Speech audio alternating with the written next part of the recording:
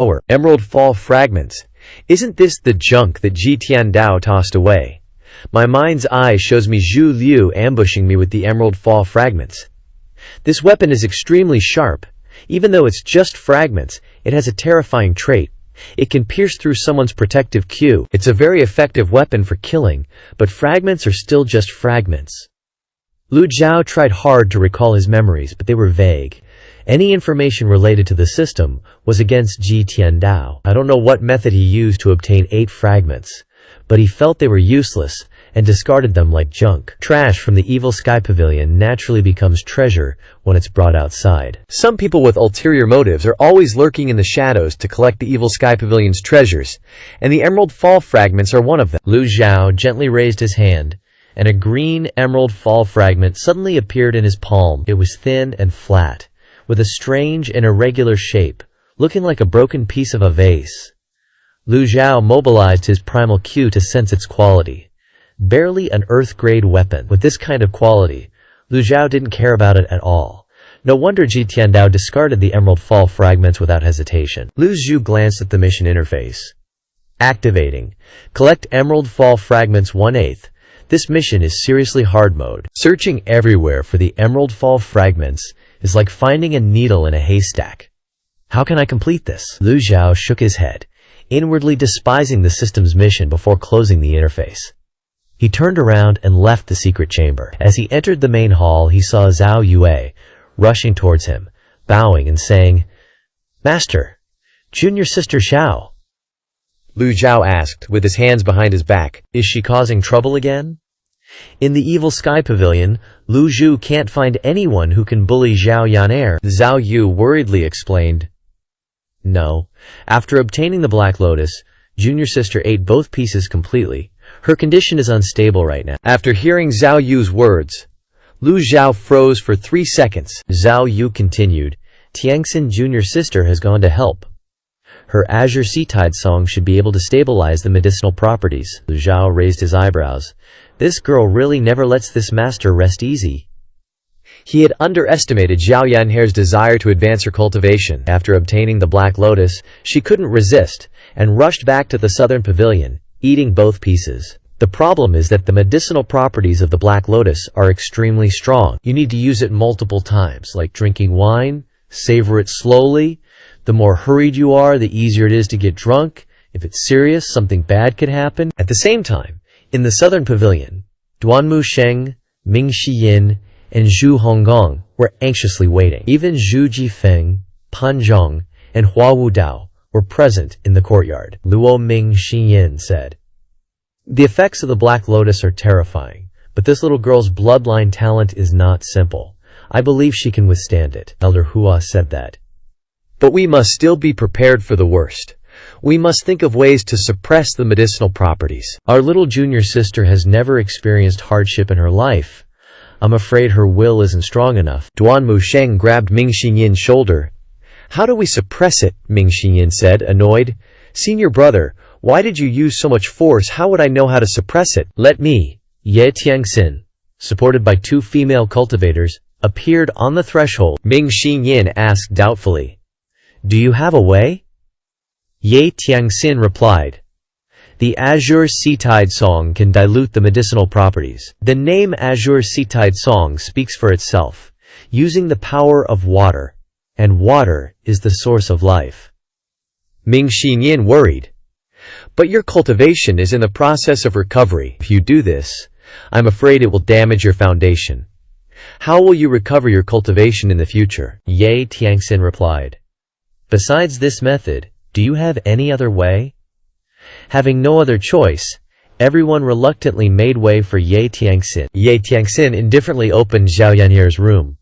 Before entering, she turned her head slightly to look at everyone and whispered, "Don't forget, she is also my junior sister." With that, she entered the room and closed the door. Ming Xinyin looked blank, and then he kept pacing back and forth. Everyone sighed and shook their heads, each as anxious as ants on a hot pan, pacing back and forth, waiting. Ming Xinyin looked outside the courtyard. "Damn, why isn't Master here yet?" Zhu Honggong spoke up. Don't worry, senior brother, fifth senior sister has gone to invite master. Master is old. It's normal for him not to walk fast. Ming Shiyin stared and said, eighth junior brother, you've got some nerve. Daring to mock master behind his back. Zhu Honggong immediately trembled all over. Fourth senior brother, how dare I? Master is in his prime. The treasured blade has never dulled. Sect leaders Hua Wudao, Zhu Jifeng, and Pan Zhong cupped their fists and bowed. Ming Shiyin, Duan Musheng, and Zhu Honggong quickly turned around and saw Lu Zhao slowly stepping into the courtyard. Lu Zhao saw that everyone was present and conveniently asked, "What's the situation?" Ming Shiyin cupped his hands and replied, "Tiangxin Junior Sister has gone inside. Her Azure Sea Tide song can dilute the medicinal properties. With her taking action, the problem is no longer serious." Lu Zhao nodded, his eyes sweeping over each person before stopping at the eighth. "Eighth, what are you afraid of?" He saw the eighth's legs shaking. Zhu Honggong wiped the sweat from his face. No, I'm just worried about little junior sister. I'm doomed." On the surface, he was putting on a brave face, but in his heart he was crying to the point of darkness. With Master's peak, perfect state, nascent divinity realm cultivation, how could he not have heard what he just said? But to the eighth's surprise, Lu Zhao said calmly, "Ye Tiangxin cultivates the Azure Sea Tide song, which can enter the 8 extraordinary meridians in someone else's body. Don't worry too much." Ming Shiyin coughed softly and took a step back, afraid that the eighth would be beaten to a pulp and splash onto him. Zhu Honggong also fearfully took a step back. Lu Juju didn't understand what these two were up to, so he ignored them. Hua Wudao stepped forward, bowing and saying, "Ye Tiangxin can indeed harmonize the medicinal effects, but her cultivation is weak. I'm afraid it will be difficult to control. What suggestions do you have?" "The best way is for the sect leader to take action personally." Everyone's eyes focused on Lu Zhao. "You are Ye Tiangxin's master. Ye Tiangxin knows the Azure Sea Tide song, so wouldn't you know it too? Moreover, you would do it better and stronger. Of course, the most suitable person to take action is you. Ye Tiangxin is just a sickly demon. How could she be better than master?" Hua Wudao's suggestion was very reasonable, causing everyone to agree. Lu Zhao put his hands behind his back, then frowned and shook his head, saying, "Having Ye Tiangxin is enough. He had just entered the divine tribunal realm, and it was still the early stage. His cultivation realm had not yet stabilized, so how could he stabilize the medicinal effects?" Bang! Just as everyone was waiting anxiously, a wave of qi rippled out from inside the room, shooting straight into the sky before dissipating. From within this powerful qi, everyone could clearly feel the Dacio origin energy. Dacio origin is the symbol of the nascent divinity realm. It is the foundation for condensing the 100 tribulations, insightful Dharma body, Panzhong exclaimed. Mixed within the qi was a golden energy, which was Dao origin. The nascent divinity realm has a total of 3 levels, including Dato origin, mixed origin, and Datu integration.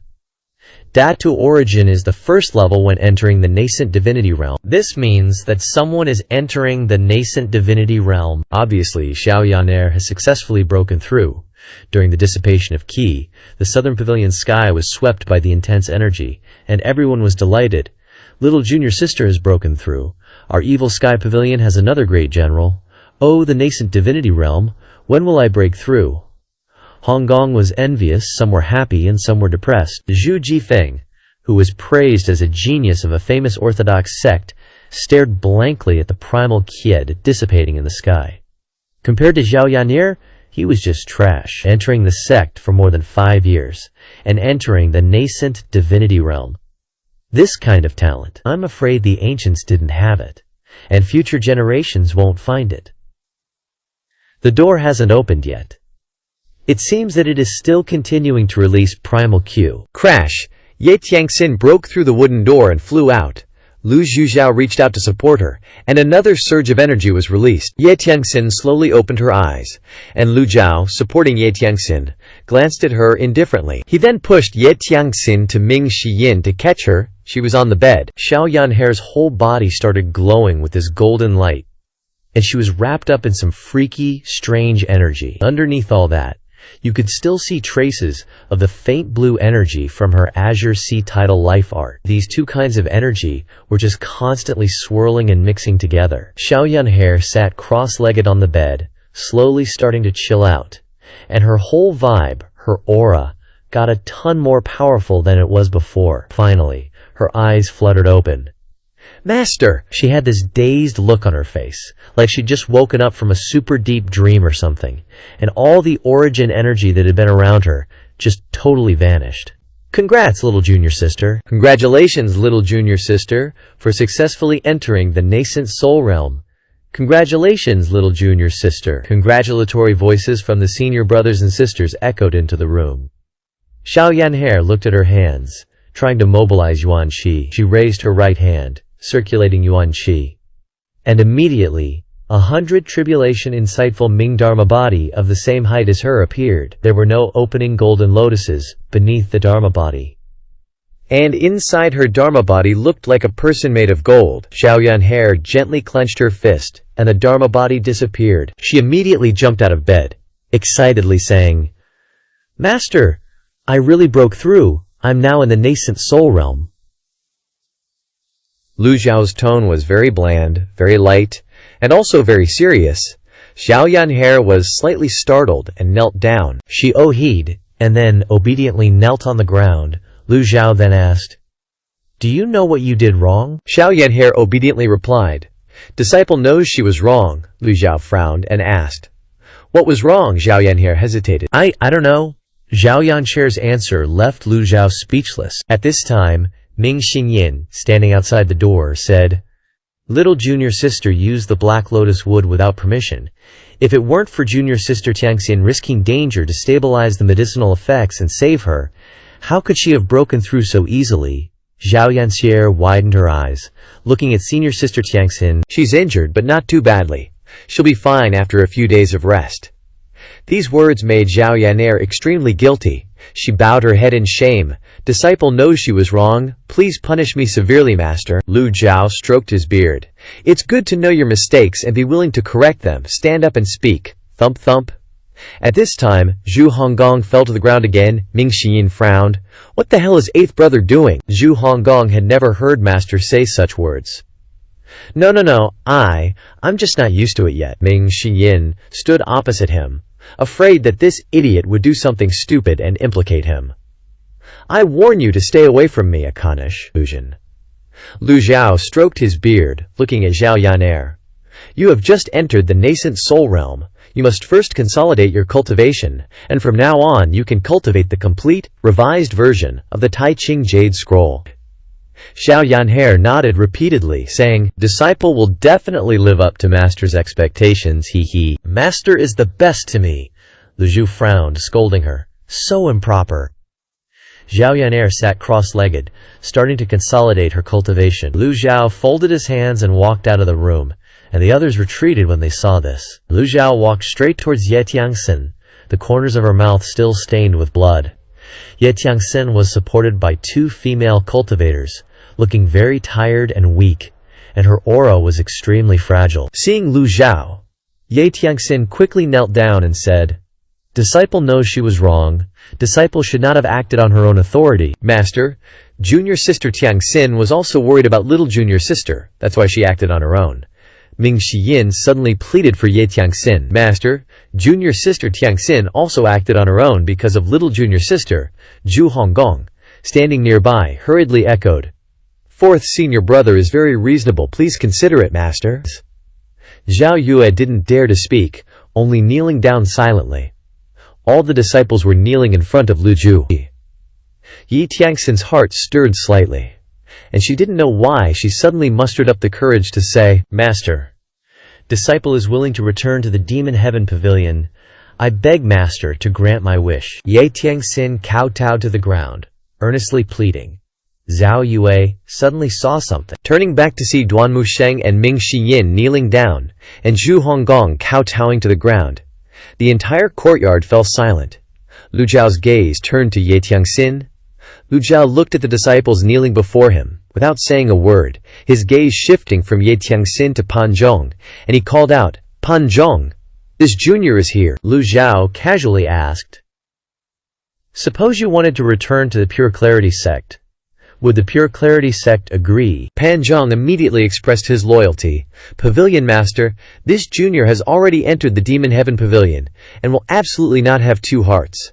If it weren't for the Pavilion Master giving this junior the 6 Yang skill, I'm afraid this junior would still be enduring the torment of Ying Cold Qi. This junior lives as a person of the Demon Heaven Pavilion, and will die as a ghost of the Demon Heaven Pavilion, Lu Ju continued.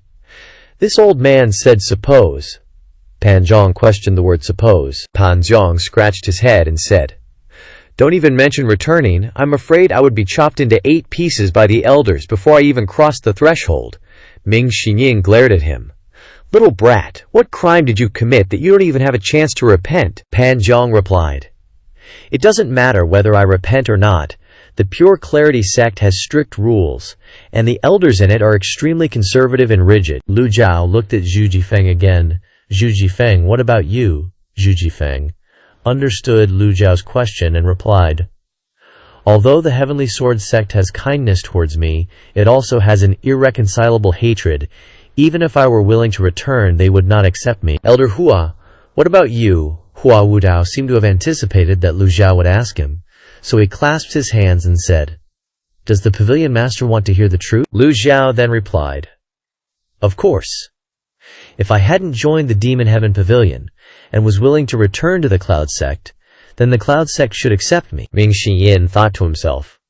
After all, Hua Wudao is a 6-leaf expert, and has now broken through to 7 leaves. Such talent is well known wherever he goes, but once he enters the Demon Heaven Pavilion, there is almost no chance to return to the Cloud Sect. Everyone heard their conversation, and the disciples didn't dare to say a word. They didn't know what Lu Zhao was thinking. The only thing they could do was kneel down and plead for Ye Tiangxin. Ye Tiangxin understood all of Zhu Jifeng and Pan Zhang's answers, which made her feel even more uncomfortable. She obediently knelt on the ground, her 10 fingertips clinging tightly to the stones beneath. Betraying her master's sect, being ungrateful and rebellious, how was she different from Pan Zhang and Zhu Jifeng? She was even not as powerful as Hua Wudao. Lu Zhao coldly asked, Ye Tiangxin, the matter of Yulong village has been thoroughly investigated. The Wei Zhuoyan who framed this old man is also dead.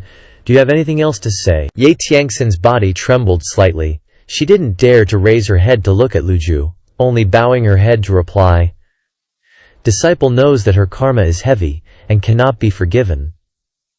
The expression on Lu Zhu's face remained calm. He coldly waved his hand. The master-disciple relationship between you and me is over. Lu Zhao coldly turned his back. You may leave. The 2 female cultivators standing nearby shouted loudly, Pavilion Master. Hearing these words, Yi Tiangxin's heart trembled. The old subordinates saw her miserable appearance, and were also heartbroken. They were powerless to help. Ye Tiangxin sighed, looking towards Lu Zhu. Disciple entered the sect to learn the arts at the age of 10, and master raised and taught me for 20 years, and bestowed upon me the Da Qing Huang. I dare not forget this kindness. Disciple has made a big mistake, and there is no way to return to the Demon Heaven Pavilion. Returning is just a dream. Master took revenge with kindness, investigated the truth of the matter at Yulong village, and killed Wei Zhuoyan, and I owe you another debt of gratitude. Saying this, Ye Tiangxin paused and kowtowed again. Disciple bids farewell to master. She kowtowed 3 times continuously in front of Lu Zhao. No one stepped forward to stop her. Everyone just quietly watched her. Ming Xiyin originally wanted to plead for her, but Duan Musheng held him down. Gotta know how to read the room. Going against master right now would be bad news. Ming Xiyin naturally understood this, and reluctantly shook his head. Lu Ni remained calm. Yi Tiangxin hadn't even gotten up after kowtowing. Lu Zhao raised his hand. The Da Qing Huang emitted a faint light, floating in the air. He gently waved his hand. Considering your merit in saving Xiao Yanyer, I grant you the Da Qing Huang. Handle it well yourself. The Da Qing Huang flew towards Ye Tiangxin. Ye Tiangxin was extremely surprised. This was the weapon that had been with her for so long. The understanding had reached its peak. Even if master destroyed it, she could only accept it. But unexpectedly, master returned the Da Qing Huang to her. A moment later, when Lu Zhao turned his head, Ming Xinyan thought to himself. Even if Master destroyed Senior Sister's weapon, we could only accept it.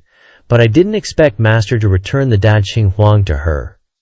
When she got her weapon back, you could feel Senior Sister's spirit, energy, and vitality had a clear change compared to before. Ye Tianxin circulated the weak yuan qi in her body, enveloping the Da Qing Huang.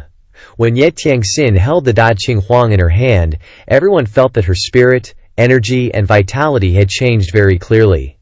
Seeing this scene, Duan Musheng couldn't help but admire. The Da Qing Huang is truly made for Tianxin's senior sister. But thinking about it, his overlord's spear wasn't bad either, and he felt balanced again. He turned his head to look at Ming Xiyin. Hey, poor fourth junior brother. You can be happy to forget yourself, even with a useless piece of junk with no outstanding characteristics. Hua Wudao sighed. It can be seen that this child is repentant, but I still agree with the sect leader's actions. Betraying your master and destroying your ancestors is unforgivable by both gods and men. At first, Ming Xiyin wanted to say a few words of pleading, but Hua Wudao's words choked him back. Oh well, you're leaving anyway, it's useless to say more. Ming Xiyin cupped his fist and said to Lu Zhao, Master, this disciple would like to see Tianxin's senior sister off. After all, we were once siblings. Lu Zhao nodded slightly. Go? Yes, thank you, Master. Ming Xiyin then rushed down from the high platform. On the way, he stepped on a bird's head, which squawked. Immediately after, he stepped on a dog, which barked. Ming Xiyin stepped out of the south pavilion and saw the female cultivators of Yanyu Palace gathered there. He frowned slightly. What are you doing? The female cultivators of Yanyu Palace all stopped. They didn't forget to salute, fourth immortal. One of the female cultivators bowed and said to Ming Xiyin, We are very grateful to fourth immortal for helping us before, and also very grateful for taking care of us during this time. My sisters and I have followed the palace master for many years. Wherever the palace master is, we will go. Ming Xiyin was speechless, loyal and righteous, but too stupid.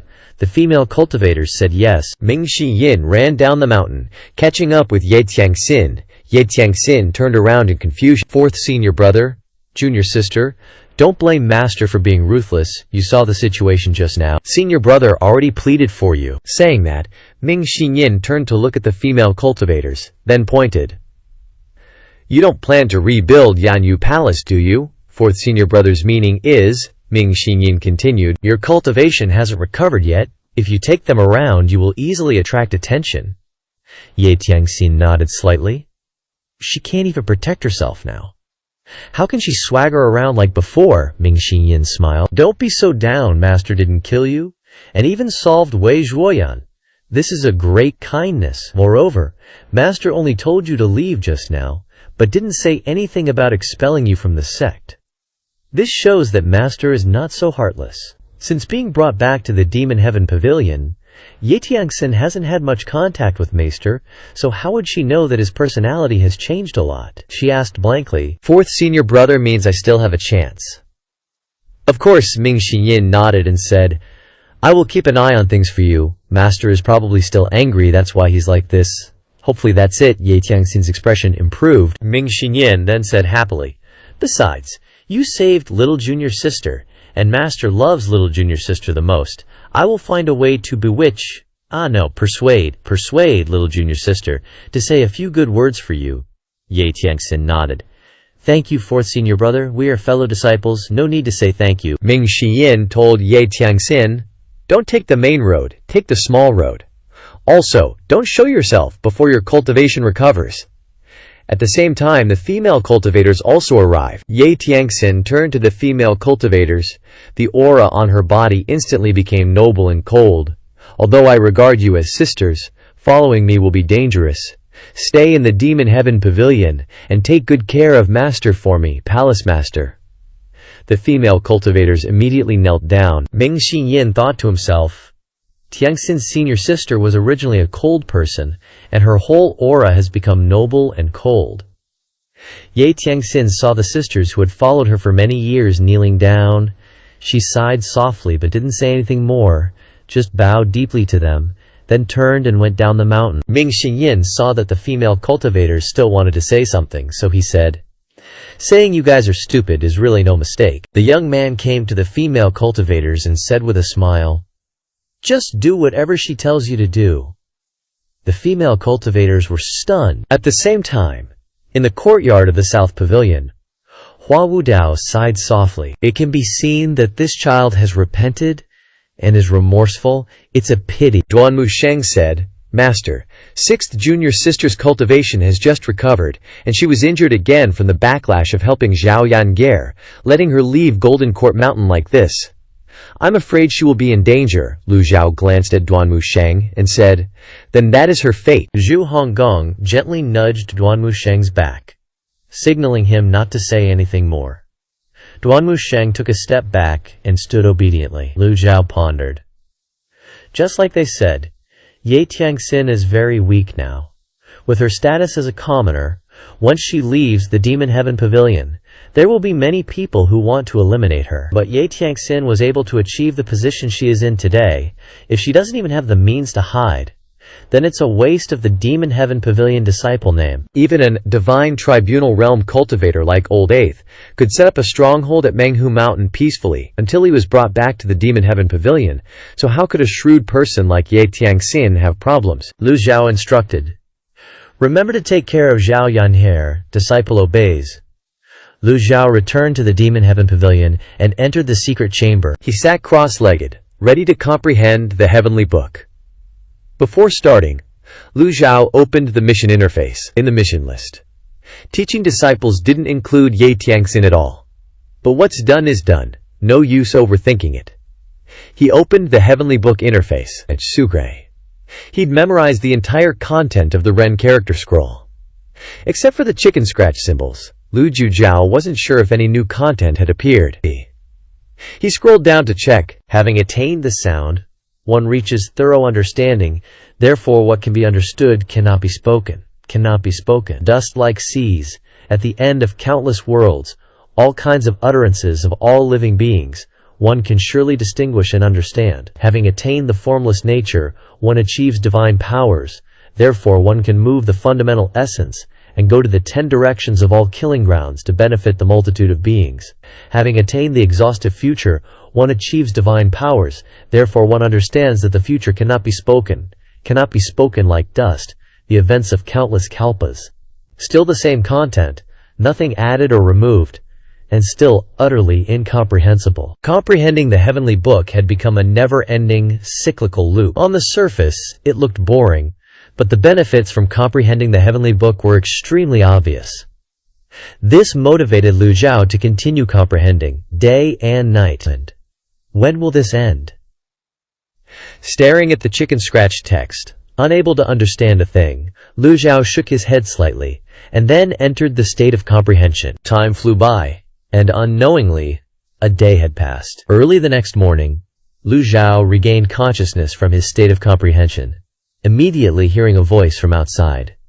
"Master, your disciple has come to pay her respects." Lu Zhao slowly stood up, opened the door of the secret chamber, his eyes fixed on Zhao Yanhe, who was brimming with excitement. Zhao Yanhe was prostrating on the ground. As soon as she saw her master appear, she jumped up excitedly and said, "Master, I can now cast the 100 Tribulation Insight with ease, look." She gently waved her hand, and a tiny 100 Tribulation Insight Dharma body appeared. The Dharma body flashed with golden light and then disappeared, retracting and releasing naturally. Lu Zhu nodded with satisfaction.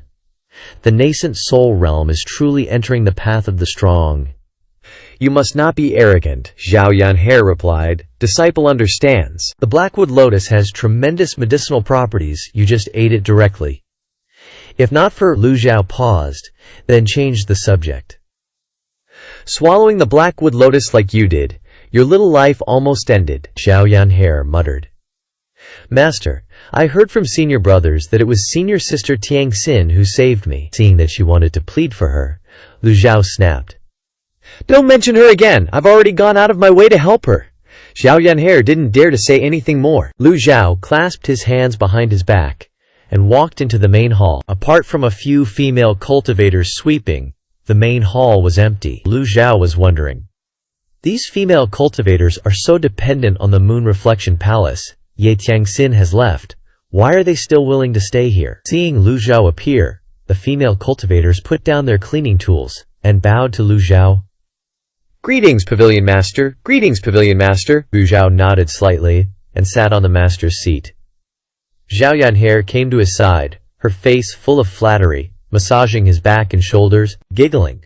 Let me massage your back, master. Let me rub your shoulders. Lu Zhao raised an eyebrow. Being so attentive for no reason, it's either mischief or evil. Lu Zhao reprimanded in a low voice. Speak your mind. What's with all the hiding and concealing? Zhao Yanhe held out her hands, smiling, and said, Master, it seems like you've forgotten something, haven't you? Lu Zhao raised his hand and flicked Zhao Yanhe's forehead. You little rascal! He naturally knew what Zhao Yanhe was talking about. Lu Zhao had promised Zhao Yanhe that as long as she entered the nascent soul realm, he would reward her with a weapon. Speaking of which, it was coincidental. If he hadn't casually bought time-limited treasures before, he really wouldn't know what weapon to give her now. Neither the life-severing saber nor the pile of junk in the secret chamber was suitable for Zhao Yanhe. Lu Zhao slowly raised his hand. A thought flashed through his mind, and a dazzling five-colored glow shone forth. The fiery red Brahma celestial silk appeared in his palm.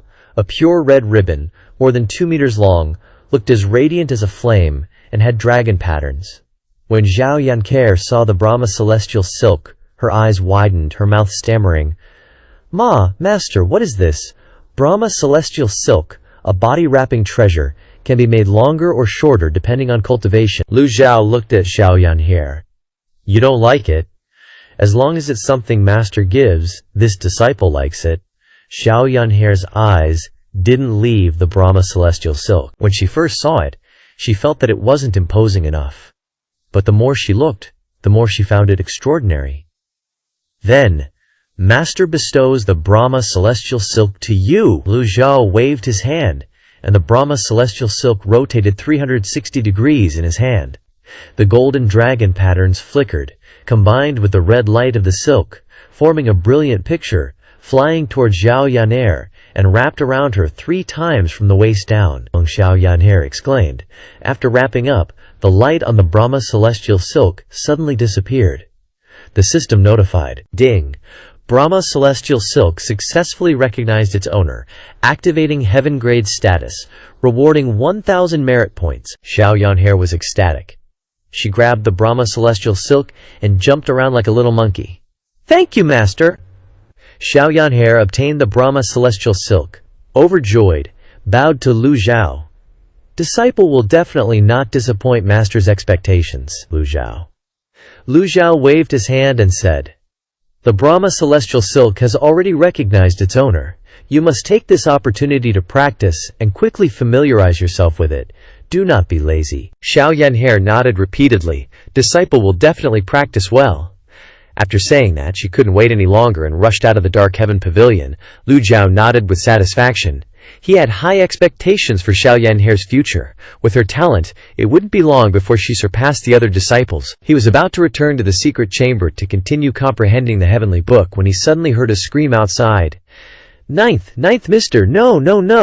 Lu Zhao saw that Pan Zhang was bound by the Brahma celestial silk. Flying past the door of the Dark Heaven Pavilion main hall, Lu Zhao transmitted his voice. No messing around. Yes. Zhao Yanhe stepped on the roof. Preparing to land on the ground, Lu Zhao shook his head slightly and returned to the secret chamber to continue comprehending the heavenly book. Outside the Dark Heaven Pavilion main hall, Pan Zhang was beaten black and blue by the Brahma celestial silk. The Brahma celestial silk, under the control of Zhao Yanhe, left Pan Zhang, flew around her once and gradually disappeared, leaving no trace. Zhao Yanhe scratched her head and said, How about we go to the back mountain and try again? I'm still not used to using it. Pan Zhang immediately waved his hand. Ninth mister, how can I be your opponent? He kept begging for mercy, not wanting to be beaten by Zhao Yanhe anymore. Even if Zhao Yanhe hadn't broken through to the nascent soul realm, Pan Zhang wasn't stupid enough to spar with her. You're so boring! Zhao Yanhe put her hands on her hips and said. Seeing this, Pan Zhang whispered, Ninth mister, Brother Zhu has been studying swordsmanship recently and has achieved some success. He used to be the chief disciple of the Heavenly Sword Sect and was praised as a sword cultivation genius. Where is he? Back mountain. Pan Zhong immediately pointed towards the back mountain. He was still planning to praise Zhu Jinfeng a few more words. When he turned his head back, he saw that only an after-image remained where Xiao Yaner had stood. The real person had already flown towards the back mountain. Pan Zhong sighed and shook his head, saying, "Brother Zhu, sorry." He touched the wound on his face. Fortunately, it wasn't seriously injured. Ming Xinyin happened to fly by. Seeing Pan Zhong's bruised face, he stopped to ask, "Pan Zhong, what's wrong with you?" Pan Zhong bowed and said, "Greetings, fourth mister. I'm fine, I just accidentally fell while walking." Ming Xinyin wasn't stupid. How could a cultivator fall so badly? Ming Xinyin asked, "How can falling make you like this? Where's my little junior sister?" Pan Zhong looked towards the back mountain and said, "Ninth mister has obtained the heaven-grade weapon Brahma Celestial Silk, and is worried about not having anyone to fight with. She must be going to Zhu Jifeng," Ming Xinyin asked in doubt. "What? Heaven-grade weapon Brahma Celestial Silk?" Pan Zhong clenched his fist and said, "How could I forget? Fourth mister and third mister, the two of you have extremely high cultivation, and both have heaven-grade weapons for self-defense, which are very suitable for helping ninth mister test new weapons." Cough cough. Ming Xinyin landed on the ground, pretending to be nonchalant. "Finding third senior brother is enough. If you see little junior sister, tell her that I am busy with many things." After saying this, Ming Xinyin slipped away. "Remember, tell her that I'm busy with many things." Pan Zhong scratched his head, muttering the 4 words busy with many things. Wasn't he just about to go find ninth mister? Suddenly, a scream came from the back mountain. "Help!"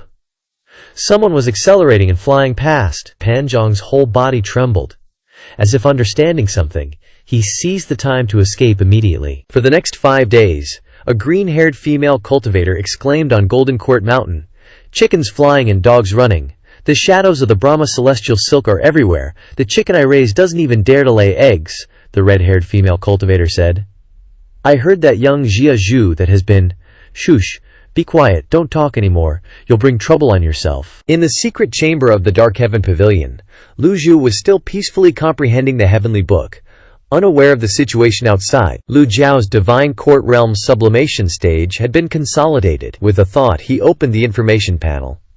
Name: Lu Zhu. Race: human. Cultivation: divine court realm sublimation. Merit points: 12,820. Dharma body: 7-star soul shift. Remaining lifespan: 6,249 days. Items: fatal strike card quantity, 1 damage immunity quantity, 1 fatal blow block quantity, 7 passive binding cage quantity, 4 refining talisman quantity, 2 zenith tian dao state. 1 white zalong has rested. Bin and azure jade shard. Number 1 weapons: nameless life severing saber, fierce silver gong. Methods: 3 heavenly scrolls from the previous time. Lu Zhao had noticed that Bai Zi's rest period was complete.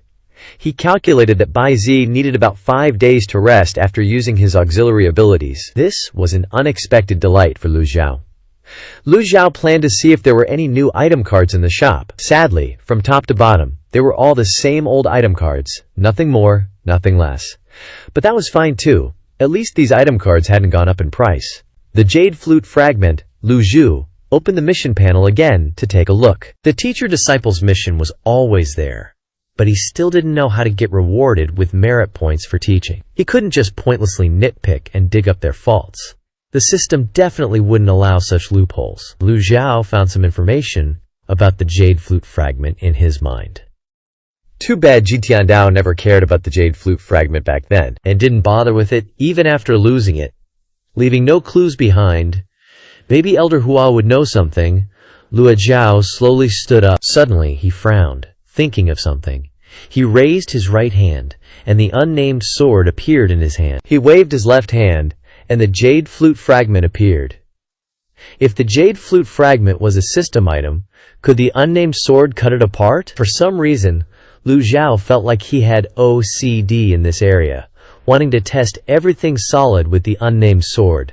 Lu Zhao raised his hand. A flash of cold light appeared, and boom! To Lu Zhao's surprise, the Jade Flute Fragment was cut in half, breaking into 2 pieces that fell to the ground. The cut was perfectly clean. The unnamed sword remained flawless, without a scratch. Finally, it was cut. Lu Zhu looked at the broken pieces of the jade flute fragment and sighed in doubt. What a piece of junk. Even if you collected all 8 jade flute fragments, it'd still be a pile of garbage. Then why was the system making him collect them?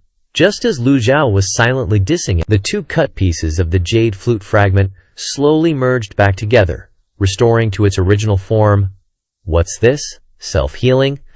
Lu Zhao released a surge of astral energy, pulling the jade flute fragment back into his hand, carefully examining it, confirming that it was indeed perfect, without any cuts, as if it had never been cut apart.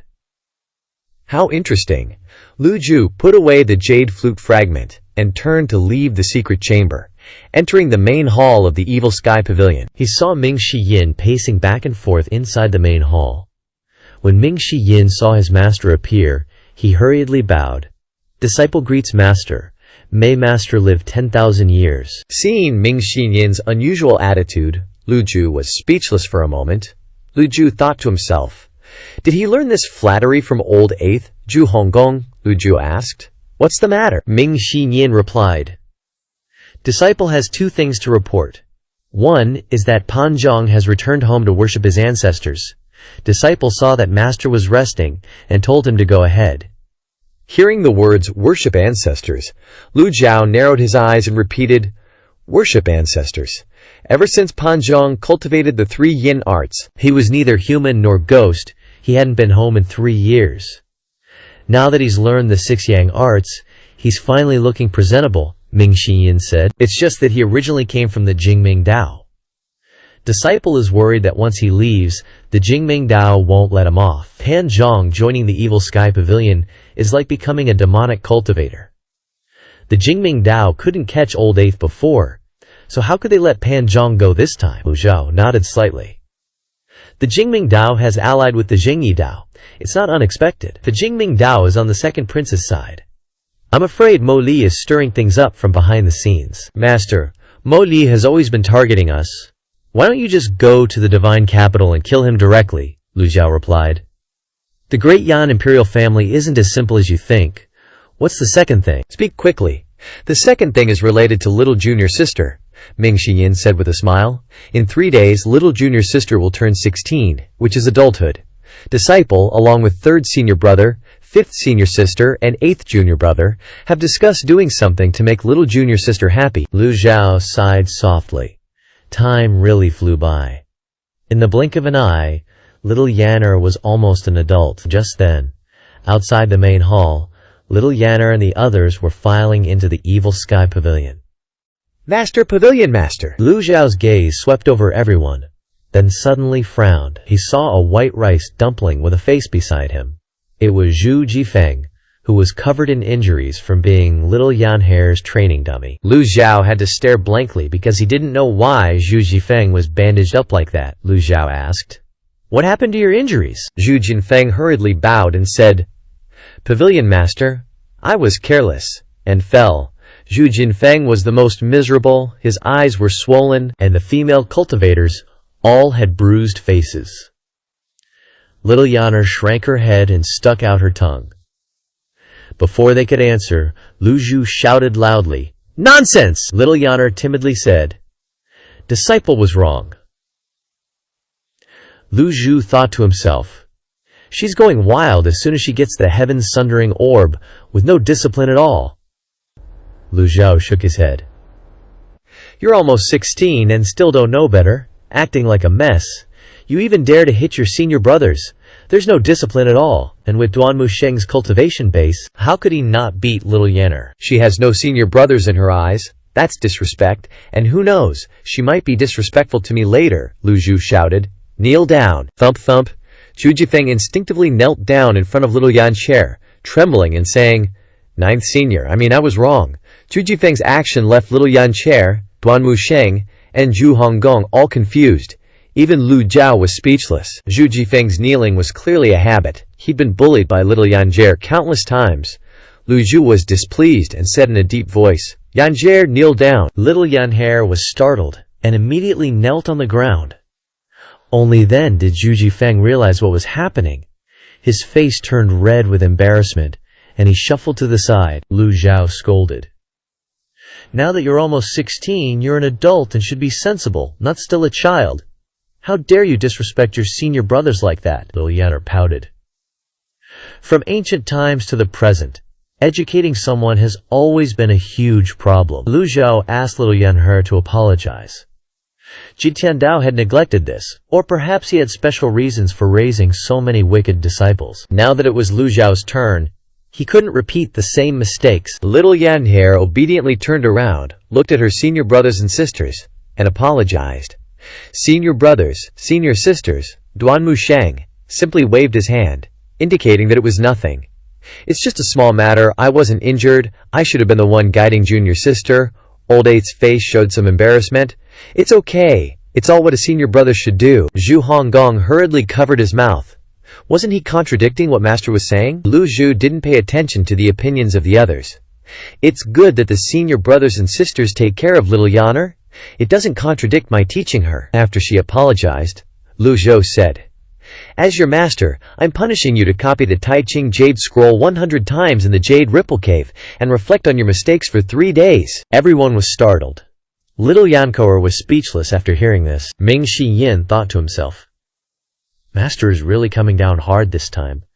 They had never seen Master punish little junior sister before. Why today? Little Yanner was also very shocked. A child who had never been beaten since she was young was suddenly given a heavy punishment, and she naturally felt wronged and aggrieved. But she still obediently replied, "Disciple accepts the punishment." Little Yanner stood up and left the south pavilion, with a bunch of little chicks following behind her. Lu Zhao looked around at everyone, seeing the unnatural expressions on their faces, and asked, "Do you have any questions?" Ming Shi Yin immediately said, "Master, little junior sister is still young. She's not young anymore." Lu Zhao raised his hand, interrupting Ming Shi Yin. A 16-year-old is no longer considered a child. Seeing Lu Zhao's extremely resolute attitude, no one dared to plead for her anymore. Lu Zhao's gaze swept over everyone. Elder Hua was so startled his head went fuzzy thinking about Ming Shi Yin. He bolted out faster than lightning. He was originally going to bring up throwing a birthday bash for Zhao Yanyer, but forget about it now. Soon after, Ming Shi Yin and Hua Wudao entered the main hall of the Golden Court Mountain. Hua Wudao bowed respectfully to Lu Zhao, Pavilion Master. "You called for me." Lu Zhao waved his hand, and the Biluo mystic glaze flew to Hua Wudao's face. "Do you recognize this?" Hua Wudao took the Biluo mystic glaze in his hand, and chuckled. "Isn't this originally the Pavilion Master's thing?" Heard that one year, the Golden Court Mountain's barrier vanished, and Yan Ziyun III from the Divine Thief sect stole it. True or false? Hua Wudao's face was all spill the tea. He was dying to hear Lu Zhao confirm the gossip. His expression was practically screaming. "The mighty Golden Court Mountain got robbed by a petty thief?" Lu Zhao casually replied. "This old man never cared for the thing, tossed it around, no surprise it got stolen." Hua Wudao's jaw dropped, his eyes wide, then snapped shut. "Other people are fighting tooth and nail for treasures, and in his eyes, it's just trash. Something just chucked carelessly on this land. I bet only the Golden Court Mountain's Pavilion Master would dare say something like that," Hua Wudao curiously asked. "Pavilion Master, why are you asking about this?" Lu Zhao flatly stated. "Find it." Hua Wudao was completely baffled. "If you consider it trash, why bother finding it back?" Although Hua Wudao had his doubts, he didn't dare show it. It said the Biluo Mystic Glaze has 8 pieces, but I don't know where each piece is. Finding all of them will be super tough. Lu Zhao slightly nodded, not surprised. Hua Wudao not knowing was normal. Then, Lu Zhao said, "Instead of searching for a needle in a haystack, why not find the thief from back then, Yan Ziyun III? True that. The Biluo Mystic Glaze is considered a precious treasure to outsiders. It can't just disappear from the world without a trace," Hua Wudao said. "But the Divine Thief sect disappeared from the cultivation world a long time ago. Finding Yun III now won't be easy." Lu Zhao pondered for a moment, then said, "Ming Shi Yin." Ming Shi Yin, hearing his name called, replied, "This disciple is here. Old Seventh's information network is spread across the entire world. Tell him to investigate Yun III's current whereabouts." At this, Ming Shi Yin was stunned. Old Seventh had already left the Golden Court Mountain, so technically he's a traitor. Asking a traitor to help them, is that a bit too much, Master? What if Old Seventh doesn't agree? Lu Jiao calmly continued. He's a smart one. He'll know what to do. Ming Xinyin scratched his head. But the thing is, I don't know where he is. Zhu Honggong raised his hand. I know, Zhu Honggong happily said. Seventh senior brother's dark web is spread to every corner of Great Yan. Si Wuyai is also in Anyang City. He's super cunning. Anyone knows he intentionally left a point of contact for you. So Ming Xinyin didn't need to ask again. He immediately dragged him away. I'll go send a flying letter right away. What are you spacing out for, old eight? Hua Wudao laughed heartily. It's said that the Golden Court Mountain's seventh disciple is sinister, cunning, and full of stratagems. Looks like that's all true. Even Ming Xinyin can't find him, let alone anyone else. Lu Jiao nodded, saying, Old Seventh is indeed very cunning. Hua Wudao asked. I've always been curious. From my observations lately, you're nothing like the heinous person from the rumors. Although there are some things I don't agree with, I can still accept them. How could someone like you cause your disciples to leave the Golden Court Mountain? When Hua Wudao asked this question, everyone looked over, especially Duan Musheng and Zhao Yu. Zhu Honggong and Ming Xinyin, after running a few steps, also turned around to look.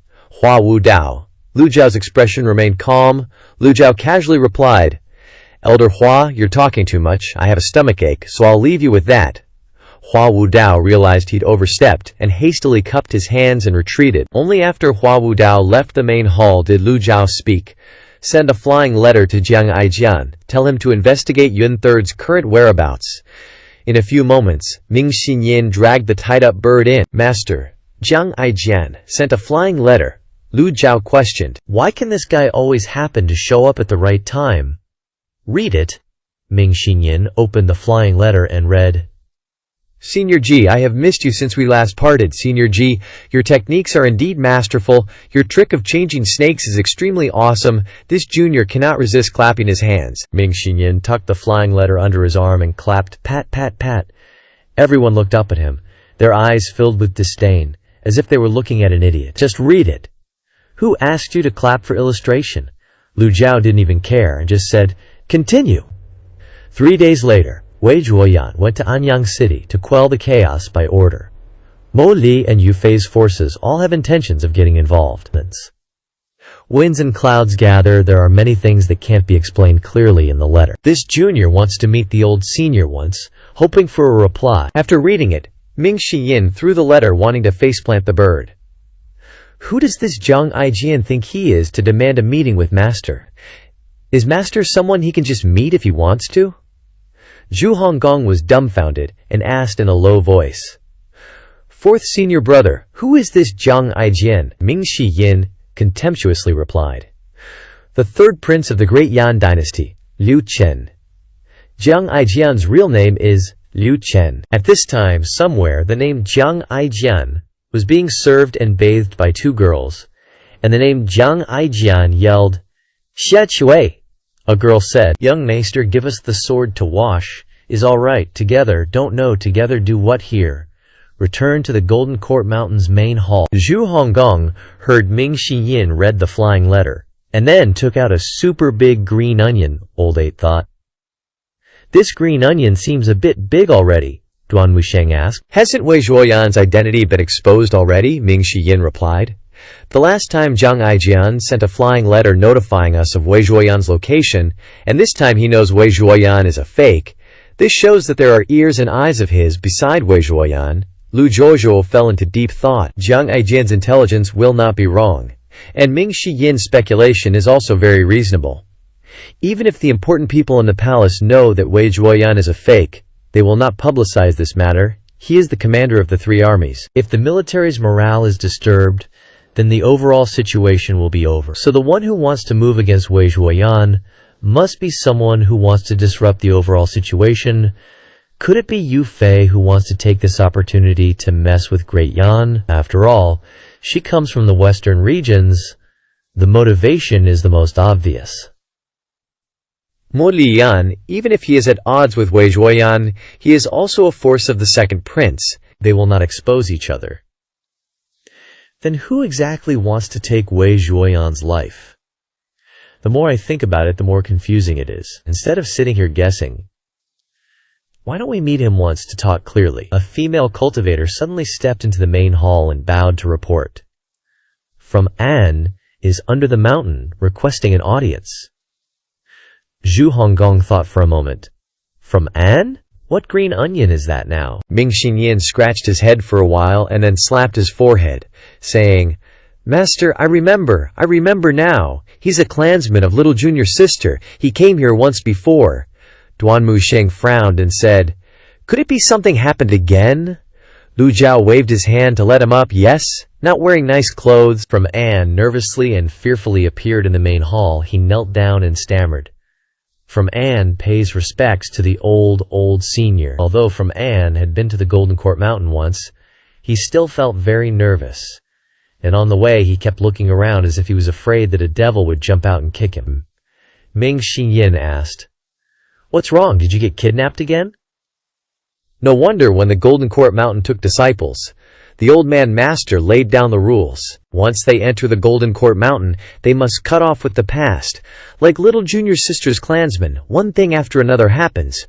Who can deal with that? Maybe they will even be captured by the enemy as hostages to threaten us. It's the same with Pan Zhong. We have to warn him once he returns. From An waved his hands continuously. No, it's not being kidnapped, Ming Xinyan asked. Then what is it? Speak quickly. From An sighed and said, The old man and wife are planning to leave Anyang City, and the two are worried about the young miss, so before parting they want to meet the young miss one last time. Ming Xinyan folded his arms and asked, Do you know the rules of the Golden Court Mountain? From Anyang was scared to death. This little one knows. Ming Xinyan glared at him. You know, and you still dare to come. Ever since the incident in Xingyang City, the master and madam have always missed Little Miss. Coincidentally, Little Miss is about to turn 16, and the master and madam want to see her one last time. They definitely won't bother you again after this. Please, sect leader, have mercy. After saying this, Zhu An knelt down and kowtowed repeatedly. Lu Zhao found it strange. How could an ordinary person have so much courage as to repeatedly come looking for the evil sky pavilion? Speaking of which, it was odd that during the kidnapping in Xingyang Mountain, Master Shu was unconscious the whole time and didn't even get to see his daughter. But, according to the evil sky pavilion's rules, once you enter the sect, you must sever ties with the past.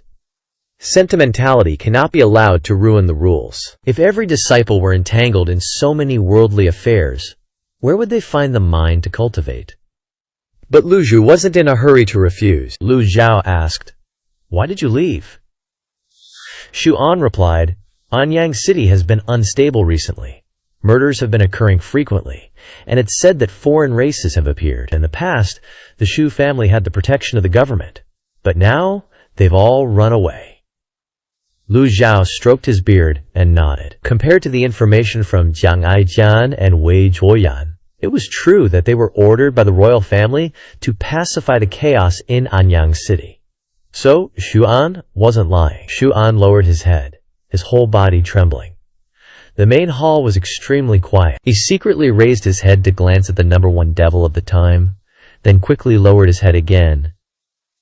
He didn't know what Lu Zhao was thinking, only that this kind of silence was too oppressive. After pondering for a long time, Lu Zhao finally waved his sleeve and said, See him out. Ming Xinyan cupped his fist towards Lu Zhao, and then turned to Shu An, gesturing for him to leave. Shu An raised his head, dripping with sweat. Sect leader didn't seem to have heard this person agree or disagree. Suddenly hearing see him out, he still hadn't come back to his senses. Ming Xinyan couldn't help but say, Still not leaving? Yes. Shu An hurriedly stood up. He followed Ming Xinyan out of the main hall. The others didn't leave either. At the same time, at the Darknet headquarters, in the main hall, a subordinate reported, Leader, the fourth senior brother of the Evil Sky Pavilion has sent a flying letter. Si Wu Yai slowly stood up, a hint of curiosity in his heart. What's the matter? He had been away from the Evil Sky Pavilion for many years, and the Evil Sky Pavilion had never contacted him. This was the first time, the subordinate reported. The outpost in Anyang City received information. The flying letter has been forwarded to headquarters. The Evil Sky Pavilion wants you, leader, to investigate Yun San's current whereabouts. Si Wu Yai asked again. Yun San, Yes, the only heir of the Divine Thief sect, Swallow Yun-san. Siwoo Yai felt very strange. The Divine Thief sect hasn't existed for a long time. Now there's only Yun-san left. What does Master want him for? The subordinate quickly replied. This subordinate doesn't know. Yun-san, to put it nicely, is the heir of the Divine Thief sect. To put it bluntly, he's just a thief. What kind of figure is Jin Tiandao? How could he contact Siwoo Yai for a thief? This made Siwoo Yai unable to figure it out. The subordinate standing beside him couldn't help but say, I heard that Yun-san once stole something from the Evil Sky Pavilion. Could it be because of this? Siwoo Yai nodded slightly and smiled wryly. Master, your heart is getting narrower and narrower. After all, the dark net doesn't belong to the Evil Sky Pavilion. They have every reason to refuse. So, leader, should this subordinate investigate Yun-san? But Siwoo Yai said calmly, just do as he says. He's old anyway. I just hope he can live comfortably in these last 10 years. This subordinate understands. The subordinate was about to turn and leave. Wait. Please give your orders, leader. Siwoo Yai clasped his hands behind his back and asked, has there been any movement from the Jingming Dao and the Zhengyi Dao recently? The Jingming Dao and Zhengyi Dao gathered at the Fierce Tiger Mountain but gained nothing. They returned empty-handed yesterday. They must be furious. Very good. Siwoo Yai twirled the peacock plume in his hand. Is there any movement in the palace?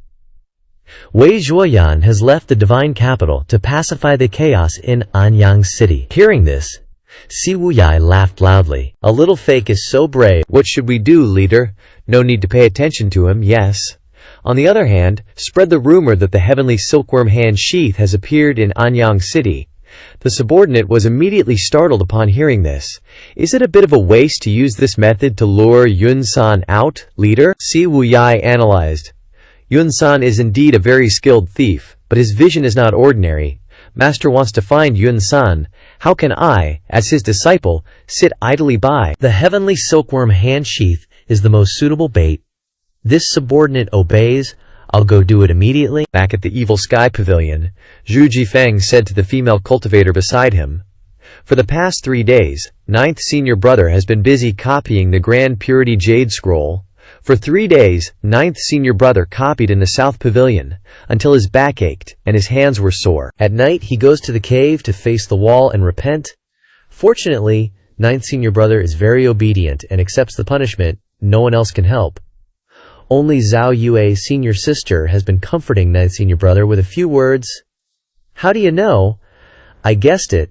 Zhao Yanhe fell asleep after copying the Grand Purity Jade Scroll. This was the 100th time she copied the Grand Purity Jade Scroll. After some time, Zhao Yanhe asked, Senior sister, is Master really very angry? Zhao Yanhe said while organizing the 100 copies of the Grand Purity Jade Scroll. Master is doing this for your own good, so that you won't make mistakes in the future. Zhao Yanhe nodded to herself.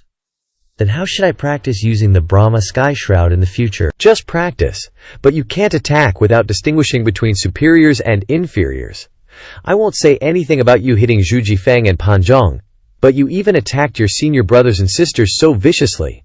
How could Master not be angry? You're right, I'll go easy on them next time. After Zhao Yanhe finished organizing the Grand Purity Jade Scroll, Zhao Yu said, Go, yes, senior sister. Wait for me to come back. I've already mastered the Brahma Sky Shroud. Zhao Yu hurriedly waved her hand, signaling her to leave quickly. Zhao Yanhe carried the 100 copies of the Grand Purity Jade Scroll towards the Evil Sky Pavilion. She walked on the small path, passing by corridors and pavilions, and then entered the main hall of the Evil Sky Pavilion. Seeing her master sitting on the chair in contemplation, Zhao Yanhe smiled softly and walked over.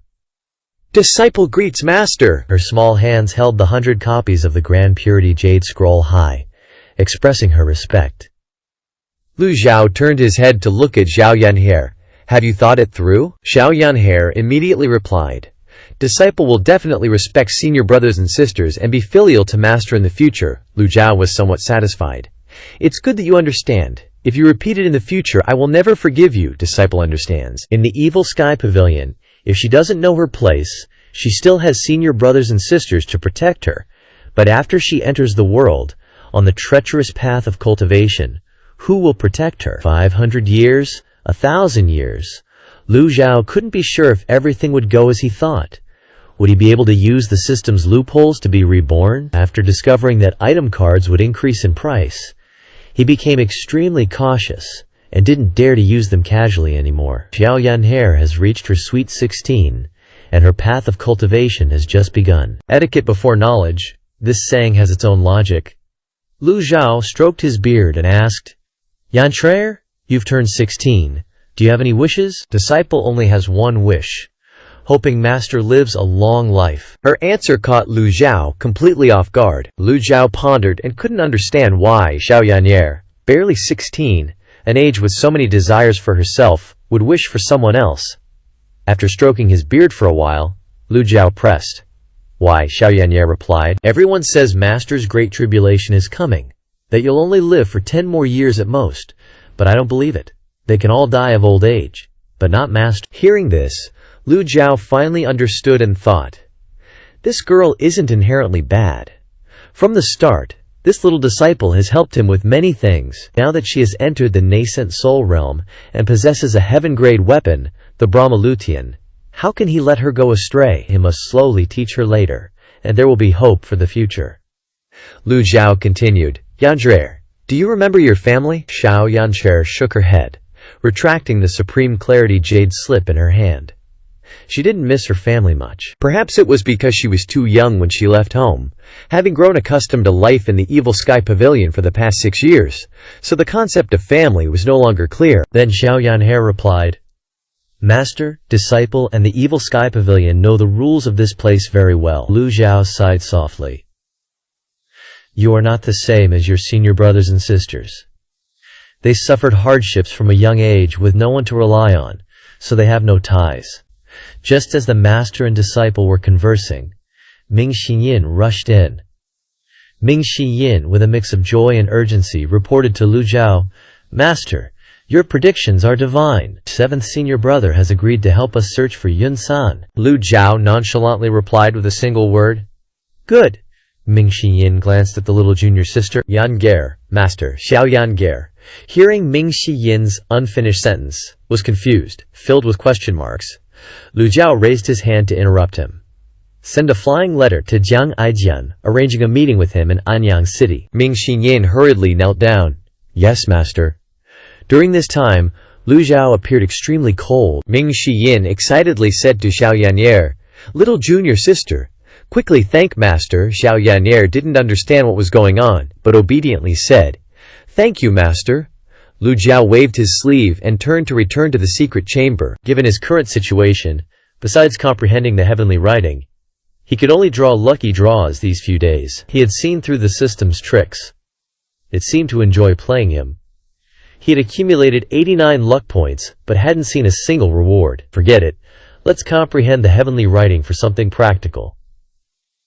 Lu Zhao closed the system interface and began the process of comprehension. Tedious! The densely packed words in seal script swirled incessantly in his mind. Damn! Time flew by like an arrow. Before long, a night had passed. The system announced, the host has comprehended the human scroll a total of 100 times, gaining 100 merit points. Lu Zhao opened his eyes and stood up, stretching. Sitting for an entire night made his ass sore. He had read so much, spending so much time, and only now was he considered to have finished reading the contents of the human scroll.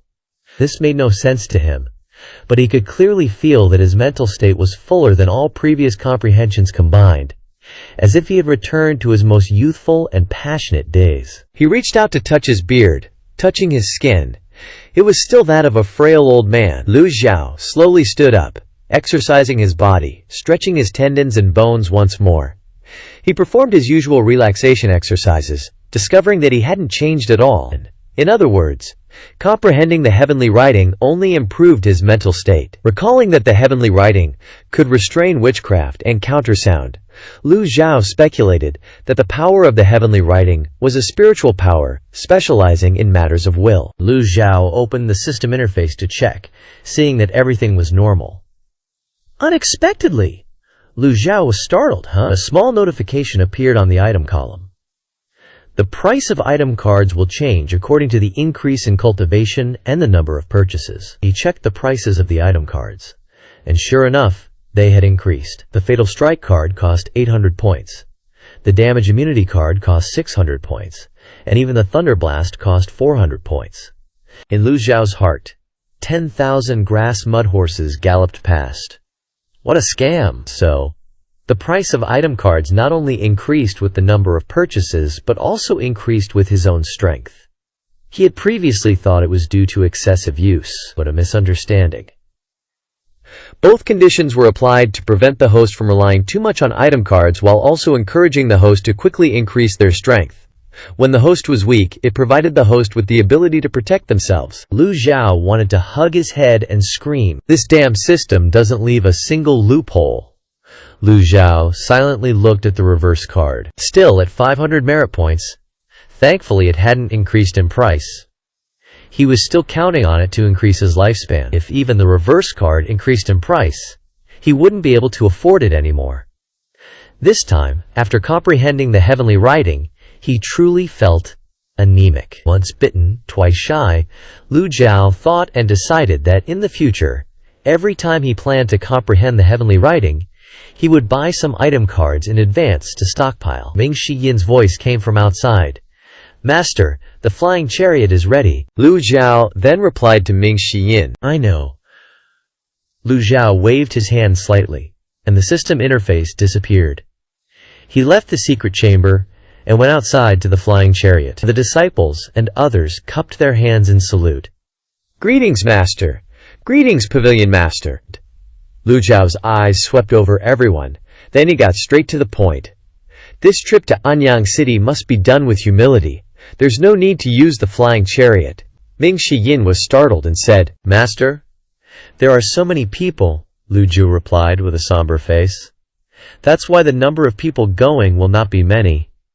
Lu Zhu had a premonition. The matter that even Jiang Aijian wanted to meet and talk about was not suitable for a large group of people. Too cumbersome. The current strength of the Evil Sky Pavilion was not too high, still far from the glorious days of the past. Even though the Evil Sky Pavilion had recently had an 8-leaf expert, Fan Xuan, join, it couldn't be compared to its most prosperous time. During that prosperous period, who didn't fear the Evil Sky Pavilion?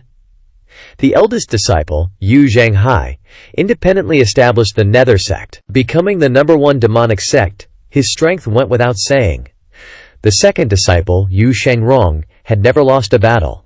If these two were still here, the calamity of the 10 great experts besieging Golden Court Mountain would never have happened. Therefore, the Evil Sky Pavilion had to leave some people behind to guard it. Lu Zhao only brought Xiao Yanhe, Ming Shiyin, and Duanmu Sheng to Anyang City. Xiao Yu and Zhu Honggong's cultivation was weak. It was better for them to stay at the Evil Sky Pavilion. Bai Zi then appeared. It swooped down from the sky, perhaps due to being severely punished by Lu Zhao once. Xiao Yanhe, unlike before, jumped up and down, cheering, demanding to ride on Bai Zi's back. When Bai Zi's auspicious aura appeared in the sky above the Evil Sky Pavilion, in the eyes of old 8th Zhu Honggong, his eyes almost popped out. "Master. Master has tamed this mount since when?" Zhu Jifeng praised. Ordinary mounts can only be found and captured in exotic realms or forested areas, but mounts with the ability to wield certain divine powers can only be heard of by word of mouth. I heard that the great senior once went to the misty forest and tamed a legendary griffin beast as a mount, but no one has ever seen it. Spit. Are you tired of living? Zhao Yu warned everyone to shut their mouths immediately. Zhu Jinfeng then covered his mouth with both hands, terrified as if he was about to pee his pants, because he knew he had slipped up. Discussing Yu Zhanghai's matter at the Evil Sky Pavilion. "He's dead for sure if Master hears that." Lu Zhao and Xiao Yanhe rode Bai Zi away, while Ming Shiyin and Duanmu Sheng could only fly through the air as usual. Even so, cultivators in the nascent soul realm, though not as fast as a mount, were not slow either. An hour later, in Anyang City, Lu Zhao and Xiao Yanhe appeared on the streets. What surprised them was that there weren't many people on the streets. Anyang City seemed desolate. Xiao Yanhe also felt strange, remembering the senior sister's instructions. Now she would ask Master for his opinion before doing anything to avoid making mistakes. Xiao Yanhe held Master's hand tightly and asked, "Master, Should we stop someone and ask for information? No need. Zhao Yanter nodded vigorously, saying in a heavy nasal tone, yes. The number of merchants selling goods had also decreased by half compared to the last time they were here. Whether Anyang's city prospered or declined was a headache for the Emperor of Great Yan and had nothing to do with him. Lu Zhijiao decided to go straight to the Shu residence. Before long, the two arrived in front of the main gate of the Shu residence. Zhao Yanhe, understanding the situation, said, Master, let me knock on the door. Lu Zhu stroked his beard and nodded, feeling very pleased. It wasn't a waste to teach this girl. If it were before, she would have directly kicked the door open. Knock, knock. She knocked twice. But, Zhao Yanhe's two knocks shattered the Shu Manor's door. This move of Zhao Yanhe startled the people inside. It's true that foresight is useless. But Lu Zhao's mumbling was spot on. He said she wouldn't kick the door down, but fly in. Too accurate. She didn't kick the door. She punched it to smithereens. The grand gate creaked and splintered. Miss? A man stood rooted to the spot, shocked. It was Shu An, who she'd rescued at Qingyang Mountain. He'd met her once. He'd also seen her at the Demon Heaven Pavilion. Now that Zhao Yan'er was standing right in front of him, how could he not recognize her? This humble one will inform the master and madam immediately. Shu An turned and ran inside, shouting, The miss is back! Zhao Yan'er didn't bother with such things. She turned to look at her master. Master, I didn't control my strength well. Lu Zhijiao walked beside her and said calmly, The door's quality was too poor. Let's go in. As soon as they entered the courtyard, they saw a middle-aged man in brocade robes and a woman being escorted by about 10 guards. These must be Zhao Yanhe's father, Shu Yuan, and mother, Madame Zhang. Shu Yuan, in his middle age, looked every bit the imposing family head. Shu Zhangxi was dignified and elegant, her charm still present. She must have been a stunning beauty in her youth, capable of captivating cities. But what surprised Lu Zhao was that when Shu Yuan saw him, he was neither arrogant nor flattering, and not even afraid, but seemed only to be intensely observing him. It was rare for an ordinary person to possess such courage, Yan'er, Lu Zhao said mildly. Kneel and kowtow to your father and mother. Yes, Zhao Yan'er knelt down. Kneeling and kowtowing to one's parents was a matter of course. She needed to be taught well. This kneel moved Shu Zhangxi to tears that flowed like a river. Shu Zhangxi rushed forward and hugged Zhao Yan'er tightly. Zhao Yan'er was stunned by the hug. Not knowing what to do, Shu Yuan glanced at Zhao Yan'er, his heart fluttering slightly. He stood at a distance, cupped his hands and bowed deeply to Lu Zhao, his eyes filled with reverence and respect. Thank you, old immortal. Lu Zhao only nodded slightly in response. After all, Zhao Yan'er hadn't seen her parents for 5 years, and felt a little unfamiliar. Mother and daughter chatted for a long time. The servants didn't recognize Lu Zhao, nor did they know that Zhao Yan'er had become a disciple at the Demon Heaven Pavilion. But these people were, after all, worldly people. Lu Zhao had nothing to say to them, especially since the purpose of this trip had nothing to do with this Shu manor. Suddenly, Lu Zhao said, This old master is tired. Please lead the way inside for a chat. Shu Yuan hurriedly told Zhu Ang to arrange a bedroom. He knew what level of person this was, and ordered anyone unrelated to stay away. The room was much quieter. Lu Zhao sat down and indifferently looked at the Shu Yuan couple. There were no outsiders in the room. The Shu Yuan couple respectfully walked in front of Lu Zhao, intending to kneel down. That day, old immortal saved the entire Zhu manor from danger. Please accept our bow. Just as they were about to kneel, Lu Zhao gently waved his hand, and a faint surge of energy lifted them up. Lu Zhu said, Since you are Yan'er's parents, then you are considered equals to this old master. There is no need to kneel. Gratitude showed on the faces of the Shu Yuan couple. Lu Zhijiao looked towards the two of them and got straight to the point. This old master has something to ask you. Think carefully before answering. Shu Yuan didn't dare to be disrespectful and quickly said, Old immortal, please ask. What happened in Anyang City? Shu Yuan replied, Rebellious armies are causing chaos. The people are suffering beyond words. I fear that before long, the people of Anyang City will all have to wander and beg for a living. Lu Zhao continued to ask, Is the commander of the 3 armies, Wei Zhuoyan, not present in Anyang City, Shu Yuan replied. A few days ago they came to the north of Anyang City but did not enter. I don't know the reason why. Lu Juju stroked his beard and nodded. Wei Zhuoyan is, after all, a fake, so it's normal for him to be a little careful. One last question. Since Yan Care joined the Demon Heaven Pavilion at the age of 5, she has to sever ties with the past after joining the Demon Heaven Pavilion. What happened in Qingyang City before? This old master forgave you out of consideration for your clan's risk of being exterminated, but this time, what is your purpose? Hearing this, Shu Yuan waved to Xu Zhangxi, and Xu Zhangxi immediately presented a brocade box. With both hands, Shu Yuan said, "Please, old immortal, take a look." Lu Xiao waved his hand, and a leaf fell from above. This item surprised Lu Xiao and Xiao Yanhe. It was a blackwood lotus. Xu Yuan looked towards Xiao Yanhe, not saying a word. He wasn't convenient to tell Xiao Yanhe the reason. Lu Xiao understood his intentions, and randomly found a reason. Yanhe, go outside and take a look. Disciple obeys. Xiao Yanhe turned and left. Outside, several servants were carrying something. Xiao Yanhe walked out of the Shu Manor and looked up at the sky. It was still early, and the flight speed of her senior brothers wouldn't be too fast. They wouldn't arrive in time. Xiao Yanhe felt that the people in the Shu Manor were very boring. Xiao Yanhe didn't like interacting with the Shu Manor's people too much, so she went towards a corner of the courtyard where there was no one. "Hello?"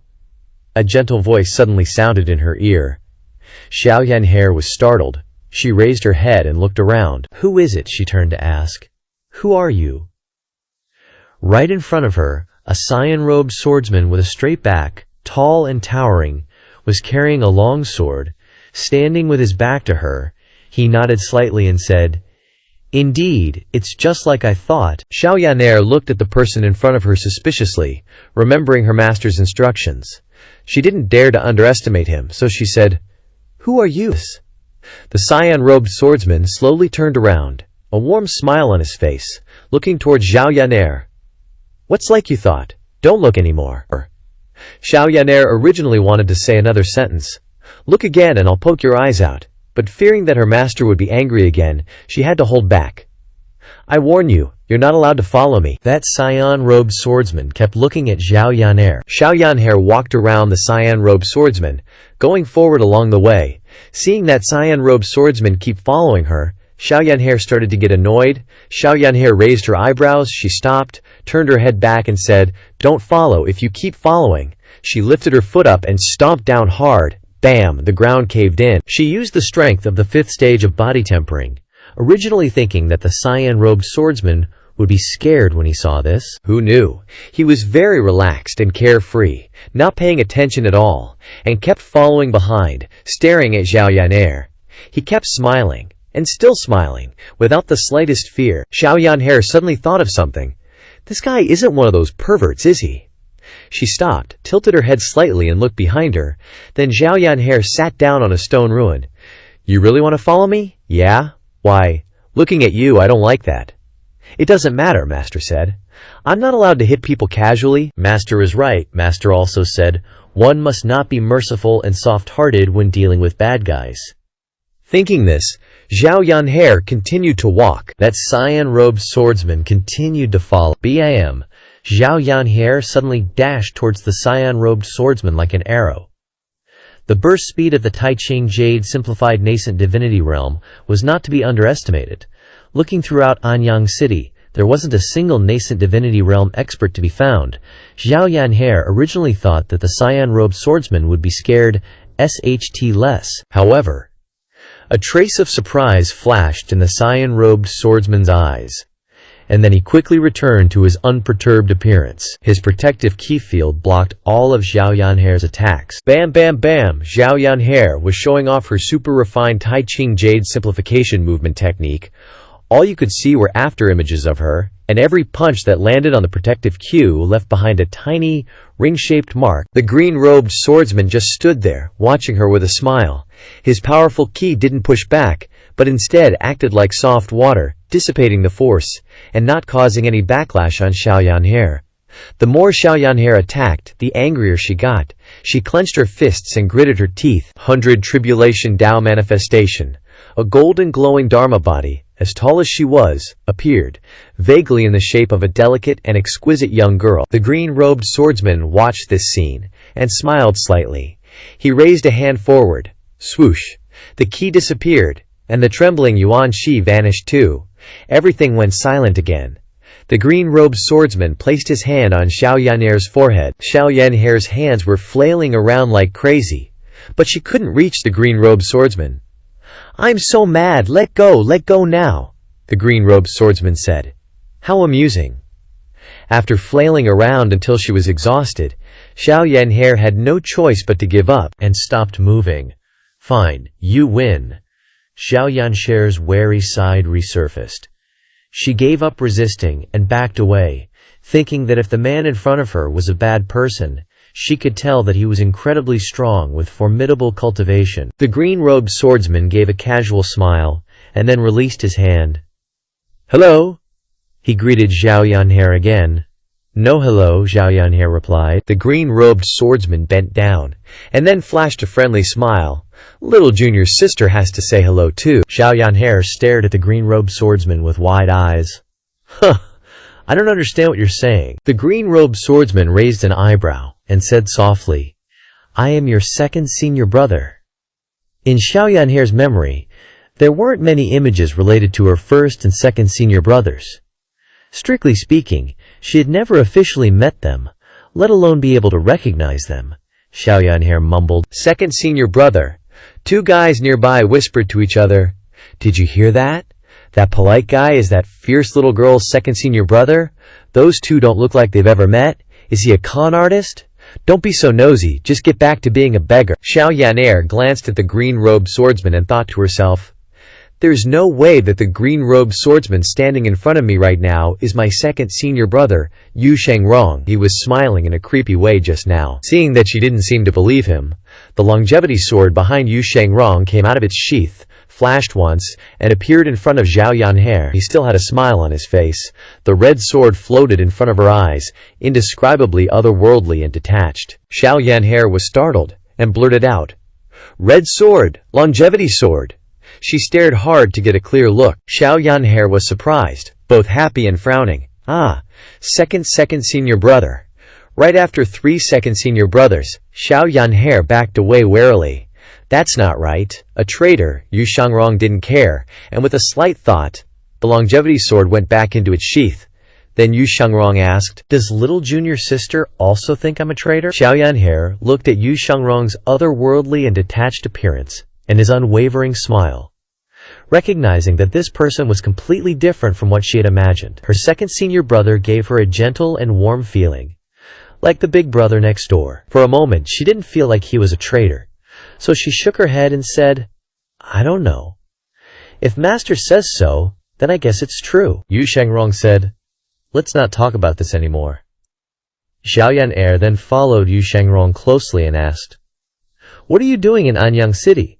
Did you come to see me?" The two walked back side by side, at a leisurely pace, as if they were taking a stroll. "How did you know I was here?" Xiao Yan'er's curiosity was piqued, and she kept asking questions. "Seventh junior brother said so." "Seventh senior brother is here too?" "Don't know." "What about first senior brother?" "Don't know." "Second senior brother, can you let me see your sword for a little bit?" For a swordsman, a sword is life, something inseparable. The two beggars lying there continued to whisper. One dares to ask, one dares to answer. Definitely senior and junior siblings beyond a doubt. Don't meddle. For a swordsman, a sword is one's life-bound weapon, never to be separated. But Yu Shangrong still answered casually, "Sure." He handed the longevity sword to her. Xiao Yan'er cautiously and carefully received it. As soon as she took the longevity sword, its immense weight made her almost bend over.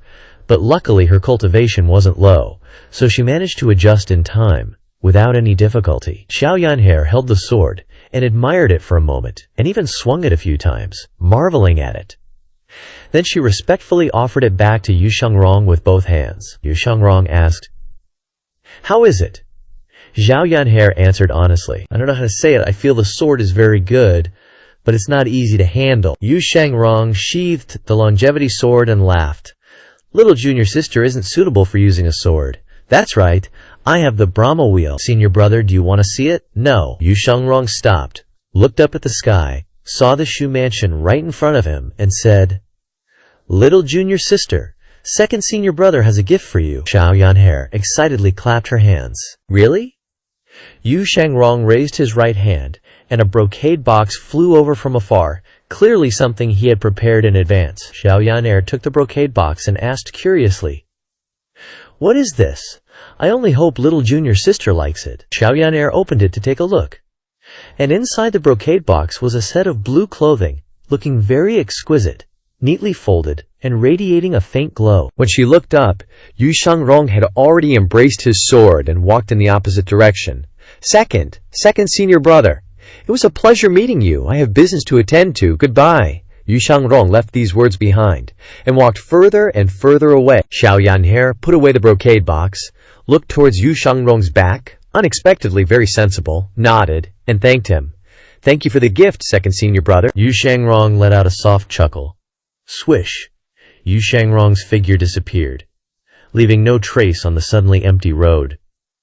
The world-renowned sword devil seemed to have never been here. Xiao Yanhair hugged the brocade box in her arms. Feeling puzzled, Miss Shu An suddenly appeared in the distance and called out, Old mister wants to see you. Come quickly. Xiao Yanhair returned to the Shu mansion. Upon entering the room, Lu Zhao's gaze immediately fell on the brocade box that Xiao Yanhair was holding. Xiao Yanhair hurriedly explained, Master, I didn't steal it from someone. Second senior brother gave it to me.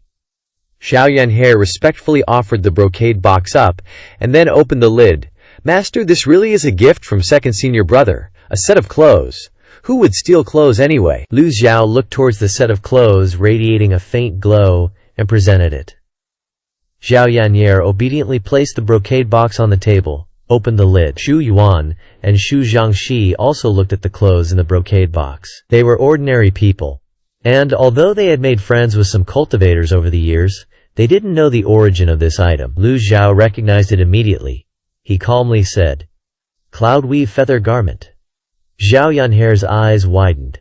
Cloud weave feather garment? It is said that the cloud weave feather garment is made by 3 cultivators who are skilled in weaving over 100 years. The collection of materials and the formation of patterns as well as the structural shape of the ornaments take dozens of years to prepare. All the materials are taken from the misty forest. The cloudweave feather garment can reduce most of the damage caused by Q attacks.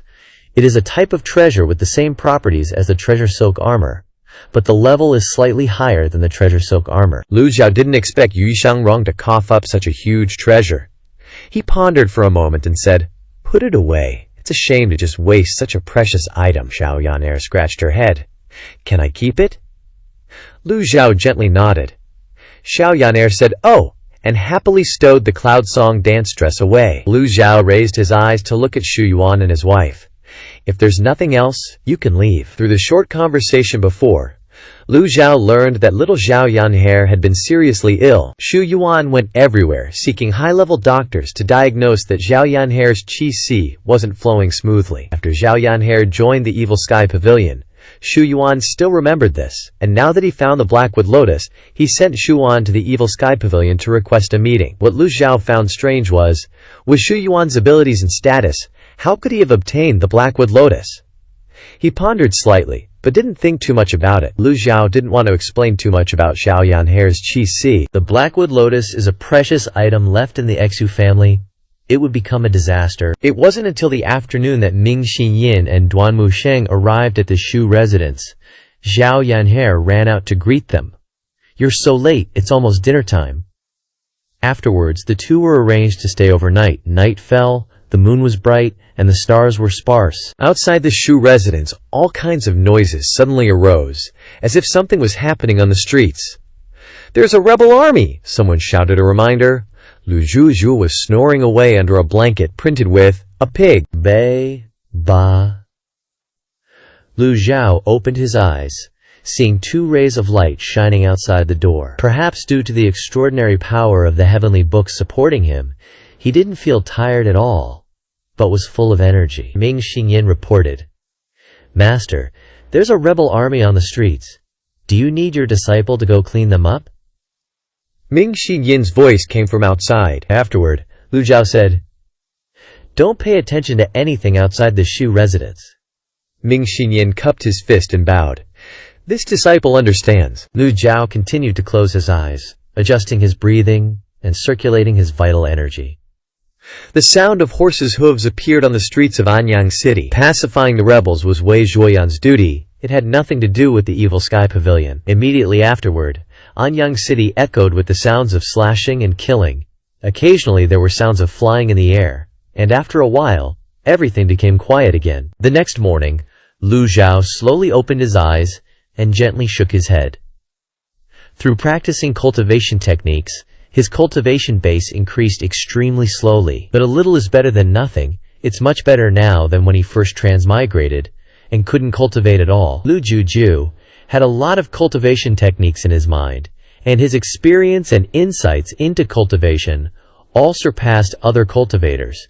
But these things were of little use to him, and could only be used to coax his disciples. Just then, a flying chariot quickly flew from the north of Anyang City. The flying chariot was so huge that people had to rub their eyes to see it. Around the flying chariot, there were also dozens of cultivators flying in a formation. Although the people of Anyang City had seen many flying chariots, this was the first time they had seen one so majestic. This flying chariot had a big background. The people seemed to have forgotten about the commotion last night, and everyone was looking up at the sky. The flying chariot steadily flew to the top of the city wall, and then stopped. At the same time, alarm smoke appeared in Anyang City, and thick smoke rose to the sky. On the flying chariot, a large number of masked cultivators jumped down and rushed towards the soldiers of Anyang City. Rebels, rebels! The people immediately woke up and fled in all directions, each going back to their own homes. In the big streets and small alleys of Anyang City, there was soon no one to be seen, and all the people had fled into their homes. Anyang City was in chaos. But the target of those cultivators was not the people of Anyang City, but the soldiers standing on the city wall. The sound of slashing continued. The north city gate was broken by the masked cultivators, and thousands of cavalrymen quickly squeezed in. Ming Xinyan and Duan Musheng jumped onto the roof to observe the scene from afar. At the same time, in the south of Anyang City, a large number of soldiers and cultivators were rushing towards the masked cultivators, and the two sides were fighting fiercely again. Ming Xinyan shook his head and said, "There's a rebel army in Anyang City. This is no small matter." The soldiers of the city and the black-clothed people were engaged in a fierce battle. Ming Xinyan and Duan Musheng continued to observe from above. A soldier shouted loudly, "The north gate has been broken. The soldiers of the south city will go with me to help." Ming Xinyan observed carefully and repeated once again, "The target of these people is not the people of Anyang City, but the soldiers on the city wall." Duan Musheng asked, "Are we going to ignore them?" Ming Xinyan followed his master's instructions and replied, "What are we going to do with them? This is a matter for the imperial court.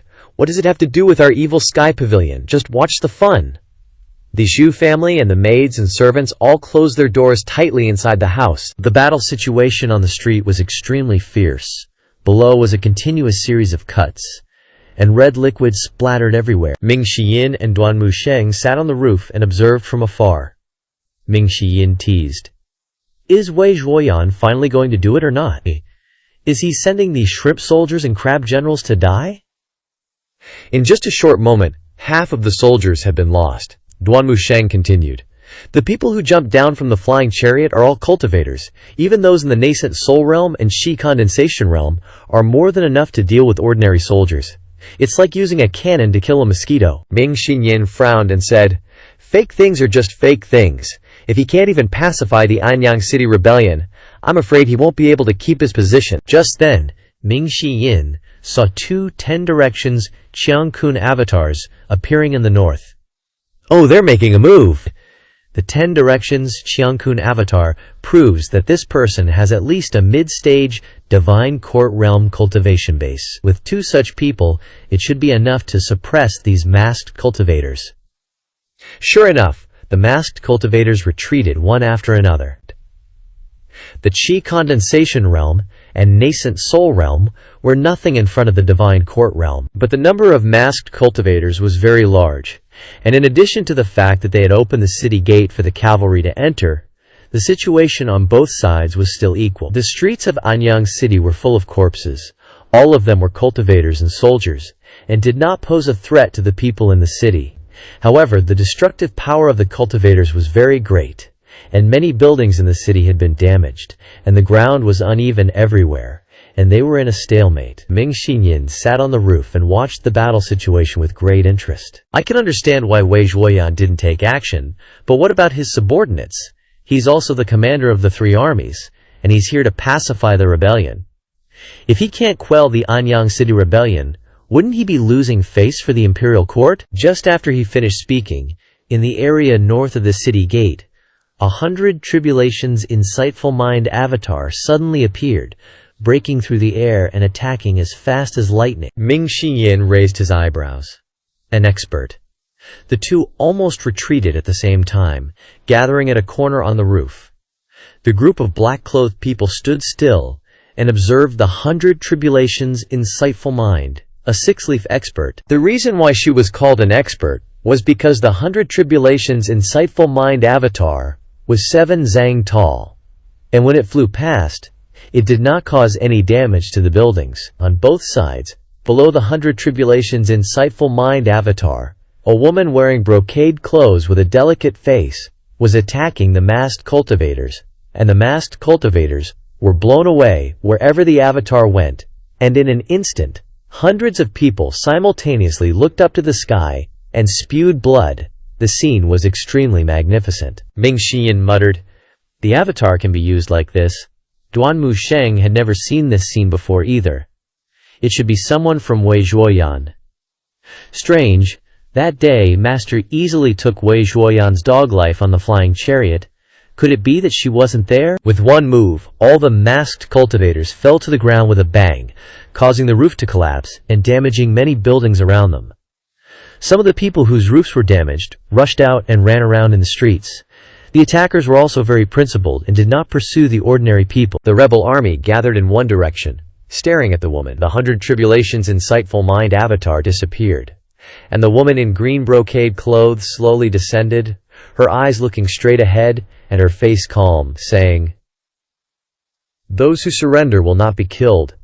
Those who continue to rebel will be killed regardless of guilt." The woman in brocade clothes' voice was very soft and weak, but it was full of power and the gentleness. Ming Xinyan and Duan Musheng didn't expect that there would be such a powerful woman beside Wei Zhuoyan.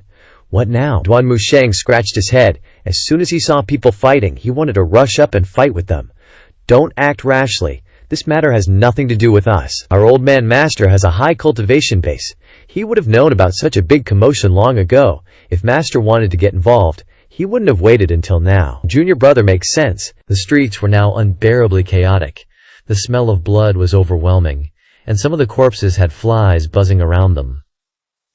Under the sunlight, those flies seemed to have found the most delicious food, but these dirty things could not get close to the 3 meters radius around the woman in brocade clothes. The masked cultivators were as nervous as if they were facing a great enemy, and they kept retreating. The soldiers holding spears around them were just people who were destined to be buried with them, not worth mentioning.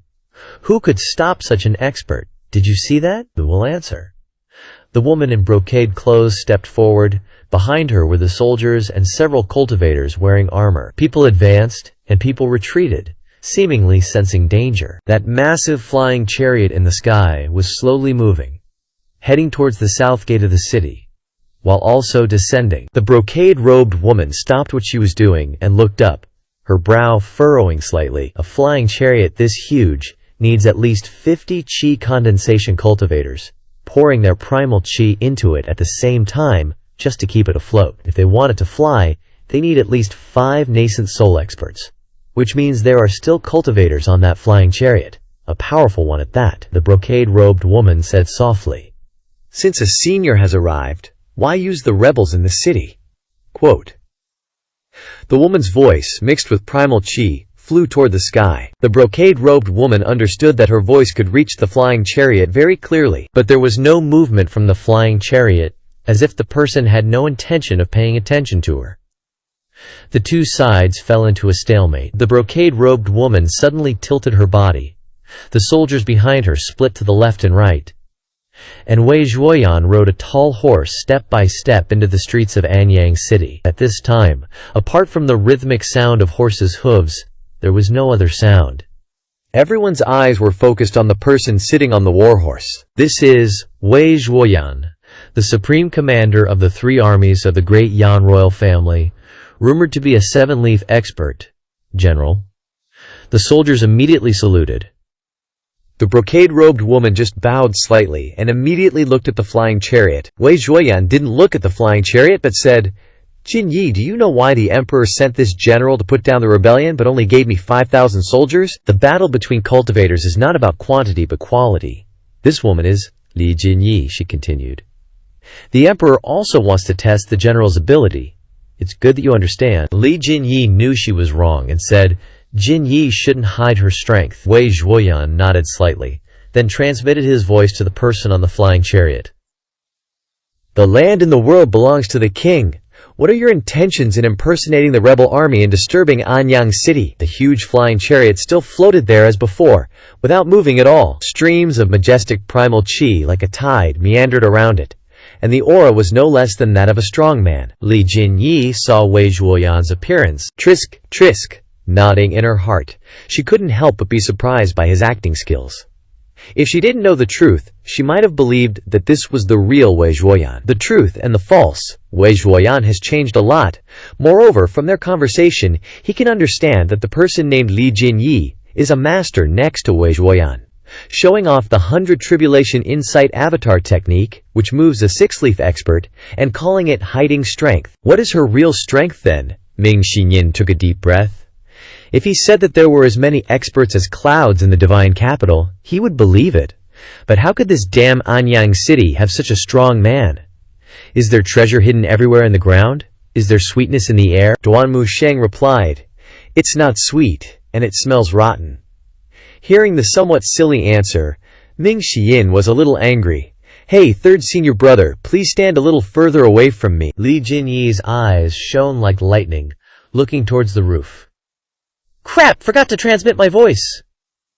Speaking normally will naturally be noticed by a master of this level. On a roof more than 100 feet away, Ming Xinyin stood up embarrassedly, waving his hands repeatedly. "You guys continue! You guys just continue! I'm just an ordinary citizen! Continue!" Ming Xinyin successfully attracted the attention of everyone. Ming Xinyin and Duanmu Sheng stood on the roof, with their backs to the sun so people can't see their faces clearly. Li Jinyi said softly, "You have no business here. Get out of my way." "Retreat! I'm retreating." Ming Xiyin and Duanmu Sheng jumped to the roof 2 houses away. When the 2 of them first arrived in Anyang City, they hid their aura, and now, at a glance, they look no different from 2 noobs who have just stepped onto the path of cultivation. The 2 sides continued to stalemate. In the sky, the huge flying chariot radiated a ripple of vibration. A voice came, "Wei Zhuoyan must die." The voice rolled like a tide. Wei Zhuoyan went crazy when he heard this. Wei Zhuoyan shouted coldly, "Kill!" The deputy general waved his hand, and dozens of cultivators standing behind immediately pounced on the rebels.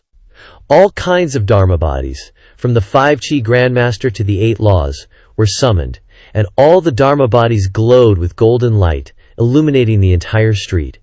This must be the feeling of the whole city being immersed in the golden light of the golden armor, and the thousands of soldiers became the background. However, just as the masked cultivators and the rebels began to attack, a giant sword flew out of the huge flying chariot. The thick blade looks like a saber, and the giant sword is surrounded by a strong gang chi, and then quickly rotates like a giant millstone. Profound heaven stellar light. Li Jinyi's delicate eyebrows frowned slightly, and she exclaimed, "Nether sect. Retreat quickly." Seeing this scene, Ming Xinyin looked up at the sky. "Is that senior brother's profound heaven stellar light?" Senior brother, Duanmu Sheng, also quickly looked up, but after a while, Ming Xinyin felt that something was wrong, and had to say, "But that's not right." Duanmu Sheng looked nervously at the huge flying chariot, turned his head, and was about to leave. "What's not right? I have to report to Master to catch that evil creature." But Ming Xinyin quickly grabbed his arm and held him back. Ming Xinyin calmly analyzed. Senior brother's saber is always inseparable from him. This giant sword looks quite like a saber, but it's not. Moreover, the power of the profound heaven stellar light is not enough. With senior brother's methods, these people would definitely not be able to survive. Duan Musheng realized the problem after hearing these analyses. You mean someone is impersonating senior brother? Hearing Duan Musheng's question, someone is impersonating senior brother, Ming Xinyin immediately raised 2 fingers and replied. That's right, Ming Xinyin reminded. Duan Musheng also looked closely again. It does look very similar, but it's still not him. Duan Musheng muttered. I didn't understand why senior brother was so weak, so it turned out to be a fake. Fake senior brother is fighting against fake Wei Zhuoyan. Don't you think it's very interesting? If you don't look carefully, it will be difficult to distinguish between the real and the fake. Even the disciples of the Demon Heaven Pavilion have to look carefully to recognize it, so how can others suspect that this person is fake? Duan Musheng commented, this person is also very good. Being able to imitate senior brother's profound heaven stellar light in such a similar way, how can this person's strength be weak? The 2 of us will continue to watch the battle. Seeing her own people being blown away by this move of profound heaven stellar light, Li Jinyi couldn't believe it, General. Retreat quickly.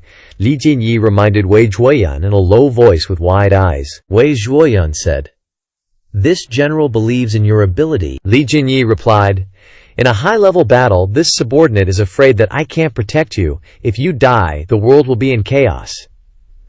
Ming Xinyin and Duan Musheng, who were grilling sausages, were a little surprised. Li Jinyi's address had changed. She called Wei Zhuoyan you. Wei Zhuoyan said nothing.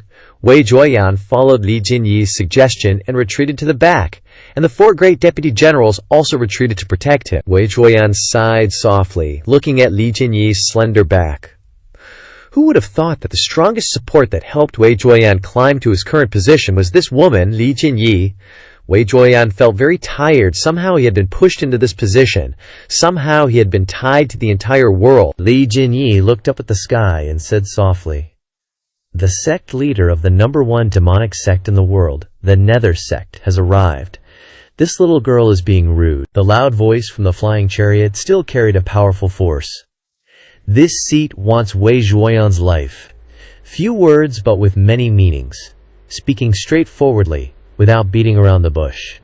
This little girl doesn't understand why the Nether sect is involved in this matter, preventing General Wei Zhuoyan from quelling the rebels. Is this wanting to be an enemy of the Great Yan? From the flying chariot, a shout rang out. Seeking death. The loud shout carried powerful sonic force, causing everyone's ears to ring.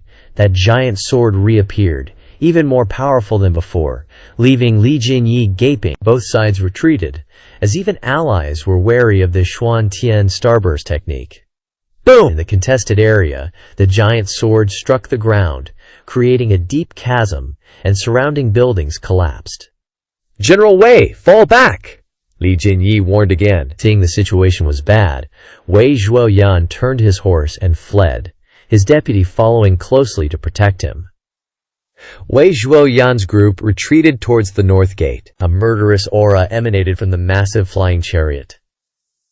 Since you insist, this seat will grant you your wish, Li Jinyi thought. This little girl knows she's no match for the Grand Sect leader. But I absolutely will not yield. A violent surge of primal qi rippled from the giant chariot. Seeing this, Ming Xinyin and Duan Musheng, who were eating sausages, shook their heads slightly. Ming Xinyin didn't expect this brocade-clad woman to have such courage. Although the person on the chariot was a fake, their cultivation was genuinely powerful. Could it be that this brocade-clad woman was actually hiding her strength, and her cultivation could actually contend with such a powerful opponent? Duan Musheng exclaimed, "Someone's coming from the manor." At this moment, a faint blue glow suddenly appeared in the sky above the manor. This unique aura immediately attracted everyone's attention. Ordinary soldiers couldn't see it clearly, but the cultivators in mid-air were astonished. Inside the faint blue glow, a cute and beautiful girl was flying up to the roof. Little Sister Apprentice. Duan Musheng's eyes lit up, and he swallowed a mouthful of saliva. This was the effect of the cloud garment dance. Ming Xiyin was also amazed by Xiao Yanhair's cloud garment dance attire. "It really is the cloud garment dance," Ming Xiyin said while eating his sausage. "Master is so unfair. Isn't one Brahma Laksana weapon enough? Now she gets the cloud garment dance too." The person sitting in the huge flying chariot in the air was also attracted by this scene. Xiao Yan'er looked like a skylark, gently flying and dancing. Xiao Yan'er saw Ming Shiyin and telepathically said, "Master instructed that Li Jinyi and Wei Zhuoyan cannot die." Xiao Yan'er glanced at the situation of the battle before her. She flew back to where Ming Shiyin and Duan Musheng were standing and observed the stalemate between the two sides. Ming Shiyin startled. "Do we have to get involved?" Xiao Yan'er nibbled on a chicken leg and said, "Jiang Aijian sent a flying letter urgently requesting Master's help." Ming Shiyin nodded while eating his sausage. Master is indeed soft-hearted. However, Jiang Aijian usually works diligently and is considered one of us. But why does Jiang Aijian have to help Li Jinyi? Several thousand soldiers and several hundred cultivators looked at each other. Who are those people? Li Jinyi also saw the girl wearing the cloud garment dance. Could this girl wearing the treasure cloud garment dance be an ordinary person? Although she was just a little girl who had just entered the nascent soul realm and hadn't even manifested a leaf yet, no one dared to underestimate her. At this moment, Xiao Yan'er flashed a bright smile, and a powerful voice came from the flying chariot. "Which little girl is that?" Xiao Yan'er looked up at the flying chariot and said, "My master instructed that no one is allowed to touch Li Jinyi and Wei Zhuoyan." The flying chariot was silent for a moment, as if pondering something. Li Jinyi cupped her hands and said, "Thank you, little sister, for upholding justice. But it's best if you don't get involved in this kind of matter. Protect yourselves." Xiao Yan'er blinked and looked at the sternly standing Li Jinyi. "You're Li Jinyi." "Yes, I am," Li Jinyi replied with great elegance. Li Jinyi continued, "Little sister, the person on that flying chariot is sect leader Yu Zhenghai, the #1 demonic sect in the world, the Nether sect. You should still run for your lives." Xiao Yan'er raised an eyebrow and looked up at the flying chariot. "Is senior brother on it?" Because second senior brother Yu Shengrong appeared yesterday, and she had never met the eldest senior brother, she didn't suspect anything. Ming Xingyin didn't expose this, and eagerly looked at Li Jinyi. Xiao Yan'er pointed to the flying chariot and asked, "Sect leader of the Nether sect?" "That's right." Li Jinyi saw that this girl was not very old, but had a good heart, so she took the opportunity to remind her. "In this world, there's the Devil Sky Pavilion, the founder of the demonic path, with 9 personal disciples, all devils. This sect leader of the Nether sect is the eldest disciple of the Devil Sky Pavilion. Rumor has it that this person's cultivation is already at the 8-leaf golden lotus, and he has no rivals to this day." A voice suddenly came from the flying chariot in the sky. "Since you know this Siet's reputation, why don't you quickly surrender?" Li Jinyi replied, "Sect leader, if you know already, why bother asking? I cannot retreat." This sounded so sarcastic. The safety of Anyang City, even the safety of the entire Great Yan, was placed on a woman. Ming Xingyin didn't consider himself a hero, nor a noble gentleman, but he felt that this woman had great courage. Then die. A giant sword shot out from the flying chariot again, spinning as it rushed towards Anyang City, with the force of a dragon stirring the sea. Li Jinyi lightly tapped her toes, her entire body soaring straight into the sky, her white right hand raised above her head. A circular defensive astral key appeared around her, the light on the astral key swirling and emitting a radiant glow. "Capture that girl!" Understood. 4 cultivators jumped down from the flying chariot, all of them masked. Even the 4 great protectors were fake. Clearly, their strength and cultivation couldn't compare to the real ones. Ming Xingyin said in a deep voice, "My master has said, Li Jinyi cannot die." Boom! Ming Xingyin rushed towards one of the masked cultivators, his eyes filled with murderous intent. Seeing this, Duan Musheng's entire body shot towards another masked cultivator like an arrow, holding the overlord's spear pointed straight at the opponent's face. Duan Musheng spoke cryptically, "With your strength, you certainly." The Xuantian starburst collided with the protective barrier around Li Jinyi. Astral Qi interweaved and shot out in all directions, creating waves of astral Qi within a 100-meter radius. Li Jinyi looked up at the flying chariot, then glanced at Xiao Yan'er. "Little sister, run!" She lifted her hand. An array of astral Qi like a drill struck towards a masked cultivator. Her intention was to buy Xiao Yan'er time to escape, but Xiao Yan'er shouted, Do I look like a coward to you? The cloud garment dance fluttered, and her entire body radiated a fiery red light, her eyes filled with determination, preparing for a decisive battle. Any auras from the astral key shockwaves that touched her disappeared without a trace. Brahma Laksana appeared, with 7-star rainbow cloud steps, and red silk flew across the sky, wrapping around and binding the cultivators. Everyone stared at her in astonishment, especially the cultivators watching from the sidelines. That little girl has an extraordinary background. She has so many treasures. Although the cloud garment dance isn't a weapon, its quality is no less than a heavenly grade weapon. Xiao Yan'er glared and shouted, "Is that all you've got?" The Brahma Laksana in Xiao Yan'er's hands displayed its mighty power. Li Jinyi was extremely surprised to witness this girl, her eyes simultaneously looking at Ming Xiyin and Duan Musheng. Ming Xiyin and Duan Musheng absolutely had the upper hand. At this moment, a strange purple energy suddenly shot out from the flying chariot, resembling astral ki. But it wasn't astral ki. That purple energy flew towards Xiao Yan'er.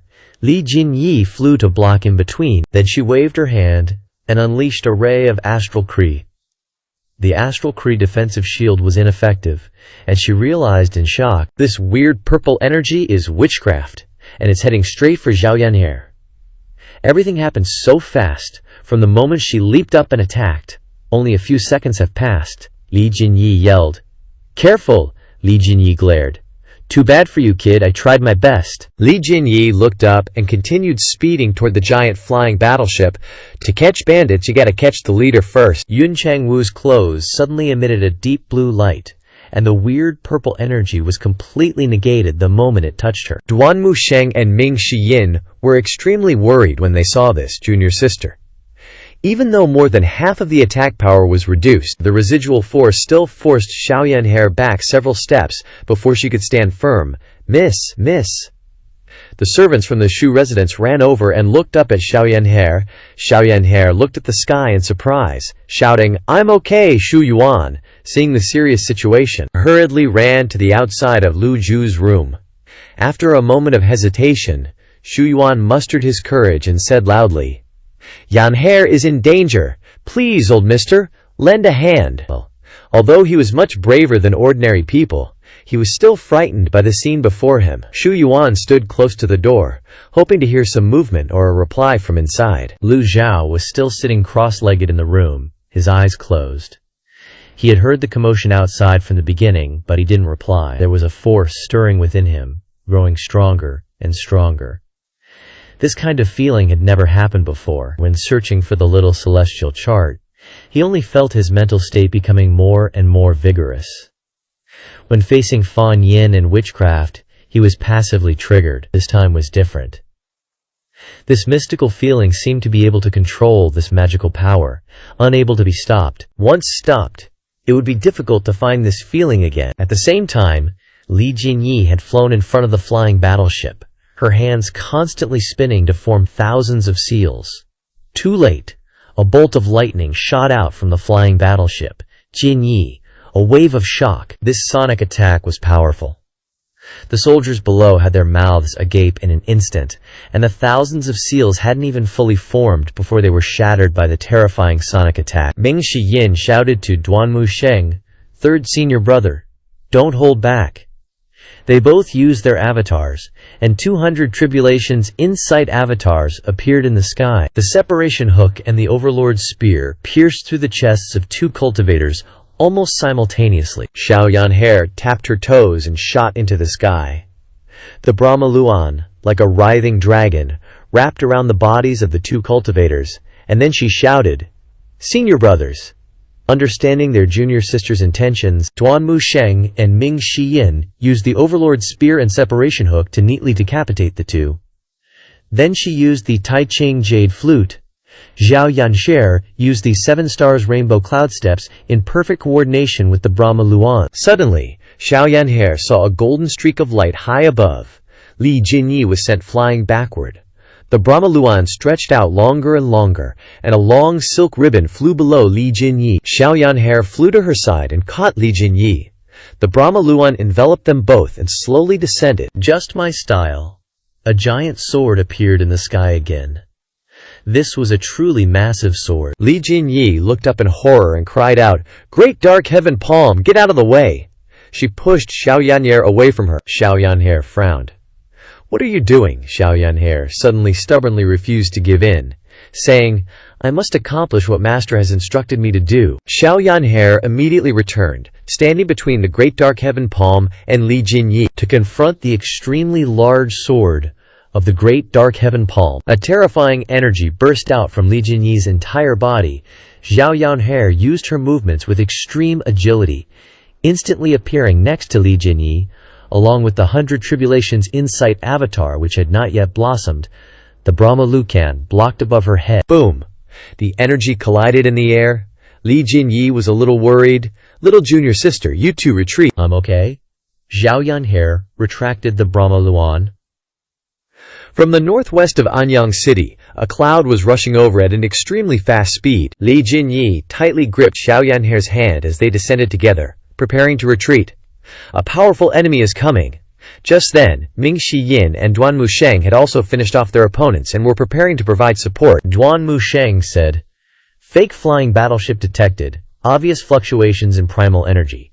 It's changing direction and trying to escape." Ming Shiyin hovered in the air, looking toward the cloud, and replied, "The real deal is here." It wasn't clear from a distance, but when it got closer, they discovered it wasn't a cloud at all, but a brown flying battleship. The people on the giant flying battleship also sensed a stronger enemy approaching.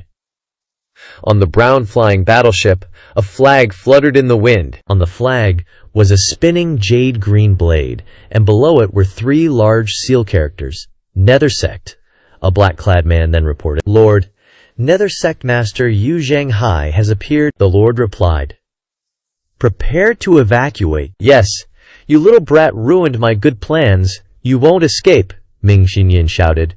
"If you want to capture my little junior sister, you'll have to see if I agree. It's useless. This is witchcraft."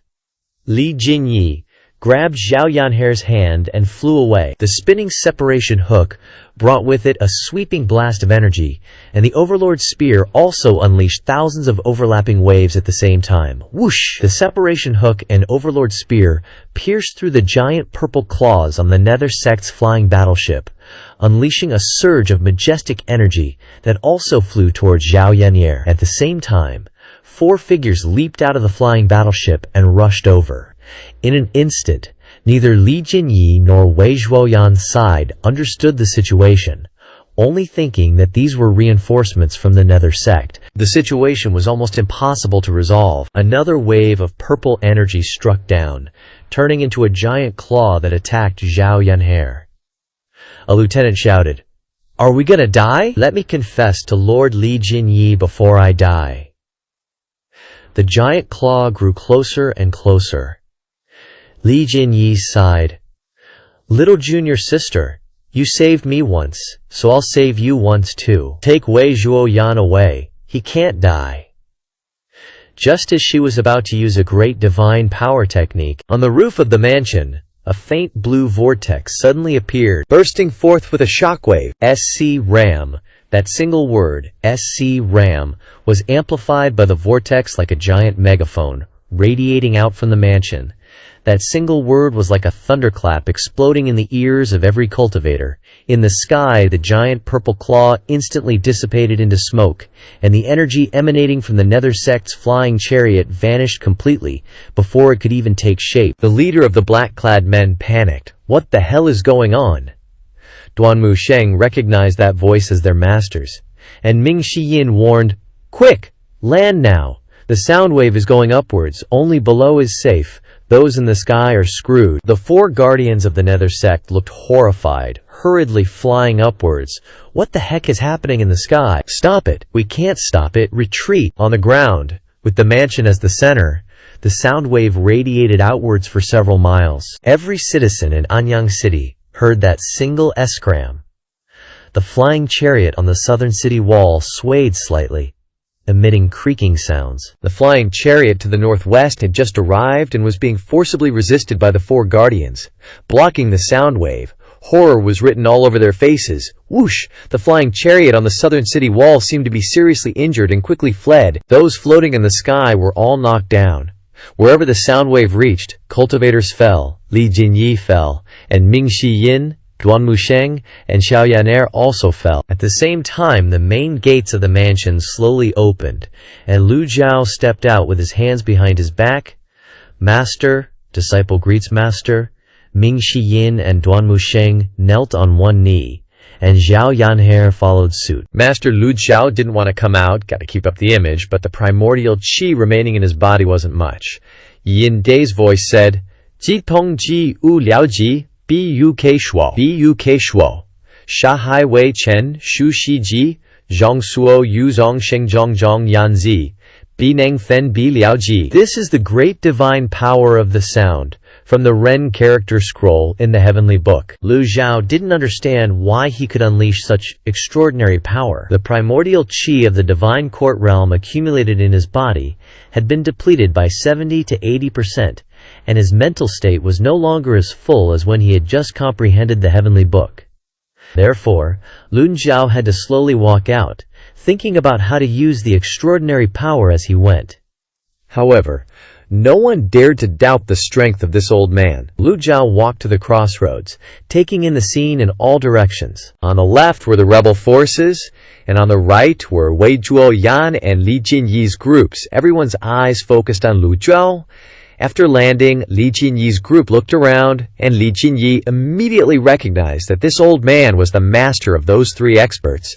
If his disciples are so strong, how could the master be weak? Li Jinyi knelt on one knee, cupping her hands and saying, Please, senior, help us repel the four guardians of the nether sect. Li Jinyi? Lu Zhao frowned, looking at Li Jinyi standing next to Zhao Yanher. Li Jinyi realized that this old man was very strong. There's no shortage of strange things in the vast world. Many peerless experts don't like to participate in worldly disputes, so they have been in seclusion for a long time. True experts are usually humble, there are people beyond people, and heavens beyond heavens. This was a truth Li Jinyi had known since she was a child. Li Jinyi hurriedly replied respectfully, This little girl is indeed Li Jinyi. Li Jinyi knelt and kowtowed. Lu Zhu's attitude remained indifferent, his expression calm. Lu Zhu didn't need to show any great power to make the four guardians in the air retreat, even though their cultivation levels were very high. The four looked at each other. Who am I? Where am I? They seemed to have forgotten their purpose in coming here, momentarily floating in the air, not daring to descend. This old-looking elder is the master of the sect leader. They were still terrified by the horrifying scram. Just now, the sect leader once said that the Grand Master of the demonic sky pavilion's calamity was approaching, and his strength and cultivation level would drop significantly within 10 years. If that were true, how could the old man have shouted out such a powerful divine ability that sounded like thundering in their ears just now? Li Jinyi looked up at the sky. She found the four guardians of the nether sect hovering in the air, not daring to come down, seemingly subdued by the old man in front of her. She looked towards the south city again. All the rebel troops had trembled, collapsed, and lost their fighting power. Wei Zhuoyan's side wasn't doing much better. They gathered together, but their troops had scattered, and everyone was gasping for breath, with no time to reorganize their formation. Lu Zhao slowly raised his head and looked towards the four guardians. Just that one glance made the four guardians retreat again. Lu Zhao stroked his beard and said, You wicked disciples, wicked disciples. Li Jinyi was startled. Lu Zhao was only in the divine court realm, but he could still transmit his voice. He glared and roared like a madman. Get down here now. In this world, who else would dare to talk to the sect leader of the nether sect in this tone? Speaking to Yu Zhenghai with a scolding attitude could only be the master of the demonic sky pavilion, the demonic path founder who dominated the world. Everything was now clear. The old man who just stepped out of the mansion is the #1 demon head of the time. The faces of the four guardians turned pale. No one dared to descend, so they could only kneel in the air and pay respects. This junior, Hua Zhongyang of the Azure Dragon Hall in the Nether Sect, pays respects to you, senior. This junior, Bai Yu Qing of the White Tiger Hall in the Nether Sect, pays respects to you, senior. This junior, Yang Yan of the Vermilion Bird Hall in the Nether Sect, pays respects to you, senior. This junior, Dian Qing of the Black Tortoise Hall in the Nether Sect, pays respects to you, senior. The four knelt on one knee in the air, paying their respects to Lu Ju. Li Jinyi looked at the old man with a complex expression. He had subdued people without a fight. Just how powerful was this person? The four people kneeling in the air were the four guardians of the Nether sect. Also the heads of the four halls, Azure Dragon, White Tiger, Vermilion Bird, and Black Tortoise. Yet, they were so afraid of this old man. Ming Xinyin shouted from below, "Eldest senior brother, stop hiding, come down!" Li Jinyi took a step back, her mind now blank. She looked at Xiao Yancer, then at Ming Xinyin, then at Duan Musheng, and finally at the massive flying chariot of the Nether sect. She took another step back. "Don't be afraid." Wei Zhuoyan had appeared behind her at some point. Li Jinyi suddenly remembered the scene at Xingyang Lake that day, when the transcendent flying chariot of the demonic sky pavilion flew by. The general was no longer the general he used to be. Wei Zhuoyan used to say he wasn't afraid of the demonic sky pavilion, but in reality he was afraid to the bone. Wei Zhuoyan looked at Lu Zhu. When Lu Zhu stepped out of the main gates of the mansion, he recognized that this old man was the one sitting in the head seat at the demonic sky pavilion. The head of the Azure Dragon Hall, Hua Zhongyang, raised his voice and said, I'm so sorry, Senior. The sect leader isn't on the flying chariot. The sect leader knew Senior was coming, so he sent the four of us here first." Hearing this, Ming Xinyin burst out laughing. "Everyone says your sect leader is mighty and victorious in every battle, but he's actually so cowardly. Does he think my master will eat him or something?" Ming Xinyin's words left Hua Zhongyang speechless. Turns out, that's the gospel truth. Yu Zhenghai, just like our boy Yu Shangrong, got the memo about his seventh disciple's intel. The old master himself was gracing Anyang City with his presence.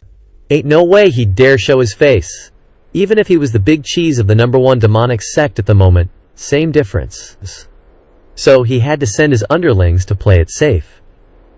The four great protectors, their strength, cultivation, and status were practically on par with the sect leader showing up himself.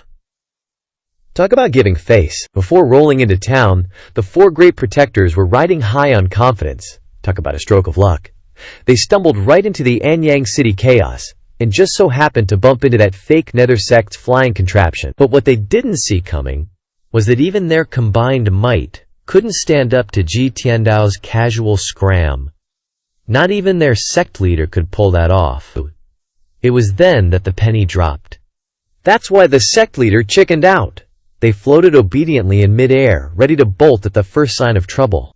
When you're facing a powerhouse like that, running away ain't nothing to be ashamed of. Hua Chongyang said, "Please trust my humble words, Senior. Our sect leader heard it was 9th Mister's birthday today, so he sent us to deliver a gift. That's all there is to it." Ming Xinyin and Duan Musheng simultaneously shot a look at little Yanxie, who put on her most innocent face. Hua Chongyang finished speaking and then, gathering all his courage, descended. When he reached a suitable altitude, he flicked his wrist, and a brocade box slowly floated down, Gang Qi enveloping it as it drifted towards little Yanyer. Ming Xinyin grinned. "Leave it to me." His figure flashed like lightning towards the brocade box, and then landed on the ground. "Little junior sister, just in case there's some nasty surprise inside, your senior brother will shield you." Ming Xinyin held up the brocade box, and little Yanker nodded slightly. "Okay, thank you, senior brother." This brocade box looked pretty similar to the one Yu Shangrong had given her. Ming Xinyin casually opened it, his protective Gang Qi forming a layer of barrier. Inside wasn't any deadly poison, dangerous object, or trap, but a pair of light green shoes. This thing is called the Cloud Stepping Shoes. Perfect for 9th Mister's movement techniques and footwork. With these, 9th Mister will be like a tiger with wings. Little Yanher's eyes lit up when she heard that.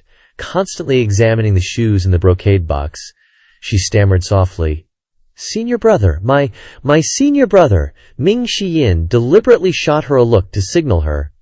Little Yanher immediately calmed down, her expression becoming indifferent, and said, "Shifu, I don't need these shoes." Lu Zhao appraised the Cloud Stepping Shoes.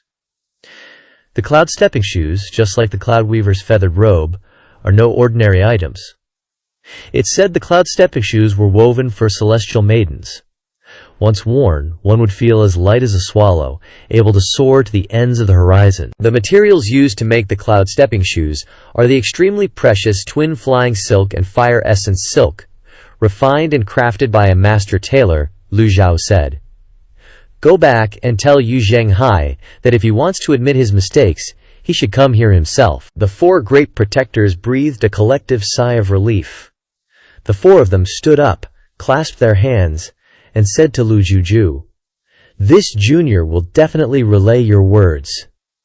After that, the four of them mounted the air and retreated back into the flying Buddhist carriage. Even at this point, the four great protectors maintained the demeanor of experts, neither hurried nor slow. However, the moment the flying Buddhist carriage turned around, it was like a startled fish, unleashing its full speed and wobbling as it flew away. Wei Zhuoyan also let out a sigh of relief. He clasped his hands towards Lu Zhao and respectfully said, "Many thanks, senior," completely losing the imposing aura of a great general he had before. Li Jinyi also bowed. "Many thanks, senior." Lu Zhao looked at Li Jinyi and suddenly asked, "Where's Jiang Aijian?" This question stunned Li Jinyi. She suddenly remembered little junior sister mentioning her name, clearly stating that no one was allowed to touch her and Wei Zhuoyan. Obviously, the old man had recognized her identity, so lying was pointless. Li Jinyi bowed and said, "Cloud Sparrow Tower." Ming Xinyin frowned. This Jiang Aijian has already left the imperial court, and now he even wants Shifu to go see him personally? What's he doing at the Cloud Sparrow Tower? Li Jinyi replied with two short words, "Fishing." Ming Xiyin, Duanmu Sheng, and little Yancher were all puzzled. "Fishing?" Li Jinyi honestly replied. "He said he likes fishing. He's been fishing at the Cloud Sparrow Tower these past few days." "This little girl doesn't know anything else," Lu Zhao nodded slightly and said. "Then let's go to the Cloud Sparrow Tower." Lu Zhao clasped his hands and left. Ming Xinyin turned his head to glance at Wei Zhuoyan and the soldiers. "Don't tell me you can't handle this bunch of good-for-nothings." Were the good-for-nothings referring to the rebel army? Passing by Li Jinyi, Ming Xiyin stopped. "Hey, think about it. Want to join the Devil Sky Pavilion?" Li Jinyi bowed slightly without replying. Ming Xiyin had no choice but to follow his Shifu. Little Yanher wasn't in a hurry to leave. She bid farewell to the Shu Manor people and then went to Li Jinyi's side, saying, "Big sister, take my advice and immediately cut ties with that Jiang Aijian. He's a particularly shameless fellow." Li Jinyi nodded and said, "Thank you, little junior sister. I have no relationship with him." "That's good then. Bye-bye." "Oh right, you're the first stranger I've actually liked, hey?" Little Yancher clasped her hands behind her back and skipped off to follow her Shifu. Duanmu Sheng was much more direct. He coldly said, "Zhao Zi, Li Jinyi said she has nothing to do with Jiang Aijian." But apart from little Yanher, no one would believe that. To make Jiang Aijian beg for someone's life, their relationship can't be ordinary. After Lu Ju's group had all left, Wei Zhuoyan's soldiers all slumped to the ground. Without realizing it, their backs were soaking wet with cold sweat. They had already been shaken to the point of immobility by that sonic attack. And then they had close contact with the devils of the Devil Sky Pavilion. Although they weren't killed, they were scared half to death. Wei Zhuoyan, frustrated at their lack of mettle, roared, "Get up!" His shout startled everyone, who couldn't understand why he was angry. Li Jinyi's gaze turned indifferent. She looked straight ahead, thinking to herself, only the useless vent their anger on those around them. Wei Zhuoyan was silent for a moment, then hesitated before asking, "You know that Aijian is acquainted with?" An unnatural expression appeared on Wei Zhuoyan's face. As one of the three great sword maniacs, Jiang Aijian values his sword like his life, loving swords to the bone.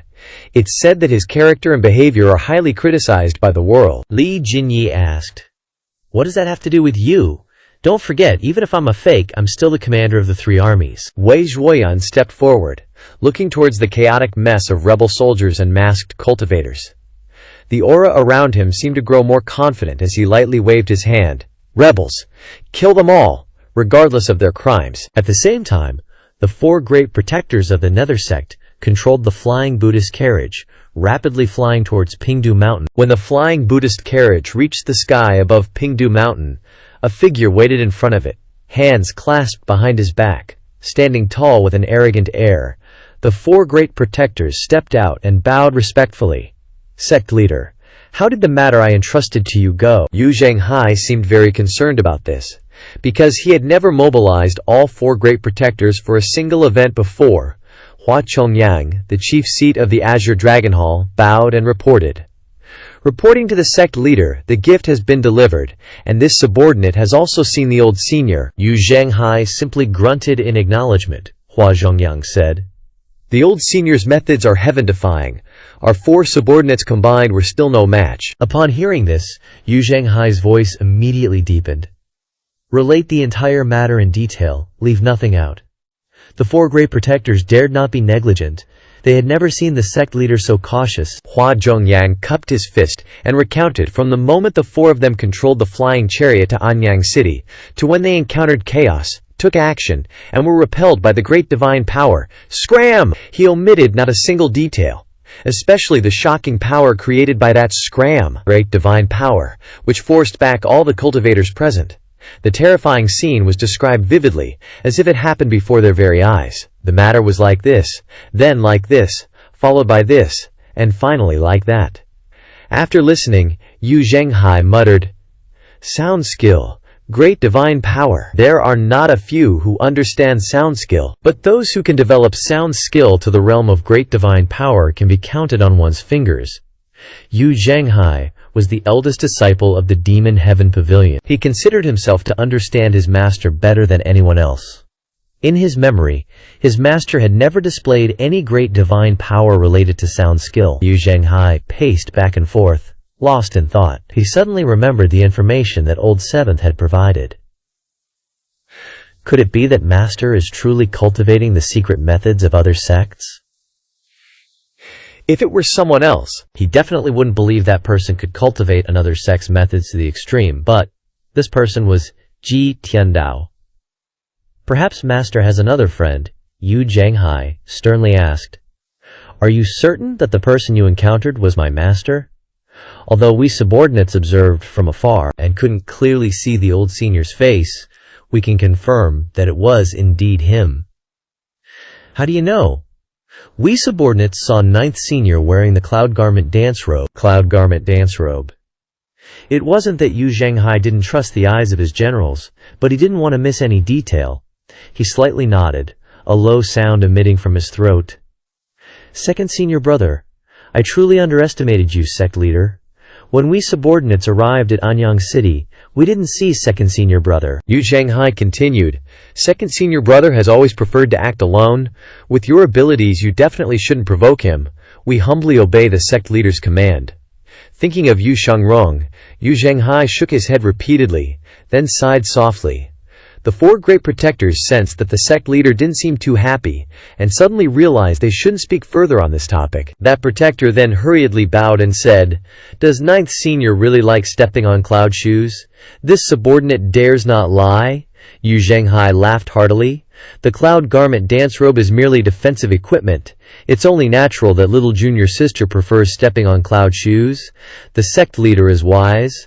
The 4 great protectors bowed simultaneously. Yu Zhenghai asked again, "Where are they now?"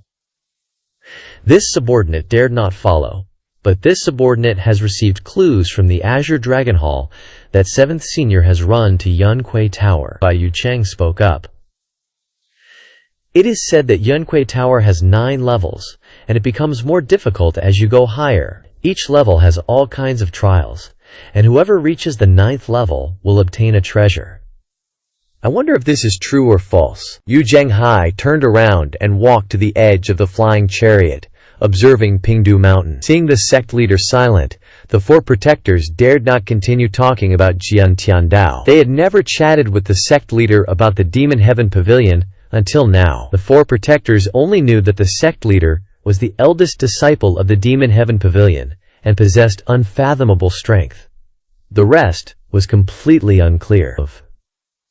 If they hadn't been ordered to work in Anyang City this time, they wouldn't have had the opportunity to discuss the Demon Heaven Pavilion with the sect leader. The sect leader was always extremely tight-lipped about matters of the Demon Heaven Pavilion. The Azure Dragon Hall Grand Leader, Hua Zhongyang, suddenly remembered that he hadn't relayed one more sentence, so he said, "Sect leader, the old senior, told this subordinate to relay to you. Speak." Hua Zhongyang recited verbatim, "If you want to apologize, then come yourself." At this moment, Hua Zhongyang's heart was also pounding in his chest. He wasn't sure if the sect leader would be angered by this sentence.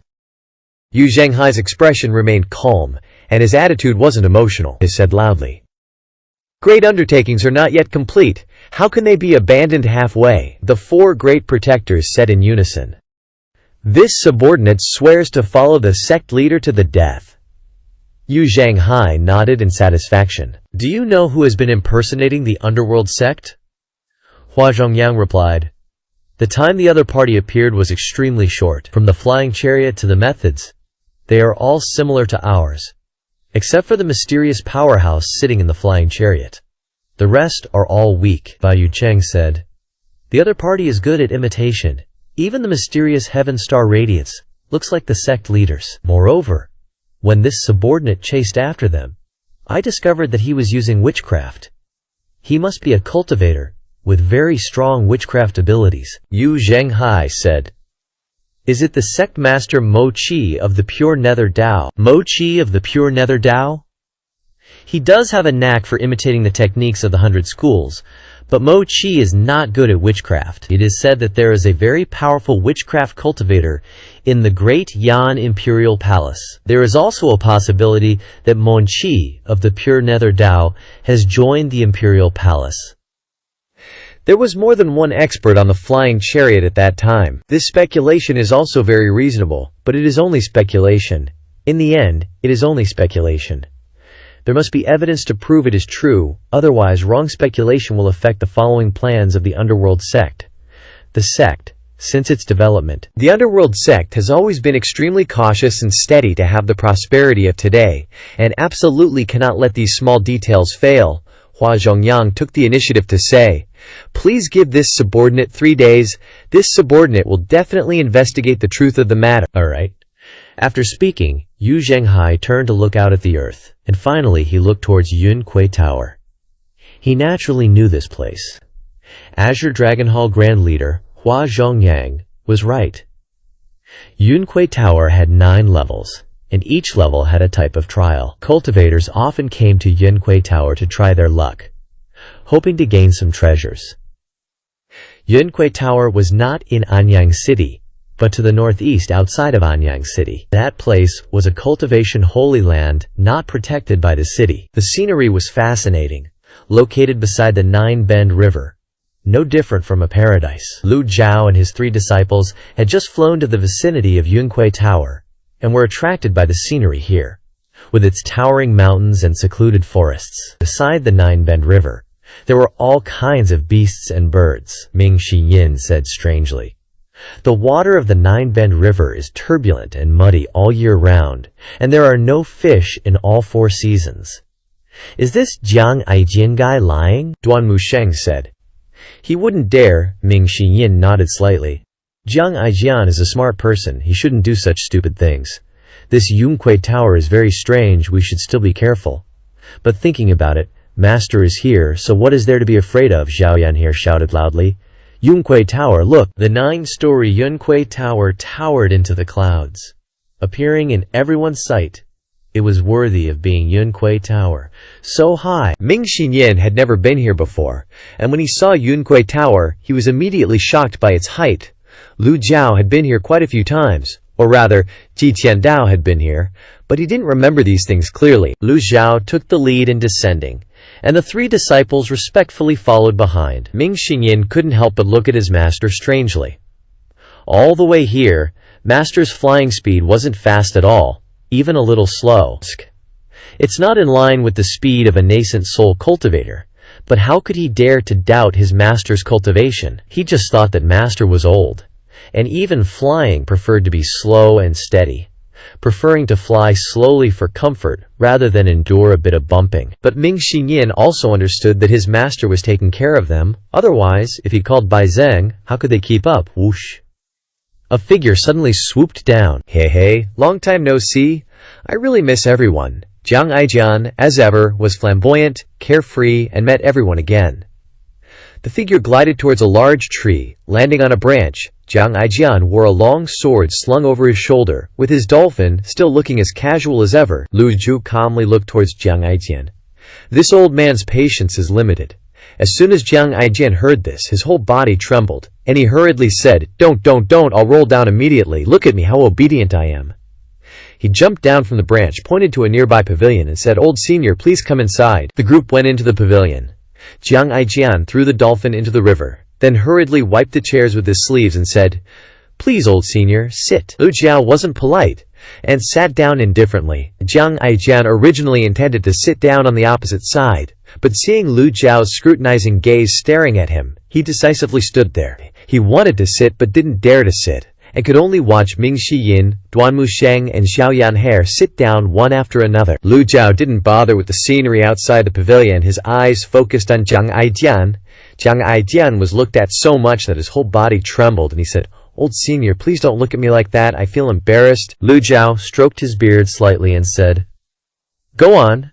Jiang Aijian put away his carefree attitude, mustered his courage, and sat down opposite Lu Jiao, then said, "First, please allow me to thank old senior for helping Li Jinyi." Lu Jiao asked curiously, "What is Li Jinyi to you? A friend?" Lu Jiao narrowed his eyes, as if looking at prey. "Then how do you plan to repay this old man's kindness?" Jiang Aijian swallowed a mouthful of saliva. Lu Jiao's gaze made his heart tremble incessantly. He took a brocade box from his chest and placed it on the table, everyone's eyes looking towards the brocade box. These days were really strange. Everyone liked to give things in brocade boxes. Jiang Aijian's brocade box looked very delicate and beautiful. "Old senior, please open it and have a look." All the disciples glared at him. Lu Zhu waved his hand, and the brocade box popped open. The jade ripple fragment was in the box. It was indeed what he was looking for. One of the 8 lost jade ripple fragments. This fragment's shape was also irregular. Lu Jiao glanced at the system's quest interface. Searching for the Emerald Fall fragments 2/8, Ming Shiyin, Duanmu Sheng, and Zhao Yaner were all slightly surprised to see the Emerald Fall fragments. Jiang Aijian's abilities were not to be underestimated. This caught everyone off guard. "This is what I found in the Imperial Vault. The first time I went in, I discovered an Emerald Fall fragment, but I didn't take it. Hearing that you were looking for this, senior, I had to go back to the vault again," Jiang Aijian said. "Even though it's just a fragment, the Emerald Fall fragment is still a rather strange weapon. It can easily break through protective chi, and you can use it to injure your opponent when they're not paying attention." Lu Jiao nodded slightly, and then retrieved the Emerald Fall fragment. Acquired Emerald Fall fragment. Received 100 merit points. Finding an Emerald Fall fragment in the Imperial Vault was an unexpected joy for Lu Jiao. And this harvest wasn't bad. Plus, during the quelling of the Anyang City Rebellion, Ming Shiyin and Duanmu Sheng had killed many targets, earning him 1900 merit points. Lu Jiao continued to ask, "Yuan Sun will appear at Yuankei Tower?" Jiang Aijian chuckled and said, "You should ask the senior expert about that. Everyone says that the 7th disciple of the Demon Heaven Pavilion, Si Wuyai, has intelligence networks spread throughout every nook and cranny of Great Yan. He spread the news that a treasure called the Heavenly Silkworm Gauntlet would appear at Yuankei Tower, and coincidentally, this Heavenly Silkworm Gauntlet is Yun San's favorite item." The Heavenly Silkworm Gauntlet originally belonged to the Yuntian Luo 3 sects. Yun San claims to be the sole heir of the Divine Thief sect, but he never managed to steal this item. Later on, somehow, the Heavenly Silkworm Gauntlet ended up in Si Wuyai's hands. "Senior, isn't he deliberately setting a trap for Yun San?" Lu Jiao didn't deny it, but nodded calmly. Jiang Aijian scratched his head embarrassedly. Lu Jiao stared at Jiang Aijian without blinking. "You asked me here just for this." No, of course not." Jiang Aijian sat up straight and cleared his throat. Awkwardly, Jiang Aijian said, "Senior, I want to know which side you're choosing to stand on." Seeing this, Ming Shiyin and the others were speechless. After rambling on for so long, now he's finally getting to the point. Lu Jiao hummed. Jiang Aijian waved his hand, and a few stones on the ground flew up and landed neatly on the table. "This is the first prince, this is the second prince, this is the third prince. Oh, never mind him. This is the fourth prince, this is the fifth prince, and then there's Consort Yu." 5 stones were arranged neatly on the table. Lu Jiao said calmly, "Continue." Jiang Aijian continued, "Senior, you don't know the first prince, so you probably won't choose him. The second prince is subordinate. Mo Li is a thorn in your side. The fourth prince has been guarding the border all year round, so his power in the palace is very weak, not very likely. The fifth prince is weak and indecisive, so he can't achieve much. As for consort Yu, she also hates the Demon Heaven Pavilion. Jiang Aijian smiled and said, "Well, it's also good if you don't choose any of them, senior. I'll be relieved as long as you don't get involved in the palace's power struggles." Xiao Yanhe and Duan Musheng glared, while Ming Xiyin just rolled his eyes at Jiang Aijian's long-winded presentation, analyzing everything and then answering himself. How embarrassing. Lu Zhao stroked his beard. The imperial palace has become this chaotic? He sighed. Jiang Aijian said helplessly, "The infighting in the palace will eventually spread to the outside world. Anyang City is a prime example." Lu Zhao continued to ask, "Why did you get involved in the Anyang situation even after leaving the imperial palace?" Jiang Aijian scratched his head. "I told you before, Li Jinyi is my friend. How could I stand by and watch her die? If Li Jinyi dies, then Wei Zhuoyan will also die. The three armies will be like a snake without a head, the second prince will be furious, and if the imperial family is in chaos, then the world will be in chaos. With such intentions, you'd be very suitable to sit on the throne." Jiang Aijian waved his hands repeatedly when he heard that. "I have no such ambitions. What I seek is simple, to survive and play with swords." Ming Xiyin and Xiao Yan'er couldn't help but laugh. "This guy is truly despicable." Lu Zhao's eyes looked towards Jiang Aijian, and suddenly opened his mouth to speak. Dragon's cry. Jiang Aijian instinctively shrank back, but seeing that it was useless, he took out Dragon's Cry sword and placed it on the stone table. The outside of the sword sheath was wrapped in canvas cloth. Removing the canvas cloth revealed a sword sheath engraved with extremely beautiful dragon patterns. Whoosh! The sword came out of its sheath, and a beam of light shone from the blade. Jiang Aijian had admired this sword a lot, but at this moment he still stared at it obsessively, as if he wanted to be possessed. "A sword fanatic is indeed a sword fanatic." Lu Zhujiao nodded in approval. "Good sword," Jiang Aijian said. "I think so too. I've never encountered such a good sword in my life," Lu Zhao asked. "Is it very sharp?" Jiang Aijian's eyes lit up and he replied, "Extremely sharp." Jiang Aijian revealed a proud expression. "To test its sharpness, I lost a standard heaven-grade weapon. All earth-grade weapons and below are easily sliced like tofu." Lu Zhao gently lifted his hand, and a delicate and exquisite sword appeared in the palm of his hand. The nameless sword floated in the air, gently spinning. With chi surrounding it and emitting a faint glow, Jiang Aijian quickly retracted the Dragon's Cry sword, covered it tightly with canvas, and hugged it in his chest, chuckling, "Senior, please don't make things difficult for me. If the two swords fight and end up getting damaged, it wouldn't be worth it." "Forget it." Lu Zhuhao saw that he was in pain, so he didn't want to force him, and retracted the nameless sword. He slowly stood up, clasped his hands behind his back, and looked towards Yunque Tower. In the sky, a group of cultivators suddenly appeared, flying from the banks of Nine Bend River towards Yunque Tower. Jiang Aijian stood up and looked at the cultivators filling the sky. "They're here, let's go take a look." Ming Xiyin saw the cultivators flying everywhere and said, "Master, it's too chaotic with so many people. How about I go alone?" Lu Zhujiao shook his head. "It's alright, Yan Yun-san is cunning. With Ming Xiyin's abilities, it'll be very difficult to catch this guy." Yun-san was even able to escape the encirclement of the Yuntian Luo. 3 sex experts back then. Yun-san's cultivation isn't high, but he's famous for his ghost-like, God-fearing thieving skills. Lu Zhao turned and left the pavilion, walking along the small path towards Yunque Tower. At this moment, quite a few cultivators had gathered in front of Yunque Tower.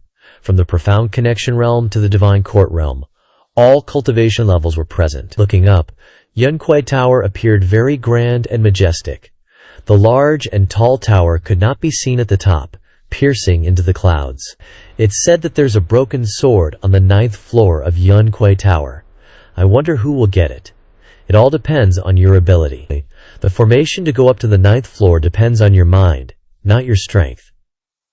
I heard that the day before yesterday, a nascent soul expert from the God Capital was blasted out as soon as he reached the 7th floor. Conversely, last year, a Brahma Sea cultivator reached the 9th floor and took away a treasure. The cultivators looked up at Yunque Tower. While they were chatting, a cultivator who was on the 3rd floor was blasted out. "Look! Another person failed, and at the 3rd floor again!" This person looked up at the sky and spat out a mouthful of fresh blood. The surrounding cultivators All retreated to avoid him, with no one showing any sympathy or compassion for the person who had just challenged the third floor, letting him fall to the ground. The cultivators fought each other for the lead. Let's go up, you go up, I'll go up too. Jiang Aijian shook his head and raised his hand. Senior, I'll secretly tell you a secret. There's no clear abyss sword on this Yunquei tower, but rather 2 emerald fall fragments. Although they can't compare to heaven-grade weapons, these 2 pieces can be used to reforge. If done properly, they can reach the heaven grade. Ming Shiyin frowned, looked around and said, "No wonder there are so many people here. There are those who don't know their own limitations who dare to go up." Suddenly, on Yunquei Tower, cultivators on the 6th and 7th floors were blasted out. The viewers standing below shook their heads and sighed. No one will be able to pass this year's 9-layer formation of Yunquei Tower. Jiang Aijin smiled cheekily. Very despicable. "Senior, why don't you try your hand? If you make a move, you'll definitely get it, as easy as flipping your hand." Lu Zhao turned to look at Jiang Aijian. "You're plotting against me again. Injustice, great injustice. This is Yunquei Tower's 9-layer formation, and there are 2 emerald fall fragments on it, heaven-grade ones." He stopped abruptly halfway through his sentence. Only then did Jiang Aijian realize that everyone was looking at him. Couldn't help it. Accidentally spoke a little too loud. You guys continue. All the cultivators watching Yunquei Tower were in an uproar. It's the emerald fall fragments. This time it's the emerald fall fragments. The cultivators, upon hearing about the azure glazed fragment, immediately burst into a clamorous discussion, vying for position. "I have a big head. I was here first. Get out of the way, I'm going in first." Then the whole crowd swarmed into the Cloudfinch Pavilion, each pushing and shoving.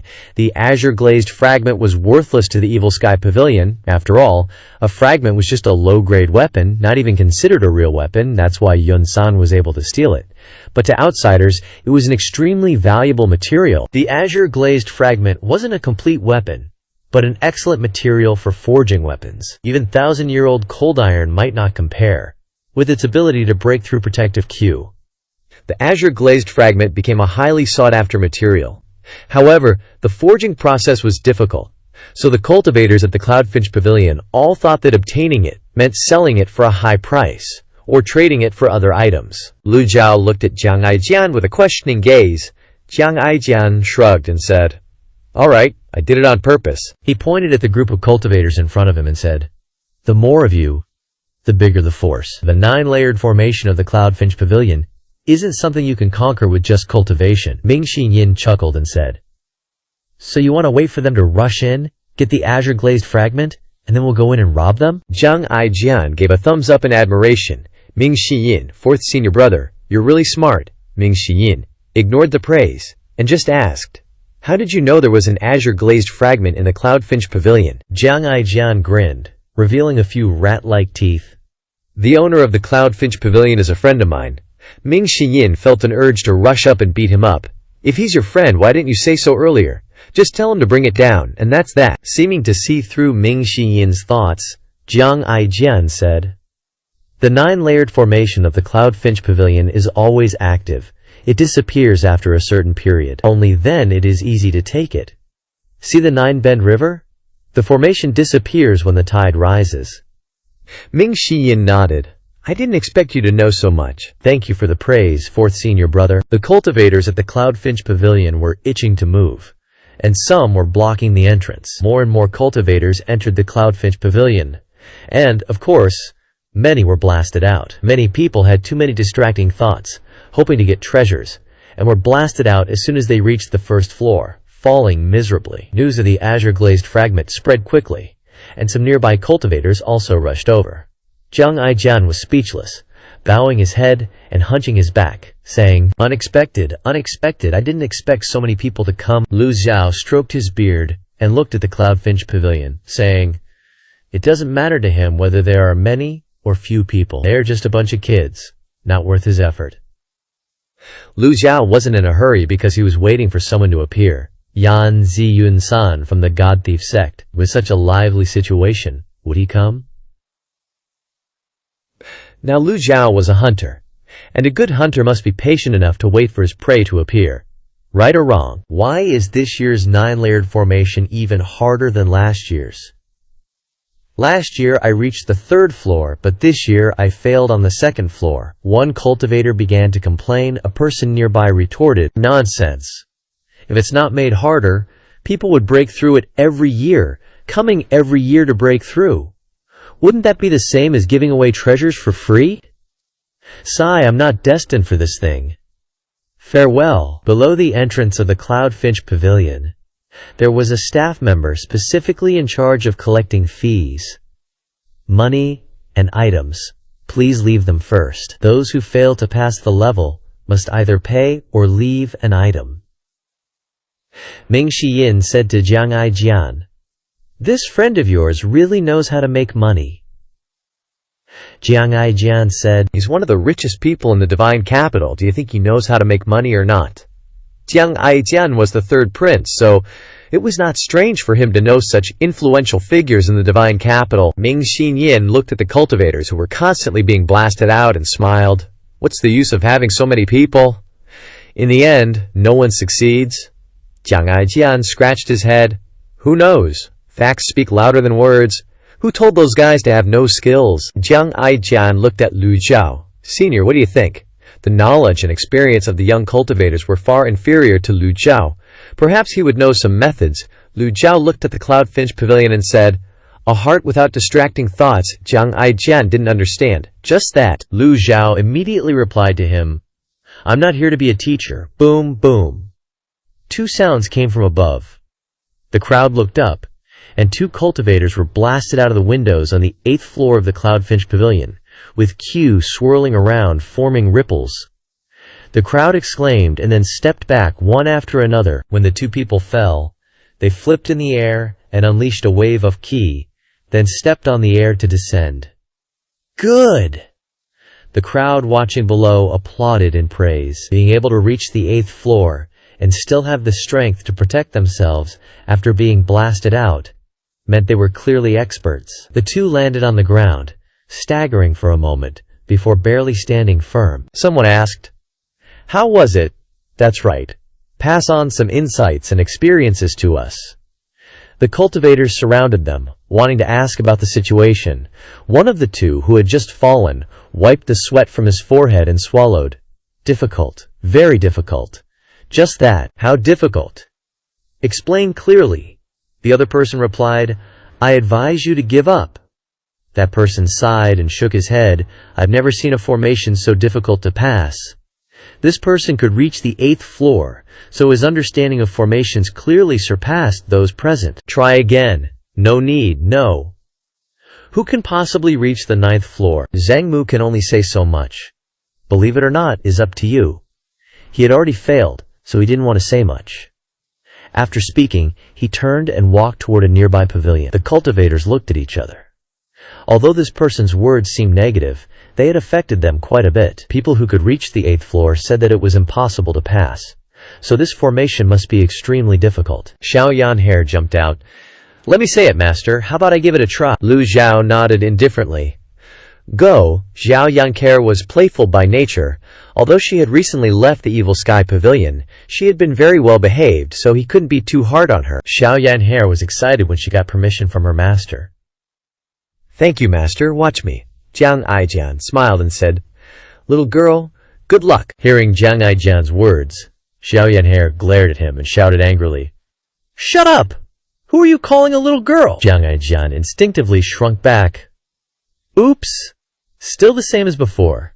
Not easy to provoke at all. As Xiao Yanhair walked towards the Cloudfinch Pavilion, Jiang Aijian said, "Senior, this little girl." Before Lu Zhao could speak, Ming Xinyin said, "I advise you not to provoke her. You may not be her match now." Jiang Aijian clapped his hands and cheered, "My lady, go for it!" Ming Xinyin, hearing Jiang Aijian's address, was confused. Is this guy really the 3rd prince of the 7 Flame? Jiang Aijian, one of the 3 great sword freaks? Xiao Yanhair walked to the entrance of the Cloudfinch Pavilion. The crowd jostling at the gate were all boorish men. She originally intended to unleash her divine power and scare them away, but remembering her master's teachings, she said, "Please make way." These cultivators, unexpectedly, were very polite, and they all parted to make a path for her. Xiao Yanhe, dressed in her cloud silk dance attire, looked exquisitely beautiful and stood out like a crane amongst chickens. At the age of 16, with a face like a full moon, she was naturally radiant. This young lady has such a beautiful face. Looking at her attire and bearing, she doesn't seem like someone from an ordinary family. She must be some noble lady from Anyang City. Such a knowledgeable and well-mannered female cultivator is rare. Xiao Yanhe entered the Cloud Sparrow Tower, and the gatekeeper glanced at her before raising his hand to gesture her in. The cultivators were also very considerate, letting her go first and not crowding her. Everyone watched Xiao Yanhe until she disappeared behind the door, and then each of them waited with anticipation for the result. Jiang Aijian crossed his arms and said, "Old senior, aren't you worried at all?" "Why should I be worried? If she can't break the formation, she'll be blasted out by the array. At worst, her vital energy will be disordered for a few days. At worst, she'll be injured for half a year." Lu Xiao calmly replied, "It's fine." Lu Xiao continued to wait for the target to appear, never once taking the ninefold formation seriously. Seeing that Lu Xiao didn't seem to care at all, Jiang Aijian was puzzled. "Don't you want to retrieve the Biluo fragment?" Lu Xiao simply ignored him. Suddenly, an excited voice came from the Cloud Sparrow Tower. A voice that made Jiang Aijian also curiously look up. Lu Xiao heard the voice and raised his head, seeing that Xiao Yanhe had reached the 5th floor. She was jumping and playing, completely forgetting herself. The people standing below watching all exclaimed, rubbing their eyes, thinking they were seeing things. After rubbing their eyes and looking carefully again, they saw that the little girl had indeed reached the 5th floor, and in her state, she didn't seem to be exerting any effort at all, not being affected by the great formation in the slightest. How? How is this possible? The cultivators couldn't understand it. Jiang Aijian also looked at Xiao Yanhe standing on the 5th floor in astonishment. From the moment he watched Xiao Yanhe enter the gate until she appeared on the 5th floor, the time was very short. In other words, after entering the Cloud Sparrow Tower, Xiao Yanhe hadn't stopped at all, continuously going up each floor. Jiang Aijian was dumbfounded. Ming Xinyin looked at him with disdain. The ninefold formation of the Cloud Sparrow Tower from the 1st to the 3rd floor is an illusion realm, from the 4th to the 5th floor is a maze realm, from the 6th to the 7th floor is inner demons. The 8th floor is hallucination. How could these first 8 floors possibly trouble my little junior sister? Jiang Aijian nodded, saying, "That's right. Lu Zhao's Xiao Yanhe is innocent and pure, with no distracting thoughts in her heart. The first 8 floors of the Cloud Sparrow Tower all attack distracting thoughts, so they're naturally ineffective against her." This was also what Lu Zhao had predicted from the start. Jiang Aijian said, "The 9th floor probably won't be easy to reach, because the test to get to the 9th floor is a question that tests intelligence. Even someone as intelligent as me might not be able to solve it." The two Zhang fellows thought to themselves, "Heh, even we couldn't pass it. How could anyone in this world possibly pass it?" Suddenly, a loud bang came from the Cloud Sparrow Tower. The people looked up, and the bang carried with it a heavy, layered force, making the surrounding space ripple. The cultivators revealed expressions of pity. This kind of situation usually appeared when someone failed the challenge. Failure came at a great price, judging by the sound. It must be on the 8th floor. "Not bad," the coconut head cultivator said. "That brother just now also only made it to the 8th floor.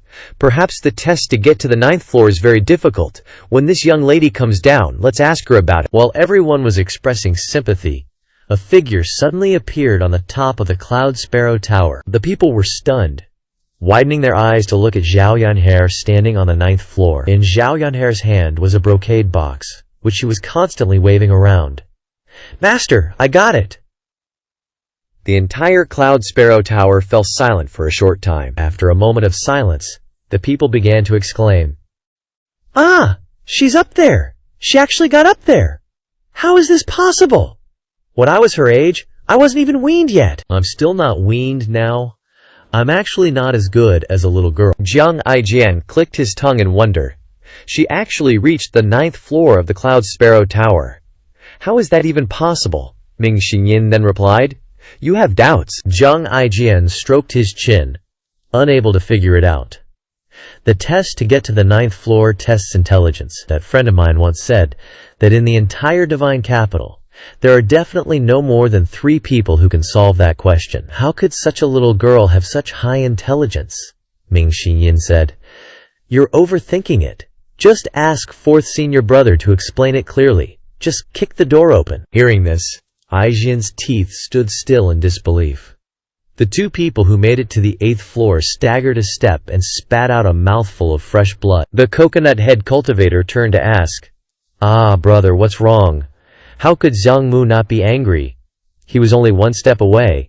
Most people only made it to the 7th floor, and very few made it to the 8th floor." Everyone thought that the test to get to the 9th floor was the most difficult, but in reality it was the simplest test.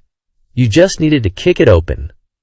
The exclamations finally stopped. The formation has been broken, and the item has an owner. Cloud Sparrow 9-fold Tower. See you all next year. As soon as this statement was announced, the cultivators on the ground all activated their vital energy and stepped on the ground, rushing upwards. They all pounced towards Zhao Yan'er, standing on the 9th floor. The formation has been broken. Charge up. The treasure is mine. The remaining cultivators were stunned, then quickly retreated. It's not the jade's fault, it's the one who carries it. The 2 Zhang cultivators rushed up. Little girl, the Biluo fragment is not something you can hold. In just a flash, there were more than 10 cultivators who rushed up. Clearly, they had already discussed it thoroughly beforehand. This often happened in the Cloud Sparrow Tower. People without background, cultivation, or strength, even if they made it to the 9th floor, would only benefit others. Duanmu Sheng and Ming Xiyin didn't move at all. Cultivators of this level weren't enough for them to take action. The Fan Tianling, on the 9th floor of the Cloud Sparrow Tower, bloomed like a sea of roses, dancing all over the sky with a rumbling sound. The Fan Tianling swept around. In the blink of an eye, those cultivators were all hit, spitting out blood and flying backwards. The cultivators below stared blankly, utterly shocked. Xiao Yan'er stepped on the void, the heaven-grade weapon, Brahma wheel floated around her, the sky was full of weapon shadows. Some sharp-eyed cultivators recognized the grade of Brahma wheel. Xiao Yan'er giggled, "You dare to snatch my stuff, I'll beat you to death." The Brahma wheel went back and forth, hitting those cultivators flying backwards square in the chest. Jiang Aijian felt a pang of fear, retreating a step. This little girl is getting stronger. Her cultivation has broken through, and she has a heaven-grade weapon. Compared to the first time we met, Xiao Yan'er is now countless times stronger. Xiao Yan'er's powerful strength shocked all the cultivators, and the rest became obedient, not daring to act rashly. Suddenly, the coconut head cultivator pointed and shouted. Above the 9-winding river, a flying Lutian suddenly appeared, flying through the clouds like a ghost, flying past the forests and ridges, and heading towards Cloud Sparrow Tower. At the speed of a shooting star, the flying Lutian slowly stopped at the highest floor of Cloud Sparrow Tower. The cultivators at Cloud Sparrow Tower didn't even dare to breathe loudly. They could only look up at the flying Lutian. Xiao Yan'er, standing on the 9th floor of Cloud Sparrow Tower, which was also the highest floor, had a very clear view. For a moment, she was also attracted by this ghost-like, flying Lucan. Ming Xiyin said, "Master, this disciple will go help junior sister." Lu Zhao rejected his suggestion. No need. Lu Zhao's intuition told him that Yan Ziyun III was likely to appear. Perhaps he is hiding in some dark corner observing everything. Or perhaps he is standing among the cultivators present here. Yan Ziyun III is just a title, no one knows his real name, nor is it clear how high his cultivation is, perhaps the Vitarna realm, or perhaps the nascent divinity realm. At this moment, a cultivator in gray robes appeared on the flying Lufian, holding a brocade box in his hands, stepping on the void, slowly descending. The mysterious cultivator exuded a strange aura all over his body. His cloak covered his entire body, and no one could see his face or appearance clearly. The mysterious cultivator stopped several dozen feet away from Cloud Sparrow Tower and said, "Congratulations on 9th Gentleman's birthday. I am ordered by the sect leader to present 9th Gentleman with a gift." The cultivators at Cloud Sparrow Tower, with relatively low cultivation, only felt that the person who had just arrived was a master, but they had no idea how high his cultivation was. High-level cultivators usually hide their aura, not allowing others to easily sense their cultivation. But even so, this level of showmanship was enough to shock the crowd. What is the identity of this little girl anyway? Why would it make such a mysterious cultivator so respectful? A girl below was struggling to cover her overly large chest. Jiang Aijian smiled and said, Si Wu Yai of the demonic sky pavilion truly lives up to his reputation. The treasure in that brocade box must be the heaven's silkworm hand sheath. A weak Gang Chi supported the brocade box, flying towards Cloud Sparrow Tower. The Cloud Sparrow Tower cultivators looked at this scene in surprise. Everyone saw the brocade box slowly flying towards Zhao Yaner, and Zhao Yaner also looked towards the brocade box with anticipation. Eldest brother gave her cloud stepping shoes. Second brother gave her rainbow feather garment. What will seventh brother give her? When the brocade box was close at hand, suddenly, a hook, similar to a fishing line and a rope, with a hook, flew out from a small boat docked on the nine-winding river. Rushing into the air and towards the brocade box, Jiang Aijian smiled slightly and said, "Fish on the hook." With a light tap of his toes, Jiang Aijian's figure shot towards the nine-winding river like lightning. Ming Xinyin and Duanmu, unwilling to be left behind, simultaneously stepped on the water like dragonflies, flying towards the small boat on the nine-winding river. The crowd exclaimed. Three nascent divinity tribulation realm experts. Lu Zhao didn't bother with the brocade box in midair but eagerly looked towards Jiang Aijian. Since knowing Jiang Aijian, he had never really seen Jiang Aijian take action. This guy was no less capable than Ming Xinyin as soon as he made a move. Boom! Jiang Aijian was the first to set foot on the small boat. The rope with the fishing hook, which was heading towards the brocade box, suddenly retracted. Whoosh whoosh, from inside the Cloud Sparrow Tower, from the bottom of the nine-winding river. Several ropes with hooks simultaneously attacked the brocade box. At an extremely fast speed, so fast that no one could react in time, Jiang Aijian said. There's no one on the boat. Duanmu Sheng, holding the Overlord's spear, plunged into the bottom of the nine-winding river with a bang. Get out of the way, I'll go underwater and take a look. One spear strike created a huge whirlpool, drilling deep into the riverbed. Suddenly, a hook shot out from the cool pavilion, startling Jiang Aijian. Damn, there's even a cool pavilion. Ming Xiyin changed direction. He had a feeling that Yan Ziyun III wanted to obtain the Heaven's Silkworm hand sheath, and wouldn't just prepare a simple rope and hook. Little junior sister was likely to become the target of Yan III, who was flying in midair, so Ming Xiyin stopped. 100 Tribulations profound understanding. He unhesitatingly cast the Dharma body. 100 Tribulations profound understanding simultaneously used the great divine power technique towards little junior sister. Jiang Aijian flew towards the Liang pavilion. The rope with the hook had wrapped around the brocade box. The cultivators below shouted, and there were also mechanisms in the tower. Zhao Yanher looked around, saw the hook hooking the brocade box, and immediately used the Brahma wheel to stop it, and shouted loudly, "Mine!" The Brahma wheel flew towards the brocade box. How could Zhao Yunhe let her gift be snatched away right in front of her eyes? The Brahma wheel was a heaven-grade weapon, and in a blink of an eye, it flew out, tightly wrapping around the brocade box. Zhao Yunhe stepped through the air, and then she informed Ming Xiyin, "Yan III isn't here." Ming Xiyin frowned. If he's not on Cloud Sparrow Tower, then where is he? Suddenly, Ming Xiyin seemed to see something, and warned Zhao Yunhe, "Little junior sister, be careful. There are crossbow mechanisms in the water carrying Gang Chi." Lu Zhao stroked his beard and said, "Also proficient in mechanisms. To be able to do this, there is no other explanation other than he is very proficient in hidden weapon mechanisms." With the cultivation of Ming Xiyin, Duanmu Sheng, and Jiang Aijian, how could they not sense the existence of a living person?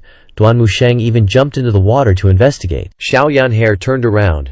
The Brahma wheel wrapped around her body, and streams of fiery red Gang Chi swirled around her body. Lu Zhao wasn't worried that Zhao Yunhe would be injured.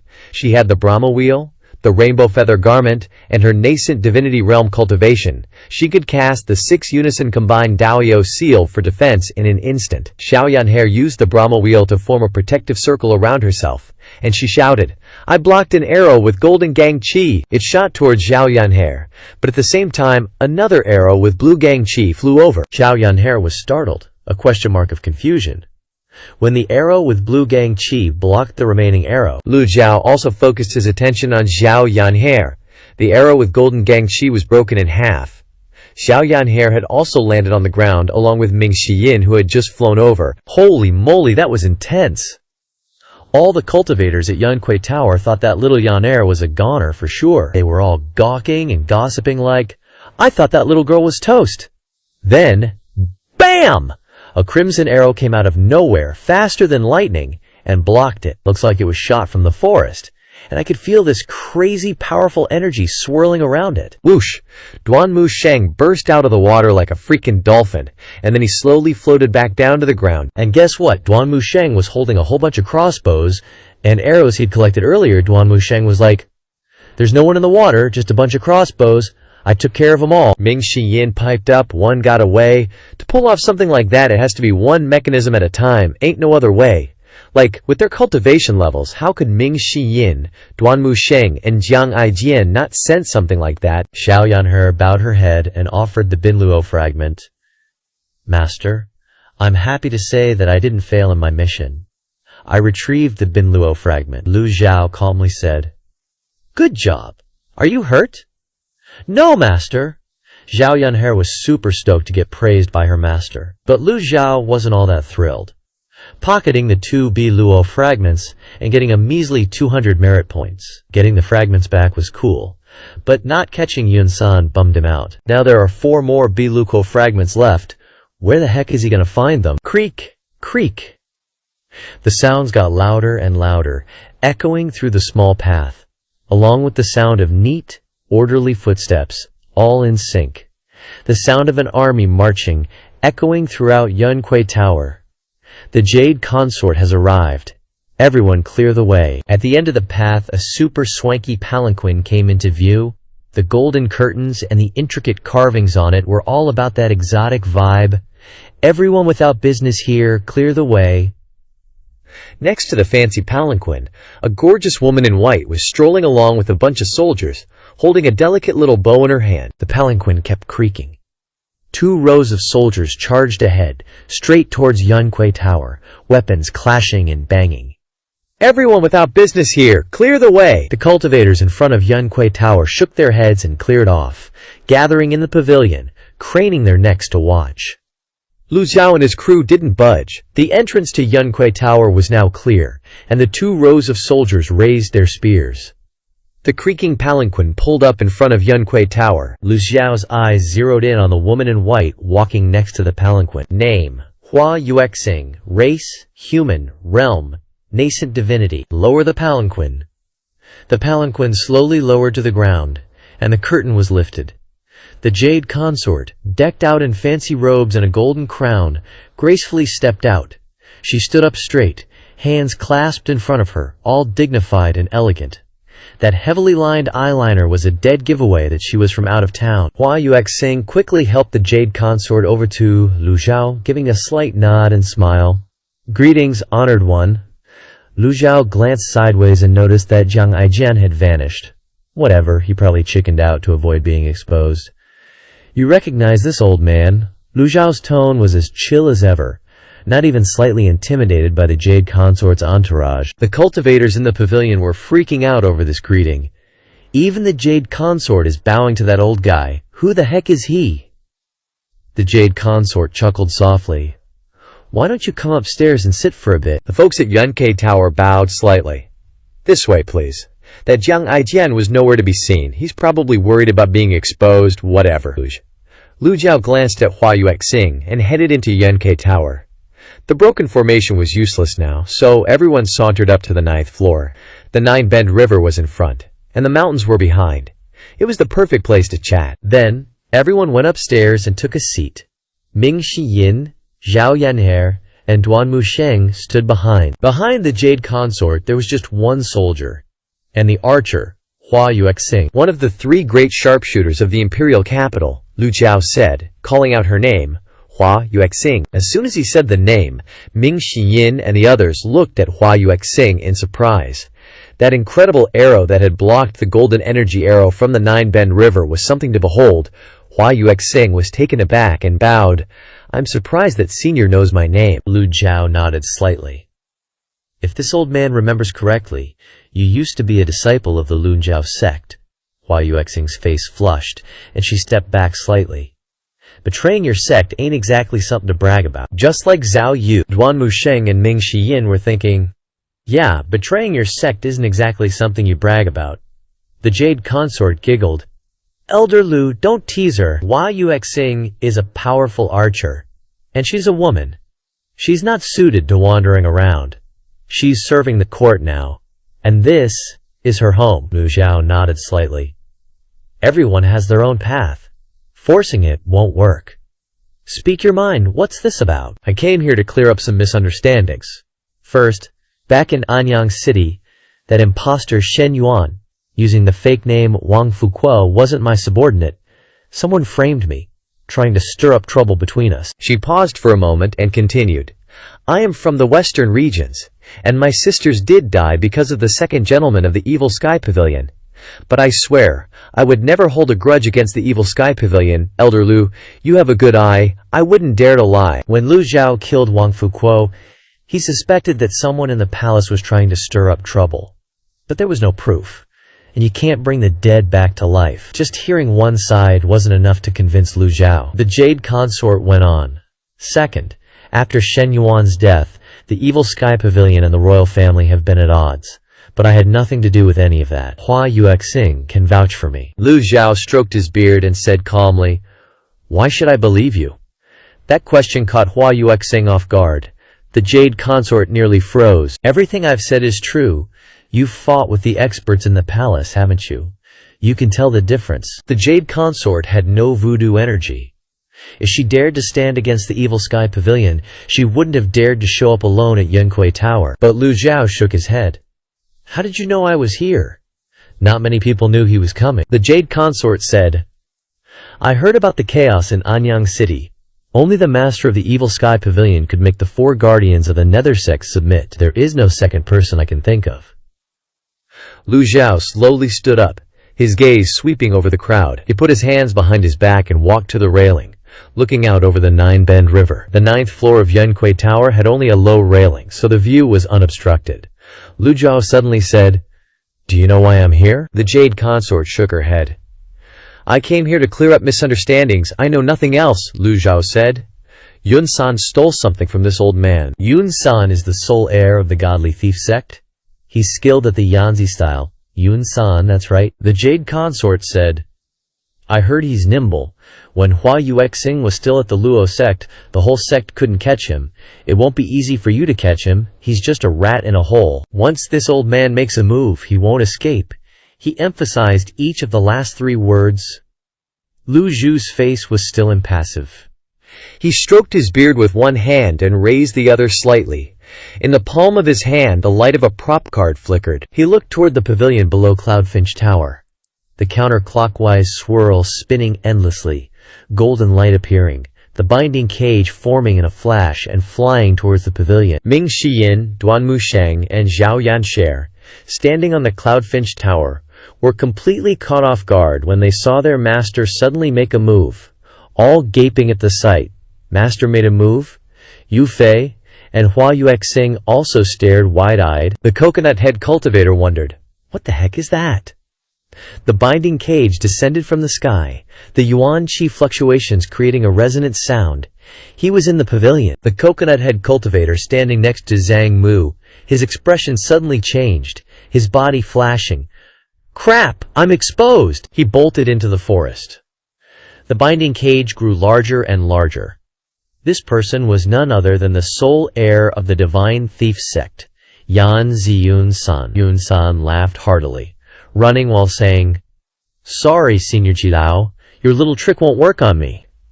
From now on, the great name of Yan Ziyun-san will spread throughout the entire Great Yan. Escaping from the hands of the #1 demonic cultivator. How huge of an achievement is that? The cultivators chattered amongst themselves. That guy. He suddenly bolted out. That's fast. Disguise technique. He turned from a square head to a round head. Wait, didn't he mention just now he's? The cultivators standing in the pavilion were stunned. They looked up at the descending binding cage, then exchanged glances. Run! That's the Grand Devil of the Demon Heaven Pavilion. The Demon Heaven Pavilion's devil is here? What the hell are you doing, you idiot? You peed your pants, you piece of trash. At this moment, the cultivators finally reacted. also realizing who the little girl who reached the 9th floor of Cloudfinch Tower actually was. What miss of a respectable family? What scholarly background? All bullshit. A polite devil is even scarier, Lu Xiao thought to himself. Stealing my stuff. I definitely won't let it slide. Yu Fei and Hua Yuexing were stunned. To be able to use such a powerful move from so far away, what kind of skill is that? Witchcraft or some other kind of magic? Or is it a technique similar to that of the divine archers? As one of the 3 great divine archers of the divine capital, Hua Yuexing racked her brains, but couldn't figure out what kind of technique this was. Even though she couldn't perform it, she had studied at Lucaro sect for many years. All the books related to divine archery, she had read them all. But she had never heard of or seen any technique like this. Ming Xinyan seemed to see through Hua Yuexing's thoughts. He suddenly said, "You said you wanted to clear up misunderstandings with the Demon Heaven Pavilion, so why didn't you make a move just now?" Hua Yuexing's heart pounded in her chest. A little nervous, Yu Fei was also startled. Hua Yuexing hurriedly bowed and said, "This junior was momentarily distracted and didn't pay attention. Please forgive me, senior." Lu Jiao waved his hand. Forget it. Lu Jiao stepped to the window, looked into the distance, and thought to himself, even if Hua Yuexing had made a move, she might not have caught Yun San. The cunning of this Yun San is beyond his expectations. The binding cage had locked onto its target. Whether it could catch him or not depended on luck. Near Cloudfinch Tower, a low growl suddenly echoed. Bian arrived riding the clouds. Lu Jiao looked at the binding cage. Walking closer to Yun San step by step, he said indifferently, "Can you escape?" With a slight wave of his hand, the cultivator stared blankly at the legendary mount. The disciples were not surprised, but Yu Fei and Hua Yuexing, along with the soldiers standing in Cloudfinch Tower, were all speechless. Bian's hooves, claws, appearance, and flying speed were all beyond their comprehension. Lu Jiao jumped onto Bian, skillfully catching him, then chased after Yun San. Lu Jiao shouted loudly, "Get out of the way!" But Bian's speed was too fast. The cultivators couldn't react in time. Along the way, Bian sent everyone flying. Xiao Yanhair, standing in the Cloudfinch Tower, shouted loudly, "Disciple awaits master's good news." Riding Bian, while tossing out 3 item cards, Lu Jiao thought to himself.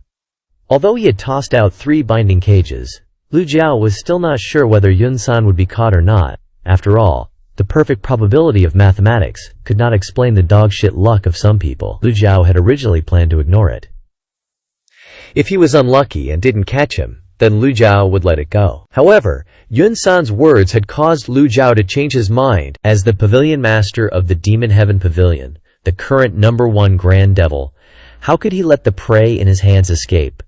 With Bian appearing, things became easier. Just follow the binding cage. The drop point of the binding cage was where Yun San was hiding. Yun San was indeed very cunning, but could he run faster than Bian? Lu Jiao rode Bian as fast as the wind, chasing in the direction of the 3 binding cages.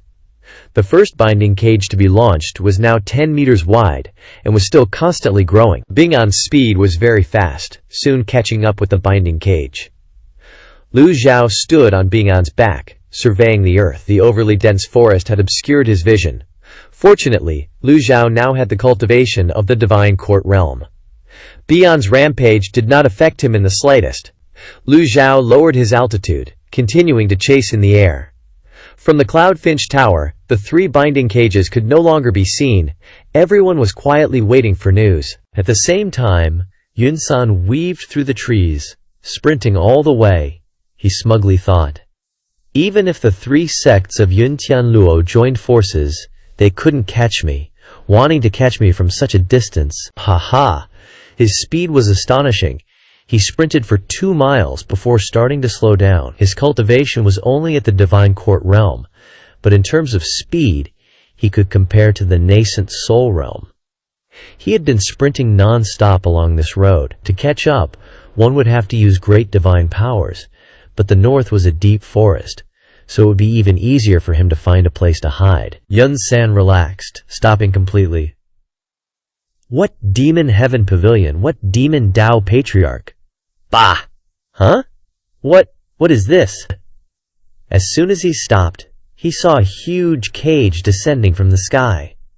The binding cage was descending straight towards his head. Even cultivators with powerful cultivation would be scared out of their wits when they saw this scene.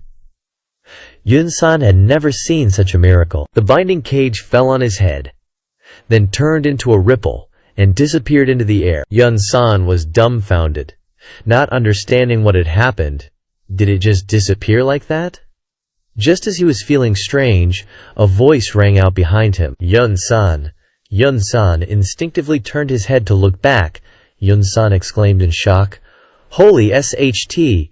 Yun-san's whole body erupted with primal chi, and he desperately sprinted away. A massive Bixie, baring its fangs and brandishing its claws, was hurtling towards him. Lu Zhao stood on Bixie's back, his body protected by a layer of gang chi. Awu! Bixie pounced. Boom, boom, boom! The surrounding trees were snapped in half by Bixie's charge. Finally, Bixie was about to catch up to Yun-san. He shouted, "Catch me if you can! Once you're close enough, I'm dipping." He continued to provoke. I'm using Earth Escape now. With a whoosh, he disappeared. Lu Zhao was slightly surprised. Earth Escape technique. Lu Zhao controlled Bixie to stop. He wasn't in any rush. The second and third binding collars were already on their way. The second binding collar fell in the open space 20 meters ahead of Lu Zhao and then dissipated into the air. Failing to trigger a binding probability, Lu Zhao understood the Earth Escape technique very well. After using Earth Escape, the movement speed will decrease significantly, and the consumption of primal chi will also increase greatly. With Bixie here, even if Yun-san grew wings, he would have a hard time escaping. The third binding collar arrived, expanding like a Tian Luo Diwang. A shadow resembling a vast net appeared on the ground. Finally, the third one triggered the binding probability. This scene was exactly the same as when the binding collar captured Fan Xuan at the Devil Sky Pavilion, and it even looked more magnificent. Although the space inside the Devil Sky Pavilion was large, it was still far less than being in the middle of nature. Lu Zhu looked toward the location of the binding collar not far from him, only about 20 meters away. From the sky, it looked like a fishing net cast down on the forest. Hundreds of trees were shredded by the net in the blink of an eye, and the tree fragments were gathered by the binding collar into a square shape, then shot out, scattered on the ground. Very quickly, the square area became barren, with nothing left inside. The binding collar flickered with golden light, and then burrowed into the ground. Ah! A miserable scream came from underground. The binding collar finally hit its target. Lu Zhao nodded, a smirk playing on his lips. Gotcha! Lu Zhao directed Bixie to descend to the ground. Thump! One of Bixie's feet stomped on the ground, sending rocks flying. Bixie obediently lay down on its stomach to the side. Lu Zhao clasped his hands behind his back and walked to the location of the binding collar. Cultivators who are caught are sealed off from their cultivation. This he had already seen from Fan Xuan. Therefore, Lu Zhao wasn't worried that Yun-san would escape. He calmly stood there, stroking his beard, while observing the situation. Another wail came from Yun-san from within the earth. Lu Zhao transmitted his voice. Yun-san? Still want to run? Ooh, ooh.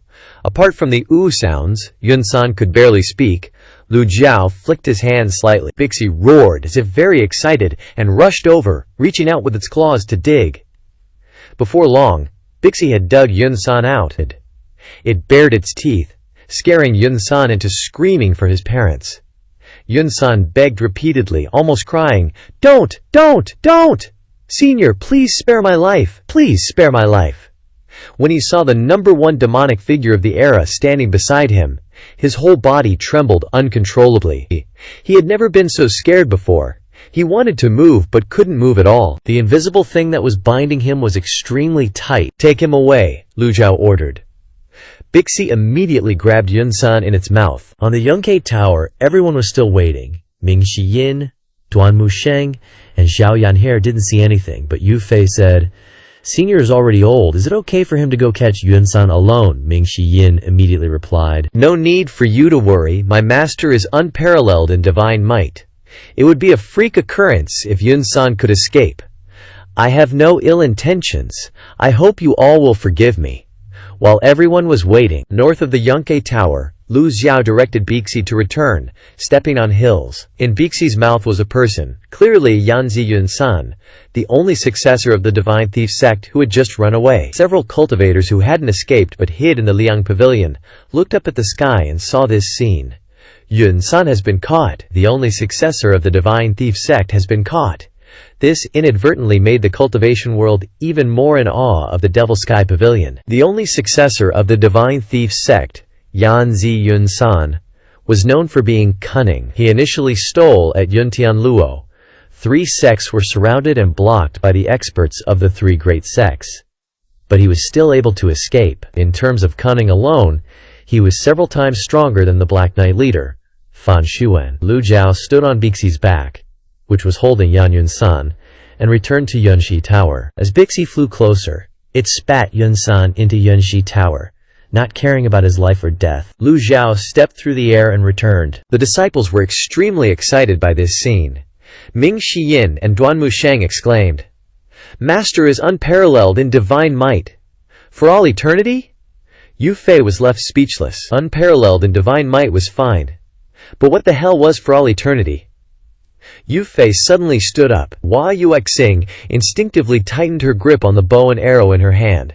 Her knuckles had turned white. During the time waiting in Yunke Tower, Yu Fei felt that Duan Musheng and Xiao Yanhe still looked like people. Only this Ming Shiyin occasionally had symptoms like mental illness. Duan Musheng and Xiao Yanhe only bowed slightly. Yu Fei bowed slightly and said, "Senior's methods are truly astonishing. I am full of admiration." Hua Yuexing cupped her hands and said nothing more. Lu Xiao walked to the side of the stone table, then stroked his beard and sat down. His gaze turned to Yunsan lying on the ground. "Yunsan, I will ask you, and you only need to answer. Yes, yes, yes." Yunsan struggled to get up, kneeling on the ground, not even daring to breathe heavily. Lu Xiao pressed, "Where are the remaining Biluo fragments?" Yunsan swallowed a mouthful of saliva and lowered his head. He said, 3 fragments are in the palace, but 2 of those fragments have already been placed in Yunxi Tower. 1 fragment is in Mo Qi of the Pure Ming Dao, and 1 fragment is in the Great Emptiness Temple. The Biluo fragment of the Great Emptiness Temple must be the one given to the monk Zhu Liu. As for the 3 fragments in the palace and the 2 fragments of Yunxi Tower, Xiao Yanye had already obtained 1 fragment, and the remaining one was taken by Jiang Aijian from the inner treasury and given to him. So there were only 3 fragments left whose whereabouts were unknown. Lu Jiao said nothing, just silently waiting for him to continue. Yunsan raised his head, secretly glanced at Yu Fei, and then stammered, "The remaining 3 fragments." He couldn't say the words. Ming Xinyin impatiently stepped forward and kicked him. "Spit it out," Yunsan muttered a sentence. Well, I don't know if I should say it or not. At this moment, Yu Fei, sitting opposite, suddenly spoke, her voice cold and without emotion. "What should be said and what shouldn't be said, don't you know?" Lu Zhao's gaze shifted from Yunsan to Yu Fei. "Do you know why I knew he was Yunsan?" Yu Fei's heart trembled slightly, but she maintained a faint smile on her face. "I am a woman of no consequence, and don't understand cultivation, so how could I know?" Ming Xinyin seemed to have understood something, and he said with a smile, "Disciple understands. Tell me, Lu Huazhu didn't want to waste his energy saying much," Ming Xinyin then said. Around the Yunque Tower, there are grappling hooks on ropes, paper figures, and hidden weapon mechanisms under the river. All these things need to be set up way in advance. The owner of Yunque Tower comes from the divine capital, so he must have connections with people in the palace. Yunsan alone couldn't pull this off, which means there's someone else behind him. Yunfei clapped her hands. "That makes sense. So who could that person be?" Ming Xiyin replied. "You have a grudge against the Great Void Temple, and you're familiar with the Yunque Tower." Suddenly, Yunsan bolted and ran. Exclamations erupted from below the Yunque Tower. Hua Yuexing said angrily, "Trying to escape. Not this time." She grabbed her bow, drew an arrow, and the prime energy vibrated intensely, forming a shimmering golden barrier. Whoosh! The whole process was done in a single breath. Yan Yunsan jumped out of the Yunque Tower. Boom! The Overlord Spear and the 1,000-layered prime shadow blocked her path. Duan Musheng spun mid-air, shattered Hua Yuexing's prime energy arrow, and then launched the Scarlet Brahma net out of the Yunque Tower. wrapping it tightly around Yunsan's body. Xiao Yanhe held one end of the Brahma net, tying up Yunsan in midair like she was flying a kite. She laughed. "Master, am I awesome or what?" Yunsan's cultivation is sealed, so there's no way he could escape if he jumped, so why would he still jump? Lu Xiao looked toward Hua Yuexing. Killing him to silence him, Hua Yuexing trembled and took a step back. "I wouldn't dare! I just wanted to help you, senior." Even though she's a godly archer, Duan Musheng could take her head at any moment at this distance. The atmosphere on the Yunque Tower suddenly became incredibly tense, completely silent. Even Yu Fei felt like she was struggling to breathe. She never expected the situation to turn out like this. Lu Jiao stood up, put his hands behind his back, and walked to the railing of the Yunque Tower. He looked at Yunsan hanging in midair and said calmly, "You think I wouldn't know if you didn't speak up?" He raised his hand, and the primal key on his hand vibrated, prime energy gathering in his palm. The bow and arrow in Hua Yuexing's hand suddenly started shaking. Uzong Hua Yuexing was shocked. "Senior, boom!" A figure suddenly flashed and stood in front of Hua Yuexing. Ming Xinyin struck out with a palm. Hua Yuexing cried out in pain and flew backward. The bow and arrow fell from her hand. The situation had completely spiraled out of control. The remaining people were so scared they collapsed to the ground, trembling all over. The soldiers were even more terrified, not knowing what to do. Hua Yuexing was one of the 3 great godly archers of the divine capital. Her reputation was no less than that of Li Marqing of the Black Knights, and Chen Zhu, Mo Li's subordinate. Li Marqing was dead, and Chen Zhu was also dead, leaving only Hua Yuexing, who had just been blasted away by Ming Xinyin at close range. Hua Yuexing was sent flying out of the Yunque Tower, and Ming Xinyin rushed forward and glared at her. "Still got the nerve to play dirty tricks? I'll take your life."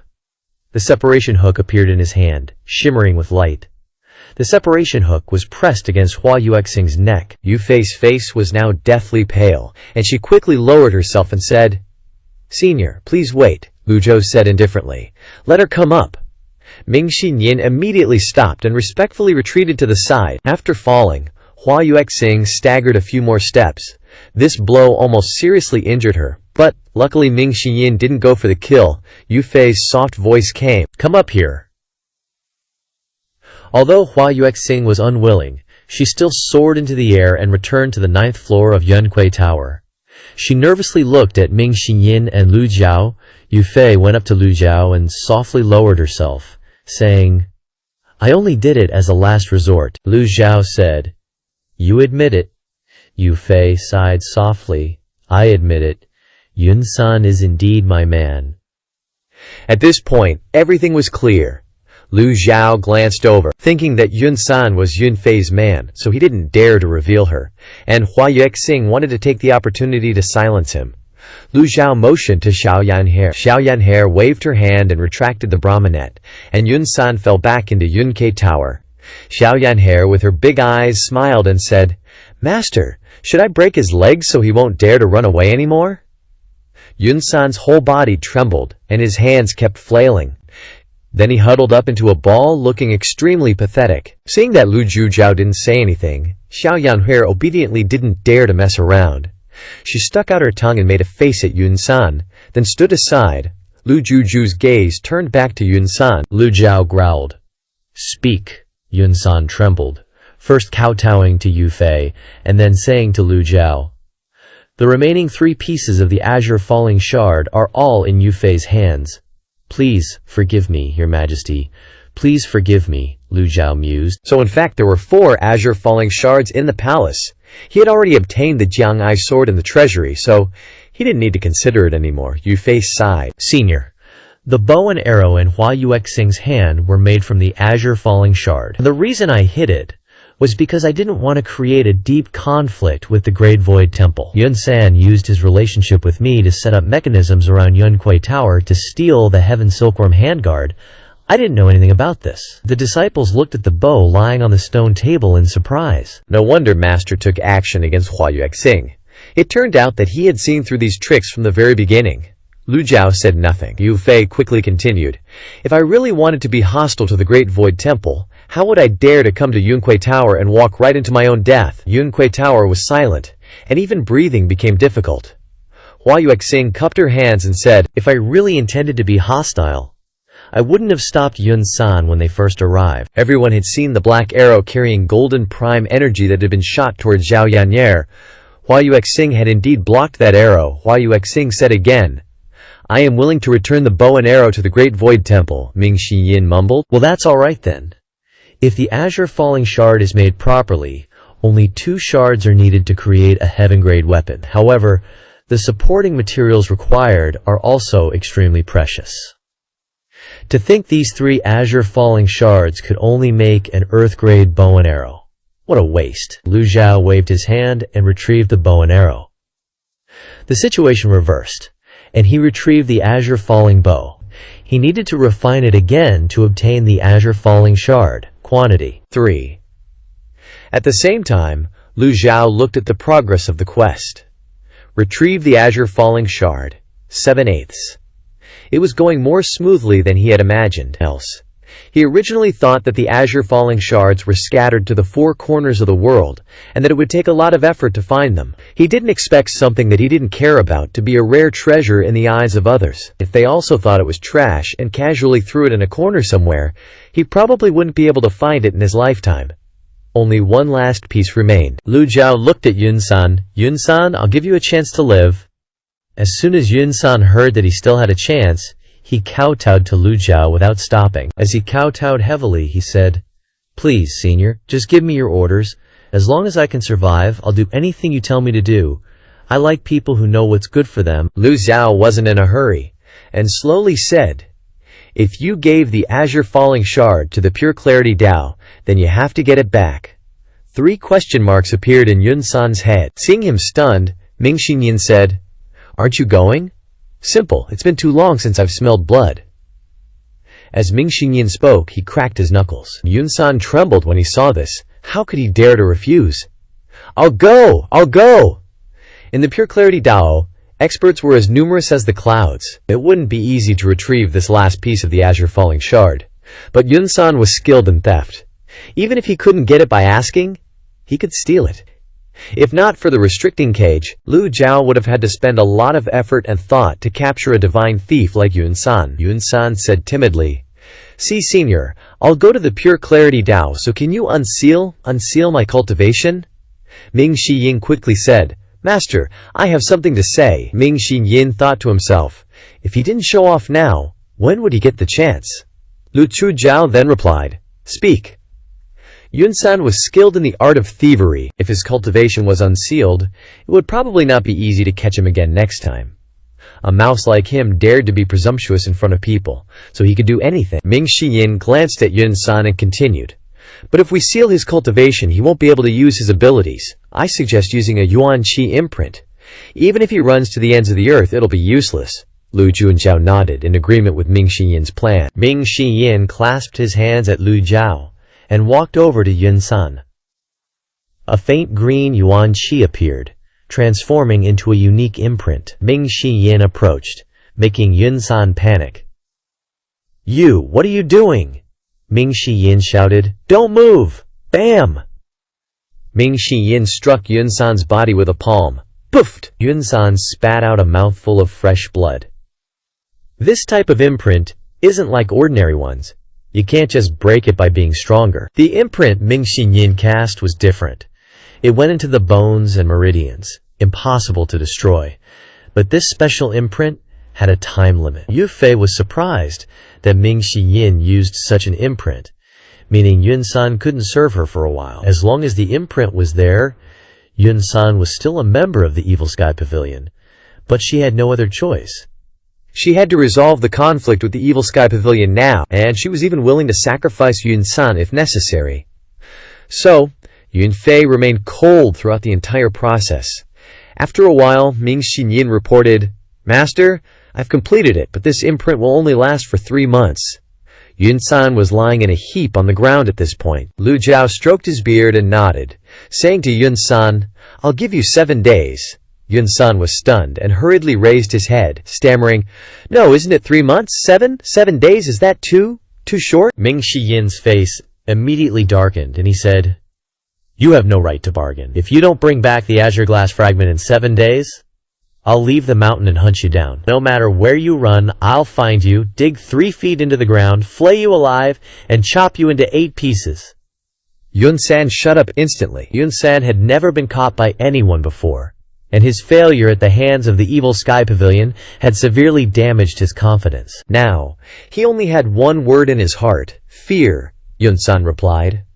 7 days it is. Lu Jiao waved his sleeve, and the restrictive cage transformed into specks of light that floated in the air and disappeared without a trace. Yu Fei looked up at Lu Ju's special energy and praised softly, "Senior's methods are divine. No wonder the evil Sky Pavilion has remained unyielding in the cultivation world." Lu Jiu had heard flattery countless times, so he was practically immune and didn't even flinch. With the restrictive cage gone, Yun-san was overjoyed. His yuan qi gathered in his body again. Yun-san hurriedly kowtowed, saying, Junior, we'll go to the Pure Clarity sect right away."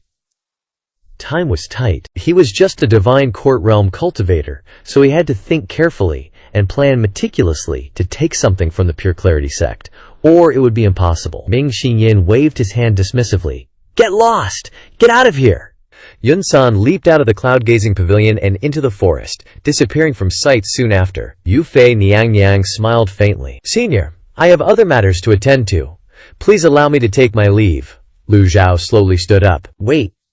Yu Fei was startled, forcing a smile. "Does Senior have any instructions?" Lu Jiao always felt something strange about Yu Fei, but he couldn't quite put his finger on it.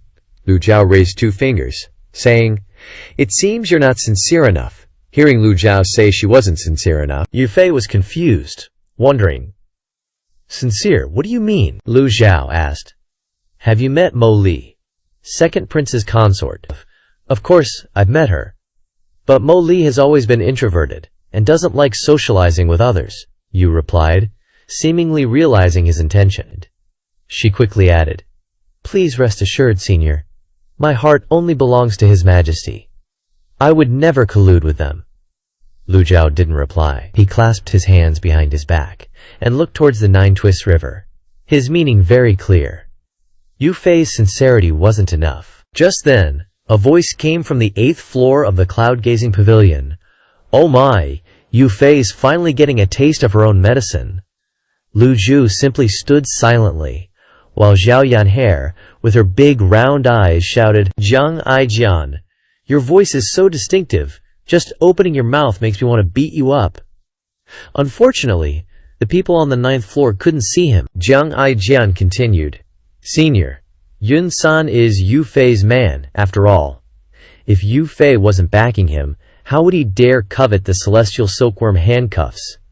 If this isn't properly punished, it might damage the evil Sky Pavilion's reputation." Lu Jiao's expression remained calm. Ming Xinyan nodded upon hearing this. "It's rare to hear you speak like a human being for once," Ming Xinyan continued with a bright smile. "The evil Sky Pavilion's style has always been to repay all debts, both good and bad." Hearing his words, Yu Fei immediately took a step back, her maids and soldiers blocking her. Hua Yuexing also stood beside Yu Fei, and the relaxed atmosphere suddenly became tense. Jiang Aijian continued, "Senior has seen through it all along. Are you still going to pretend?" These words left everyone confused. Lu Jiao remained stern and said nothing more. Suddenly, Yu Fei's expression turned extremely ugly, and a purple aura began to emanate from her body. A familiar red lotus appeared on her forehead, but she didn't attack. She only looked incredibly ferocious. The purple aura spread in all directions. Yu Fei Niangyan. Everyone immediately circulated their protective qi, preventing the purple aura from penetrating their bodies. Strangely, Yu Fei's maids and soldiers weren't affected. As the purple aura dissipated, the red lotus on Yu Fei's forehead also gradually disappeared, and her ferocious expression slowly faded. Hua Yuexing stared wide-eyed at the scene. Yu Fei collapsed and was caught by 2 maids.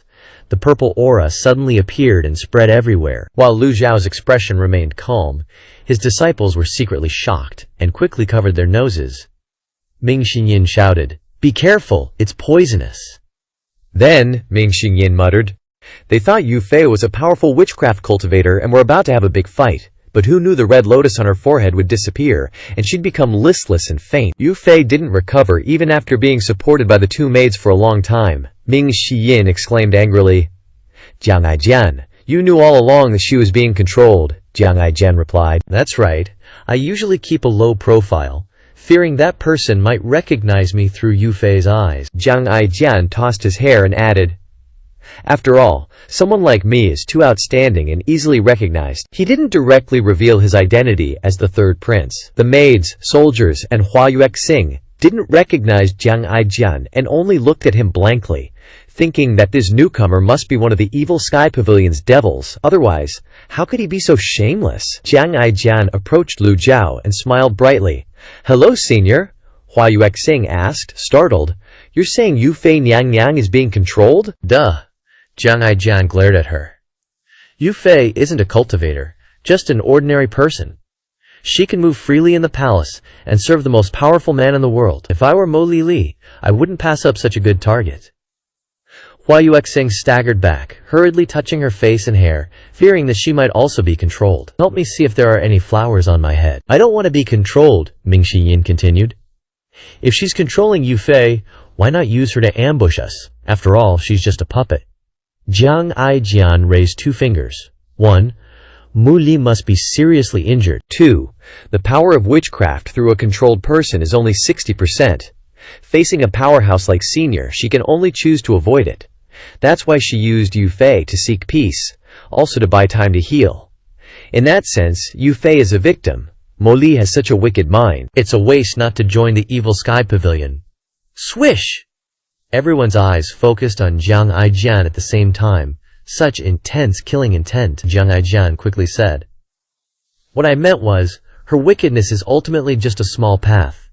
The great path is demonic, so it's acceptable. Although the evil Sky Pavilion is demonic, we also despise disgusting things like harming people." Jiang Aijian glanced at the unconscious Yu Fei and said, "What are you all standing around for? Hurry up and carry your imperial concubine Yu Fei back."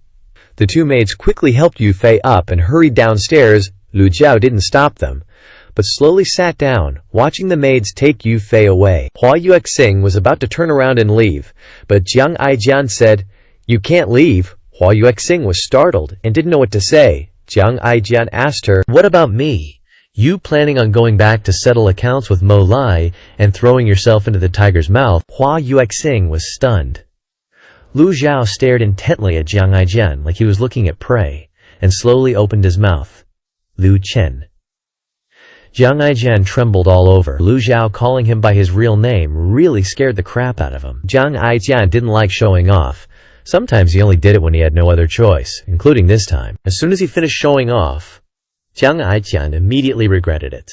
This darn mouth of his is just too natural. Why did he have to show off? This wasn't his style. The great devil's eyes were as sharp as torches. Obviously saw through Mo Li's trick. Even if he didn't interfere, things would have developed to this point.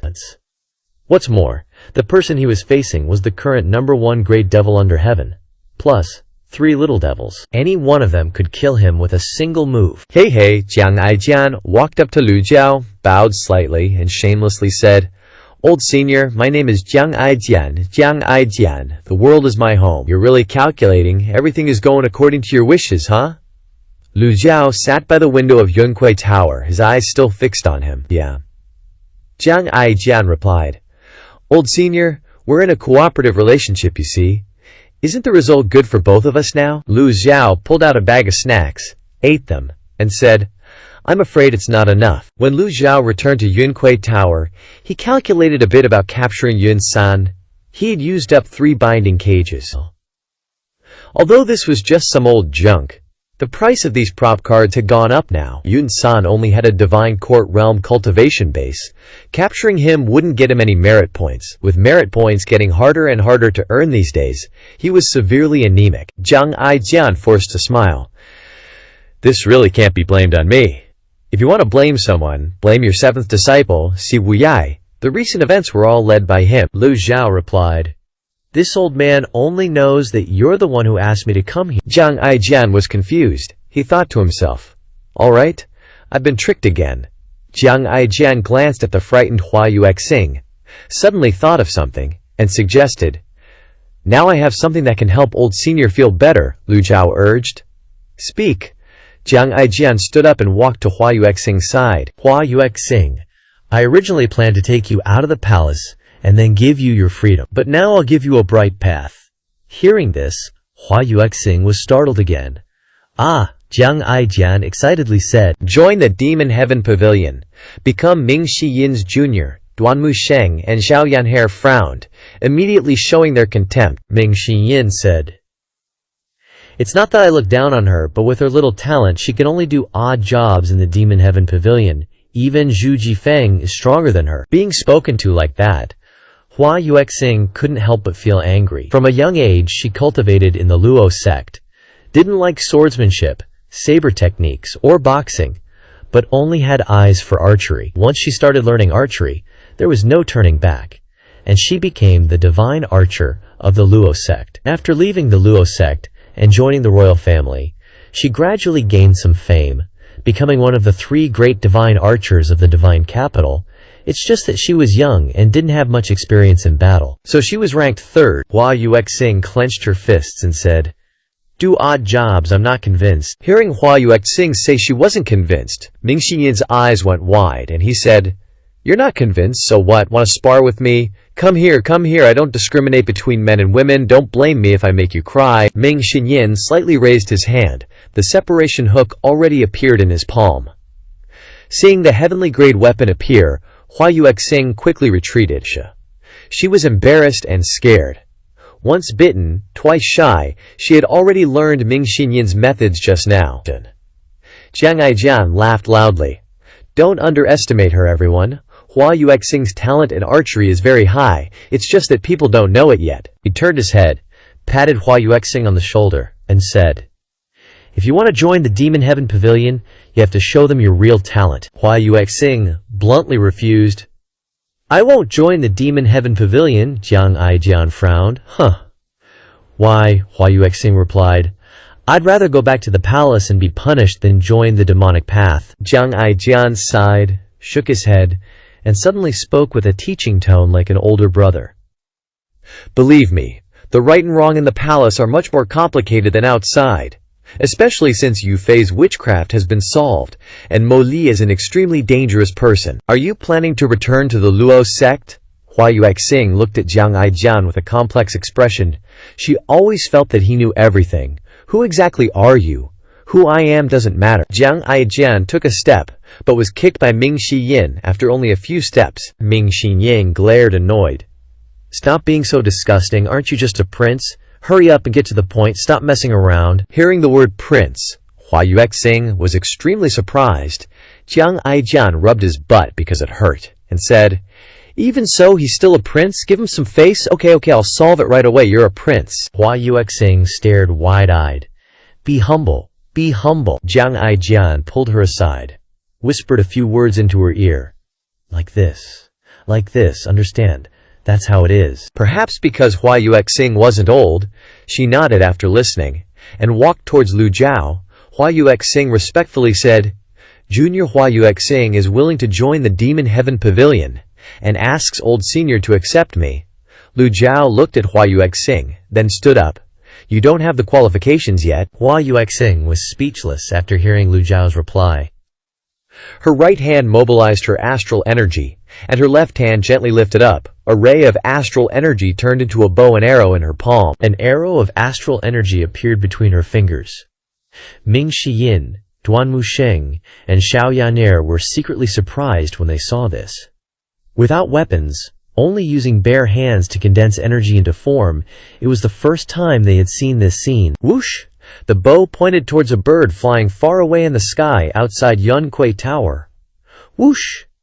The arrow tore through the sky, accurately hitting the bird, and then fell into the forest. Lu Zhu munched on his snack while glancing at her, then softly said, Too weak. Hua Yuexing wasn't convinced. She bowed slightly and said, Please allow this junior to borrow a weapon for a moment. Without a weapon, condensing Qi into form is still a bit weaker in terms of power.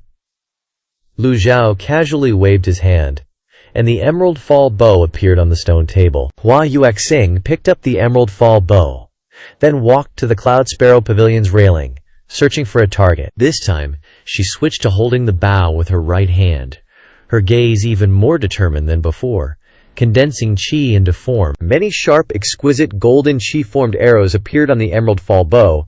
Jiang Aijian saw this and grinned from ear to ear, mumbling. When Hua Yuexing holds the bow and arrow, her gaze is firm, her aura is relaxed, the confidence is back. The chi is sharper, smaller, and clearer on the Emerald Fall bow.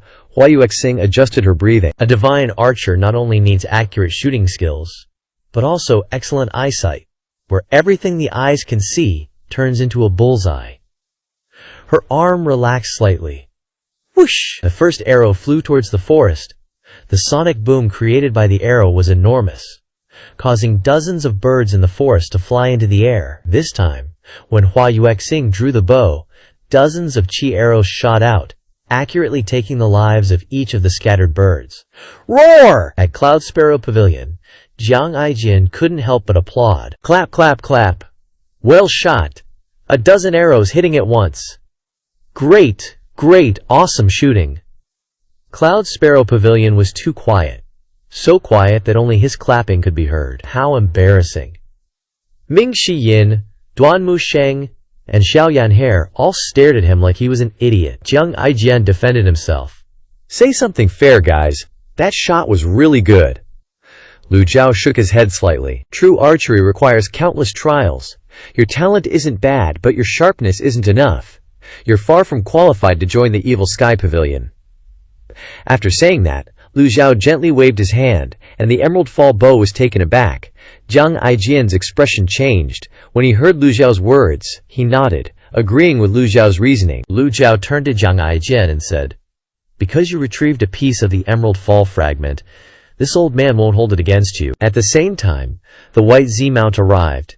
Stepping on clouds, Lu Zhu lightly jumped onto the White Z's back. Xiao Yanhe understood and ran over, jumping onto White Z, hugging its long horn. The others, voices were heard saying, "Bow and arrow." Old Senior, Ming Shiyin, and Duan Musheng helplessly shook their heads. Looking at this, it seems we have to fly ourselves again, my heart aches. White Zine stepped into the air and flew towards Anyang City. Ming Shiyin and Duan Musheng watched, preparing to follow. Hua Yuexing was stunned for a moment, not knowing what to do. Jiang Aijian pulled her back and urged, "Hurry up and follow! You have nowhere else to go! Remember what I said. The palace won't take you in. The Ludo sect won't tolerate you. And the righteous sects of the world won't accept you either. Only the Evil Sky Pavilion will do." Yes. Hua Yuexing prepared to step into the air and follow. She was originally an archer, so in terms of speed she wasn't inferior to anyone, perhaps because she was eager to prove herself. Hua Yuexing rushed to follow, a little hastily. Ming Shiyin and Duan Musheng turned their heads to look at her, and said, "Our master said you're not qualified to join the Evil Sky Pavilion yet." Hua Yuexing stubbornly replied, "I want to prove that I am qualified." Ming Shiyin threatened, "Aren't you afraid I'll kill you?" Hua Yuexing was startled, and then didn't dare to get too close anymore, only followed from a distance. Whoosh! Ming Shiyin and Duan Musheng flew to catch up with their master. At the same time, White Z's speed was extremely fast, instantly leaving Ming Shiyin and the others far behind. Seeing Hua Yuexing standing there, the young Jiang Aijian frowned in confusion. "What the heck? I told you to follow. Why are you still standing there?" At the same time, White Z flew like the wind. Lu Zhao stood on White Z's back, observing the land. Xiao Yanhe pointed to a flying chariot approaching in the air above the forest across the Nine-Bend River. Lu Zhao controlled White Z to slow down. Xiao Yanhe recognized that this was the flying chariot that had just given gifts to the disciples at Cloud Sparrow Pavilion, so this must be Si Wu Yai's chariot. Xiao Yanhe curiously said, "Could seventh senior brother be inside?" Lu Ziyu Zhao recalled everything that had happened in the past 2 days, and sternly shouted, "Ungrateful wretch!" White Zine changed direction, flying towards the Nine-Bend River. With the acceleration of auspicious chi, White Zine dashed forward like a lightning bolt. Ming Shiyin and Duan Musheng stopped from afar, standing and watching. So did Hua Yuexing. White Zine's presence was too eye-catching when it appeared. Before they could even get close, the cultivators on the flying chariot were so frightened that they wanted to flee. "Oh no! The old senior has discovered us. Run! The flying chariot hurriedly turned around to escape, but Lu Xiao said softly, "Want to run?" He flipped his hand and threw out a lightning gang card, then provided the target, which was the flying chariot. A ring of lightning appeared, sweeping towards the flying chariot. In the previously clear sky, a thunderbolt suddenly descended with a loud crack. The gang chi enveloped the lightning, hitting the flying chariot hard. The flying chariot stopped moving, its entire body making creaking sounds. Creaking, swaying as if it was about to explode.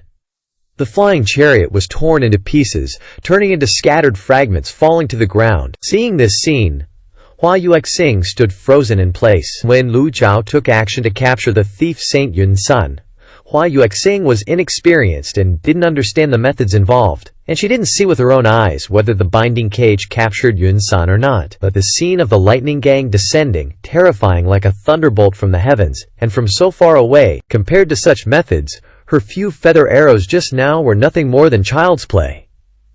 Ming Xinyin exclaimed with wide eyes, "Master is unstoppable when he's angry.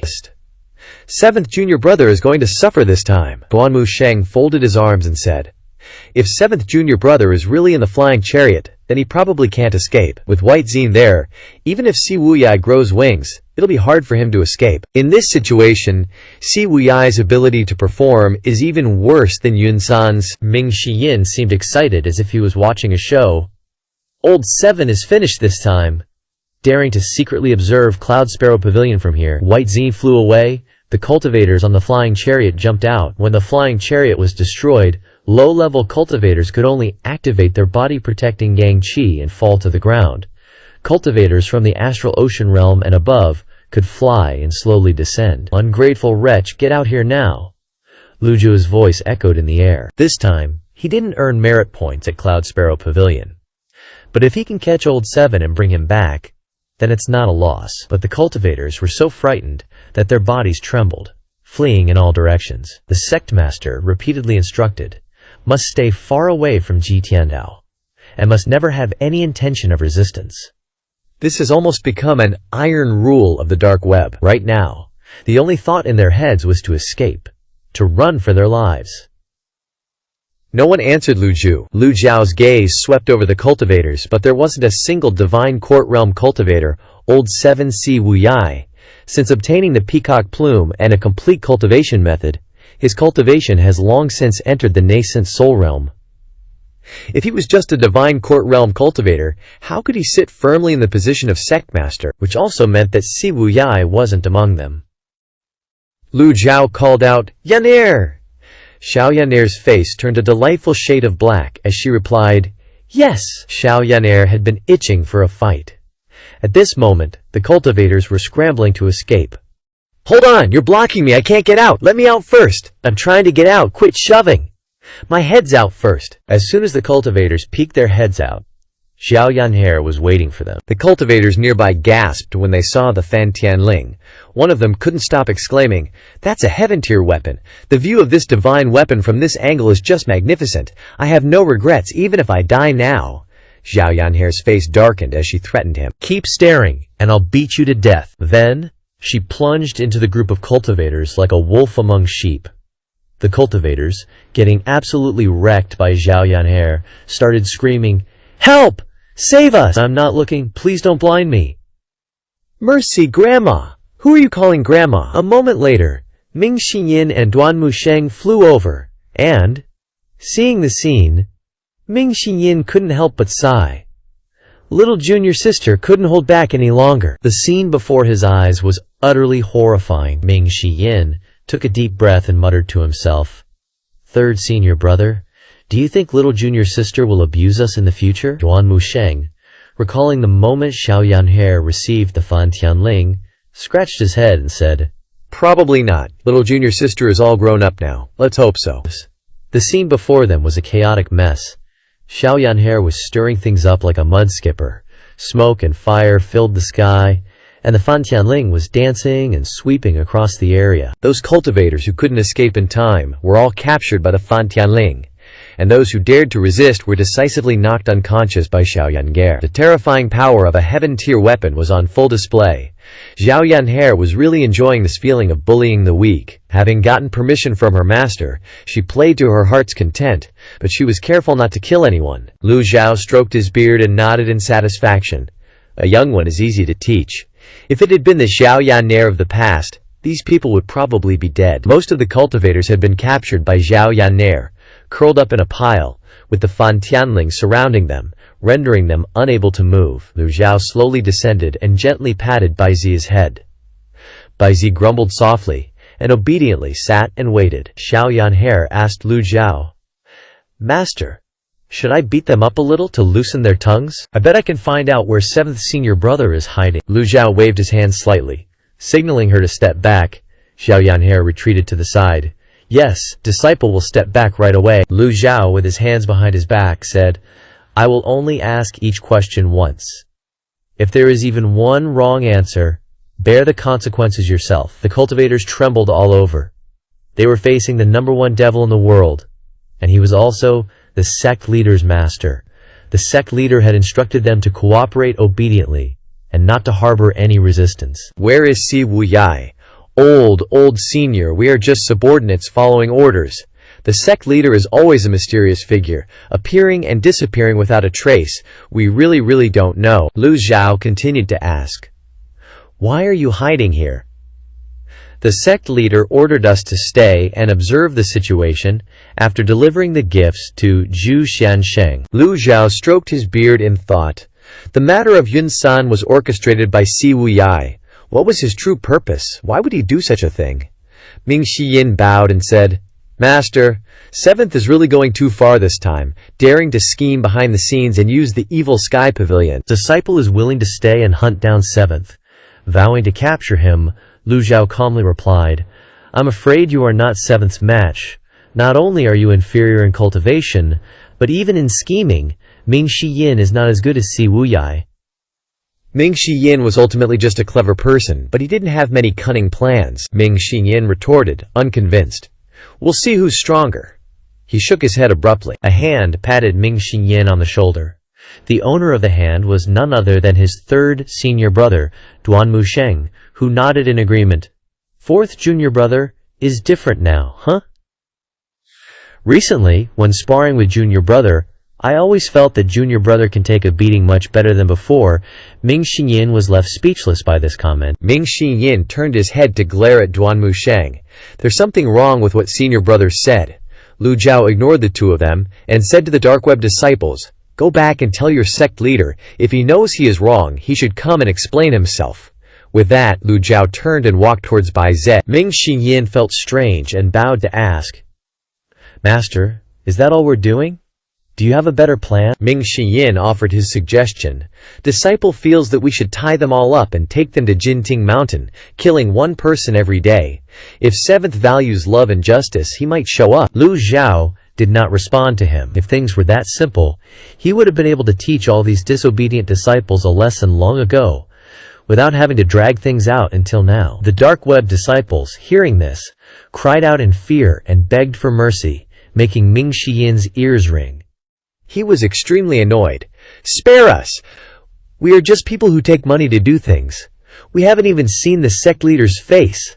Please, old senior, spare us!" Duan Musheng asked suspiciously. "Take money to do things?" Ming Shiyin nodded and said, "The real dark web isn't the gang members, but people who work ordinary jobs scattered throughout the various sects. They could be fishermen, cooks, or even high-ranking officials in the court. Since its establishment, the dark web has offended countless people. How could they gather all the gang members together and let people wipe them out in one fell swoop?" Xiao Yan'er, hearing these words, excitedly said, "7th senior brother is so smart, no, so cunning." Lu Zhao approached Bai Zi and said, "In that case, I'll leave this matter to you." Seeing this, Xiao Yan'er hurriedly put away the Fan Tianling and ran after them. Duan Musheng walked over and patted his shoulder seriously and sincerely. "4th, the rest depends on you. I believe in you, huh?" Ming Shiyin stood there in a daze. Lu Zhao glanced at Ming Shiyin, then controlled Bai Zen to leave the forest and continue flying towards Anyang City. Duanmu Sheng also flew away. The cultivators said one after another, "It's no longer our business. Perhaps. It's great to be alive. I thought I was going to see King Yama just now." As soon as they left, Ming Xinyin immediately slapped himself hard in the face. "Serves you right for being nosy." The cultivators, seeing this scene, sighed. He slapped himself. How vicious. Well, he is a devil after all. It's understandable that he has some bad habits. Ming Xinyin's eyes glared fiercely at the dark web disciples. "I'm not in a good mood, and I can only vent it on you." His figure flashed. Qing Mu Wang captured and tied up each of them, their screams echoing through the heavens. "Ah, help me." Those cultivators who were captured and tied up by Qing Mu Wang, their screams echoed across the heavens. Awakens, riding a bird and soaring in the sky, thought to herself, "Is His Highness the Third Prince lying to me? Didn't His Highness say that the devils of the evil sky pavilion are not scary at all?" She didn't dare to get close. After what happened at Yunquai Tower, she was a little wary of Ming Xinyin's temper, which was already erratic, to begin with, and they're also batshit crazy. After a moment's thought, Hua Yuexing looked towards Duanmu Sheng. Turns out third senior brother is the most normal, so she hopped on her bird and chased after him. Ming Xinyin, seeing her fly away, flashed a wicked grin. Meanwhile, at the Yuming sect's main headquarters on Pingdu Mountain, Yu Zhenghai asked, "Seventh junior brother, aren't you afraid Master will be angry at you for doing this?" Si Wuyai raised his wine cup to Yu Zhenghai, who was sitting on the throne. "What happened in Anyang City has nothing to do with me, senior brother. I just conveniently passed along some information. If Master gets angry, let him be." Yu Zhenghai stood up, clasping his hands behind his back, and said, "I've always been curious what kind of sonic attack Master used to make the 4 Guardian Generals retreat. If even senior brother doesn't know, then I definitely don't." Si Wuyai paused for a moment, then continued, "But Master has lived for 1,000 years after all, so it's normal for him to have some tricks to save his own skin. The 10 great experts couldn't do anything when they besieged Jinting Mountain twice, let alone..." "That makes sense." Yu Zhenghai paced back and forth. "I heard the cloud-piercing flying chariot has reappeared in Gengzi Town, defeating the Tenvu's Sage Formation. What do you think Master is trying to do?" Yu Zhenghai continued. "The way I see it, Master is old, so he should just stay put in the Moshaitian Pavilion and enjoy his old age, trying to preserve his strength so his twilight years are comfortable. Going around acting arrogantly like that doesn't make much sense." Si Wuyai nodded slightly, lost in thought. His dark network spread across the world, except for the Moshian Pavilion, where he had no informants. Suddenly remembering Old Eighth, he said, "I don't have eyes and ears in the Moshian Pavilion, so it's hard to judge the truth of the matter. But don't worry, senior brother. This time Master intervening in the Anyang City pacification is probably just a matter of training his disciples. His real goal is still to capture Yunsan." His words made Yu Zhenghai feel a little strange, so he said, "Wuyai junior brother, even you think I'd make a move on Wei Zhuoyan?" Si Wuyai shook his head. "Senior brother, you're wrong to say that. Analyzing it from all aspects, I believe that although senior brother has the motive, you won't make a move on Wei Zhuoyan. Once Wei Zhuoyan dies, even if the Great Yan doesn't descend into chaos, the royal family will fight for power and profit for a short period of time. The emperor is still in power, so the 5 princes won't be able to do anything, and they might even have their military power stripped away. Senior brother has always been cautious in his actions, and would never make such a low-level mistake." Hearing this, Yu Zhenghai laughed loudly. "These words are music to my ears," Si Wuyai also replied with a bright smile. "Senior brother is too kind," Yu Zhenghai asked. "Junior brother?" Master had to leave the Moshian Pavilion himself for the so-called Emerald Fall Remnant Shard. "Do you know what's so special about this item?" Si Wuyai said.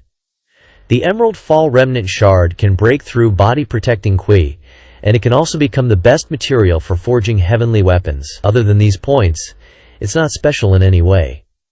After hearing Si Wuyai's words, Yu Zhenghai thought to himself, "This doesn't make sense. If it's not special in any way, why would the Moshaitian Pavilion go to such lengths to retrieve the Emerald Fall Remnant Shard? It's a pity that they couldn't get any information from the Moshaitian Pavilion, so they could only speculate wildly." Yu Zhenghai looked towards the Moshaitian Pavilion and sighed softly. The disciples are just trying to do what's best for him. Speaking of this, Yu Zhenghai suddenly thought of something and said in a deep voice, "Someone." The subordinate behind him immediately bowed his head. "At your service. Pass down my order. Anyone who interferes with the Shu family during the Anyang City Rebellion must be dealt with according to the rules of the Yaming sect, strictly following the sect leader's decree." Si Wuyai smiled and said, "Junior sister is truly blessed to be taken care of by senior brother in such a way." Yu Zhenghai chuckled. "Junior sister's cultivation isn't high, but she dared to make a move against second senior brother. Just for that courage alone she deserves praise. Senior brother is right, ha ha. Junior brother understands." Just as the two were constantly flattering each other, a voice suddenly came from outside. "Grand head of the Azure Dragon Hall requests an audience. Let him in!" Not long after, Hua Zhongyang, the grand head of the Azure Dragon Hall, entered the Yuming sect's main hall. Seeing Si Wuyai sitting in the hall, he slightly clasped his hands in greeting to Si Wuyai and reported to Yu Zhenghai, "Sect leader, the matter in Anyang City has been investigated." Speak. Hua Zhongyang, the grand head of the Azure Dragon Hall, reported the results. The one impersonating the Yuming sect is the sect master of the Jingming Dao, Mochi. Hearing this news, Si Wuyai stood up, seemingly not at all surprised by the news, but instead he smiled meaningfully. Yu Zhenghai was the same. Si Wuyai clasped his hands and said, "Congratulations, senior brother. This is a heaven-sent opportunity," Yu Zhenghai said in a deep voice. "Pass down the order. Jingming Dao must be taken down within a month." Hearing this, Hua Zhongyang said happily, "Understood. We will definitely live up to the sect leader's expectations and take down Jingming Dao within a month." Si Wuyai continued. "Jingming Dao's sect master, Mochi, has been severely injured, and Jingming Dao's expert, Pan Lichen, is nowhere to be found.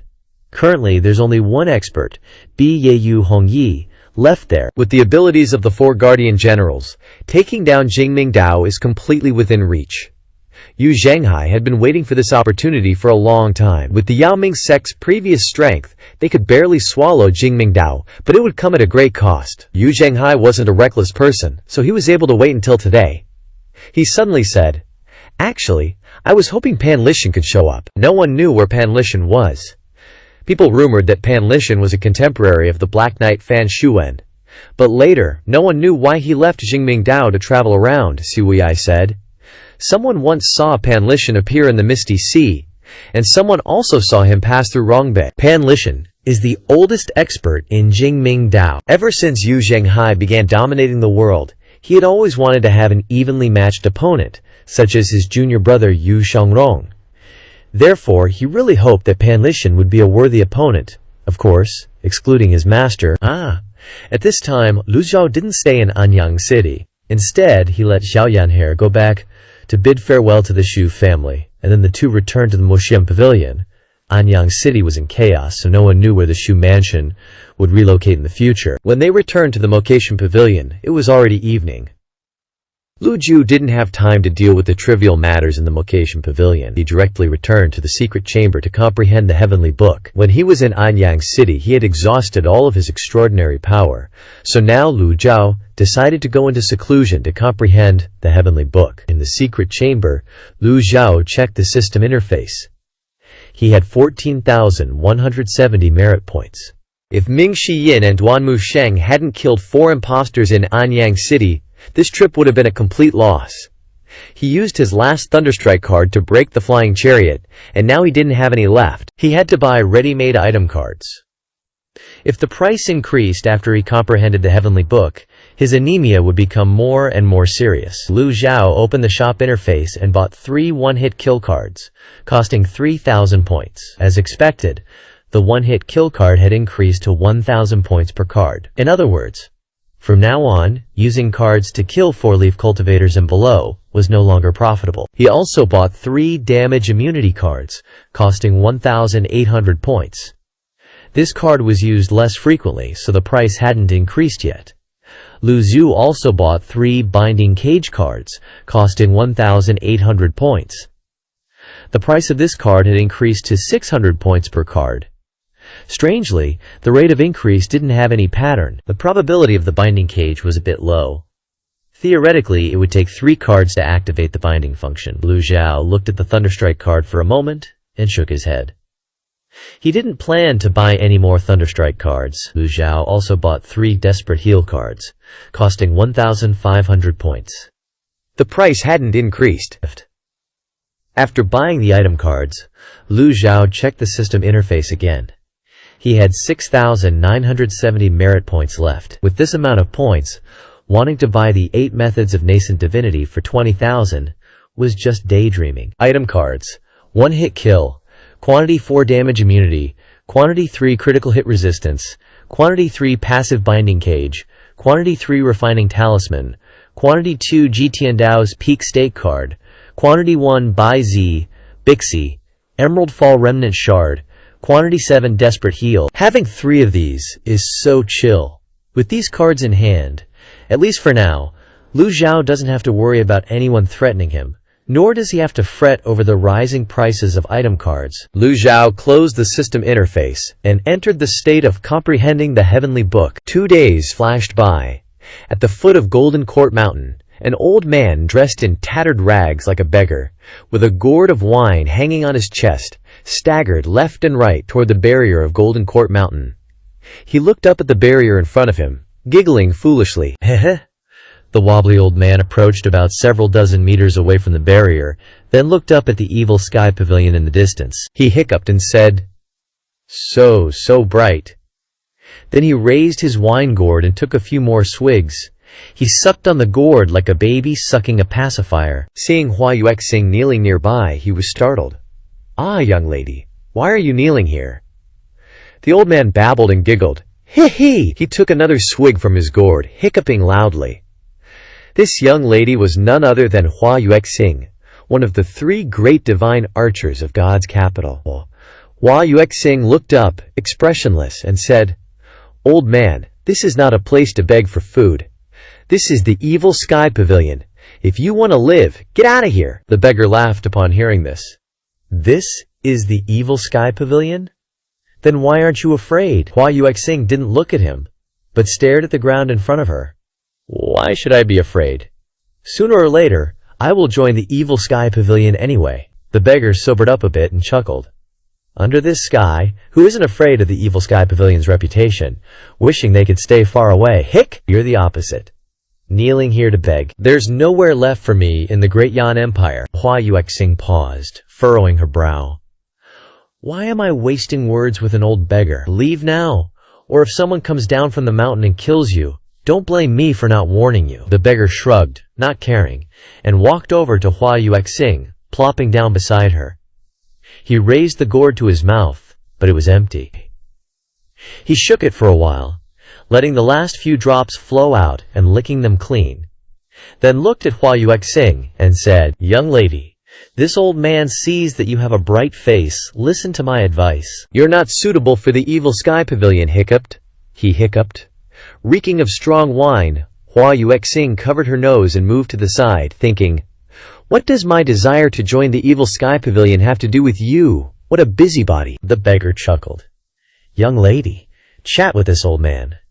Hua Yuexing asked curiously. Chat about what? The beggar said. Why do you want to join the evil sky pavilion? Hua Yuexing glanced at the beggar, thinking about what happened at the Luo sect, and shook her head. I have nowhere else to go. Her words were full of helplessness. This made the beggar suddenly think of himself.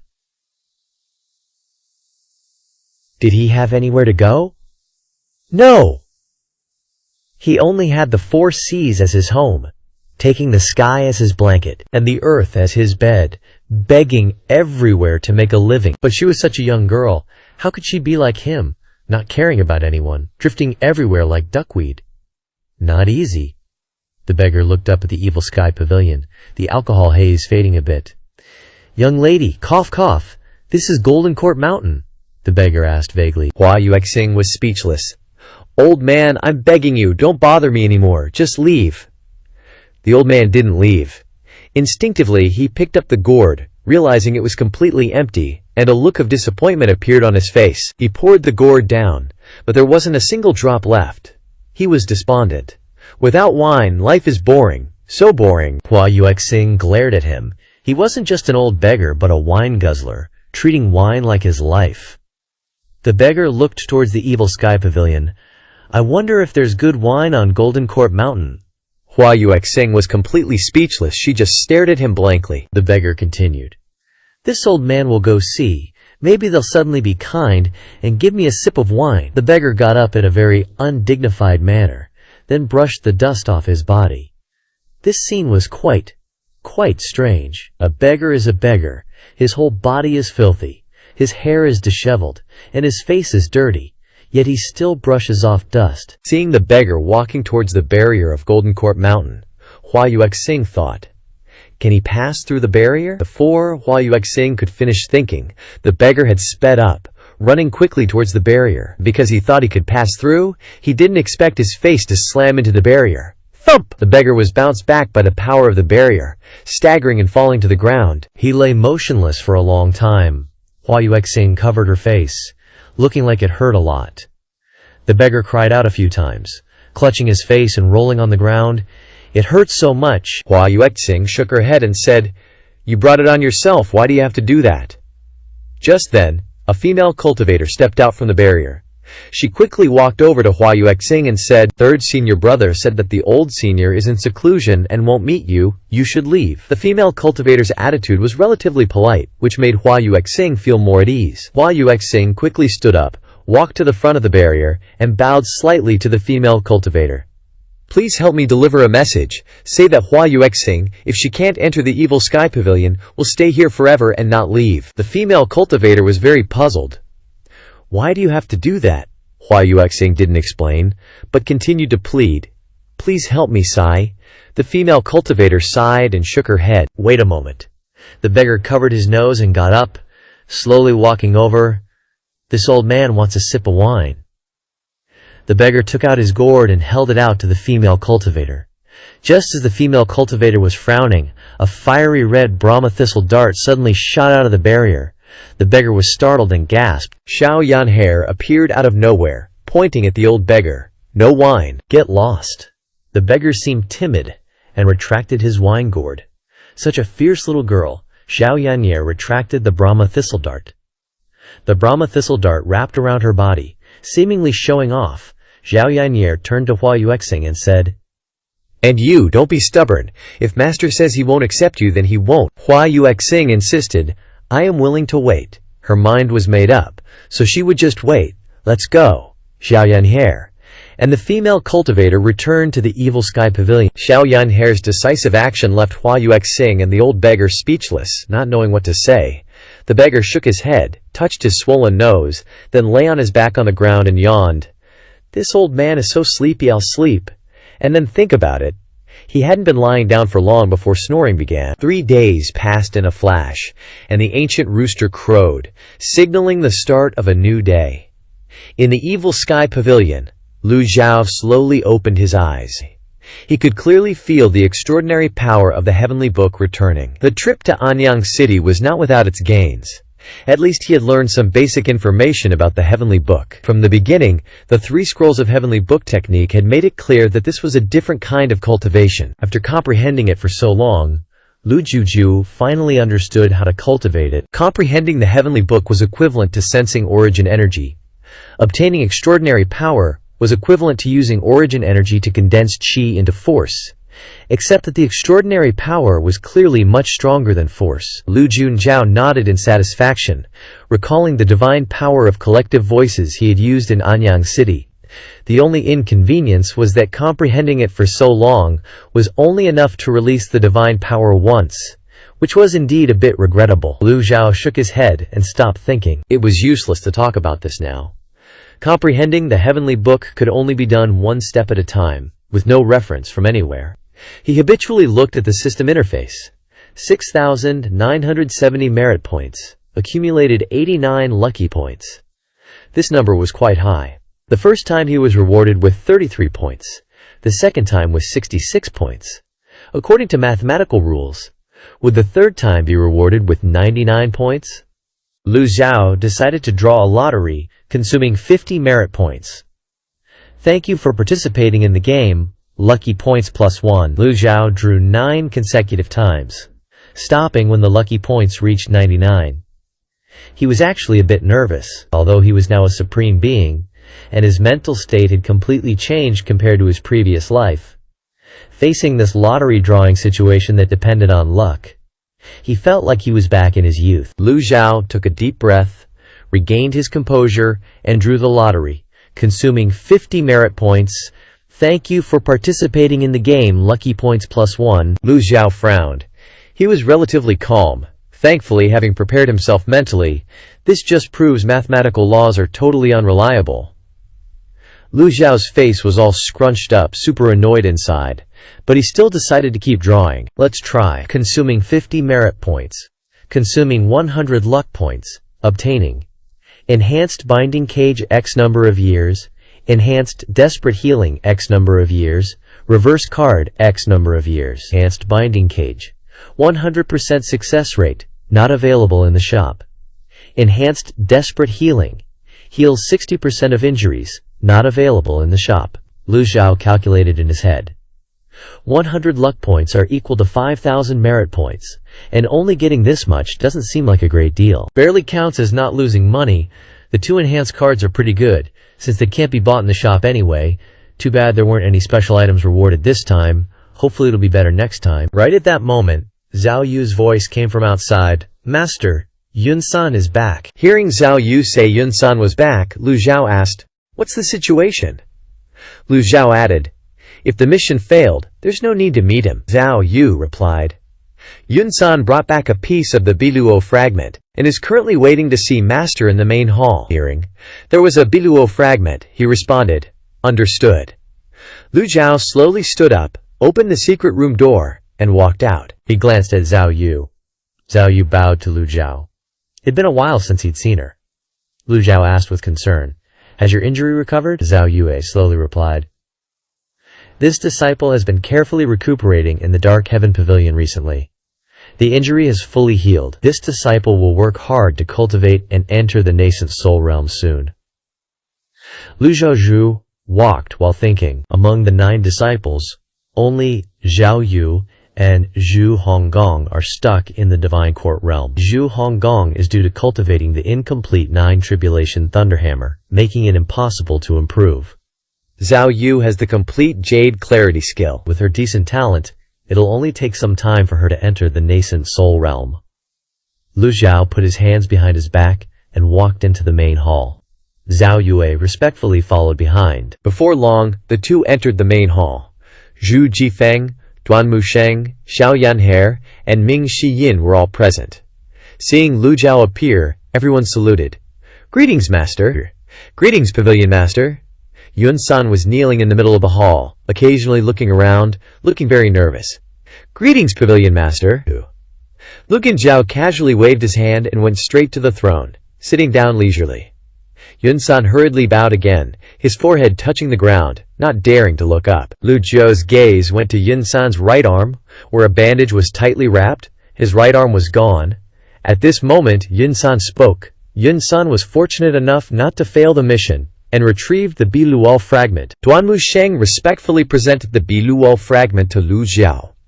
Taking a look at this last Biluo fragment, there was nothing different about it. He put away the Biluo fragment, and the system rang out. Ding!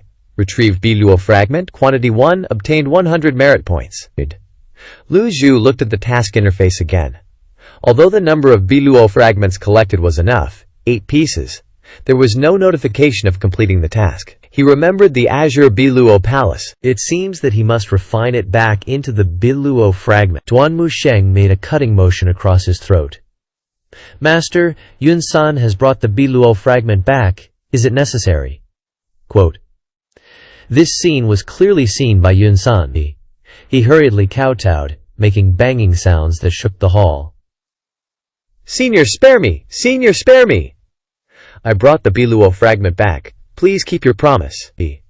He begged for mercy while slamming his head hard. Lu Zhao sat on the throne and said indifferently, "What is the situation at the Pure Bright Path?" Yun-san paused, lowered his head, and said, When this junior arrived, the pure bright path had already fallen into chaos. The great elders were vying for power and profit. This junior tried to sneak into the pure bright path to retrieve the fragment. Ming Xinyin pressed. What chaos? Yun-san didn't dare to look up, and quickly replied. It's said that the sect leader of the pure bright path was injured and has been in seclusion. The pure bright path is like a snake without a head, Zhao Yue then asked him. Is the expert Yu Hongyi of the pure bright path still there? This matter, Yun-san hesitated, not daring to speak, seeming to be wary of something. Lu Zhao saw that he was afraid of something, and said calmly, At the Dark Heaven Pavilion, just speak freely. Yun-san was overjoyed to hear this. With the great devil's assurance, he felt much more at ease. 3 days ago, Hua Chongyang, the chief of the Azure Dragon Hall, and Bai Yuqing, the chief of the White Tiger Hall of the Nether sect, led troops to attack the pure bright path. Yu Hongyi was severely injured by Hua Chongyang and Bai Yuqing. Everyone was shocked. Sect leader Yu Zhanghai of the Nether sect is the eldest disciple of the Dark Heaven Pavilion. Who would have thought that at this time, the Nether sect would attack the pure bright path? After Yun-san said this, he secretly looked at Lu Zhao, afraid of provoking his anger. On the surface, Lu Zhao was very calm, but in his heart he was constantly thinking. With the strength of the Nether sect, it wouldn't be difficult to destroy the pure bright path. The problem is that there are many forces in the world, especially the 10 great sects, in the righteous path, which are like locusts tied together on a rope. Attacking the pure bright path is tantamount to starting a war with the righteous sects. Does the Nether sect have the ability to cope with the siege of the other 9 righteous sects? Duanmu Sheng bowed and said, Master, the pure bright path is in great chaos. This action of the eldest senior brother is afraid that it will cause trouble for the Dark Heaven Pavilion. Lu Zhao asked, What is Yu Zhanghai's purpose in attacking the pure bright path? Yun-san helplessly replied, This junior is just a thief. How would I understand these things? In recent years, the Nether sect has been expanding its power. Many small forces in the demonic path have been taken over by the Nether sect. Only the Blood Fiend sect has developed quite strongly.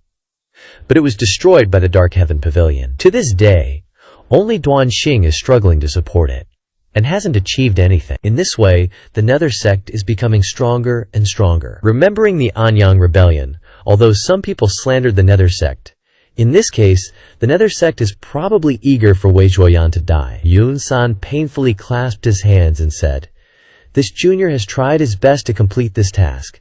I hope the senior will consider sparing this junior's life. Lu Zhao looked indifferently at Yun-san. Yun-san's right arm was broken, which meant he could no longer use his specialty of thievery. Considering this as a punishment for him, Lu Zhao gently waved his hand. Take care of yourself. These words were only a few, but to Yun-san it was nothing less than a special pardon.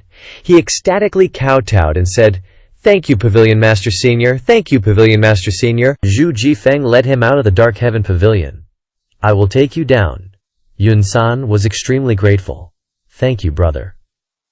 In the main hall, the Dark Heaven Pavilion fell silent again. Lu Zhu asked, Where is Elder Hua? Duanmu Sheng, who usually practiced with Elder Hua, knew best where Hua Wudao was. Duanmu Sheng then answered Lu Zhao, Elder Hua went down the mountain, he should be back by now. Sure enough, at this moment Hua Wudao slowly walked into the main hall. Standing before Lu Zhao, Hua Wudao clasped his hands and bowed. Greetings, Pavilion Master. No need for formalities. As soon as he met Lu Zhuhao, Hua Wudao wanted to speak. I have something to ask of the Pavilion Master. Speak, Hua Wudao then reported. The woman kneeling at the foot of the mountain is named Hua Yuexing. I and she have had the chance to meet a few times. Hua Yuexing's archery skills are very good, and her talent is extremely high. If she could join the Dark Heaven Pavilion, it would bring many benefits. Hearing this, all the disciples had confused question marks over their heads. Lu Zhao calmly said, Elder Hua, you came from the Cloud sect, barely joining the Dark Heaven Pavilion. The 3 sects of Yun Tian Luo have always been friendly. Aren't you afraid that she will follow you and jump into the pit of deception? Hua Wudao shook his head and sighed. She has nowhere else to go. Duan Musheng immediately became angry when he heard this and said, Elder Hua, I don't agree with these words. What do you mean by nowhere else to go? Can she join the Dark Heaven Pavilion if she has nowhere else to go? What do you think this place is, the garbage dump of the world? Hua Wudao's face turned red. He hurriedly turned to Duan Musheng and replied, I didn't mean that, Duan Musheng angrily shouted. Then what did you mean? You came from the Cloud Sect and weren't very sincere when you joined the Dark Heaven Pavilion. Do you now want to form cliques and cause infighting in the Dark Heaven Pavilion? Being heavily criticized, Hua Wudao also became angry and shouted back at Duan Musheng, Don't insult me! I, Hua Wudao, am not that shameless. Duan Musheng's temper had always been so hot. As soon as he heard harsh words, he lost his temper. The two argued back and forth, and after a while of quarreling, both of them closed in and glared at each other as if they were about to use their fists to settle the matter. Lu Jiu's voice rang out, Enough. The two immediately didn't dare to continue arguing. Lu Jiao looked at Hua Wudao. Hua Yuexing is indeed a rare talent, but if she's only met once and is so impatient in times of trouble, how can she be qualified to enter the Dark Heaven Pavilion? Hua Wudao suddenly realized, and then he hurriedly bowed and said each word forcefully, I, Hua Wudao, am willing to use my head as a guarantee. If one day Hua Yuexing has any disloyal intentions towards the Dark Heaven Pavilion, I am willing to personally execute her in front of everyone. Lu Jiao, ever the scheming old fox, thought to himself, For Hua Wudao to bet his own head, that's gotta raise some eyebrows. He is from the Yun sect, but Hua Yuexing's from the Luo sect, right? When Yun Tian Luo founded the sect, it was eventually split into 3 factions, Yun, Tian, and Luo, and they've always been at each other's throats. Him saying a few nice words as a fellow sect member would have been a huge favor already, but now he's risking his neck for someone he barely knows? There's definitely something fishy going on here. Duan Musheng pipes up, Elder Hua, seriously, what's the deal between you and Hua Yuexing? Duan Musheng's got that, isn't that convenient? You guys both have the same surname, look on his face. Hua Wudao shakes his head frantically. I swear, I've got nothing to do with her. Please, sect leader, you gotta believe me. Lu Jiao strokes his beard, all nonchalant. Elder Hua, whatever your relationship with her is, I don't care. If Hua Yuexing wants to join the Devil Sky Pavilion, I'll give her a shot. Hua Wudao is overjoyed, but before he can even thank Lu Jiao, the old man continues. She just needs to bring back the head of any 3-leaf cultivator from a reputable sect who participated in the siege of Golden Court Mountain back in the day, and she's in. Hua Wudao freezes. Oh great, he looks pretty bummed. Duan Musheng scoffs. I knew you were up to no good. Can't even handle that, so what makes you think you're qualified for the Devil Sky Pavilion? The disciples are loving this condition their master set. You say you've got great talent, and your cultivation will grow by leaps and bounds, and you'll be a huge asset to the Devil Sky Pavilion? If you can't even off one enemy, what good are you to us? The Devil Sky Pavilion doesn't tolerate freeloaders. Hua Wudao bows deeply. Joining the Devil Sky Pavilion means being prepared for such things. I understand. Lu Jiu waves his hand dismissively. All right, scram. Yes, sir. Hua Wudao leaves the main hall of the Devil Sky Pavilion and heads down the mountain. Lu Jiao then asks his disciples, Your 8th junior brother is currently repairing the Liang Pavilion. Send one of you to summon him. Duan Musheng steps out immediately. Not long after, Duan Musheng and 8th junior brother Zhu Honggong enter the main hall. Zhu Honggong drops to his knees, holding his hands up in a respectful gesture. Disciple pays his respects to Master. May Master live for 10,000 years and enjoy boundless blessings. Ming Shiyin, Duan Musheng, Zhao Yanhe, and Zhao Yue are all rolling their eyes. Seriously, this pighead. This guy has some serious nerve. How can he say such shameless things? Lu Jiao glances at Zhu Honggong, his tone calm and unhurried. How are you settling in at the Devil Sky Pavilion? Zhu Honggong immediately replies, Master, this is my home. Of course I'm settling in well. There's no place more comfortable for me than the Devil Sky Pavilion. I feel so relaxed here. Really? Lu Jiao deliberately raises his voice. Disciple is speaking the truth, I wouldn't dare lie. Lu Jiu's tone remains steady and mild. How do you find getting along with everyone? Zhu Honggong feels uneasy. Why is Master suddenly being so nice to me today? Zhu Honggong doesn't feel touched. He just feels afraid. Third senior brother and fourth senior brother take great care of me. Fifth senior sister chats with me when she has the time. And little junior sister. He looks around, but due to his fear, he doesn't notice that little Yanyer is right there, recalling her fierce demeanor. Zhu Honggong swallows hard and says, "Little junior sister is gentle and kind-hearted. Everyone treats me like family. To have the cheek to spout such shameless lies, only Zhu Honggong can do it." Hearing this, Duanmu Sheng can only choke back what he wants to say. Zhao Yu shakes her head incessantly, and Ming Shiyin and Zhao Yanyer glare at him. Lu Zhao asks again, "How about getting along with seventh? Great. Extremely great. Seventh takes great care of me. Seventh. Seventh." Zhu Honggong's expression changes abruptly. "Master, I swear I'm innocent." Disciple has absolutely no connection with seventh senior brother. Zhu Honggong trembles uncontrollably. Lu Zhu presses him. "Then tell me, how did seventh know about Master's whereabouts?" Zhu Honggong puts on a miserable expression like he's attending a funeral, tears streaming down his face. He opens his mouth wide and wails. Seventh has eyes and ears in every nook and cranny of Great Yan. Of course he could find out. Lu Zhao coldly continues to ask. "Then who do you think is seventh's informant in the Devil Sky Pavilion? Zhao Yue, Duanmu Sheng, Ming Shiyin, and Zhao Yanher stand motionless, afraid to speak. It all becomes clear now." In reality, Lu Zhao saw through this the moment he arrived in Anyang City. First, Yu Shengrong came to give gifts to Zhao Yanyer. Then Yu Zhenghai gave gifts. And even Jiang Aijian revealed that Si Wuyai had orchestrated the Cloud Ripple building incident. If someone wasn't passing him information, how could he have known everything so well? It was Si Wuyai who masterminded Ming Shiyin, bringing Zhu Honggong back to the Devil Sky Pavilion, a scheme within a scheme. Only Si Wuyai would be so bold as to play such a game. Duanmu Sheng and Ming Shiyin instantly fly into a rage and start beating Zhu Honggong. "You bastard, 8th junior brother! So it was you!" Zhu Honggong is round and heavy, but Duanmu Sheng and Ming Shiyin easily lift him up and throw him around, punching him until he's soft. Ming Shiyin even excitedly says, "Beating up fat guys is so satisfying. 3rd senior brother." Zhu Honggong says with a red face, "Master, please listen to my explanation." He then turns to Duanmu Sheng and Ming Shiyin, senior brothers. "Quickly let go. Stop hitting me. If you hit me again, my teeth will fall out." Duanmu Sheng and Ming Shiyin look towards Lu Zhao, awaiting his orders. Lu Zhao says, "I also want to hear your explanation." Thump. Duanmu Sheng and Ming Shiyin let go slightly, and Zhu Honggong falls heavily to the ground, lying there like a pancake. Zhao Yu and Zhao Yanher look at the chunk of meat that was just beaten up and are mortified in their hearts. Thud. 1 minute and 30 seconds later, after Zhu Honggong recovers from his dizziness, he raises his head and spits out a mouthful of blood.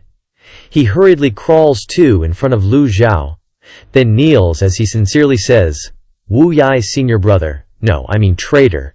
He takes a couple of gasps of air, and continues to report, "He once swore to me that he wouldn't do anything that would harm the Devil Sky Pavilion. He even said that he would help the Devil Sky Pavilion if necessary. That's why I deliberately revealed Master's whereabouts." Duanmu Sheng looks at Zhu Honggong with a skeptical eye and loudly shouts, followed by a knee to Zhu Honggong's face. He says, "You believe anything he says? If he told you to die, would you do it? You're hopeless, slow to learn, and hard to teach. You're full, yet you are still an idiot." The Devil Sky Pavilion falls into complete silence. The atmosphere becomes oppressively suffocating. Zhu Honggong pulls himself together, then adopts a sincere attitude. "Master, speaking the truth, when I was at the Fierce Tiger Stronghold, 7th senior brother always took care of me." 7th senior brother may like scheming, but he truly has never done anything to harm his fellow disciples. Eldest senior brother and 2nd senior brother also really appreciate him. Zhao Yu, Ming Shiyin, and Duanmu Sheng are left speechless. 7th senior brother isn't enough. He even has to mention eldest senior brother and 2nd senior brother. Having said that, Zhu Honggong doesn't dare to breathe loudly, only knowing to lower his head. Tears, snot, and sweat pour down like rain. In his heart, Zhu Honggong trembles uncontrollably. "I'm really done for this time. At best I'll be expelled from the sect. At worst I'll be beaten to the point of being half crippled." Lu Zhao doesn't rush to punish Zhu Honggong, because everything he said is true. These troublesome disciples, apart from Ye Tianxin colluding with righteous cultivators to harm him, the others have never done anything detrimental to the Devil Sky Pavilion. In the cultivation world, the world always puts these traders in the same group as the Devil Sky Pavilion, treating them the same. Lu Zhao coldly thinks. But the death penalty can be waived, but the living penalty is hard to avoid. He has to carefully discipline these troublesome disciples. Then Lu Zhao orders. Confine him to the wall-facing cave to repent. Beat him 50 strokes a day. Seal his cultivation. Duanmu Sheng clasps his hands. Disciple obeys. Even though he is being punished, Zhu Honggong grins from ear to ear, then repeatedly kowtows. Disciple thanks Master for your kindness. Duanmu Sheng lifts Zhu Honggong with one hand, carrying him out of the main hall of the Devil Sky Pavilion. Let's go! This is a lucky break for you, you fat pig, the system immediately announces. Ding! Severely disciplined Zhu Honggong obtained 200 merit points. As he walks, Duanmu Sheng whispers, "Eighth, did I hurt you just now? I had no choice but to beat you earlier." Zhu Honggong replies, "It's okay. Thank you, third senior brother, for showing mercy." Duanmu Sheng then continues, "That's good. I won't hold back next time." Duanmu Sheng's answer made Zhu Honggong jump and ask, "What Zhen are you talking about, third senior brother? Who does that to people?"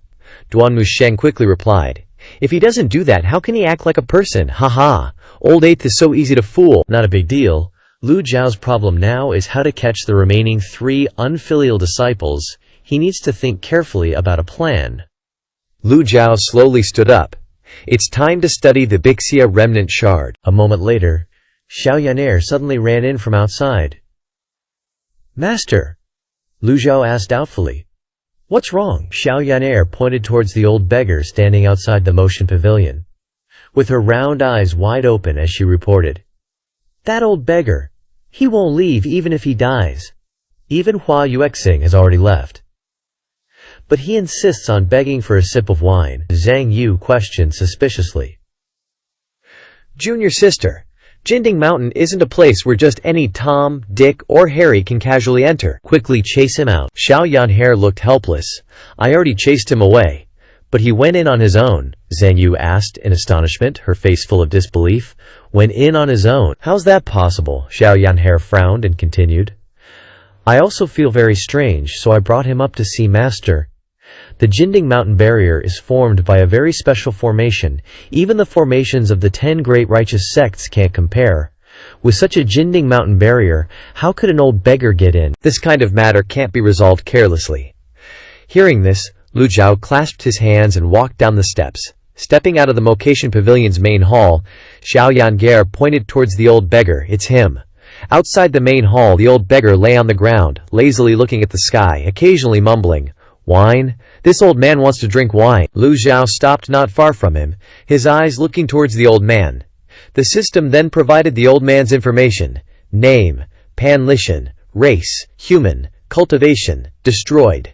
His appearance, with tattered and dirty clothes, he was indeed nothing more than an old beggar. Lu Zhao said nothing, but in his mind, he kept thinking. When Yun San arrived at Jingming Dao, he happened to witness the Netherworld sect attacking. Sect leader, Mo Qi, and the expert Yu Hongyi were both seriously injured. It's feared that the Jingming Dao sect won't exist in this world for much longer. Lu Qi had always been very curious about where Pan Lishan had gone. The most mysterious expert of Jingming Dao, a powerhouse from the same era as Fan Xuan, unexpectedly disappeared without a trace overnight. Yet now, that person has appeared at the Motation Pavilion. The old beggar, who had been waiting for a long time, spoke up to urge him. "Hurry up, this old man has been waiting too long for wine." Xiao Yanhair waved the Brahma wheel in her hand. "Old man, do you believe I'll throw you out right now?" The old beggar replied. "Little girl, don't be so fierce. Not good, not good." His 2 not goods made Xiao Yanhair grind her teeth in anger. She was about to take action when Lu Zhao raised his hand to stop her. "Bring wine." "Ah!" Xiao Yanhair and Zhang Yu turned their heads in surprise to look at him. Zhang Yu thought to herself, "Why is Master suddenly being so kind to an old beggar today?" Thinking this, she replied to Lu Zhao, "Disciple will go immediately." Zhang Yu bowed slightly, and then darted off to the north pavilion. A moment later, she led 2 female cultivators who laboriously carried back 2 jars of wine and walked over. The female cultivators placed the wine jars down in front of the old beggar. Wine, wine, wine. Pan Lishan's nose was as sensitive as a dog's. As soon as the 2 female cultivators approached, he smelled the fragrant aroma of the wine. The female cultivators placed the 2 jars of wine next to Pan Lishan and then respectfully retreated. Pan Lishan's spirit suddenly became high, and he sat up straight. He squinted his eyes and looked up, chuckling. You are the owner of the Mocation Pavilion." Lu Zhao didn't answer, but simply pointed towards the 2 jars of wine on the ground. "This is the Mocation Pavilion's wine, brewed for 100 years. Pan Lishan's eyes lit up. He lifted the wine jar to his nose and sniffed, praising incessantly, "Good wine, truly good wine." Lu Zhao pressed, "Does he want to drink it?" The old man grinned and replied, Want. This old man wants to drink it very much." As soon as he finished speaking, he gulped down several mouthfuls, drinking the wine as if it were water. "That's good." Lu Zhao moved closer to Pan Lishan. "Since you know this place is the Motion Pavilion, why did you still dare to barge in here?" Pan Lishan opened the wine jar, took a few large gulps, and a look of satisfaction appeared on his face. Only then did he say, "Knowing or not knowing, this old man's life is already shattered like this. I have nothing left to lose." Lu Zhao frowned. "Shattered life?" Lu Zhao didn't bother exposing him, but continued with interest. "You have no cultivation, how could you enter the barrier?" Pan Lishan feigned ignorance. "This old man doesn't know.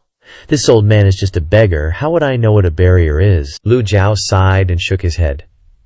To think that the dignified #1 expert of Jingming Dao would fall into such a state today. This old man doesn't know whether I should be happy or not. Lu Zhao pondered for a long time, while the old beggar continued to bury his head in the wine jar. This part is a poem and doesn't seem to directly relate to the story, so I'll skip translating it unless you specifically want it. Zhang Yue and Xiaoyan He were both shocked and horrified. This old, weak, dirty beggar with no cultivation aura, stumbling steps, and listless spirit was actually the #1 expert of Jingming Dao. The old man continued to lift the wine bottle and drink, gulping it down. "Good wine, good wine, good wine." After taking a few gulps of wine, Pan Lishan's expression didn't change, and he calmly replied, "This old man doesn't understand what you're talking about. This old man just wants to drink good wine and take a nap." Lu Zhao's deep eyes made Pan Lishan feel a chill down his spine. "You really don't want to admit it." Hearing this, Pan Lishan also tried to look at Lu Zhao. When their eyes met, Pan Lishan appeared calm on the surface, unconcerned, but in reality he was feeling terrified. Inside, Lu Zhao continued to stare intently at Pan Lishan with a cold gaze. After a long period of silence, the old beggar Pan Lishan finally shook his head and spoke. "This old man is just a beggar. I don't understand what you're saying." Seeing this, Xiao Yanyer immediately waved her small fist and glared with wide eyes, saying loudly, "Master, if he doesn't admit it, let disciple beat him up. Disciple's hands are itching like crazy. Coming to drink free wine, and not even daring to admit the truth. This wine is such a waste." Lu Zhao didn't think that Pan Lishan would immediately admit his identity. After all, no one knew what Pan Lishan had experienced in recent years.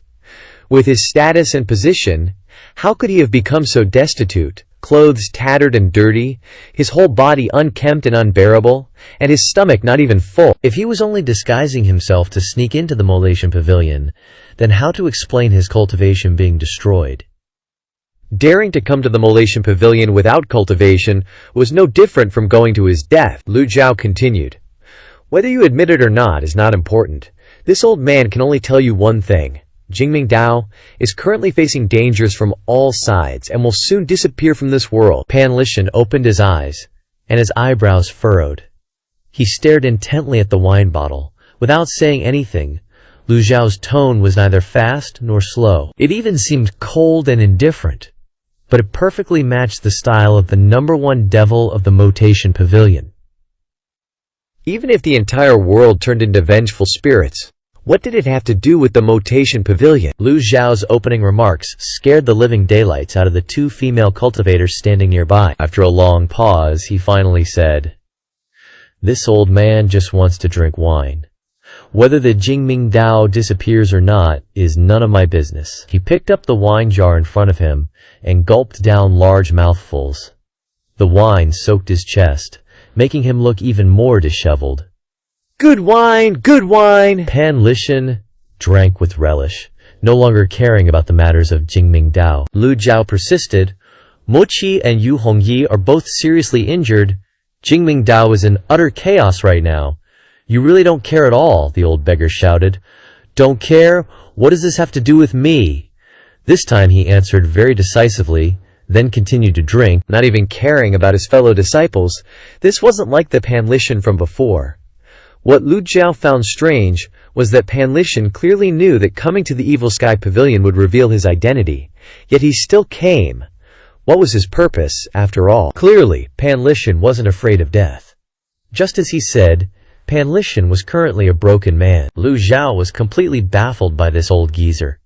But whatever, he didn't have time to talk to a drunk. Lu Jiao ordered him to be watched. Pan Lishan returned to his usual appearance, a lazy smile spreading across his face. Thank you! The wine is really good! Lu Jiao returned to the Evil Sky Pavilion. Xiao Yanhe, not understanding, followed after him, curiously asking, Master, is that old beggar really Pan Lishan? Lu Jiao replied indifferently. He said he wasn't, so let's just assume he isn't. With that, Lu Jiao clasped his hands behind his back and walked towards the secret chamber, leaving little Yan'er and big Yan'er standing there dumbfounded, not understanding a thing. She thought for a long time but still couldn't figure it out. Ugh, so is it him or not? Watching her master's receding figure, little Yan'er scratched her head and muttered, Am I really as dumb as my senior brothers say? Soon, Lu Jiao returned to the secret chamber. Lu Jiao sat cross-legged and took out the bipolar separation blades, placing them on the table in front of him. To be precise, 5 images of the bipolar separation blades and the bipolar bow from which Lu Jiao had hidden a piece. There were only 4 pieces and 1 bow on the table. Lu Jiao rubbed his brow, muttering to himself, To complete the system's mission, he has to reforge the bipolar bow and separate it into bipolar separation blades. He still has 2 refinement talismans. Lu Jiao opened the item information and carefully read the notes on the refinement talisman. The refinement talisman can reset a weapon, returning it to its state before it was claimed. Although the refinement talisman can provide special energy to smelt a weapon, it doesn't have the function of separating a weapon into crafting materials. Looks like he has to do this manually. Let's give it a shot. Lu Jiao slightly raised his hand, and a refinement talisman immediately appeared. His godly tribunal realm cultivation allowed him to control weapons with telekinesis. The bipolar bow floated in front of him. At Lu Jiao's silent command, the refinement talisman floated towards the bipolar bow. The refinement talisman burst into flames. Red-hot flames quickly engulfed the bipolar bow. This special type of flame emitted an extremely high heat. Lu Jiao, at close range, felt unbearably hot, so he mobilized his protective yuan qi, forming a shield in front of him. Although the shield blocked more than half of the heat of the flames still pierced through the qi barrier, causing Lu Jiao to sweat. He wasn't yet at the Yuanshen realm, so he couldn't completely block all of this heat, but there was no other way at the moment. He could only endure it. At least he could withstand this heat. The flames continued to burn the bipolar bow. The color of the flames changed from red-hot to blue. Hiss, hiss, hiss. Under the constant refining of the flames, the bipolar bow finally turned red. The female cultivators, seeing the raging fire, cried out to each other, The pavilion master's room is on fire. Should we go put it out? The female cultivator next to her immediately stopped her. 4th senior brother instructed us that no matter what happens in the pavilion master's secret chamber, we shouldn't interfere. An hour later, the building outside the secret chamber returned to normal. The female cultivators looked on in confusion. They stared intently, but still couldn't understand. After burning for an hour with such a huge fire, not even the bones would be left, yet the building was undamaged. How could that be? This was too bizarre. The female cultivator next to her added, This shows how powerful the pavilion master is. A girl in the back, disregarding the matter, thought that the charcoal would be perfect for a barbecue. Sisters, let's grill chicken. Right. Let's grill chicken and eat it. Inside the secret chamber, Lu Zhao controlled his chi to wrap around the bipolar bow. Turning the bow into blades wasn't as easy as he thought. After refining for so long, the blades still hadn't appeared. This kind of thing couldn't be rushed. He could only continue to wait. The energy of the refinement talisman was extremely strange. It seemed that as long as Lu Zhao didn't stop, the energy would continue to exist, inexhaustible. This process continued for an entire hour. The bipolar bow became increasingly green. Oh? Lu Zhao noticed that most of the materials within the bipolar bow were being melted by the energy of the flames. Seeing this, Lu Zhao dispersed his chi. Ting! Like molten steel, liquid dripped down. When it fell to the ground, it quickly solidified into a solid mass, emitting black smoke and a burning smell into the air. No wonder the three blades couldn't form a heavenly-grade weapon when combined. With such low-quality materials and forging techniques, how could one create a good weapon? Cheap, low-quality materials gradually couldn't withstand the high temperature, and were melted by the flames, dripping onto the ground. After reducing the miscellaneous materials, separating the blades became easier. Another hour passed in the blink of an eye. Fortunately, after comprehending the heavenly writing, Lu Zhu's mental state was always full. Even after sitting for so long, he was still full of energy.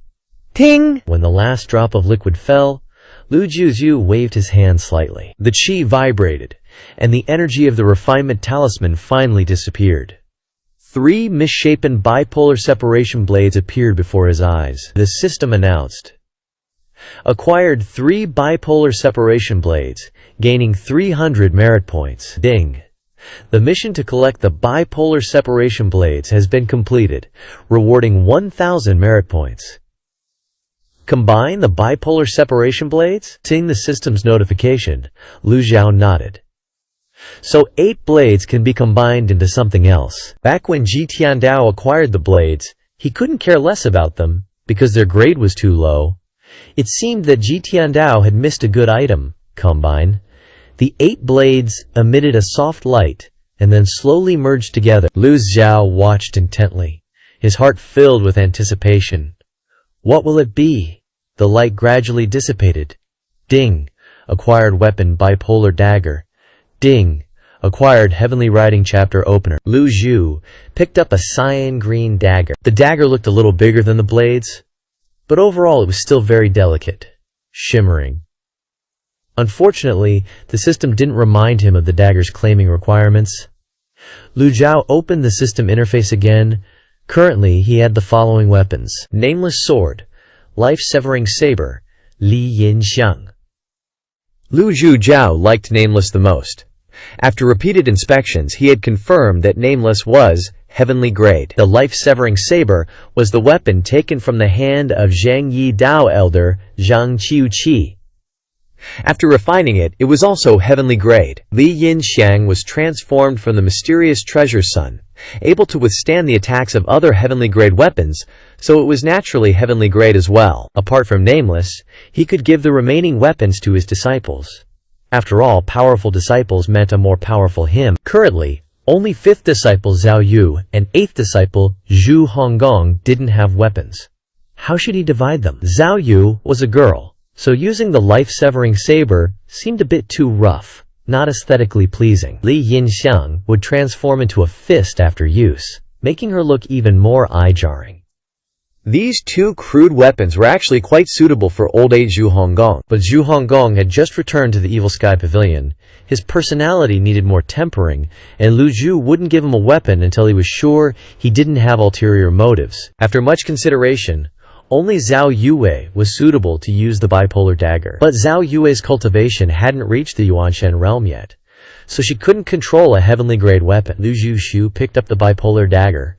A chilling sensation from the dagger went straight into his mind. The bipolar dagger flashed with a cold light. Good! Lu Zhu couldn't help but praise, although not as imposing as the Nameless sword. Suddenly, he felt the urge to take out Nameless, to test the toughness of the bipolar dagger. But remembering the terror of the Nameless sword, he refrained. The bipolar dagger was at least a heavenly grade weapon. It would be a pity if it was destroyed. Lu Zhao retracted the Biluo blade, his eyes turning towards the heavenly book scroll. He murmured suspiciously, Could this thing be related to the 3-volume heavenly book cultivation method? Lu Zhujiao reached out to touch the heavenly book scroll, and the darn scroll suddenly shattered into tiny pieces, turning into specks of starlight that seeped into Lu Zhu's mind. He opened the heavenly book interface. The human scroll was still glowing, but the earth and heaven scrolls remained dim, without a trace of light. Seriously? He clicked open the human scroll. The first thing that hit his eyes was a row of seal characters radiating golden light, divine power of all living beings speech. When he was in Anyang City, this line of text from the heavenly book appeared in his mind. So what's the point of this heavenly book scroll? Lu Zhao thought and thought, but still couldn't figure it out. He decided to stop racking his brain. Ever since comprehending the heavenly book, there were a lot of things he didn't understand. Lu Zhao sat cross-legged, planning to continue comprehending the heavenly book. The heavenly book interface opened, and Lu Zhao entered a state of comprehension. Almost simultaneously, strange texts written in the seal script appeared in his mind. Born with immeasurable physical body achieves divine power. Physical body achieves divine power, can manifest limitless, boundless, wonderful physical body. Cloud command. What is transformed into physical body close to enlightenment can arouse all kinds of divine power. Work, degrees of birth affairs, enter all dharmas, extinguish ultimate divine power, achieved extinguish ultimate communication, hence able to reside in samadhi, correct determination, and universally manifest physical body like light and shadow, universally manifesting all things while in samadhi, silent, unmoving state. Lu Zhao's originally abundant spirit suddenly had more gaps appear. Very quickly, he was completely immersed in comprehending the heavenly book, completely losing track of time. 7 days passed in the blink of an eye. In these few days, besides cultivating, Xiao Yanker spent the rest of her time keeping an eye on the old beggar, Pan Lishan. Pan Lishan didn't do anything. If he wasn't drinking wine, he'd be passed out asleep, no different from the beggar she saw in the market area of Gangzi town. From morning till night, Pan Lishan was like a lump of mud that couldn't plaster a wall. He always acted like he didn't care about anything, lying down to sunbathe wherever was comfortable, and even scratching the dirt off his body. Pan Lishan squinted and said, "Little girl, you've been staring at this old man all day long, aren't you bored?" Xiao Yanher curiously sat down in front of the old beggar and asked, "Master told me to keep an eye on you." "That's right, how did you get inside the barrier?" The old beggar, who had been closing his eyes, suddenly opened them, then parted his lips to reveal his missing front teeth. "Looking quite funny," he said. "Want to know?" Pan Lishan looked around a bit, glancing left and right. There was no one else around. Xiao Yanshare nodded slightly. Pan Lishan laughed heartily. "Do you know what I like about Wei Yi the most?" Xiao Yanher smiled sweetly and replied, "What?" He then said, "He's straightforward, sincere, and doesn't act all pretentious."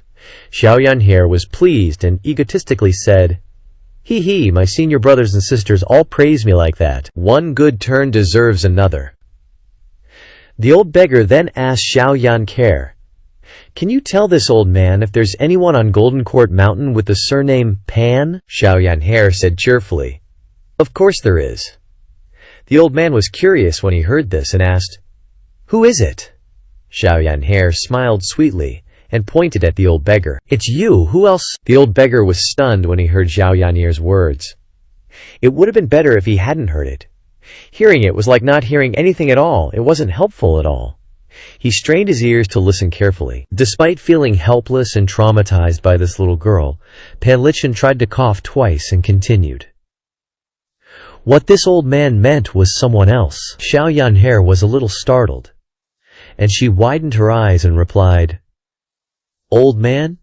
Are you talking about Pan Zhong? Oh, now that you mention it, you're surnamed Pan, and he's also surnamed Pan. Are you his father?" The dry, old face of Pan Lishan was twisted, as if he had a stroke. He lay back on the ground and said helplessly, This old man isn't surnamed Pan, I was just asking casually." Xiao Yanher conveniently scattered some food for her chickens, to make them grow faster so she could pluck their feathers and roast them, and the soft-shelled turtle to cook with bananas. Occasionally, Xiao Yanher would turn to the old beggar and say, "Do you want some? I'll give you a little." No matter what, she found it incomprehensible. She continued to question the old beggar. "Then that's really strange. Old Pan, you're just an ordinary old beggar. Why aren't you afraid of my master killing you? Cough, cough, cough! Pan Lishan choked on his words. I already said this old man isn't surnamed Pan. Alright, then quickly tell me, how did you get inside the barrier? Pan Lishan grimaced and asked. Why do you keep asking? If I don't answer this little girl, I won't be able to sleep peacefully. So, the old beggar muttered a few words. No matter how sophisticated a fishing net is, there will always be a hole. Xiao Yancher listened, but didn't understand at all. Two big question marks appeared in her head. Pan Lishan saw that the direction of the sunlight had changed, so he turned towards the sun again, then continued to lie down, resting his chin on his hand, and said, Little girl, is Pan Zhong dead? The old beggar's question was no less bizarre. Xiao Yanher was a little surprised, but she proudly replied, He has a long life. He just happened to meet my master. If it weren't for master bestowing him the 6 yang technique, I'm afraid he would have died long ago. Pressing his advantage, the old man continued to rest his head on his hand and asked, Then that's good. How is he living on the mountain? Don't worry, your son is living very well here. Zhao Yanher pointed her toes and leaped onto a branch. Poofed! Pan Lishan had just taken a sip of wine and spat it all out. This old man is really not surnamed Pan. Moreover, this old man is already old. How could I have such a young son? Xiao Yanher nodded slightly and said, Yeah, that makes a lot of sense. Pan Lishan nodded in satisfaction, then flattered her and said, Girl, give this old man some more wine. That 100-year-old vintage, all right? Sure. For the sake of your grandson, I'll get you some to drink. Zhao Yanher looked like it was a given. Pan Lishan continued. Question mark? What? Just now it was son, and now it's grandson? Just as Pan Lishan was feeling so suffocated in his chest that he didn't want to speak, to the point where he had no way to deny it, a deep sound suddenly came from the evil sky pavilion. OMM. Immediately afterwards, a huge vortex appeared in the sky above the evil sky pavilion. At the center of the vortex were twinkling specks of light. Everyone on Golden Court Mountain stopped what they were doing and looked up at the evil sky pavilion. Xiao Yanher and the old beggar were also very curious. At the same time, the energy within the Golden Court Mountain barrier was sucked into the vortex, slowly being absorbed by the vortex. The vortex at this moment was no different from a tornado at sea. The female cultivators of the Moon Reflection sect had long regarded themselves as disciples of Golden Court Mountain. Seeing this scene, they panicked and said, Quickly go inform Elder Hua, 3rd Mr., 5th Mr., and 9th Mr. A female cultivator rushed away. Yes, the Evil Sky Pavilion is our home. Nothing can happen. The big commotion at the Evil Sky Pavilion had attracted everyone's attention. Hua Wudao, Duan Musheng, Zhu Jifeng, Zhao Yui, Xiao Yanher, and the female cultivators of the Moon Reflection sect all gathered outside the Evil Sky Pavilion. Even Fan Xuan, heavily injured and recuperating in his room, had to drag his ailing body out to gaze at the distant Evil Sky Pavilion. Even a man as knowledgeable as Fan Xuan was utterly astonished and bewildered by the vortex above the Evil Sky Pavilion. His brow furrowed, he muttered, Could that old devil be trying to absorb the barrier's power to forcibly maintain his cultivation? From his perspective, the energy of the Golden Court Mountain's barrier was ceaselessly being sucked into the vortex above the Evil Sky Pavilion, the Formation I. Fan Xuan recognized that the highest point of the vortex was precisely the Formation I of the barrier. This Formation I could control the entire Golden Court Mountain barrier. Some cultivators, when setting up formations, would often hide the Formation I in some obscure corner to prevent others from finding its weakness. Moreover, the Formation Eye was also the place to repair the formation and infuse energy into the terrain. The Golden Court Mountain was excellent for setting up a grand formation, creating a powerful barrier that made the 10 great sects of the righteous path hesitate. Unexpectedly, the Formation Eye was located at the highest point above the Evil Sky Pavilion, but the scene before his eyes was the barrier's energy being absorbed. What was going on? This would weaken the Golden Court Mountain barrier, reducing the Evil Sky Pavilion's defensive power. Formations were extremely important for a cultivation sanctuary, such as how the Righteous Unity sect's strength was clearly weak, but because they had the Azure Jade altar, they could barely survive to this day, or the 8 altars of the Cloud sect, each altar being a cultivation sanctuary with its own defensive formation. Fan Xuan couldn't understand what the Evil Sky Pavilion was doing. If things continued like this, the Golden Court mountain barrier would disappear, and when the righteous path sects attacked again, how would the evil sky pavilion stop them? Whoosh! The vortex vibrated even more violently. Fan Shuen decided to get closer to take a look. In the near future, the evil sky pavilion was his only refuge. If something happened to the evil sky pavilion, he would have nowhere to go. Enduring the throbbing pain of his injuries, Fan Shuen arduously walked towards the evil sky pavilion. Before long, he got closer. But suddenly the scene before him made Fan Shuen jump. Why is there an old beggar lying here? What level of figure was Fan Shuen? Seeing the old beggar, he carefully assessed him and asked, "Who are you?" The old beggar was sitting with his back to Fan Shuen, his eyes following the direction of the evil sky pavilion, and his hand was opening the lid of his wine gourd, intending to take a satisfying gulp. Suddenly, hearing someone speak, he lazily turned around to look behind him. Pan Lichin was slightly startled seeing Fan Shuen's features. Fan Shuen's face had long been disfigured, and now that he wasn't wearing a mask, he looked quite frightening. Pan Lichin held up the wine gourd. "This old man came for some wine. It's good stuff. Want a sip?" Fan Shuen didn't continue towards the evil sky pavilion. Standing here, he could clearly see the whole scene. Fan Shuen said in a deep voice, "You still haven't answered my question." He wasn't as easily fooled as Zhao Yanhe. If someone could appear at the evil sky pavilion, how could they be an ordinary person? Pan Lichin laughed heartily a few times. "Who this old man is doesn't matter. You seem to be badly injured. It's none of your business." The old beggar spoke with the tone of a senior. "This old man has traveled all over the land and met all kinds of people. Young man, don't be arrogant." Fan Shuen frowned slightly, saying in a deep voice, "You called me young man." Pan Lichin narrowed his eyes at Fan Shuen. "So what?" Fan Shuen burst out laughing. "Just a little junior with no eyes? I won't bother with you," the old beggar quickly retorted fiercely. "This old man won't bother with you either." The two glared at each other, and then turned to look at the evil sky pavilion. The years were a butcher's knife that had hacked and whittled away at the two of them until they couldn't be recognized. No one recognized anyone. Although the old beggar looked like he was on the verge of dying, so ordinary that he couldn't be more ordinary, Fan Shuen didn't let his guard down at all. The barrier's power was still constantly gathering in the sky above the evil sky pavilion, and the disciples standing around watching couldn't understand it. Duan Musheng and Hua Wudao looked up intently, not taking their eyes off it for a moment. "Elder Hua, your knowledge is vast. Do you know what's happening?" Hua Wudao frowned and said, "Something's happened to the formation eye." Duan Musheng was confused. The last time the Righteous Unity sect and the Heaven Sword sect came to cause trouble, Maester used his power to repair the formation eye, so in theory, the formation eye should have completely recovered, right? Speaking of the Heaven Sword sect, Zhu Jifeng, standing to the side, blushed. He had been present that day, and he had personally witnessed Lu Zhujuao repairing the barrier's formation. Xiao Yanhe didn't seem worried at all, she said. Don't be afraid, don't be afraid. Even if the formation is gone, those righteous path sects wouldn't dare come here again."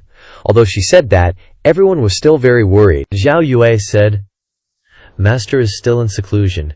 If this continues, it won't be good." Duan Musheng sighed. "It's a pity that old Fourth is not here. Otherwise, we could have asked him to think of a solution." Hua Wudao thought to himself.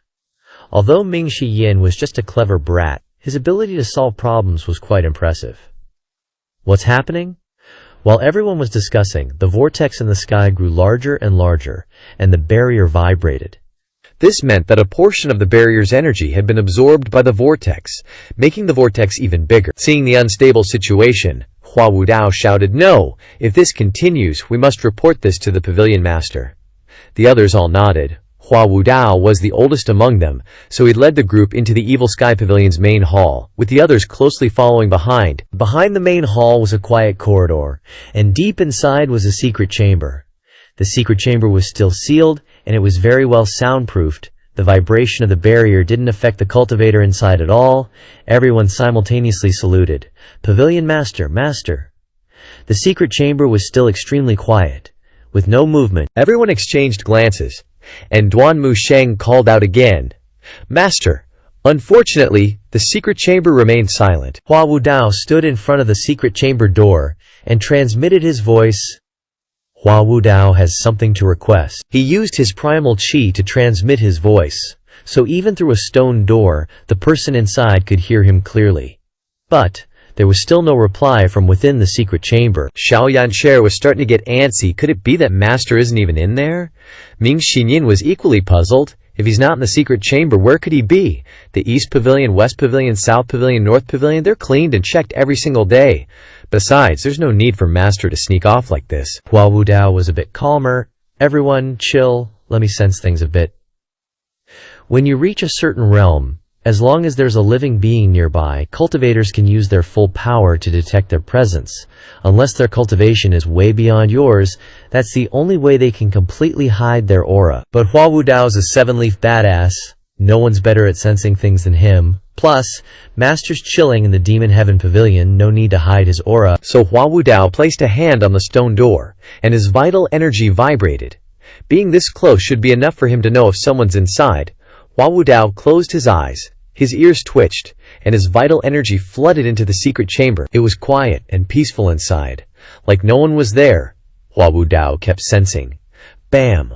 Hua Wudao's eyes snapped open, startled. At that moment, he felt a crazy, powerful energy inside. Hua Wudao pulled his hand back, and the female cultivators anxiously spoke up. Elder Hua, Duan Musheng urgently asked. Elder Hua, what's the situation? I sensed a massive energy contracting powerfully on the ceiling of the secret chamber. The force is converging in a funnel shape, constantly pouring into the person sitting in the middle of the room. Pavilion Master is probably experiencing cultivation deviation. Hearing those 4 words, cultivation deviation, the group was shocked, the disciples especially, frozen in place, sweat dripping down their cheeks, seeing everyone's disbelief because they've never seen such a thing. Hua Wudao continued. Seclusion is often for breaking through, improving cultivation, and enhancing the abilities and skills of cultivators. Because of this, there's a countless number of cultivators who experience cultivation deviation. The deviation isn't referring to the demons from the demonic path, but the phenomenon of cultivation problems, or flawed cultivation methods, damaging meridians, and the Dantian Qi Si. At best, partial paralysis. At worst, cultivation ruined, leading to death. He was downplaying it, but saying this made Hua Wudao shiver himself. Of all the disciples, little Xiao Yanher had the most affection for Master. So hearing Hua Wudao say Master was in danger, she didn't believe it. How could this happen, Elder Hua? Don't talk nonsense, Hua Wudao earnestly said. The aura and vital energy in the room are fluctuating wildly. I can sense the energy barrier gathering energy into the secret chamber through the formation eyes. If you don't believe me, go sense it yourselves, the old guy frowned, ending with a confident statement. The situation in the secret chamber was obvious. Duan Musheng was the first to step forward to sense it. He put his hand on the door of the secret chamber, and sure enough, just as Hua Wudao said, the vital energy inside was a total mess. This was definitely a sign of cultivation deviation, Zhao Yue hurriedly urged. Third senior brother, think of a solution. This can't continue. Duan Musheng scratched his head, glancing at the door but seeing nothing. All he could do was shake his head. Hua Wudao sighed. There are 2 options, Duan Musheng immediately asked. What options? Speak quickly, Hua Wudao revealed. 1. We break open the secret chamber. Everyone works together to stabilize the chaotic vital energy inside. There might be a backlash, and we'll bear it together. The second option is to not interfere. Those experiencing cultivation deviation still have a chance of survival during the cultivation process, with the possibility of reversing and breaking through. But the chances of success are very low. Before Hua Wudao could finish, little Xiao Yanher blurted out first. Then what are we waiting for? Break open the secret chamber. Third senior brother, hurry. 2 choices laid out before them. Hua Wudao nodded. In that case, we'll choose the first option. Those with cultivation below the primordial spirit realm, step away. When presenting the 2 options, Hua Wudao had already made his own decision. Duan Musheng nodded. I agree. The female cultivators with low cultivation all turned to leave, since they wouldn't be of any help and might even be a hindrance. But Zhao Yu didn't leave. She said, I'll stay. They all understood very well that if something happened to Master, the Demon Heaven Pavilion's tribulation would begin. Whether for personal or the sect's sake, they had to make this choice. As the female cultivators left, the vibrating sound of the barrier layer echoed again. meaning the energy source was becoming increasingly turbulent. Fan Xuan and Pan Lichen quietly observed the situation.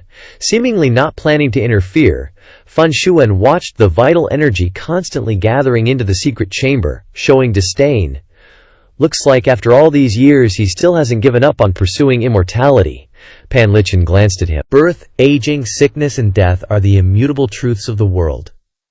Why do some people always want to break these truths? If you see things so clearly, why don't you just jump off here and die? Pan Lichen pointed toward the cliff.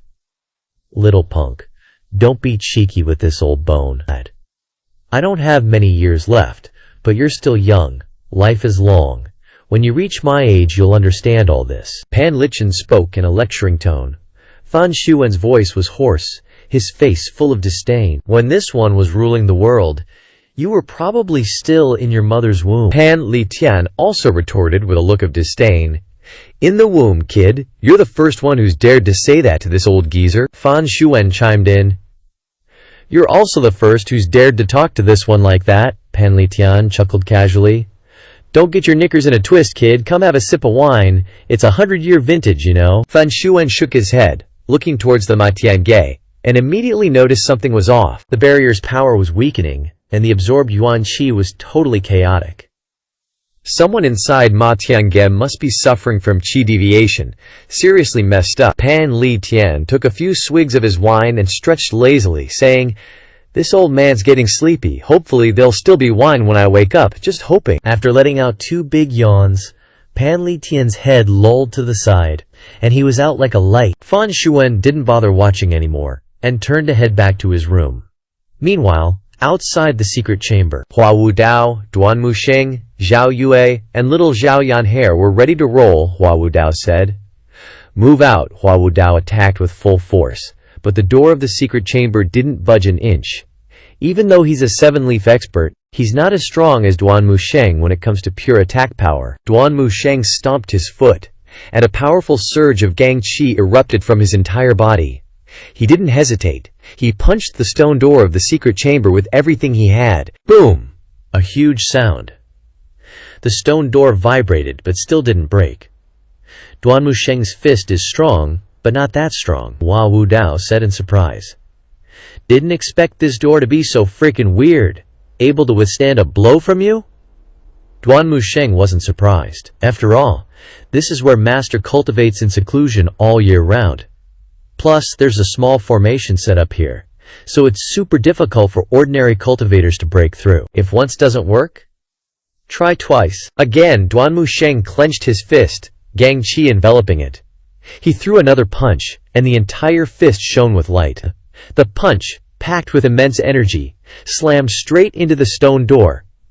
Boom! The gang qi collided with the door, creating shockwaves that spread out from the sound, passing through the corridors, through the Ma Tiange, reaching outside the main hall, into the courtyards, echoing across Jinting Mountain. The stone door cracked. Duan Musheng, full of courage, punched it again, and the door shattered. Fragments flew everywhere. Duan Musheng charged into the secret chamber, with Hua Wudao, Zhao Yu, and little Zhao Yanhair right behind him. As the 4 of them rushed inside, the scene before their eyes left them speechless.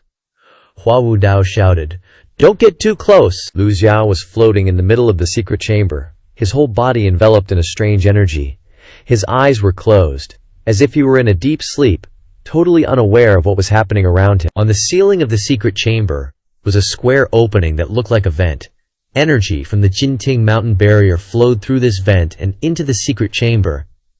The energy was like seawater, converging in one place, entering Lu Xiao's body. Little Zhao Yanhair hurriedly asked, "What's wrong with Master?" Hua Wudao observed the scene in the room and said, "Qi deviation, chaotic yuan qi. He's probably trying to use the barrier's power to counteract the chaotic yuan qi in his body." Duan Musheng didn't know what to do. "What now?" Hua Wudao thought quickly and replied, "I'll block the barrier's energy, seal the vent. You guys get Master out of here. Remember to keep your gang qi shields up at all times." Everyone chorused in agreement with Hua Wudao. Having given his instructions, Hua Wudao used the 6 harmonies Dao seal. Under Hua Wudao's feet, the 8 trigram seal appeared. From within, the 8 trigram seal, Large seal characters appeared in succession, spinning around Huawu Dao. The seal characters shimmered with golden light. Qian, Kun, Sheng, Si, Shui, Huo, constantly revolving. On the outer layer, there were 3 seal characters, Yu, Wu, and Li, encompassing to create 2 layers. Huawu Dao glared and then leapt into the air, heading straight for the vent. Duanmu Sheng, Zhao Yanhe, and Zhao Yu all unleashed their Gangqi shields and stared intently at Huawu Dao. The 6 harmonies Dao seal slammed into the barrier's energy. Boom! The energy shattered, and chaotic gang winds raged through the secret chamber. The barrier's energy suddenly stopped. Huawu Dao turned back and yelled, Duanmu Sheng, Zhao Yue, and Xiao Yanhe.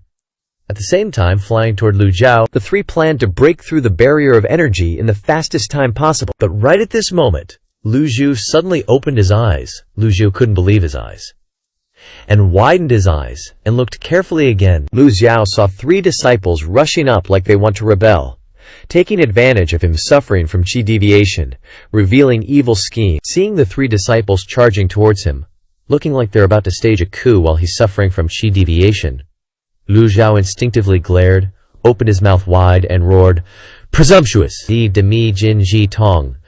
Jiu neng zhu san mei zheng ding. Puxian se shen. Shiru guangying. Puxian yi qi yu san mei. Jiran biu dong. Shiwei fa mi jin ji shen tong. Centered on Lu Zhao, a light blue seawater-like energy appeared around him. In a blink, the qi condensed into gang, transforming into a blossoming blue lotus. The suppressing power spread in all directions. The 3 disciples widened their eyes, sensing the threat from this terrifying source of energy. Instinctively, they unleashed their dharmic bodies. 100 Tribulations Insightful Understanding. Duanmu Sheng opened the 100 Tribulations Insightful Understanding second leaf. Zhao Yu opened the 10 Directions Qian Kun. Little Yan Sher opened the 100 Tribulations Insightful Understanding unopened leaf. Huawu Dao was utterly shocked, exclaiming, That's a sonic attack. Although it's not as powerful as the Scram divine ability back in Anyang City, it still contains primordial energy. The sound reverberated in the ears of the 4, and Huawu Dao stared blankly, confused. What the heck? The scary thing isn't the shout, but the blooming blue lotus made of primordial energy appearing next to Lu Zhao. As soon as the blue lotus appeared, the power of his stellar energy instantly multiplied several times, unleashing an incredibly strong force. Huawu Dao above also sank. In his heart, Huawu Dao thought, They can't withstand this. 9 massive seal characters blocked Duanmu Sheng, Zhao Yue, and Zhao Yanhe, forming a protective circle. Huawu Dao widened his eyes and shouted, 6 Directions Dao Seal. At the same time, his 7-leaf golden lotus avatar materialized. Boom! The blue lotus had fully bloomed. Huawu Dao roared, Break! But it had absolutely no effect. Instead, the 6 Directions Dao seal was shattered into tiny pieces. The lotus petals touched the 9 seal characters, and all 9 instantly lost all resistance, being obliterated by the bizarre energy, then dissipating into the air. Huawu Dao was blasted backwards, smashing through the stone wall. Elder Hua, Duanmu Sheng, Xiao Yanhe, and Zhao Yue exclaimed in shock. The power of the blue lotus didn't stop because of the 6 Directions Dao seal. On the contrary, its speed increased, lunging toward the 3 disciples. From the moment Lu Zhao shouted a couple of nonsense words to when Huawu Dao was blasted away, it all happened in the blink of an eye. How could they have time to react? The blue lotus petals, carrying energy, struck the 3's chests. The 3 avatars dissipated simultaneously. Duanmu Sheng, Zhao Yue, and Zhao Yanhe flew backward. Zhao Yue's cultivation was the lowest, so she was most affected by the impact. Her 10 Directions Qiankun avatar couldn't withstand a single blow, and her blood churned. Duanmu Sheng crashed into the stone wall, while Zhao Yanhe was almost unscathed. The cloud-weaving garment she wore emitted light, absorbing most of the blue lotus's power. Wearing the cloud-stepping shoes, she staggered, spun around, and fled toward where Huawu Dao had been blown out. Outside the Evil Sky Pavilion, the female cultivators stared wide-eyed at the secret chamber.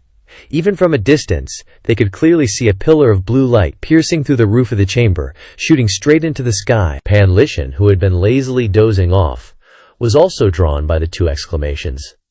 And upon opening his eyes, he saw this spectacle. Pan Lishan's eyes, which had been half closed, suddenly widened. Did he? Did he fail? Or did he break through? He trembled in astonishment, and the gourd in his hand fell to the ground, spilling wine. Pan Lishan regained his composure, then shook his head and sighed. What does it have to do with this old man?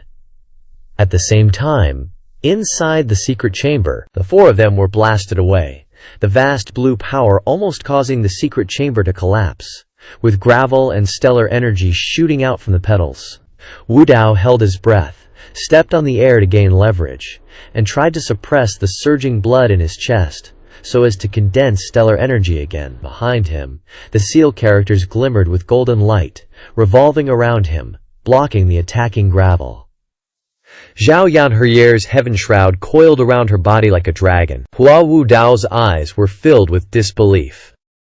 Compared to the three disciples, he found it even harder to accept. The defense Dao seal that he had painstakingly researched for 20 years, which he believed could block all divine abilities, and even confidently came to the evil sky pavilion to resolve his old grudges, was unexpectedly shattered by a single thunderous blast. Although he was utterly defeated in that confrontation, Hua Wu Dao was not convinced, since he hadn't used his full power at that time, and the Six Directions Dao seal had only manifested 8 seal characters and the Bagua seal. After the battle in the 10 Sages formation, Hua Wu Dao had an epiphany and broke through from adversity, with 8 seal characters turning into 9, and the power of the Six Directions Dao seal increasing several times. During this time, he had always wanted to find an opportunity to spar with Pavilion Master a few moves, but now the opportunity hadn't even been found, and he had already been utterly defeated, losing all face. His 9 seal characters were weaker than Tofu, crushed by the blue force, crushing even his confidence. Is it the power of the barrier? Hua Wu Dao didn't believe that a cultivator could generate such powerful energy, so the only possibility was that the energy from the Golden Court Mountain barrier had poured in. He didn't have time to think about the reason for this. Hua Wu Dao simultaneously descended and shouted, "Pavilion Master, Master, Master!" Xiao Yangeer slowly descended. She was almost unaffected. Zhao Yu and Duanmu Sheng knelt on the ground, staring in astonishment at Lu Zhao, who stood unharmed before them.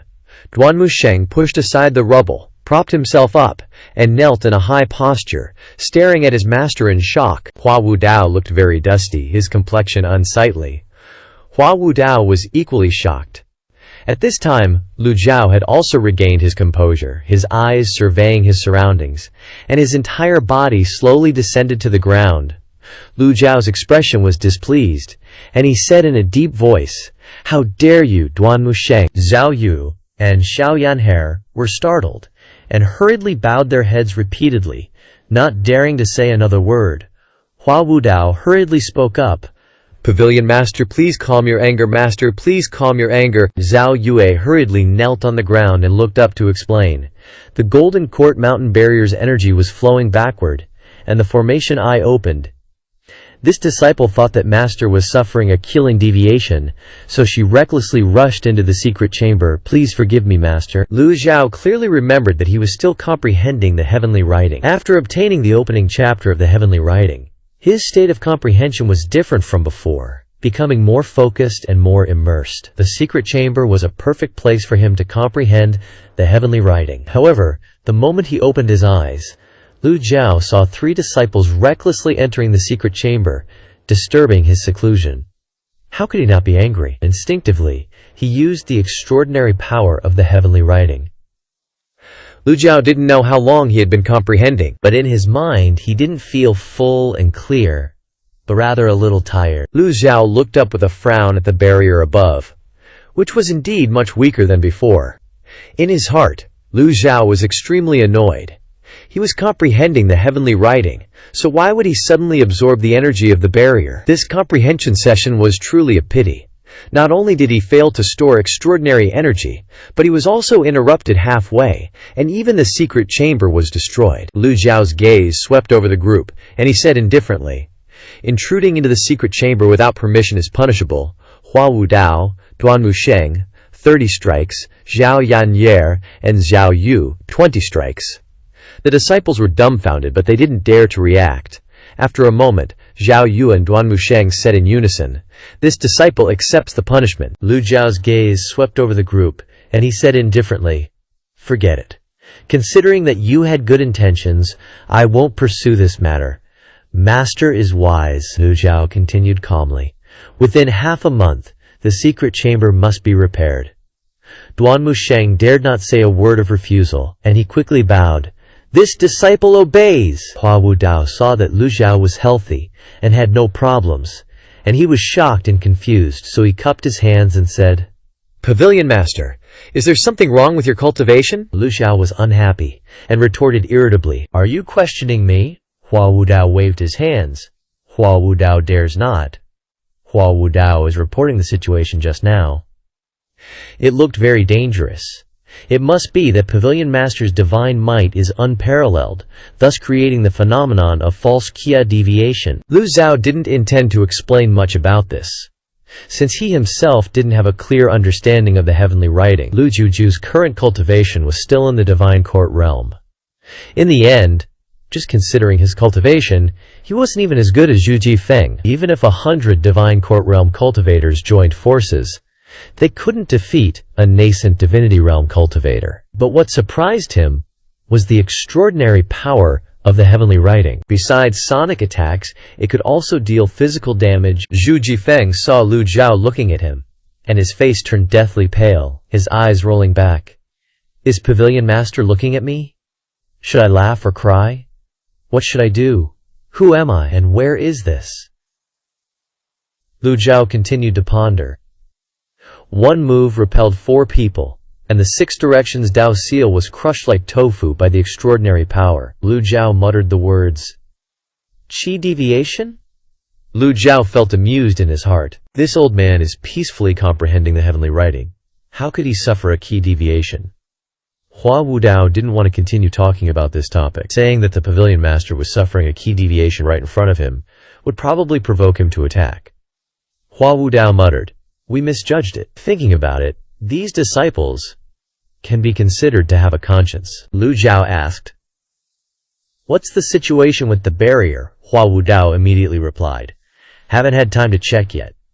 Hearing this, Lu Zhao clasped his hands behind his back and walked outside. Meanwhile, outside the Evil Sky Pavilion, a group of female cultivators were watching from a distance, also terrified, unsure whether to approach and check. They had also witnessed the spectacle just now. The power of the barrier had weakened by more than half. One female cultivator worried, "What if Pavilion Master is in trouble?" Pan Lishan staggered over and plopped down on the ground, the lazy old beggar saying, "Either he lives or he dies. Nothing to worry about." The female cultivators turned to look at the old beggar.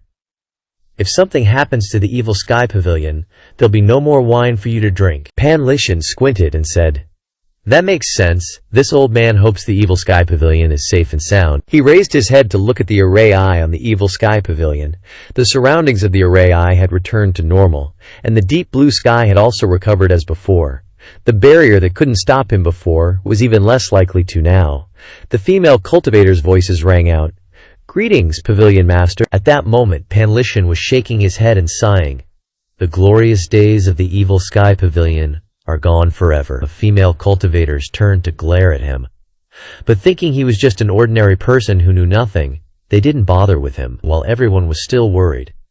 Lu Zhao slowly walked out of the Evil Sky Pavilion. Duan Musheng, Zhao Yu, Zhao Yan'er, and Hua Wudao, looking quite disheveled, followed behind Lu Zhao, as if they had just rolled around on the ground. "Greetings, Pavilion Master." The female cultivators bowed respectfully. Lu Zhao waved his sleeve, tidying up a bit. The female cultivators replied in unison, "Yes." Pan Litian, who was sunbathing, immediately jumped up when he heard Lu Zhao approaching. His eyes widened, showing the whites, and his old face stiffened slightly. He had an incredulous expression.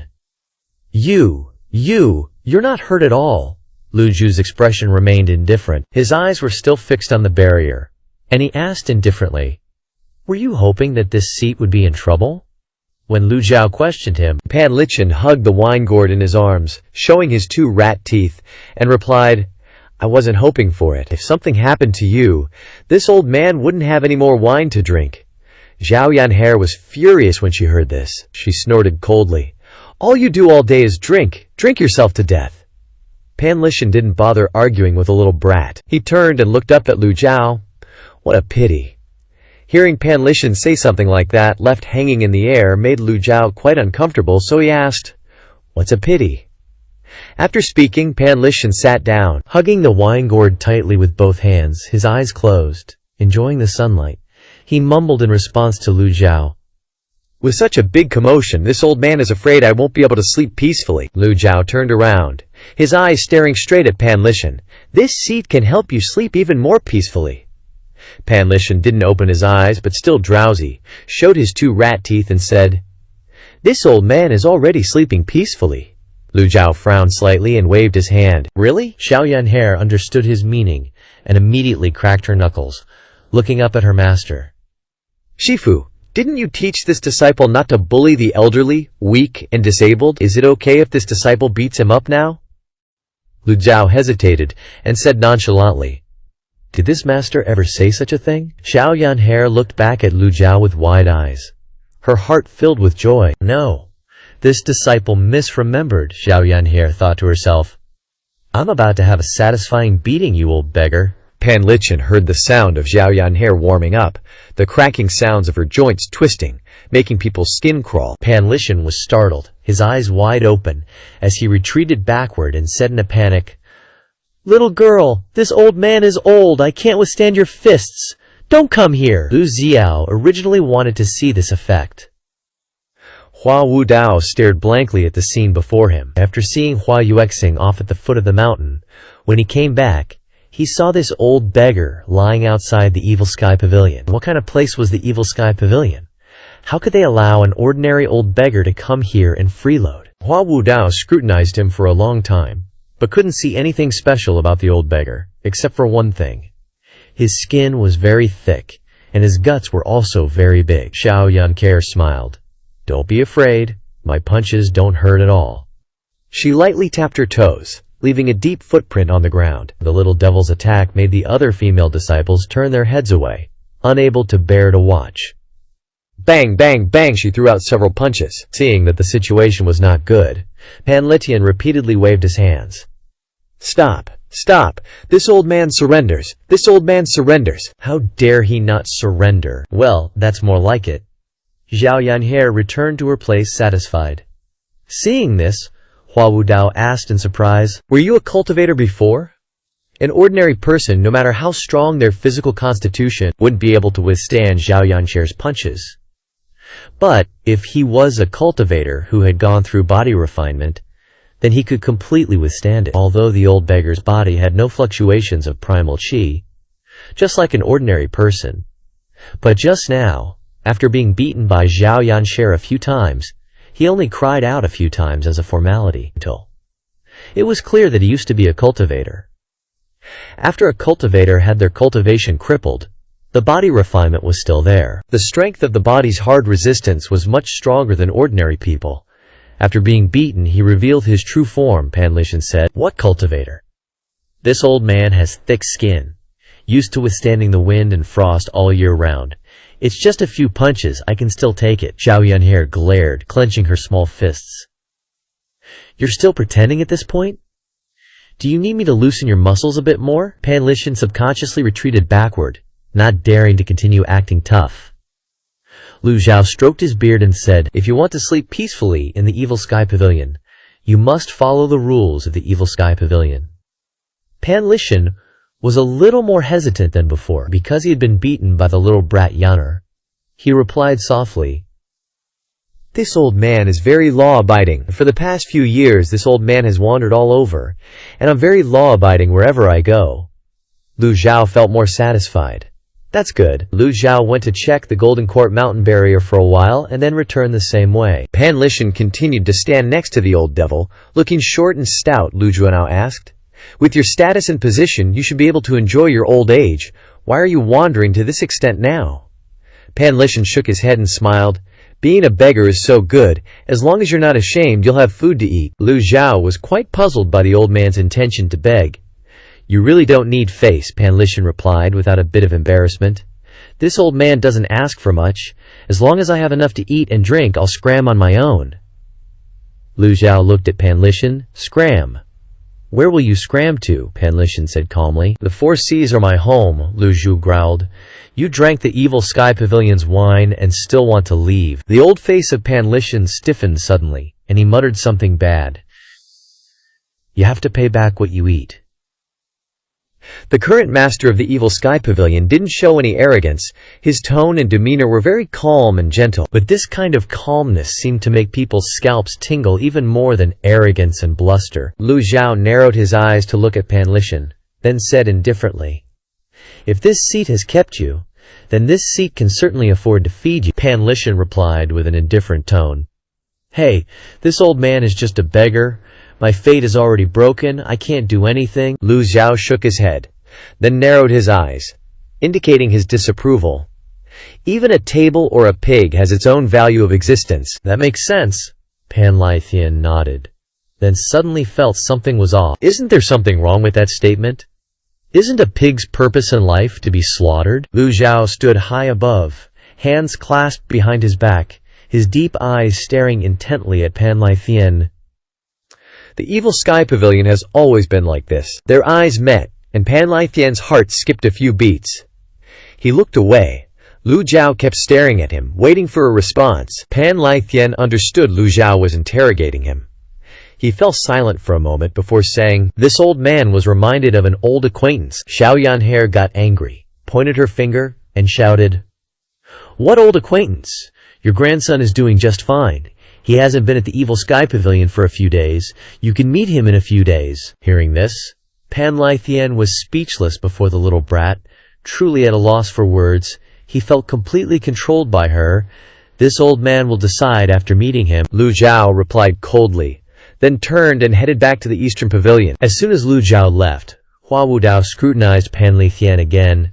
Your grandson is at the evil sky pavilion. This is Fan Trong's grandpa. Xiao Yanhair pointed at Pan Lithian and affirmed confidently. Hearing this, Pan Lithian froze, completely speechless. It seemed impossible to explain this clearly. The female cultivators behind them began to gossip. Fan Trong's grandpa? I knew they looked alike. Great breeding! Yeah, exactly the same. Hua Wudao patted the old beggar Pan Lithian on the shoulder and laughed loudly. Haha, so you're Fan Trong's grandpa. To Hua Wudao, Fan Trong was just a junior, so he only greeted him symbolically. Pan Lithian immediately denied it. This old man isn't surnamed Fan. I'm really not surnamed Fan. Hua Wudao kept laughing and choking as he teased the old beggar. This friend's tone of voice is also very similar. You're really Fan Trong's grandpa, ha. Lu Zhao returned to the eastern pavilion, with Zhao Yu and Duanmu Sheng respectfully following behind. Xiao Yanhair couldn't understand, and asked Lu Zhao, Master, he's just a normal old beggar. Why do we have to keep him? Lu Zhao replied. He's useful. Duanmu Sheng didn't ask further. Remembering the barrier, he said, Fourth junior brother hasn't returned yet, and there's been such a big commotion at the evil sky pavilion. This disciple is worried that external enemies will take advantage of the vacancy. This disciple is willing to sacrifice cultivation to repair the barrier. Lu Zhao waved his hand. Although the barrier has weakened by half, the evil sky pavilion isn't a place where those rats can run rampant. With the current situation, the effect of the Golden Court Mountains barrier is far inferior to the formations at Thang, Ngokdan, and Vantong. If the 10 great sects of the Orthodox faction dared to besiege Golden Court Mountain again, Lu Zhu wouldn't mind using a few more item cards to dissolve them. Lu Zhu walked into the pavilion. This disciple takes his leave. Duanmu Sheng, Zhao Yan'er, and Zhao Yu left the eastern pavilion. Inside, Lu Zhao opened the system interface while thinking about what happened when he comprehended the Book of Heaven. The extraordinary power of the Book of Heaven was indeed very powerful, but why did it absorb the energy of the barrier? He opened the Book of Heaven interface. The characters were no more than before. This showed that the Book of Heaven was still the human scroll. Lu Zhao knew that the first divine power of the human scroll was a kind of hidden skill. So the opening of the Book of Heaven must have the effect of unlocking the second divine power, law extinction. This divine power was similar to the binding seal, except its power far exceeded the binding seal. The power of the divine powers had all been verified. According to Lu Jiao's feeling of comprehension, the more he comprehended, the greater the power of the divine power would be. So there would be a third, fourth, or even fifth divine power in the future. In other words, opening the Book of Heaven was the condition to comprehend another kind of divine power. Lu Jiao looked back at the system interface. Remaining lifespan 5,236 days. 1,000 days are missing. Although Lu Jiao remained calm on the surface, he greeted the system's entire family in his heart. 10,000 grass mud horses galloped past. Even though he cursed, it was actually very little to take away 1,000 days of lifespan. When the power of the Golden Court Mountains barrier poured into the body, it needed a strong body and cultivation to withstand it. Otherwise, that huge energy would cause the body to become deformed. It seemed that a portion of his lifespan was consumed by the barrier's power. This comprehension made his anemia even more serious. But overall, gaining another divine power was a comfort to his soul. Lu Zhu looked at the reversal cards he received from the lottery draw and muttered, "Use 5 reversal cards." They instantly turned into starlight and enveloped his entire body. The points of life force in the Eastern Pavilion gathered together and were quickly absorbed by Lu Zhu's body. Duanmu Sheng, Xiao Yanhe, and Zhao Yue, who had just left, suddenly turned their heads, sensing a large energy fluctuation. Duanmu Sheng raised his eyebrows. "What happened to Master again?" Zhao Yue worriedly continued. "Could it be that he's really suffering from keel deviation?" All three looked worried. After all, the energy of the Golden Court Mountains barrier was very chaotic. Duanmu Sheng shook his head slightly. "Forget it. Don't worry about it. You learn from your mistakes. Master has always caused a lot of commotion."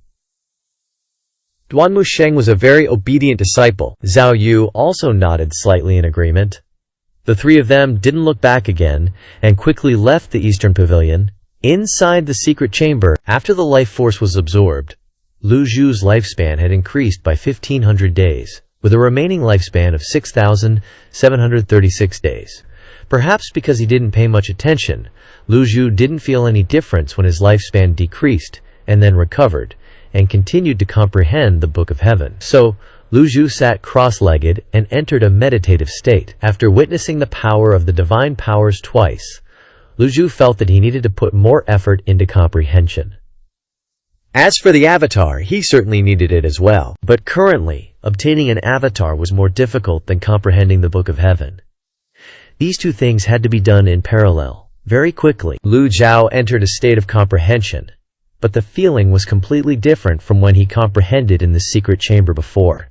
When he entered the state of comprehension, he would completely ignore external matters, his 5 senses would be closed, and his whole body would fall into a state of deep sleep. And now, Lu Jiao could feel that his consciousness was still clear.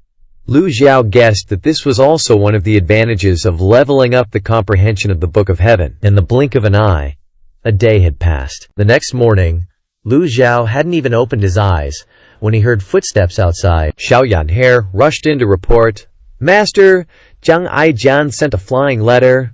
Lu Jiao was a little curious when he heard the name Jiang Aijian. "What's the matter? This disciple will read it for you." Xiao Yanhe opened the flying letter and read softly. "Old Senior, the big commotion in the Golden Court Mountains barrier has reached the ears of the 10 great sects. The current situation is probably very unfavorable for the Evil Sky Pavilion. Old Senior, please give this junior some information so I can prepare myself." While reading the letter, she didn't forget to kick the dying carrier pigeon, which chirped weakly. After finishing reading, Xiao Yanhe angrily scolded, "Master, this disciple thinks that Jiang Aijian is a total weather vane, going whichever way the wind blows." Lu Jiao replied, "Send a letter via flying pigeon to Jiang Aijian. Tell him that before this old man's calamity arrives, no one can lay a finger on the Evil Sky Pavilion." Disciple obeys. After rewriting the letter with words practically trembling, Xiao Yanhe tied it to the foot of a luckless bird. Immediately she punted the poor thing with all her might, sending it soaring out of the evil sky pavilion without breaking a sweat. At the same time, inside the main hall of the Nether sect on Pingdu Mountain, Yu Zhanghai gazed into the distance, speaking to Si Wuyai standing to his left. Little Seventh, you said that half the power of the Golden Court Mountain's barrier has been lost. Si Wuyai's expression remained calm, his voice brimming with confidence. My sources wouldn't dare give false information. It's just that I'm not clear on the current situation inside the Evil Sky Pavilion. Eighth junior brother has cut off all contact, Yu Zhanghai wondered. What's the reason? Si Wuyai slowly answered. A reverse flow of energy. Someone must have absorbed the barrier's power. The two understood each other perfectly. Inside the Evil Sky Pavilion, besides their master, who else would have the guts to absorb the barrier's energy? Yu Zhanghai sighed softly. Why won't he admit that he's out of juice? Si Wuyai chimed in. Forcibly absorbing energy might barely maintain his powerful cultivation, but it will definitely affect his lifespan, Yu Zhanghai nodded. If that's really the case, then Master is in for some trouble, Si Wuyai asked with doubt. Does first senior brother want to help Master? Yu Zhanghai shook his head. Helping or not helping makes no difference. Si Wuyai nodded slightly. Yu Zhanghai is too busy dealing with the Pure Clarity School. He doesn't have the time to care about other things, Yu Zhanghai continued asking. Little Seventh, in your opinion, who will be the first to lose patience if the Evil Sky Pavilion is in dire straits? Si Wuyai smirked, slowly said. Among the 10 great sects, the righteous 7-star Mountain Manor and the Dankaxin sect are just cheerleaders. They don't have any deep-seated hatred for the demonic path. The remaining 8 great sects, the Heavenly Sword sect, the Righteousness sect, the Pure Clarity School, and the Heavenly Master sect, all come from the same lineage, originating from the Taoist school. As for the Yanhengju Academy, the Zhensheng Academy, and the Duanlin Academy, they originate from the Confucian school. The Confucian school has always used gentle methods. They often don't have many conflicts with the demonic path, unlike the Taoist school, which constantly has conflicts. He paused for a moment, then continued. Elders Zhang Zhuqi and Zhang Chunlai of the Righteousness sect are dead, and the sect leader of the Heavenly Sword sect, Luo Chengfeng, was instantly killed by Master when they besieged Golden Court Mountain. The Pure Clarity School can barely take care of itself now. First senior brother is personally taking care of them. The Heavenly Master sect has always been inactive, so the Righteousness sect and the Heavenly Sword sect are likely to make the first move. However, the sect leader of the Righteousness sect, Zhang Yuanshan, is famously timid. He once attended the Qingyu Dan gathering with Ren Buping, the sect leader of the Evil Fiend sect. But now that Ren Buping is dead, Zhang Yuanshan, having been bitten by a snake once, will be afraid of ropes for 10 years. He probably won't dare to make a move. Si Wuyai analyzed the whole situation. But Yu Zhanghai didn't listen to a single word. He has been in charge of the Nether sect for so many years. If he had to listen to every subordinate's report, wouldn't he die of exhaustion? Just give me the conclusion. Si Wuyai concisely responded with 3 words. Heavenly Sword sect. Yu Zhanghai nodded slightly. The sect leader of the Heavenly Sword sect, Luo Chengfeng, is dead, and the chief disciple, Zhu Jifeng, betrayed them to join the Evil Sky Pavilion. The Heavenly Sword sect definitely hates the Evil Sky Pavilion to the bone. The previous sect leader of the Heavenly Sword sect, Luo Hangfeng, has been in closed-door cultivation for many years. How could he just ignore his son's miserable death? Yu Zhanghai continued, You reap what you sow, can't blame others. Who would have thought that when the 10 great experts besieged Golden Court Mountain, Lu Zhao would choose to kill him? Lu Changfeng was too eager to show off, standing out like a sore thumb. Who else would he kill if not him? His death isn't unjustified at all. Si Wuyai looked at Yu Zhanghai, asking again, is first senior brother really not going to make a move this time?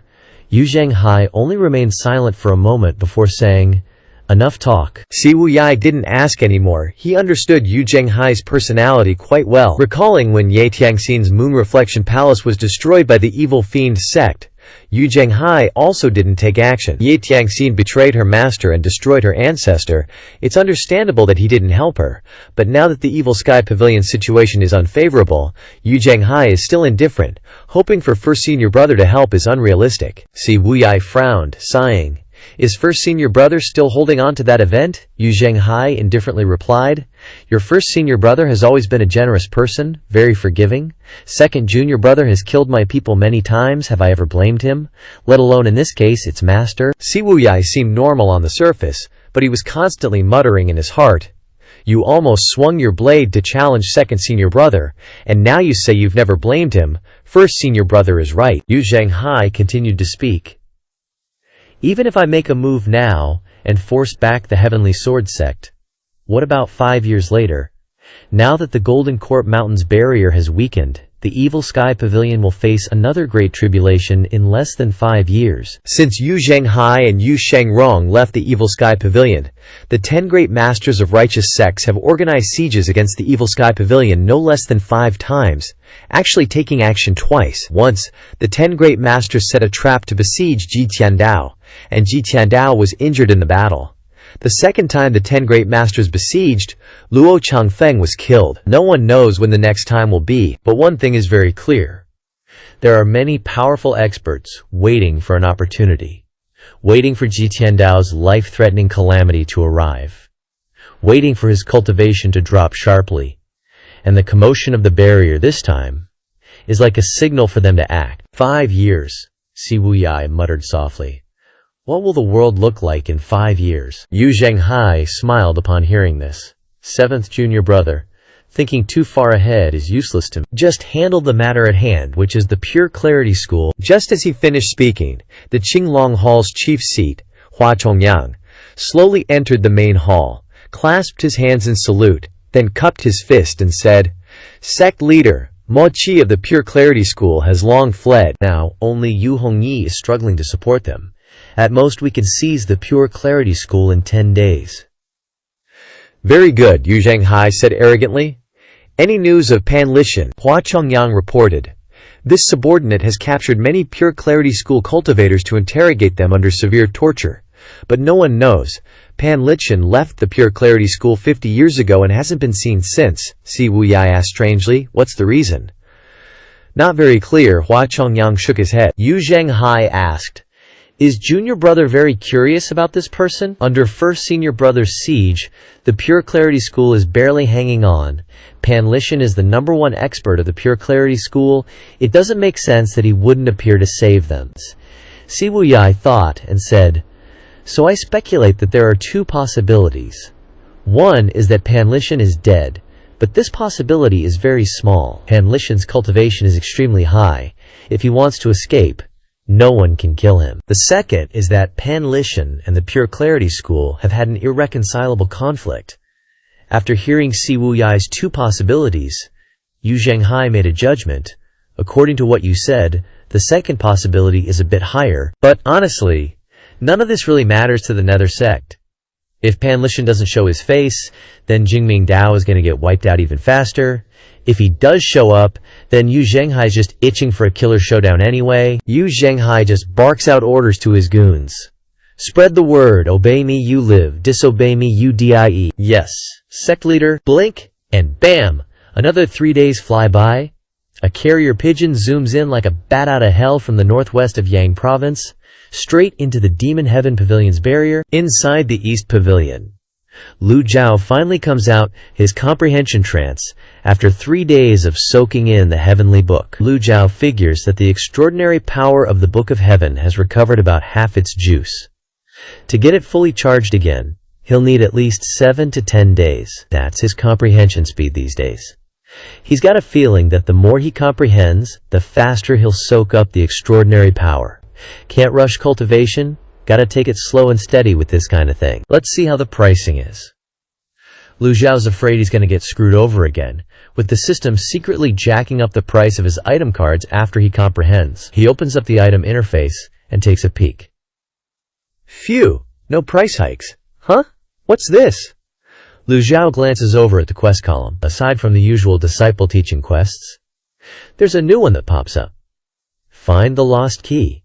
Find a lost key, huh? He starts digging through his memories, but nada. None of Ji Tiandao's memories in his brain have anything to do with a lost key. Lu Zhao's old face freezes. Could this be related to his missing memories? When he has free time, Lu Zhao also speculates about some information about his missing memories. Later he discovered that piece of memories was like a torn piece of paper. Piecing it back together was too difficult. So he just gives up. If he has to go find a lost key, then it's gotta be for opening some secret stash, like a chest or something. In the Demon Heaven Pavilion, only the secret chamber and the warehouse in the North Pavilion have chests. But this confirms a suspicion Lu Zhao had when he transmigrated. A lot of Ji Tiandao's stuff is gone, either scattered all over the place for some reason, like those disciples' weapons, like the Emerald Fall fragment, like cultivation methods. All of these things are still somewhere. So maybe this lost key is one of Ji Tiandao's old possessions. Just then, Xiao Yanhair swoops down, kicks the messenger pigeon in the butt, and flies down to Lu Zhao with the letter. Master. Got a letter with no name, Xiao Yanhair yells. Lu Zhao steps out of the room, looks at Xiao Yanhair. Xiao Yanhair is wearing the cloud silk dance robe, cloud stepping shoes. Lu Zhao asks, "Where's the heavenly silk gauntlets?" He remembers the item Xiao Yanhair got from Cloud Sparrow building, hasn't seen her use it. Xiao Yanhair makes a face. Ew, they're ugly. Hurt my eyes. I left them in the South Pavilion. Those heavenly silk gauntlets are for both genders, so they are pretty to look at. Xiao Yanhair, all dressed up in her colored clothes and blue shoes, isn't gonna wear weird gloves.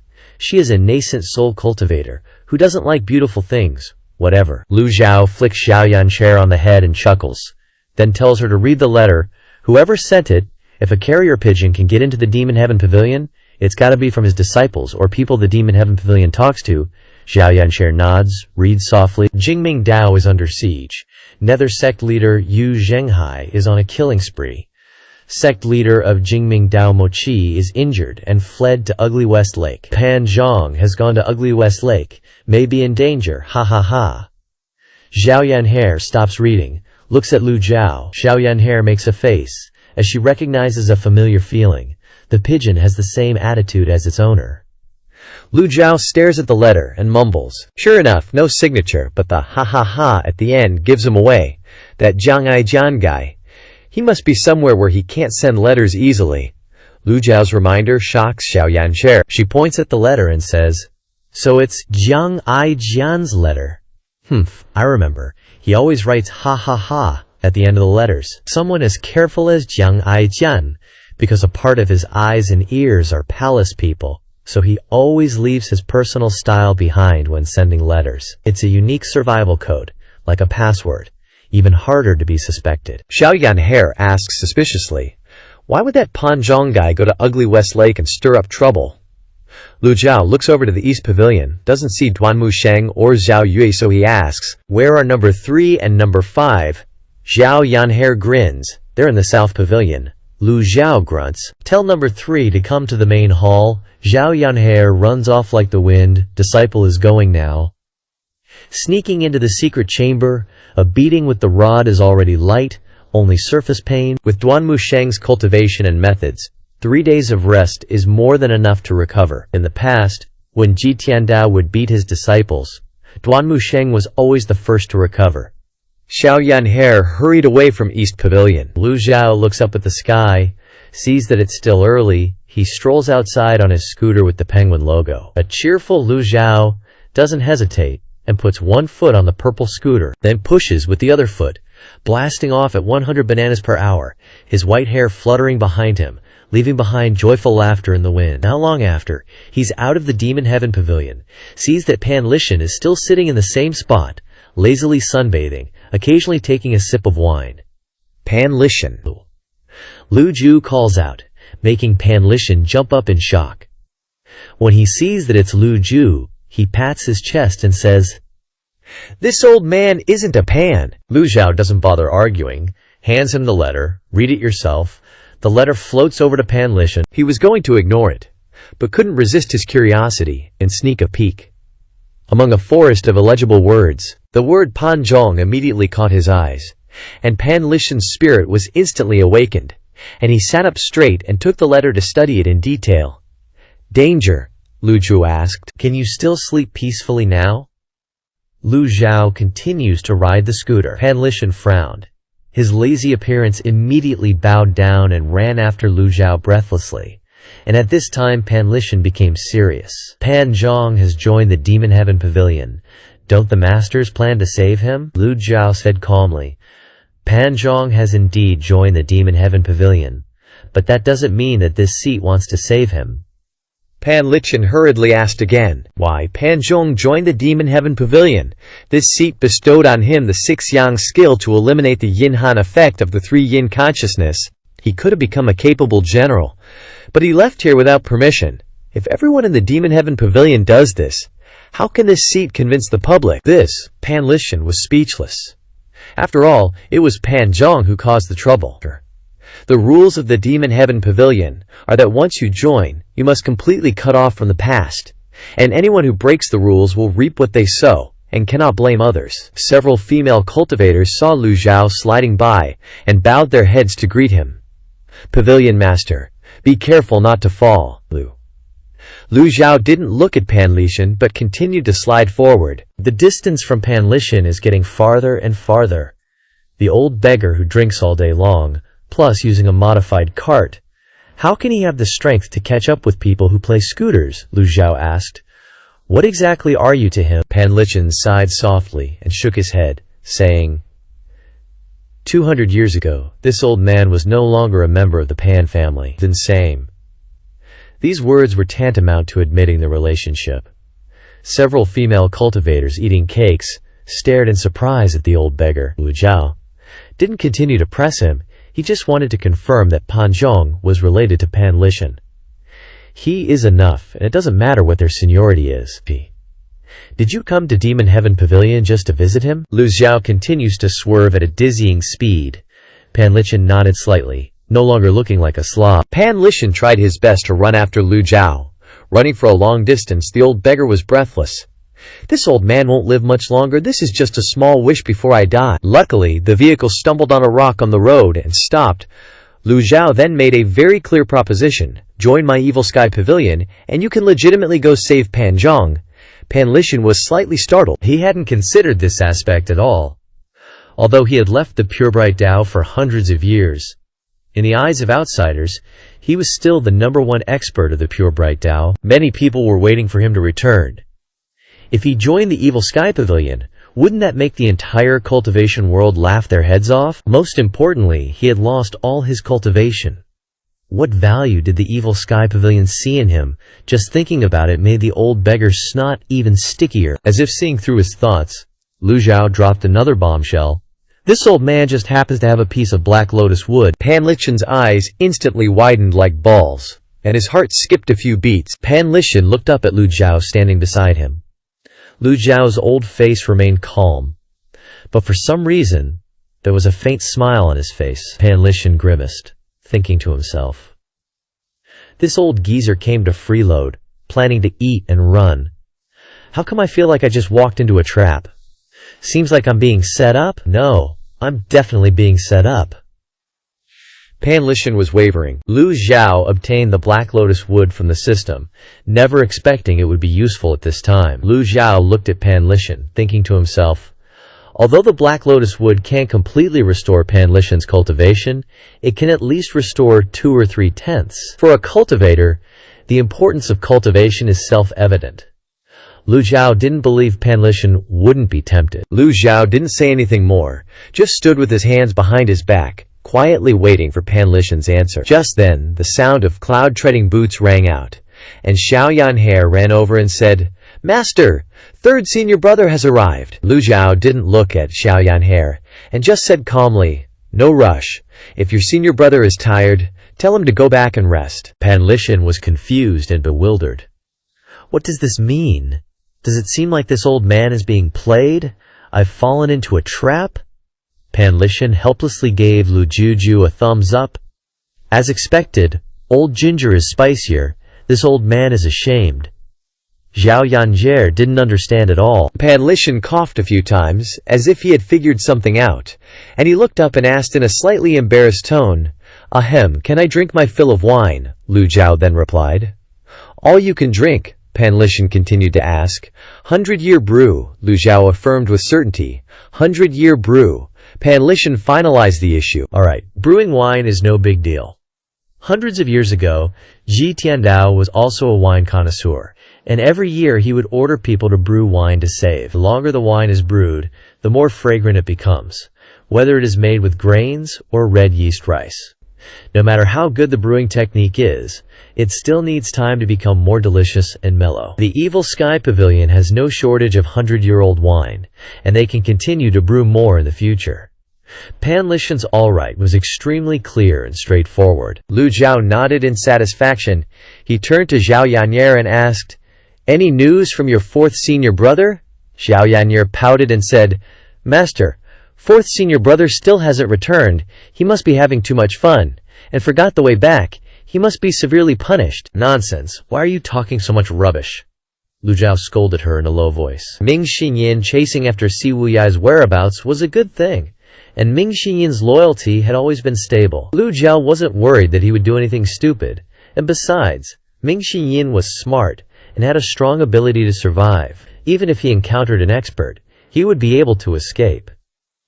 It's just that, if Old Fourth isn't here, then he could only let Duanmu Sheng and Hua Wudao go to Scarlet Water Lake together. Although the pure bright Daffio was lingering on its last breath, fleeing to a dangerous place, they must have some life-saving means to be able to flee to Scarlet Water Lake. Actually, just letting Duanmu Sheng and Hua Wudao go would have handled the matter well.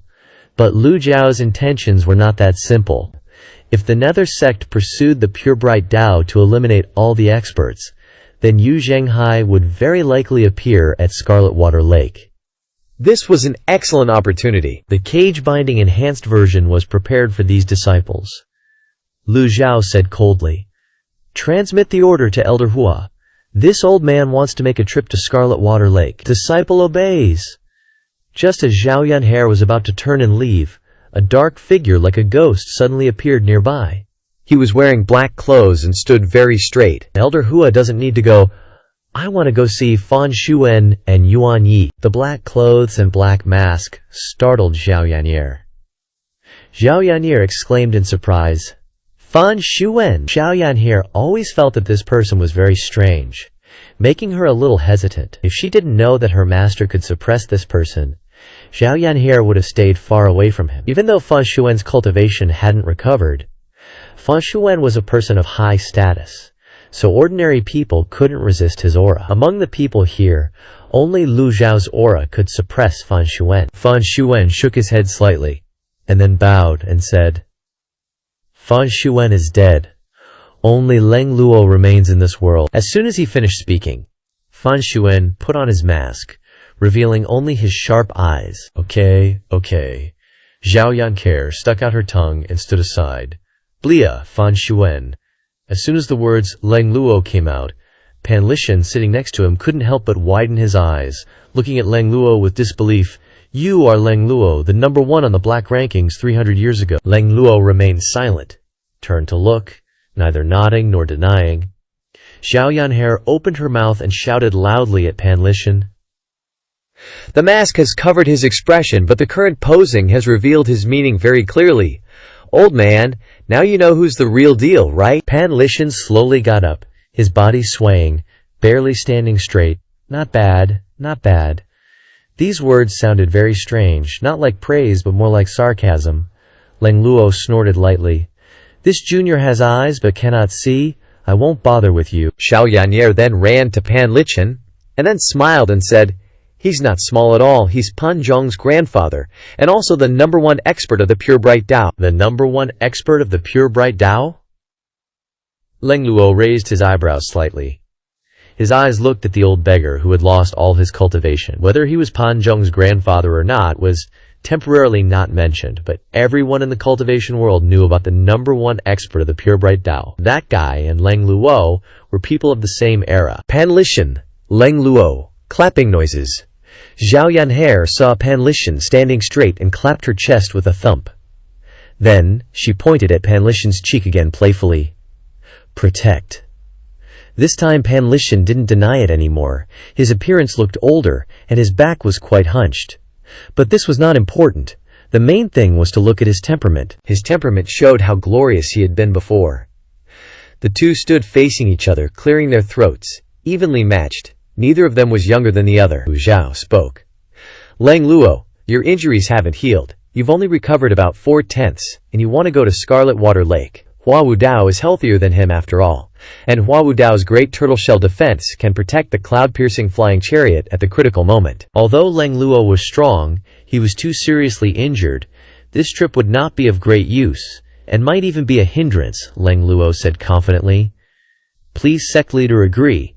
Although Lang Luo is injured, he still has enough ability to protect himself. Lu Zhao frowned, grimacing and thinking to himself, you have enough ability to protect yourself, then who the hell is going to protect this old man? Lu Zhao secretly hated in his heart, but his face was still very calm, showing the demeanor of an expert. Lang Luo's thinking was not bad, Lu Zhao asked. You want to go see Mo Chi? Lang Luo clasped his hands slightly, not denying it. Mo Li, Mo Chi, anyone who wasn't stupid could see the relationship between these two people clearly. Lang Luo hated Mo Li to the bone, but this was understandable. Being controlled by someone for so many years was very difficult for anyone to accept, let alone him, who was once the renowned Lang Luo. Pan Lichen laughed. This old man can only watch the play. He has no cultivation now. He can only be like those cannon fodders standing far away and cheering. When the sun rose 3 poles high, the cloud-piercing flying chariot left the evil sky pavilion. The one driving was Duanmu Sheng. The cloud-piercing flying chariot would shake and sway from time to time, and sometimes there would be some movements with a high degree of difficulty. The 3 old men were constantly vomiting their guts out. Zhao Yaner was too big. Third senior brother. Balance a little. The flying chariot sometimes went up to the sky, and sometimes it plunged to the ground. Duanmu Sheng scratched his head embarrassedly. First time, senior sister, don't blame me. Lang Luo couldn't help but shake his head, then coughed a few times and channeled his power to help Duanmu Sheng control the flying chariot, and the cloud-piercing flying chariot gradually stabilized again. Many thanks, Senior Lang. Lu Zhao glanced back at Lang Luo, whose cultivation hadn't recovered, yet he intended to help control the flying chariot. Only with Duanmu Sheng at the helm and Lang Luo assisting, did the cloud-piercing flying chariot gradually stabilize. Pan Lichen didn't care much. He just huddled in a corner and chuckled.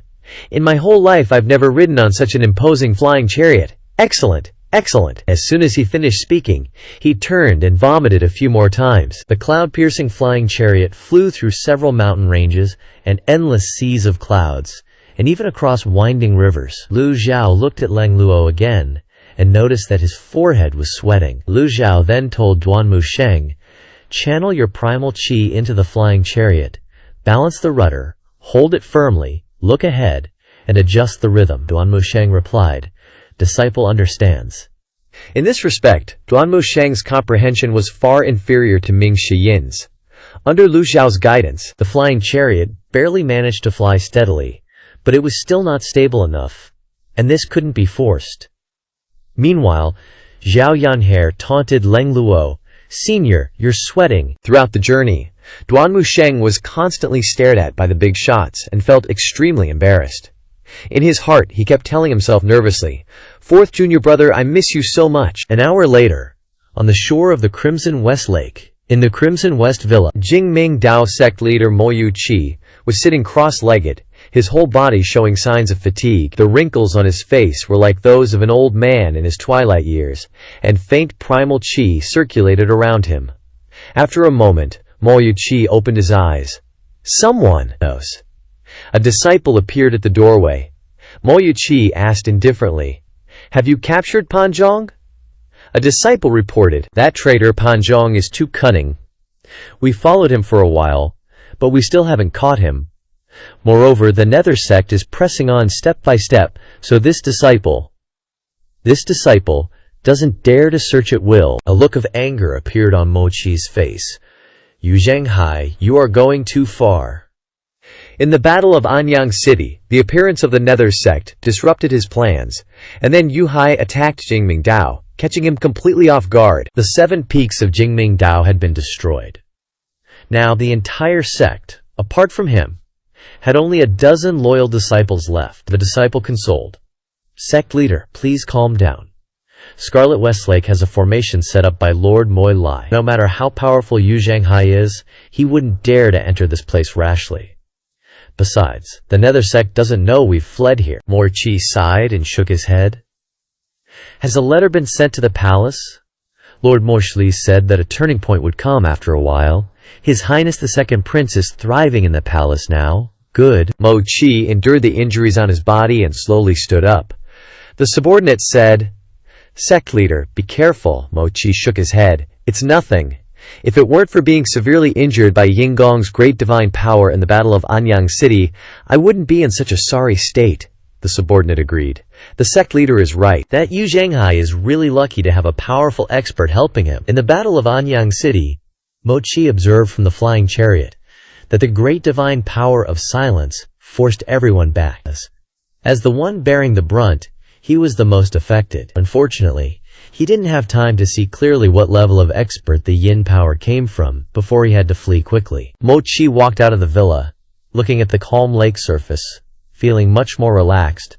Sect leader, now that Pan Zhang is a member of the Demon Heaven Pavilion, is it appropriate for us to capture him? Before Mochi could answer, another spoke up. Yu Zhanghai, the eldest disciple of the Demon Heaven Pavilion, has killed so many of our Jingming Dao people. Capturing only Pan Zhang is not enough. Moreover, Pan Zhang was originally a traitor of Jingming Dao, so his death is nothing to regret. Just then, more than a dozen disciples quickly gathered inside the villa.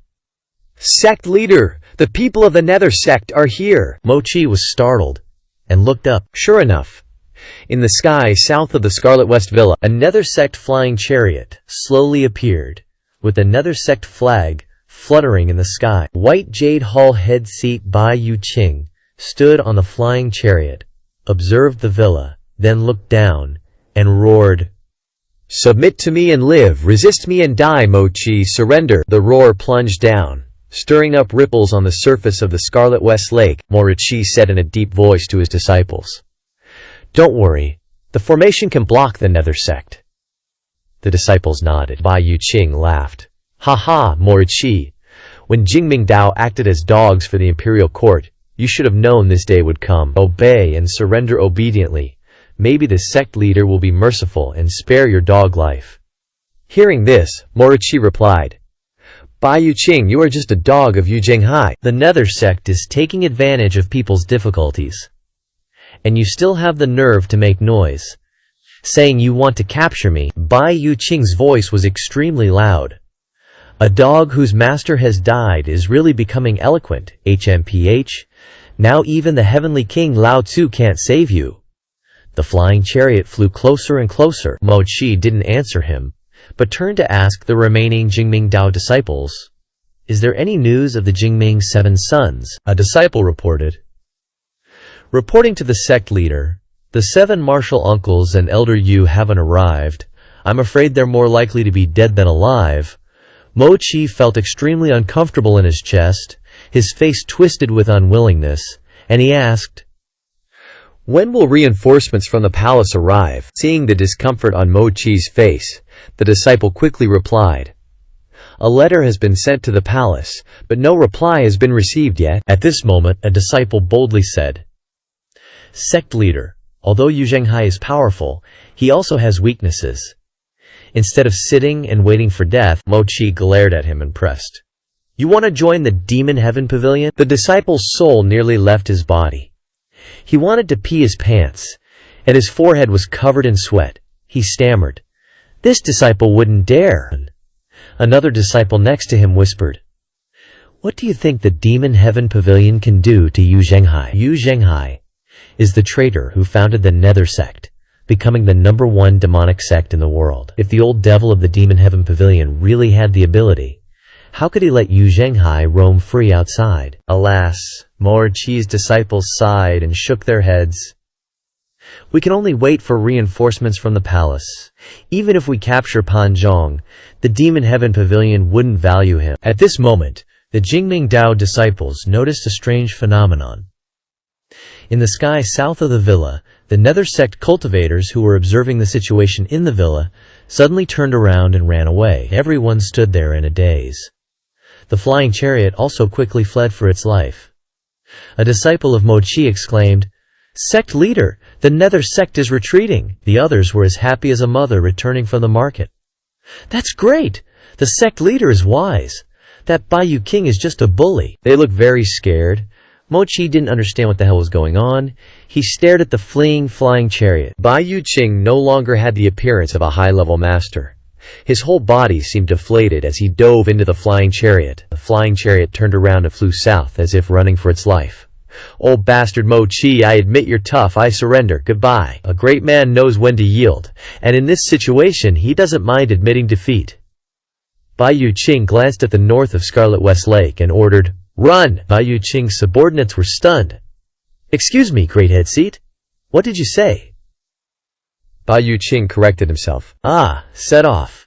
Not long after, those cultivators and the nether sect's flying chariot totally vanished. Morichi's disciples and he himself were just standing there dumbfounded, clueless as to what the heck was going on that made the nether sect guys run for their lives. After a while, the pure mystic path disciples were still standing there, spaced out like deer in headlights. Like, even if the M formation is powerful, it can't exactly move, right? Did they really need to freak out that much? Suddenly, one disciple pointed north. "Something's not right. There's something over there." To the north of Slender West Lake, above the endless mountain range, a flying chariot with a comet-like tail was heading their way. The disciples screamed in terror. "It's the Demon Sky Pavilion." Mochi's chest tightened up again. Stumbling back a step, his face a total mess, the disciple quickly caught Mochi. "Sect leader, are you okay? No wonder the nether sect ran. It's the Demon Sky Pavilion's flying chariot. What do we do, sect leader?" As the cloud-piercing flying chariot flew above Slender West Lake, it suddenly twitched a little, wobbling like it was about to crash, before gradually stabilizing but slowing down considerably. Watching this from afar, Mochi was super confused. What was the Demon Sky Pavilion trying to pull here? The disciple whispered into Mochi's ear, "Is this Naya warning?" Mochi gritted his teeth, staggering. How dare they look down on us like this? Then he coughed violently a few times, and the disciples panicked as he spat out a mouthful of blood. "Sect leader, you're coughing up blood. You must be so angry you're vomiting blood." At the same time, on the cloud-piercing flying chariot, Duanmu Sheng embarrassedly looked at the awkward state of Pan Lichen and Leng Luo, his driving skills lacking when decelerating. I'm so sorry. Xiao Yancher saw the old beggar lying flat and immediately mocked. "Old Pan, are you dead yet?" Lu Zhao only had a little bit of cultivation, so he was quite affected. How could someone in the divine court realm maintain their balance? Lu Zhao staggered, constantly vomiting. "I'm getting seasick. Let me lie down for a while." Leng Luo wasn't doing much better either. While that little brat Xiao Yancher was still all smiles, her eyes wide like car headlights, Xiao Yancher pointed forward excitedly. "Master, Slender West Manor is right ahead. On the banks of Slender West Lake, the huge manor occupied thousands of acres amidst the green forest, looking extremely magnificent. The manor was exquisitely designed, with many pavilions and terraces, and winding waterways underneath, looking beautiful and gorgeous from above." Leng Luo came to Lu Zhou's side, looking at the manor. Slender West Lake and this manor were originally a place for nobles in the palace to relax and enjoy themselves during their leisure time. Why is Mochi of the pure mystic path here? Lu Zhao glanced at Leng Luo and said, "You're the head of the Black Knights, working directly with the Emperor, and you don't even know." Leng Luo replied, "The Black Knights are only responsible for carrying out tasks and have never inquired about court matters." Although Leng Luo was no longer controlled by Mo Li, the memories of the past many years still existed in his mind. Lu Zhao recalled the battle in Anyang City, where the imposter from the Nether sect sitting on the flying chariot had powerful witchcraft abilities. So Lu Zhao continued to ask, "Mo Li, Mochi, what do you think is the relationship between these two?" Leng Luo replied calmly, "As far as I know, Mo Li is a woman. She's a bewitching woman with the ability to charm people, and her witchcraft is also very powerful. Otherwise, how could Leng Luo be taken advantage of and controlled by her? Even heroes can't resist the charms of a beautiful woman." Leng Luo had roamed the world for many years, and never thought he would encounter this. A rare smile appeared on Lu Xiao's old face as he stroked his beard indifferently and said, "This old man remembers that Mo Qi had an elder brother who later disappeared." Lang Luo remained silent, because he had also heard about it during the great battle with the Tenvu immortals. Now, he just wanted to confirm it. After a while, Lang Luo put on his black mask and said hoarsely, "Regardless of whether he is male or female, they must die." Lu Xiao raised his hand in satisfaction. "Very good. Then I'll leave Mo Li to you." Lang Luo cupped his fist and bowed. "Thank you." To be able to make someone of this level submit, Pan Lishan, who was leaning against the flying chariot, couldn't help but admire Lu Xiao. He had been staring at Lu Xiao all along. His cultivation had been crippled, and he had no choice but to join the Demon Sky Pavilion. The same was true for Lang Luo, so what would happen in the future when Lang Luo recovered his cultivation? Just then, Xiao Yanhair's voice rang out again, and she jumped up and down excitedly. "Master, we're here! The flying chariot has stopped hovering in the sky!" Zhao Yue said, "Master, I and a few other female disciples will maintain the flying chariot's hover." Lu Xiao grunted, and continued to observe Slender Westlake Manor. Apart from the two disciples, he only brought the old, weak, and disabled this times. Saving item cards would be difficult, I guess. He still had 4 Fatal Strike cards and had to use them very carefully. System, are you deliberately increasing the difficulty so that I don't rely too much on item cards? Lang Luo glanced at the overall layout and gave an accurate assessment. There's a formation. Duan Musheng had the clearest view from the driver's seat, being able to see every corner below clearly. Duan Musheng asked, "How do you know?" In Duan Musheng's eyes, he only saw beautiful scenery below. Where were the signs of a formation? With his owl-like eyes, Lang Luo pointed in all directions. These pavilions are built according to the Bagua directions, just to deceive the eye. There are very obvious energy fluctuations of primordial qi all around the manor. Among the pure mystic path's experts, no one specializes in setting up formations. Therefore, the Slender West Manor may have a grand Vu formation around it. The primordial qi fluctuations are just used to deceive the eye. Duan Musheng clasped his hands in admiration. "Thank you for the lesson." Meanwhile, the old man Pan Litian continued to open the wine jug, taking a few sips to rinse his mouth. After a long sleep, hearing Lang Luo's words, Lu Xiao thought to himself, no matter how talented the younger generation is, their knowledge and experience still can't compare to these old monsters. Pan Lishan leaned against the chariot, looked at the great formation below, took a sip of wine, and then spoke up. "This type of formation isn't simple. I wonder what type it is." Lang Luo turned his head to look at the old beggar. "You also know about Vu magic?" Pan Lishan showed a disdainful expression and slowly said, "In the pure mystic path, the one thing that isn't lacking is the classics on Vu magic. Vu magic includes the type that controls the will, the type that uses incantations, the type that controls the range, and the type that charms the mind. But no matter which type it is, there is a method to break it." No wonder Fan Zhong seemed so clued in about witchcraft before. If the Pure Clarity sect's sect leader Mo Qi and Mo Li had such a tight relationship, it's no surprise they had a bunch of witchcraft scriptures lying around. It's just that the Pure Clarity sect is one of the top 10 righteous sects, so practically no one would ever suspect those two were connected. Lang Luo asked, "So do you know a method to break it?" The old beggar, Pan Lishan, replied calmly, "Of course. But I don't know how to break it." Lang Luo, Duan Musheng, Lu Xiao, and Zhao Yan'er were all speechless at this old geezer. "If you don't know, just say you don't freaking know. Why beating around the bush, such a waste of time?" Just then, more than 10 Qingbao cultivators suddenly flew out from the seedy West Manor. They slowly ascended into the air, respectfully cupping their fists. "Greetings, senior." Lu Xiao ignored them, glancing over. Not even one nascent Soul Realm expert Moi Chi doesn't dare to come out, so he sends a bunch of cannon fodder. Duan Musheng wasn't as calm. He shouted loudly, "Get that old thief Moi Chi out here!" The dozen or so cultivators trembled, looking uneasy, sweat dripping from their foreheads. "May we ask what brings you esteemed guests to the seedy West Manor?" Lu Xiao shook his head. "Trisk, Trisk." Mo Qi knows better than anyone why the Evil Sky Pavilion has come. The Pure Clarity Dao is about to face the music, yet they send out these small fries to stall for time. Lu Zhu casually waved his hand. Clean him up a bit. The second most eager person was definitely Duanmu Sheng, but the number one, the fastest to jump at the chance for a fight, that's none other than Zhao Yanjie. She pulled out a huge hammer, practically burning with excitement, eyes wide. Master, this disciple accepts the command. Leave it to me, Master. Right now, Xiao Yanhe was the only one ready to jump into action. She was light as a feather. The Tai Ching jade slip bloomed, activating the 7 stars rainbow cloud steps, shooting towards the pure clarity Dao cultivators.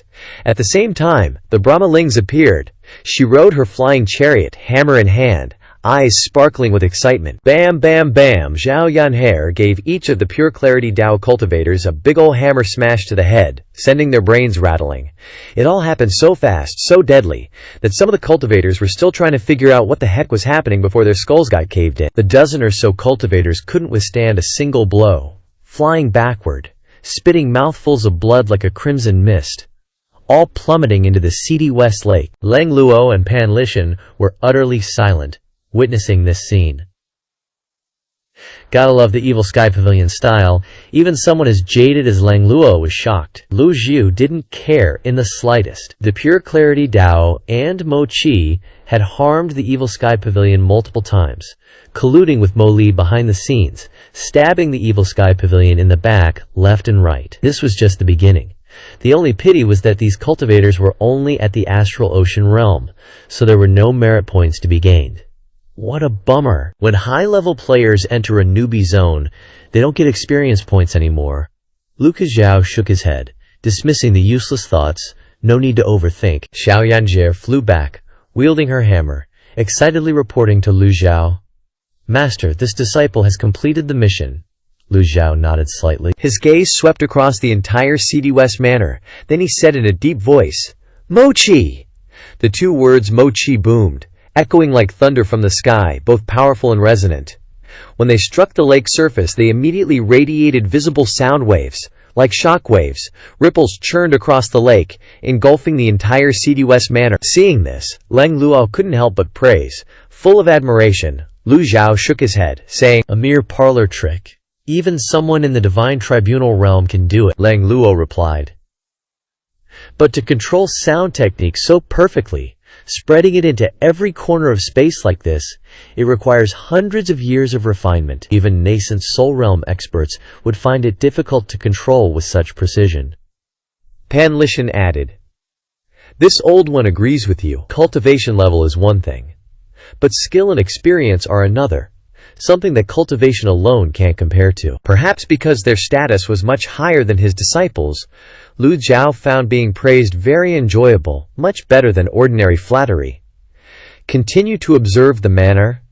This shout shook the Pure Clarity Dao disciples so hard that they staggered left and right. Mo Qi hid in his private chamber, unwilling to come out, only replying, Ji Tian Dao.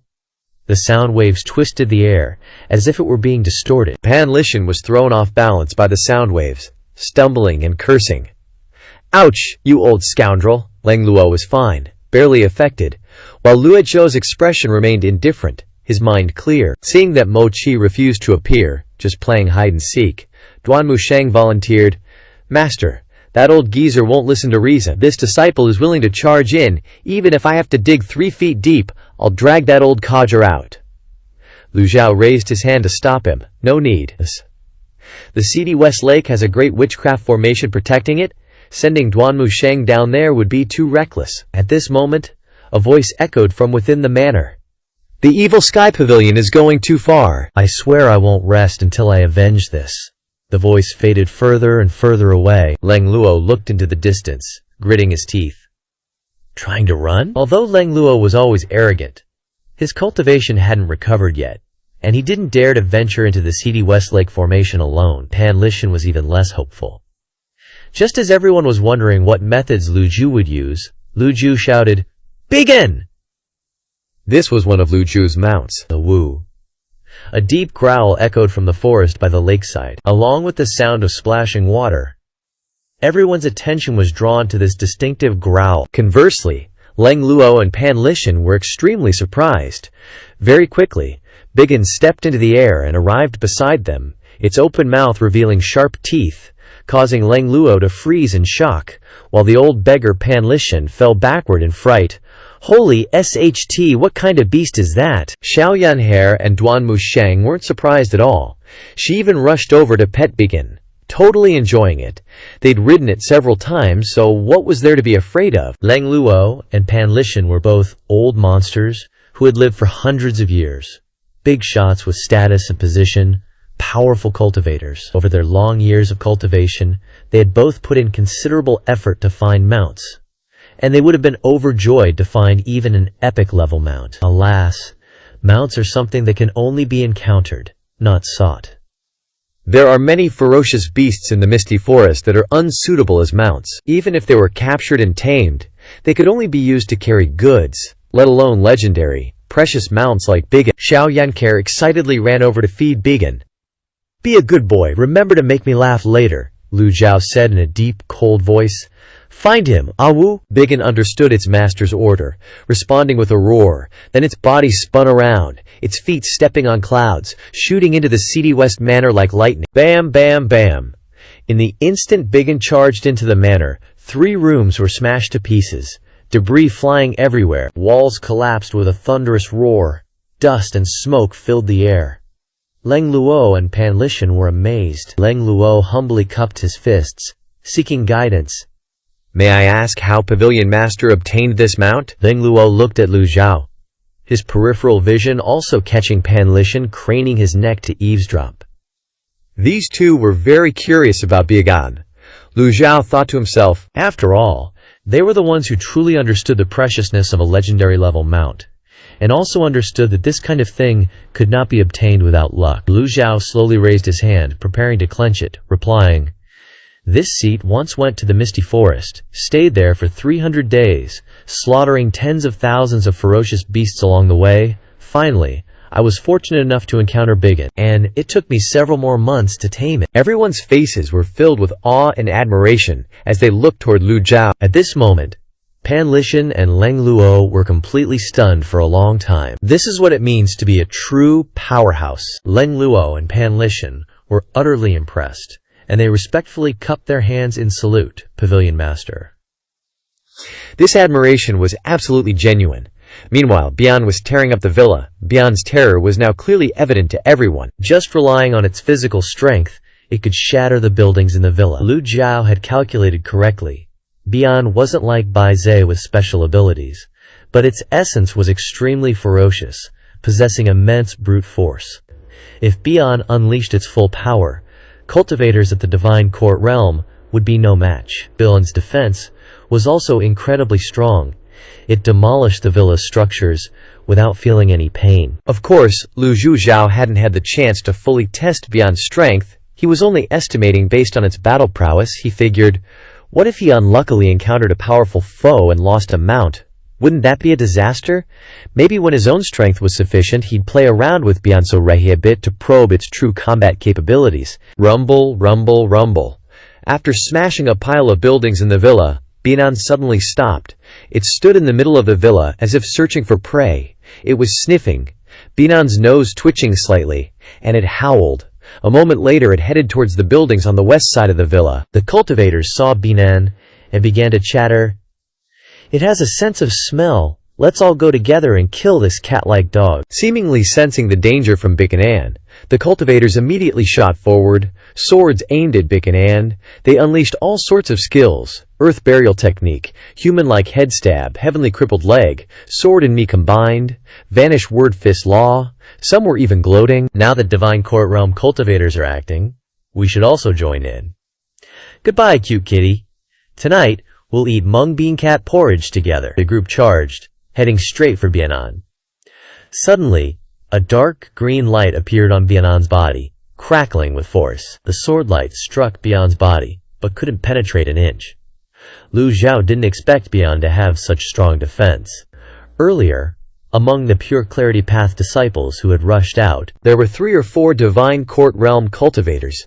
Each of them had even summoned their 10-direction Qiangkun Dharma body, attacking fiercely. But it was like scratching an itch for Bian. Its body remained steady, unshaken in the slightest. "Awu, Bian glanced at them, and the cultivators froze in fear. Then, they were counterattacked by Bian. Seeing this, the Pure Clarity Path disciples panicked and turned to flee in disarray. "Help! A man-eating cat! Ah! Someone save me!" As soon as they started running, Bian became excited. It swung its claws, sending a cultivator flying on the spot. The cultivator couldn't dodge in time, and both he and his Dharma body were shredded into bloody pieces. Bianian's ferocious combat power left everyone sighing. Lang Luo and Pan Lishan praised sincerely. Powerful defense. The legendary mount truly lives up to its name. Boom! Several nearby cultivators were smashed into meat patties by Bian's sharp claws. "Stop!" A loud and vigorous shout swept over the plot. Clearly, the owner of this voice was sect leader Moi Chi of the Pure Clarity Path. Having just transmitted a message to Lu Jiao, he was still hiding and dared not appear. The evil sky pavilion is going too far. Duanmu Sheng angrily cursed. Old geezer, didn't you think you were going too far when you besieged Golden Court Mountain? You're allowed to bully others, but others aren't allowed to retaliate? This dog-like thing still wants to be the sect leader of the Pure Clarity Path. Mo Chi is really good at playing this game. He allows himself to set fires, but doesn't allow others to light lamps. Mo Chi's voice transmitted out again. I'd rather be a shattered jade than an intact tile. As soon as Mo Chi said that, Lang Luo pointed to a spot and said, "He's over there." Lang Luo seemed very confident. Lu Jiao glanced at the surrounding environment and said, "The Grand Formation has been activated." He flicked his hand lightly. Bian received the order and changed direction. Stepping into the air and leaving West Filth Lake, Lu Jiao had originally intended to use Bai Zhe, whose ability could negate witchcraft energy in an instant, but he thought again that it wasn't necessary yet. There was no need to use a sledgehammer to crack a nut. Bubbles began to rise in Filth West Lake, appearing more and more frequently, quickly covering the lake's surface. Boom! Water splashed everywhere. A figure broke through the roof and soared into the sky. The water in the lake quickly converged towards that person. It was Mo Chi, surrounded by evil energies, appearing in the sky. Mo Chi stretched out his arms, debris flying everywhere. Streams of powerful primordial ki gathered below, resembling a tornado, all being sucked into Mo Chi's Dantian Chi Si. Mo Chi's appearance had become fierce, a strange red aura constantly radiating from his body. Lang Luo's eyes focused intently. I didn't expect Mo Chi to possess such an evil cultivation technique. Pan Lishan, originally a member of the Pure Clarity Path, was angered by this sight, and said, "I'm so disappointed, Mo Chi. You ultimately followed the path of evil." Lu Jiao asked with suspicion. "The path of evil," Pan Lishan replied. "This is the devouring art, used to absorb the essence and primordial ki of others to nourish oneself. Extremely wicked." Lang Luo cupped his hands slightly and said, "Everyone, retreat quickly," Duanmu Sheng asked in surprise. "Retreat where?" Lang Luo seemed extremely calm. "Avoiding the sharpest point is the wisest course of action," Pan Lishan said. "I agree. Once this cultivation technique is unleashed, it won't stop until someone dies. Mo Chi has entered a demonic state and will become insane. The best approach is to avoid the brunt of the attack." Everyone's eyes turned to Lu Jiao again. Awaiting his decision, Lu Jiao stared intently at Mo Chi without blinking. The witchcraft Grand Formation quickly formed. Under the enormous suction force, debris from the villa and Filth West Lake floated in the air and rotated around Mo Chi. Mo Chi stood in the air above the lake, right at the center of the tornado. Lu Jiao looked around and asked, "Has anyone seen Pan Zhong?" Duanmu Sheng, who was next to him, shook his head. "No." Pan Lishan stepped to the edge of the flying chariot, constantly searching, then sighed and shook his head. His clothes torn, Mo Chi's voice echoed again. "Now that you're here, don't even think about leaving alive." The red aura emanating from his body grew stronger and stronger. Lang Luo cupped his hands again. "Please heed my advice and avoid the brunt of the attack." Lu Jiao shook his head. Lu Jiao looked at Mo Chi's bizarre figure and fiery red eyes and thought to himself, I can sense that the primordial ki in my body has reached an unprecedented peak.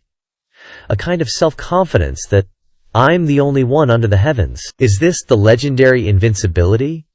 The primordial ki throughout my body is rushing straight to my forehead, and I can't even feel the existence of my body. The battle formation is grand, and the momentum is sufficient.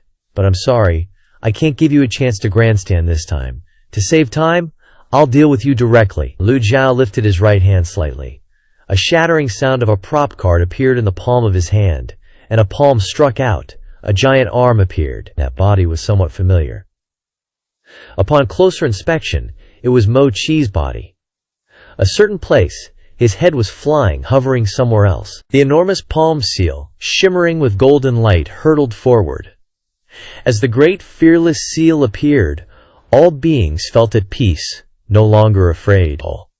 All the gathered primal chi was effortlessly shattered by this single palm. The great fearless seal, with its imposing aura, crushed the continuously condensing primal chi that was absorbing Mo Chi's power. The great fearless seal paused in midair, then blossomed like fireworks, its light scattering and floating everywhere, before gradually dissipating. The sounds of chaotic primal chi and popping bubbles all over the lake, and the clattering of debris within the waterspout all completely disappeared. As the great fearless seal vanished, the debris in the air rained down. The primal chi dispersed, and Lu Jiao stared ahead with an icy gaze. Just then, the system announced, "Successfully killed a nascent Soul Realm target, gaining 1,500 merit points." Sweet. West Ugly Lake returned to its former tranquility.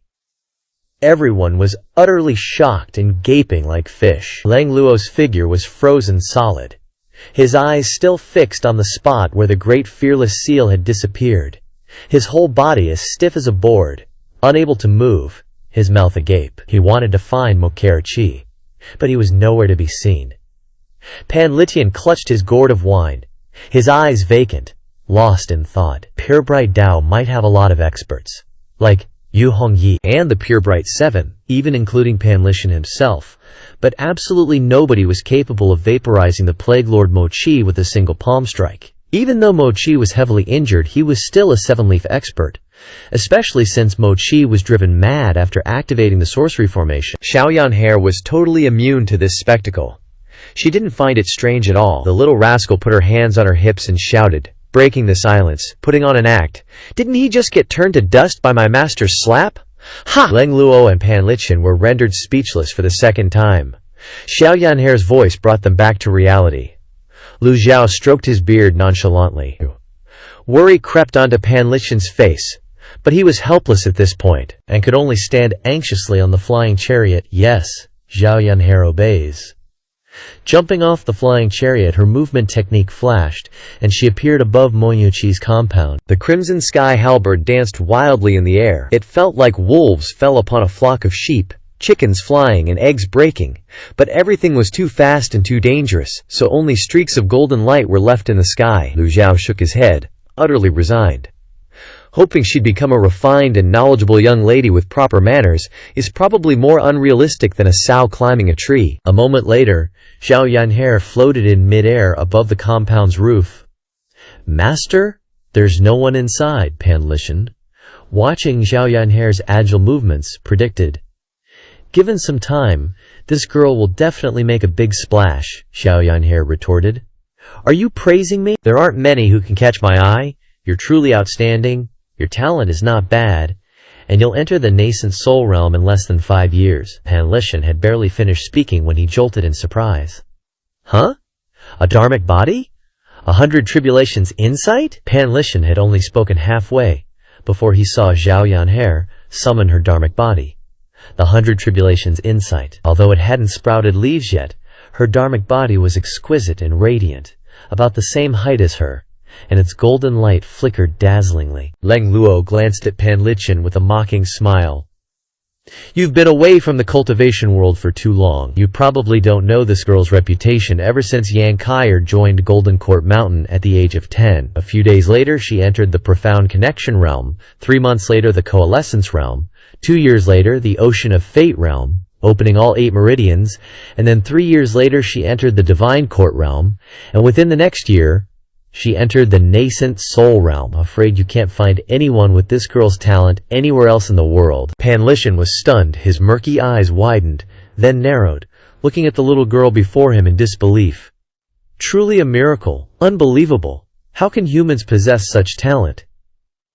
Zhao Yanhe was praised so much that her heart was bursting with joy, her face as red as a tomato, but she still wore an arrogant expression. Lu Zhao, hearing Pan Lichen's words, suddenly thought of Ye Tianxin's background, and shook his head slightly. Zhao Yan'er is a pure-blooded human, a typical Great Yan citizen, yet she has this level of talent. It's indeed a bit monstrous. Lu Zhao solemnly instructed. You must remember the praise from the two elders. Don't get arrogant. Zhao Yan'er immediately withdrew her smug expression, lowered her red face, and replied, Yes, two elders? Pan Lichen and Lang Luo both secretly shuddered. Since when did they become elders? However, when you are under another's roof, you must bow your head.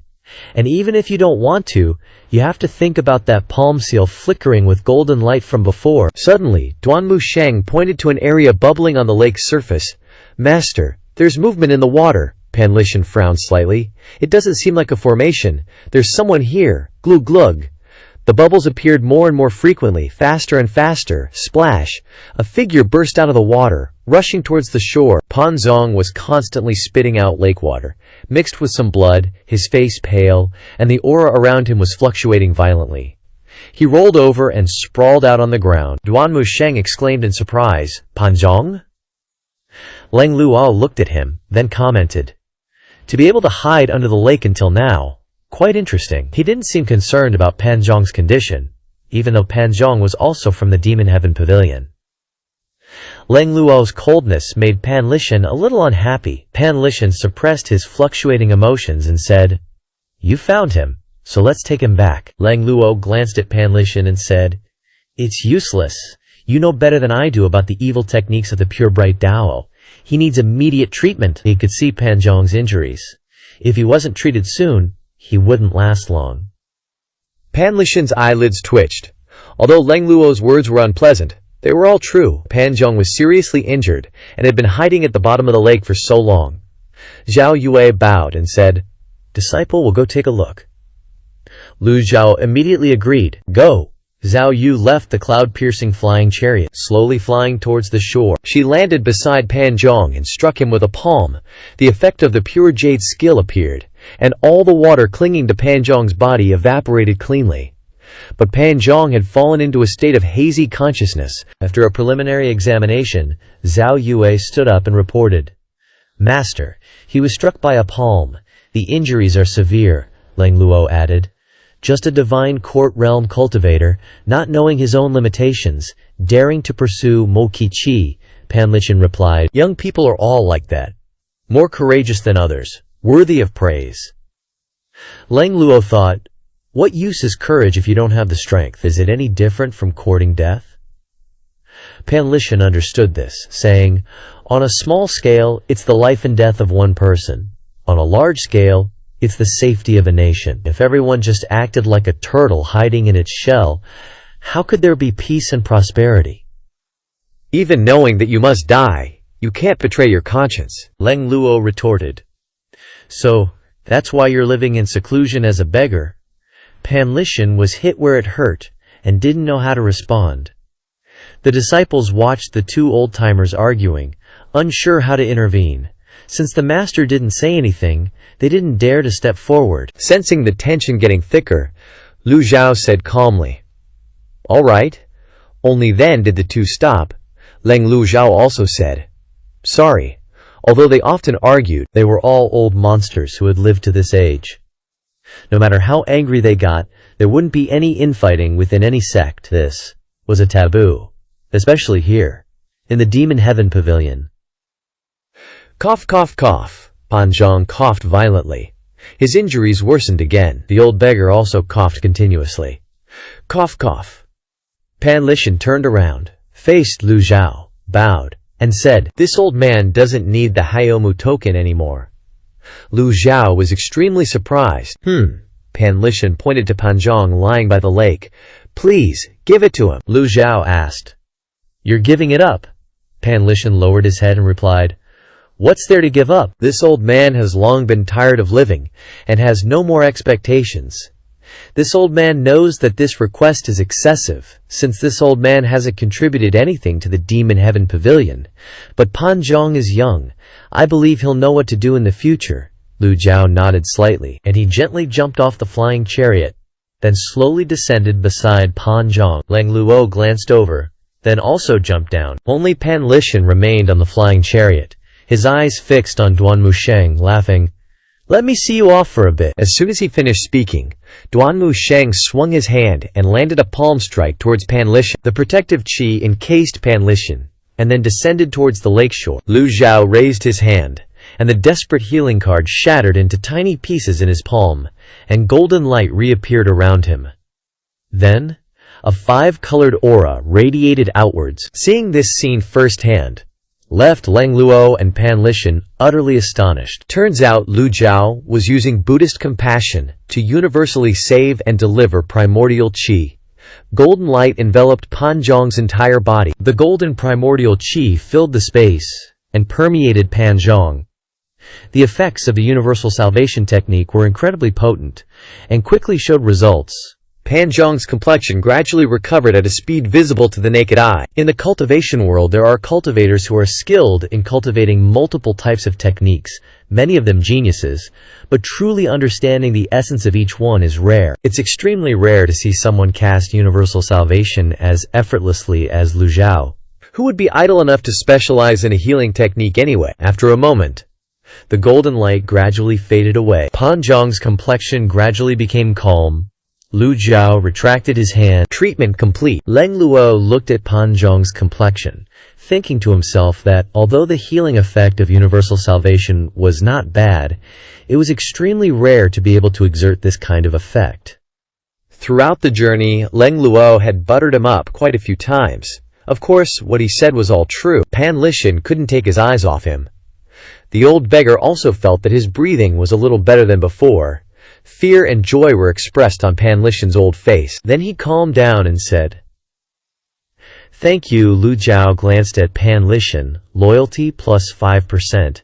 Even though he came from the Pure Clarity sect, he didn't care about the survival of the Pure Clarity sect at all. Consider this an unexpected windfall. After all, Pan Lishan was the #1 expert of the Pure Clarity sect, on par with Lang Luo. Just then, Lu Zhao heard the system notification. He has gained a subordinate, so he was rewarded with 2,000 merit points. The subordinate is of the difficult-to-control type. Lu Zhao nodded in satisfaction. This time, he gained a lot, only spending a one-hit kill card and a desperate healing card. Lu Zhao ordered, "Take him back to Golden Court Mountain." Disciple obeys.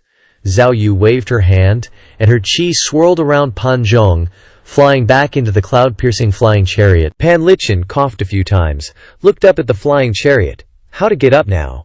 With his current status and position, it would be a little embarrassing to take the initiative to ask.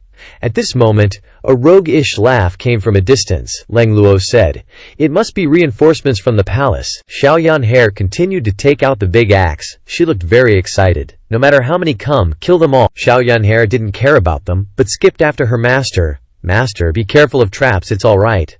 Lu Zhao walked towards the east shore of the lake with his hands clasped behind his back. Lang Luo and Pan Lishan didn't know whether to follow or not. After all, they were both old geezers with no combat power. Lang Luo was better, his injuries had recovered by half, and his cultivation base had recovered by 20%, while Pan Lishan was definitely useless, only getting in the way. Under this heaven, what place is safer than next to Lu Zhao? Lang Luo said with a smile. "If you're scared, wait here," Pan Lishan replied. "How ridiculous. If I was afraid, why would I come to the Dark Hall alone?" The two looked at each other, and then walked towards the east shore of West Lake. At the same time, Lang Luo taunted Pan Lishan. "I can run faster than you without my chi," Pan Lishan replied. "You're running away, you despicable thing." Everyone walked together in the dilapidated manner. Duan Musheng stood on the cloud-piercing flying chariot, not knowing whether to follow or not. He wasn't very skilled at controlling the flying chariot. It was fine if he was told to fly in a certain direction, but it was very inconvenient to control the flying chariot to follow behind his master. After thinking about it, Duan Musheng decided to wait where he was. Lang Luo continued to quarrel with the old beggar. "Ha ha, your face looks like you're about to die," the old beggar retorted sharply. "Cough, cough, cough, your wound is open again." Lu Zhao and Zhao Yanhe walked in front, walking through the long, dilapidated corridor. Finally, the two saw the figure of a young man, holding a long sword, sitting high up in front, with his legs stretched out casually. He was meticulously wiping his sword with a cloth. Xiao Yan'er glared at him. Shameless person. The young man looked up, looked at the two of them, and let out a roguish laugh again. This young man was Jiang Aijian. Jiang Aijian cupped his hands to Lu Jiao. "It seems that this junior's letter was delivered successfully, otherwise I wouldn't have met senior here." Lu Jiao looked at Jiang Aijian suspiciously. "How did you know Mo Jia was here?" Jiang Aijian stood up straight and replied, "This is quite simple. I intercepted Mo Jia's letter. He sent letters everywhere asking for reinforcements, but the only person who can save him is Mo Jiao Li." Lu Jiao nodded slightly. At this time, Lang Luo and Pan Lixin also arrived. The man Jiang Aijian flew to Lang Luo and Pan Lixin. He ran up and grabbed Pan Lixin's hand, greeting him non-stop. "Elder Hua, hello, hello," Pan Lixin asked, with a puzzled look. Immediately after, Jiang Aijian turned his head back. Jiang Aijian's gaze shifted from Pan Lixin to Lang Luo, suspicious head of the Black Knights. "Lord Fan, hello, hello." Lang Luo, with a black mask, only left his two eyes wide open, shouting loudly. "Hiss!" Jiang Aijian hurriedly took a step back, next to Pan Lixin, and muttered, "Elder Hua is still approachable." Pan Lixin couldn't bear it any longer, so he kicked him. "Where did you come from, you bastard?" The man Jiang Aijian screamed. "Ouch, it hurts, it hurts, it hurts." Jiang Aijian looked dazed, not understanding anything. "I, damn it, greeted you with good intentions, and you return the favor like this." Xiao Yan'er seriously pointed at the old beggar's face and introduced, "He is Pan Zhong's grandfather, the #1 expert of the Pure Clarity sect." Jiang Aijian scratched his head, looking a bit startled at Pan Lixin. Jiang Aijian glared, confused. "Old man Pan Lixin's way too huge. Scram? Mind your own business. I heard that the #1 expert of Jingming Dao left the sect a long time ago, disappeared for hundreds of years. No one knew where he went, but now he actually appeared at the Fiend Zen sect." Jiang Aijian thought to himself, "A big shot like this, although not as powerful as the grand teacher of the Fiend Zen sect, is not someone to mess with. Yeah, it's better to be humble. My little life is important." Jiang Aijian cupped his hands and smiled ingratiatingly. "It's me who had eyes but couldn't see Mount Tai. Please forgive me for saving Pan Zhong." Lu Jiao turned his head to look at Jiang Aijian's flattering expression.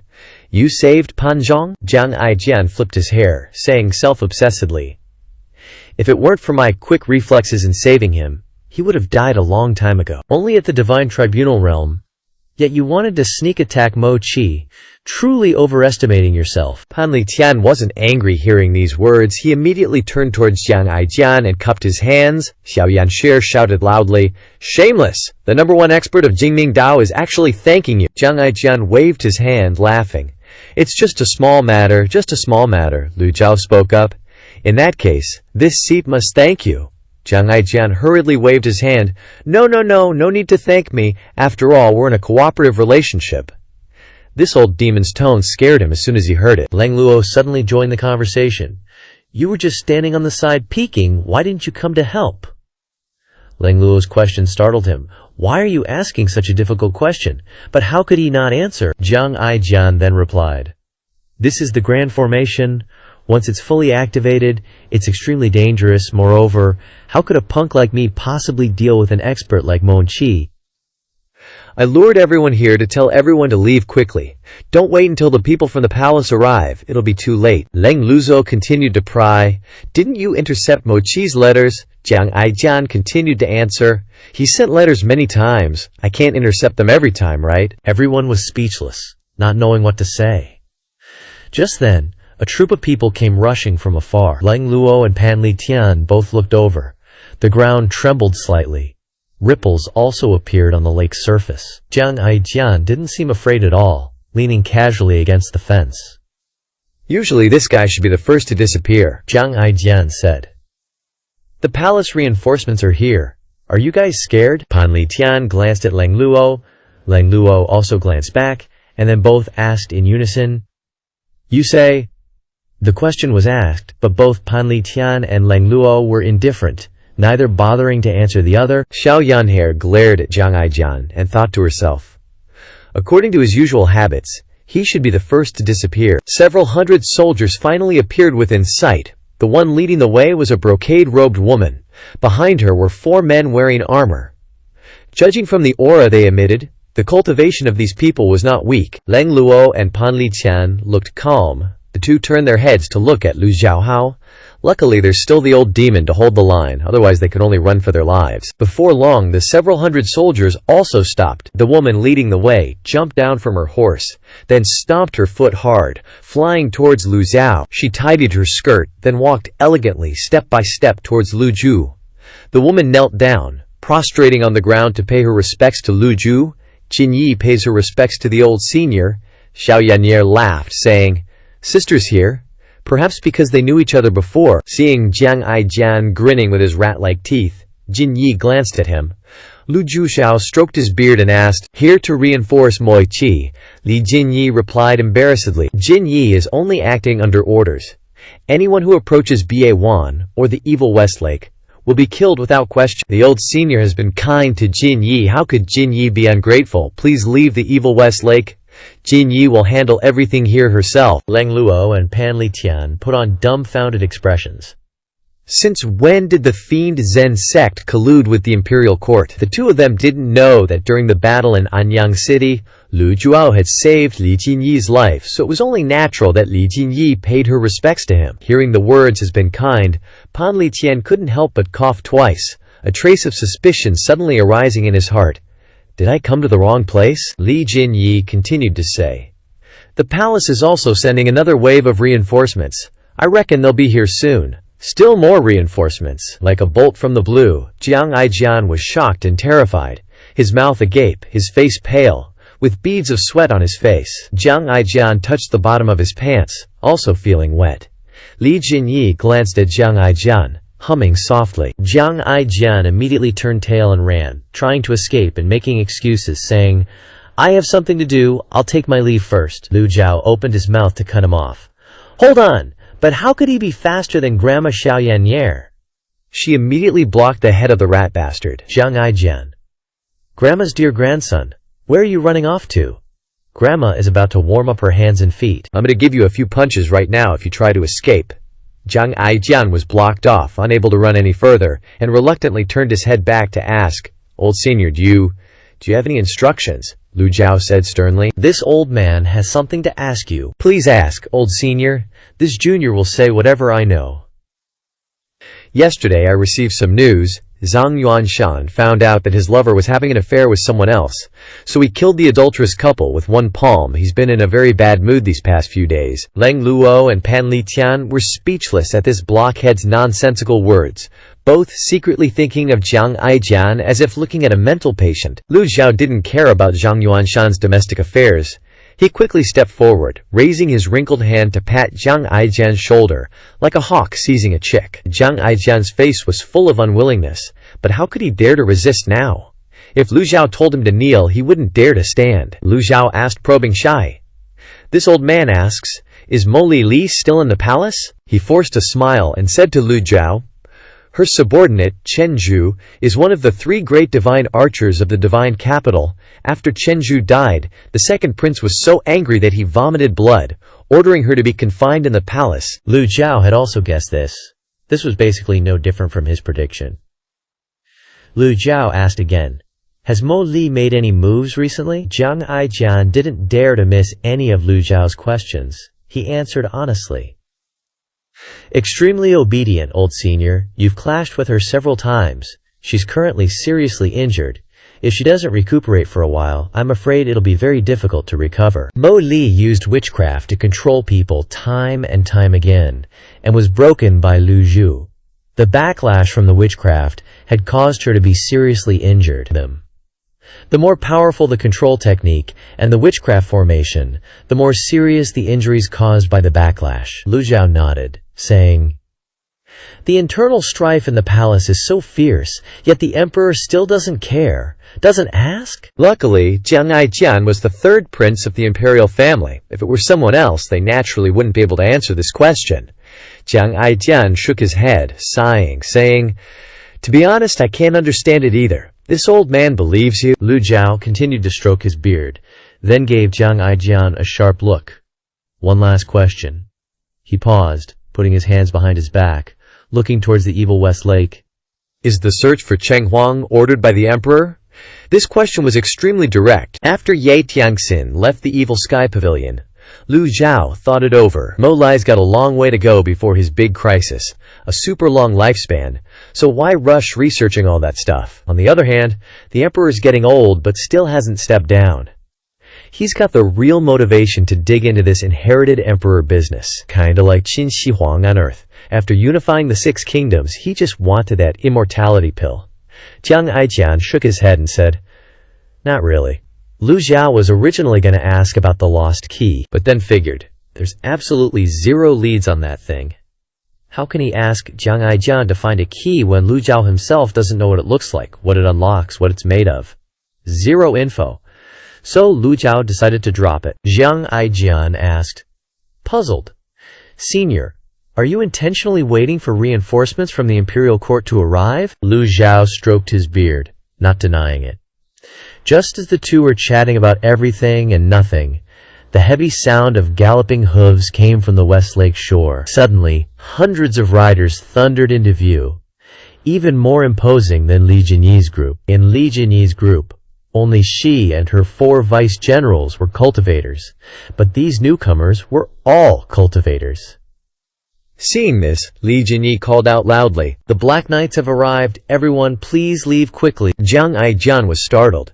"Senior, I must take my leave. Farewell." With that, he tapped his toes, ready to fly off. But Lu Zhao grabbed his sleeve tightly, stopping him. "You're not going anywhere," Jiang Aijian pleaded. "Me staying here is useless." Lu Zhao said nothing, just looked towards the approaching Black Knights. The ones arriving were imperial reinforcements. Jiang Aijian is still the 3rd prince. If they can't beat them, they can use the prince as their trump card.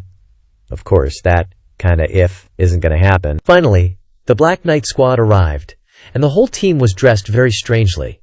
One had torn clothes, one was missing fabric and still pretended to wear a cape like someone falling from the sky, one was hard to tell the gender, and the last one was fat and dressed like a moth. In short, no one looked like a real person, but their strength would be very strange.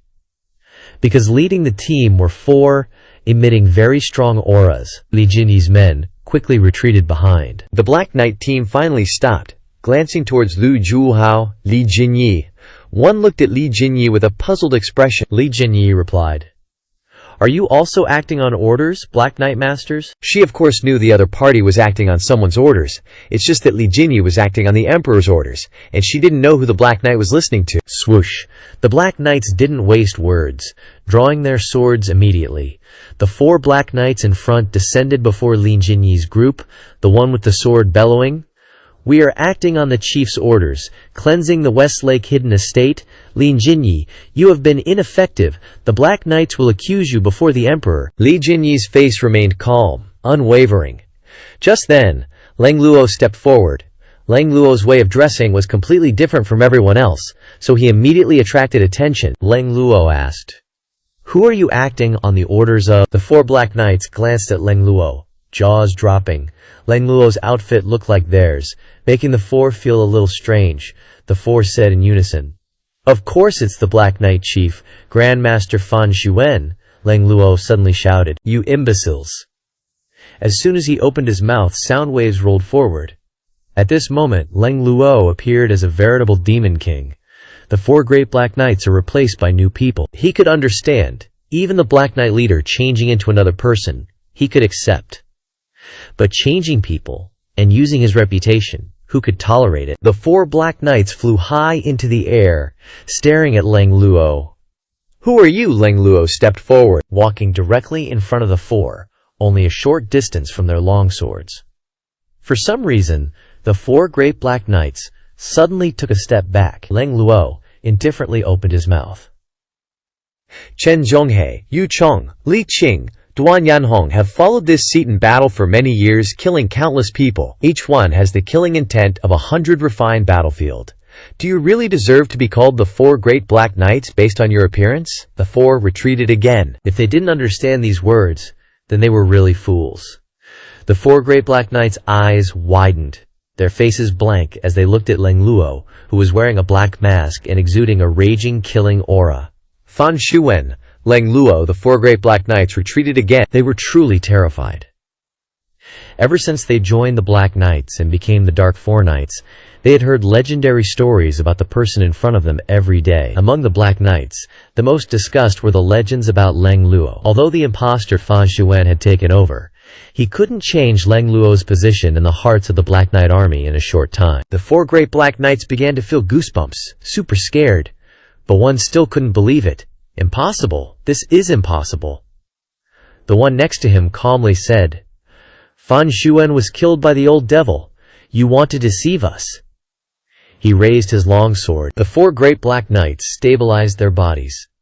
"Everyone, listen to the order. This person dares to impersonate the Black Knight Chief, Grand Master Fan. We must execute him here. Anyone who dares to enter the Westlake Hidden Estate must be killed, regardless of the crime." The Black Knights cheered. "Kill without question!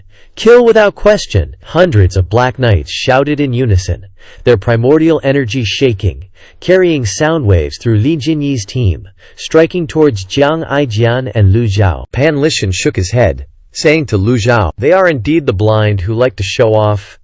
In the end, we still have to rely on you to take action." Lu Zhao's expression remained extremely calm, but in his heart he was saying, "This old man take action, my ass. So many Black Knights, even 10 one-hit kills aren't enough." Fortunately, he grabbed a prince as a shield. "Jiang Aijian, don't be afraid."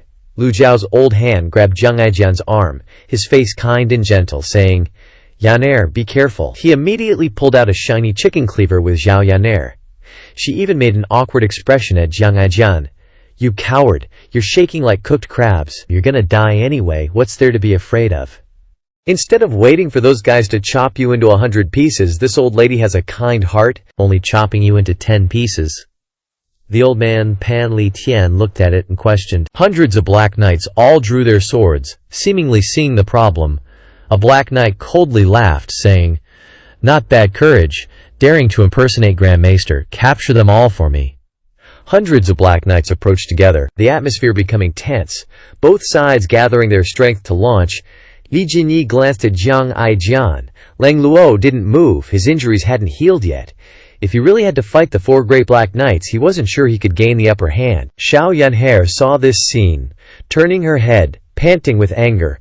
"Master, let your disciple take action. Your disciple will definitely kill them all, not leaving a single piece of armor." The Black Knights were still arrogant, shouting, "Kill!" Without waiting for Lu Zhao to reply, Leng Luo spoke up. "You don't need to interfere." How could Leng Luo, who has traveled the world for many years, not have a few tricks up his sleeve? He didn't retreat, but stepped forward. That move by Leng Luo totally blew everyone's minds. Leng Luo taking on a whole squad of Black Knights all by himself, and those 4 elite knights were still charging in. "Kill!" The rest of the Black Knights roared, joining the fray. 4 long swords aimed right at Leng Luo's face. Leng Luo, cool as a cucumber, still had his hands behind his back. After so many years on top, ain't no way he'd let anyone disrespect him like that. Poof! Leng Luo vanished like smoke. The next thing you know, Leng Luo's right in the middle of the Black Knight crew. WHOOM. A freaking massive 8-leaf golden lotus avatar appeared out of nowhere. Those 8 golden lotus petals were spinning like crazy around the platform, with pure energy crackling everywhere. In the blink of an eye, it sent the entire Black Knight squad flying, a whole army of hundreds, taken down in one shot. Up close, that golden lotus looked like a giant freaking bowl. The avatar was there, and gone in a flash. It only lasted a second, but that was enough to handle those Black Knights. The 8-leaf nascent soul realm is basically the peak for cultivators in the righteous path and the heavenly sword sect. Rumor had it that the old master of the evil sky pavilion had broken through to the 9-leaf golden lotus, but nobody really believed it. Ye Tiangxin had even seen a 9-leaf golden lotus herself, but she figured she was just seeing things. After all, those golden lotuses are always spinning, making it tough to count the leaves at a glance. But Leng Luo's skills were on another level. Like playing a game, you can tell opponent's level by looking at his weapon. Leng Luo just gave the scene a once-over and said, "Pathetic." The moment that 8-leaf golden lotus showed up, the Black Knights were scared out of their freaking minds. They were flying backwards, spitting up blood, shaking in their boots, or just plain stunned. Leng Luo didn't make another move, just stood there while the Black Knights tumbled every which way. The 4 leaders were as white as ghosts, gulping hard. Swords clattered to the ground. The hundreds of Black Knights were totally freaked out, struggling to their feet. "We're so sorry, Great Lord Farron. We didn't know." The 4 leaders immediately surrendered. An 8-leaf golden lotus avatar. Even if the new Black Knight commander showed up, he'd be kneeling too. Behind the 4 leaders, a bunch of Black Knights stumbled forward and dropped to their knees. "It's Great Lord Farron. Greetings, Great Lord Farron. Great Lord Farron, you're alive." You could hear excitement and joy in some of their voices. 2 bad times had changed, and the people with them were gone. Leng Luo's voice was deep and serious. "Great Lord Farron is dead." One dude, maybe he really liked sweet potato, kept going. "Great Lord Farron." Leng Luo snapped, "Shut up!" The shout didn't have any energy or sound waves, but it still made the Black Knights stumble back a few steps. They looked at their old leader in disbelief. The 4 leaders weren't old buddies, so they were sweating bullets, realizing they'd just pissed off Fan Xuan. Sure, the 4 leaders weren't what they used to be, but they were still top-tier Black Knights. But they were facing an 8-leaf master. They wouldn't dare fight back. From Lu Zhao's point of view, Leng Luo should have gone on a killing spree, knowing his personality. But he was obviously showing some old respect. Leng Luo was still injured, and his cultivation was far from recovered. Summoning that avatar for even a second was a stretch. Lu Zhao thought bringing Leng Luo would be a hassle, but the guy had some serious tricks up his sleeve. If someone else has the skills, they don't need to use as much effort. Lu Zhao didn't have to lift a finger. Pan Lichen's face was frozen, but he had to give props to Leng Luo's skills. Lu Zhao told Xiao Yanjie to let Jiang Aijian go. Xiao Yanhe, who was pointing her sword at Jiang Aijian, answered, "Okay." Jiang Aijian instantly felt a huge relief, like he'd been locked up in a dungeon for 100 years and was finally free. Lu Zhao called out, "Leng Luo." Leng Luo jumped a bit, then quickly turned around. He dropped the hands behind the back pose and bowed to Lu Zhu. The Black Knights were shocked. What, this guy can make an 8-leaf avatar bow to him? Who is he? Their eyes turned to Lu Zhao. The old guy looked ancient, but he was sharp as a tack. With Xiao Yanxie following right behind him, Lu Zhao looked at the kneeling Black Knight and asked, "Was this Molia's order?" They weren't stupid. Even Leng Luo wouldn't mess around with this old guy, so they definitely wouldn't either. One of them swallowed his fear and answered, "The Black Knights work under the orders of the royal family. We're here under His Majesty's command." Lu Zhao turned to Li Jinyi and Jiang Aijian. Even with Moli's skills, she wouldn't have the guts to control the emperor like that, so there was only one other possibility.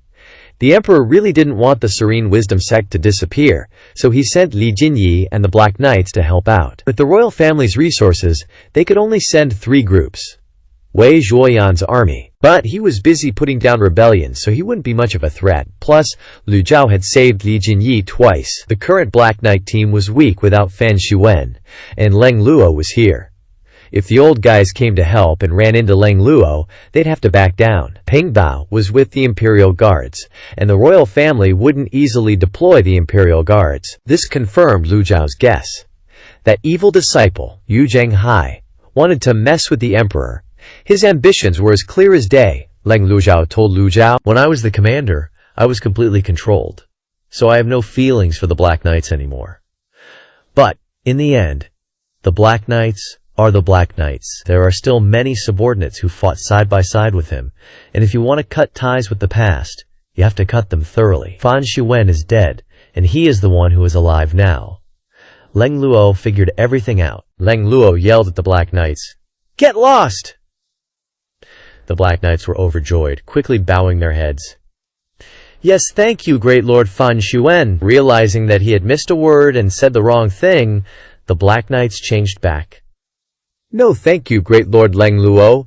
Thank you, my lord, for saving your life." The Black Knight team, like being pardoned, immediately got on their horses and set off, and soon disappeared into the dense forest. As soon as the Black Knight team left, Leng Luo's whole body shook slightly. Obviously, he had just used up all his strength. The phase was too heavy. He could only pretend to the extent of this step. The old relationship ends here. Jiang Aijian hugged his sword and walked over, saying a word that had two meanings. Old senior, your trick is really high-handed. Xiao Yanjie looked at Jiang Aijian suspiciously and shouted, What high-handed? What nonsense are you talking about? Be careful, you'll die with Grandma. Jiang Aijian was afraid of this grandma, so he explained, The Black Knights are the Emperor's chess pieces. You let the Black Knights out to cause more trouble for Yu Zhanghai. Lu Xiao turned his head to look at Jiang Aijian and said gently, You are very smart.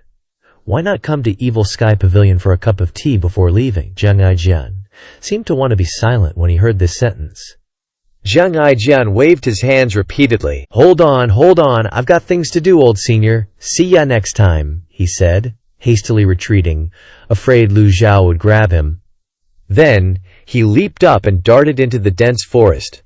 Old senior, before I leave, let me give you a piece of news. Your seventh disciple, Si Wuyai, is at the main headquarters of the Jingming Dao. His voice grew fainter and fainter until it disappeared completely. Everyone was speechless. Seriously, Jiang Aijian ran far away before daring to tell Lu Zhao this news. Just how scared was he of Lu Zhao? Li Jinyi couldn't help but smile. Then she regained her composure and said, Jinyi takes her leave. Lu Zhao nodded. He had a good impression of this young lady, Li Jinyi. She was interesting and extremely perceptive. He appreciated people like that, so he didn't stop her. Li Jinyi led her 4 lieutenants and their men away, and the entire West Lake became quiet again. Lu Zhao turned and headed toward the flying chariot, softly snorting. That unfilial disciple.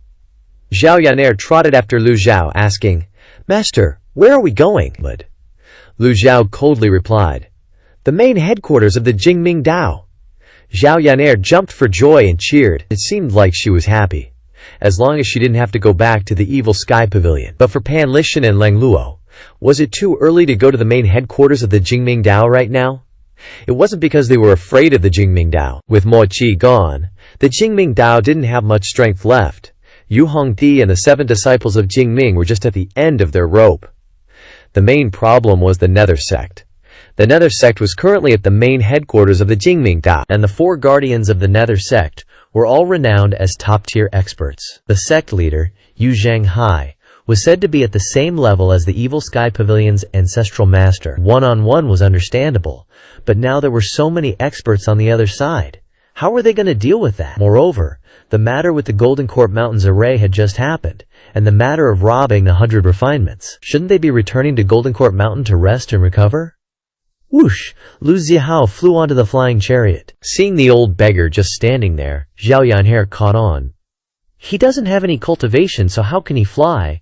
Zhao Yanhe said to the old man. Pan Lishan, Grandpa Pan. I'll throw you up there, okay? An old man with a little girl. This was a strange combination no matter how you looked at it. Back inside the flying chariot, Pan Lishan said worriedly, This old one feels this trip isn't right. Lu Xiao held a box of penguin milk, drinking as he pressed. What's not right? Pan Lishan worriedly said. If the pavilion master wants to clean up the house, I can understand, but this old one has heard that Yu Zhanghai's cultivation is extremely high, and his power is vast. It will be difficult to deal with him. Just then, a female cultivator carried a box of Dutch lady milk to Leng Luo. Elder Leng, drink some milk. It's good for your health. Leng Luo glared and exclaimed, Fresh milk?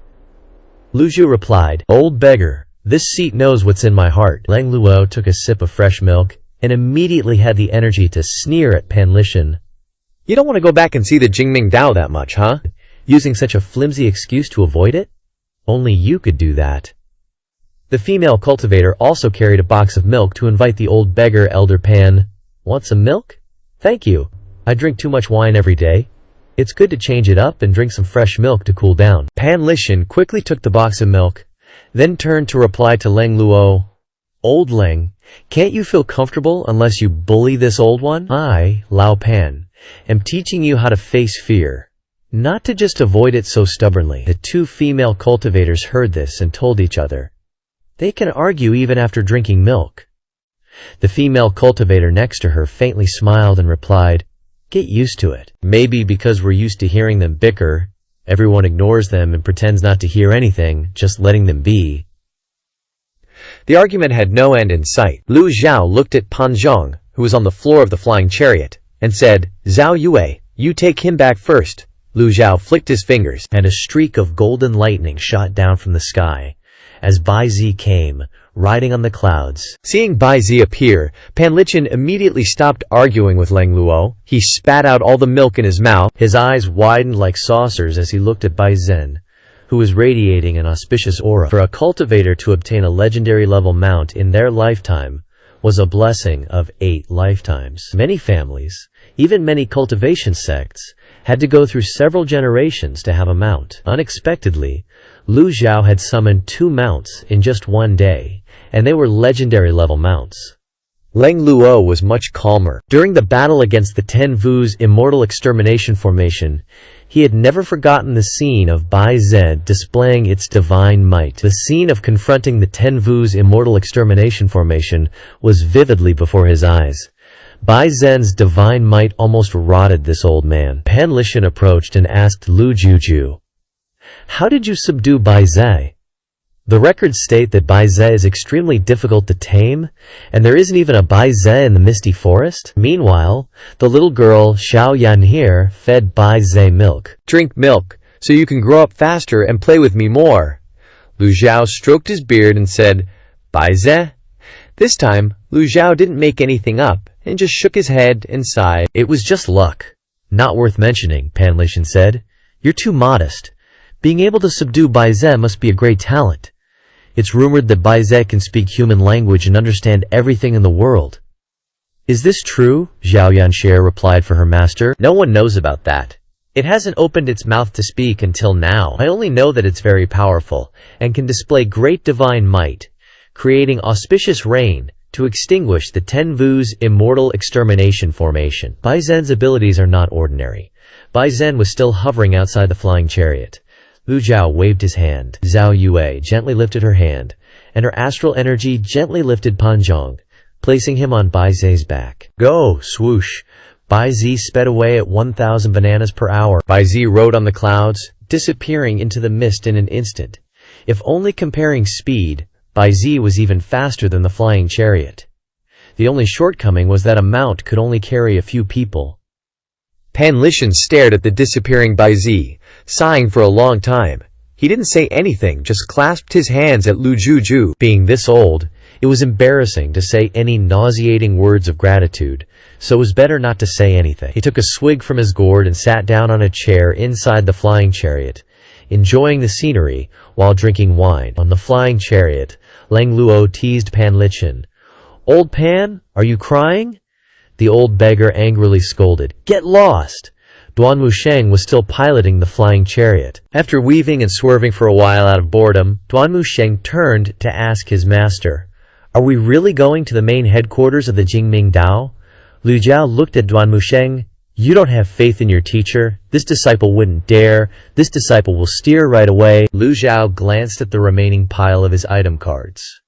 3 fatal strikes, 4 damage immunities, 7 fatal blockings, 4 passive binding cages, 1 refining talisman, 1 Jitiandao peak state card, 3 Bai Zhe's nirvana healing from a desperate situation, 5 enhanced binding cages, 3 enhanced nirvana healings from a desperate situation.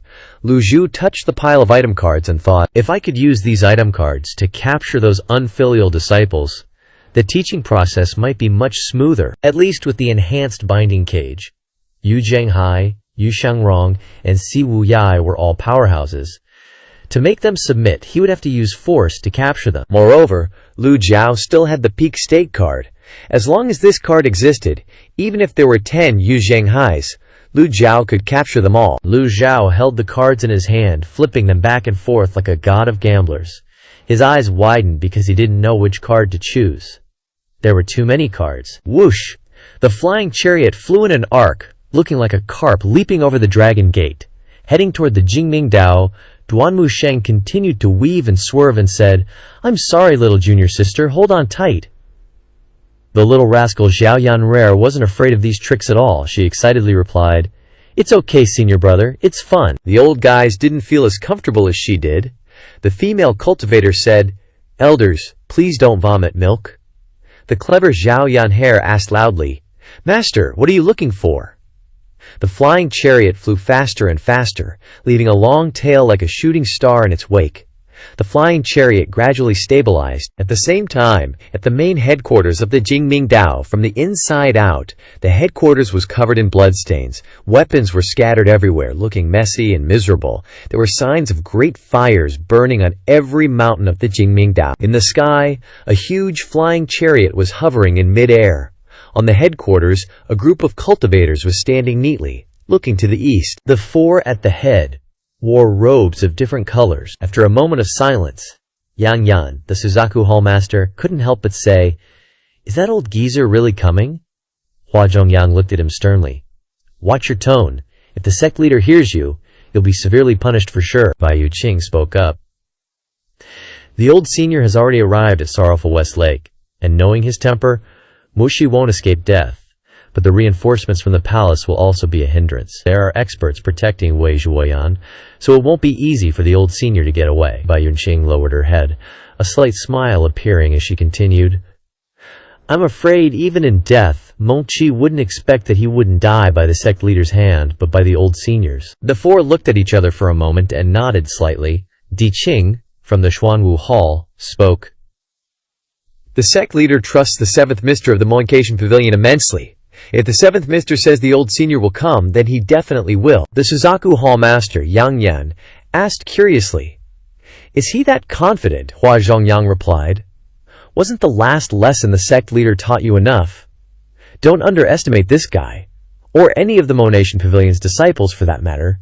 If it weren't for the old senior having his own agenda, I'm afraid each one of them would be no less capable than us. Remember, we must do our best to stall the old senior with our words, buying time for the sect leader. All that's left is Yu Hongyi and the others." Bai Yuqing reminded, "With the four of us here, hopefully nothing will go wrong. If things still don't work out, then we must immediately bail." All four agreed. They've always thought that running away when facing a powerhouse is nothing to be ashamed of. While they were discussing, the cloud-piercing flying chariot appeared on the horizon. Hua Zhongyang looked up and reminded, "Here it comes." Bai Yuqing revealed a look of disbelief. He repelled the palace reinforcements that quickly. "It really is the Motion Pavilion's cloud-piercing flying chariot, no doubt about it," one of them shouted loudly. "Immediately inform the sect leader and the 7th Mister. Prepare to deal with this carefully." "Yes!" The subordinates kicked a few birds and pigs, rushing to deliver the message to Yu Zhenghai and Si Wuyai. On the cloud-piercing flying chariot, Lu Zhao stood with his hands behind his back, observing the Jingming sect's main base. Duan Musheng looked at the 7 tall peaks surrounding the main base and concluded, "Master, the Jingming sect's barrier has been broken, and all 7 peaks have been torched." Xiao Yanhair pointed towards the flying chariot hovering above the main base. "It's the Nether sect's flying chariot." Duan Musheng snorted softly, controlling the flying chariot to fly towards the Nether sect's flying chariot. Seeing this, the Nether sect's flying chariot quickly moved, immediately retreating to the rear of the main base. The cloud-piercing flying chariot slowed down, gradually descending. The 4 great protectors of the Nether sect immediately clasped their hands, bowing and saluting. Hua Zhongyang of the Azure Dragon Hall greets the old senior. Di Qing of the Xuanwu Hall greets the old senior. Yang Yan of the Suzaku Hall greets the old senior. Bai Yuqing of the White Tiger Hall greets the old senior. 4 powerful voices, imbued with sonorous sound waves, transmitted into the cloud-piercing flying chariot. The sound waves had no lethal power, only making the voices clearer. Seeing the 4 people below neither arrogant nor servile, the cloud-piercing flying chariot stopped. Xiao Yanhair shouted loudly, "Master, it's the 4 great protectors of the Nether sect." Lu Zhao nodded, observing the main base.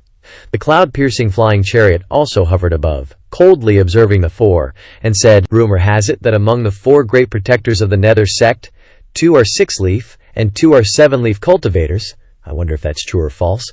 During this time, the 4 great protectors remained with their hands clasped and heads bowed, not daring to lower their hands. Pan Lishan also joined in the fun. "The Nether sect is this powerful, no wonder they could destroy the Jingming sect." Lu Zhuhao glanced at Pan Lishan. After all, Pan Lishan came from the Jingming sect, but he didn't seem angry seeing the Jingming sect in its current state. But Lu Zhao didn't intend to delve into the matter. Lu Zhao observed the four people below, and transmitted his voice. "Where is Yu Zhenghai?" Hua Zhongyang bowed his body and clasped his hands. Old Senior, the sect leader, ordered his subordinates to wait here. The sect leader said that although the Jingming sect was taken down by the Nether sect, if the Old Senior wants it, he can take it at any time. Lu Zhao looked around, not seeing Yu Zhenghai's figure anywhere.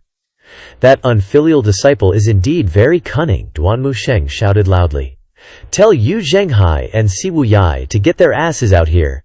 Master is here. What the hell are you scared of? Stop pulling these ridiculous stunts." Hua Zhongyang, despite sweating profusely, wasn't angry, and continued.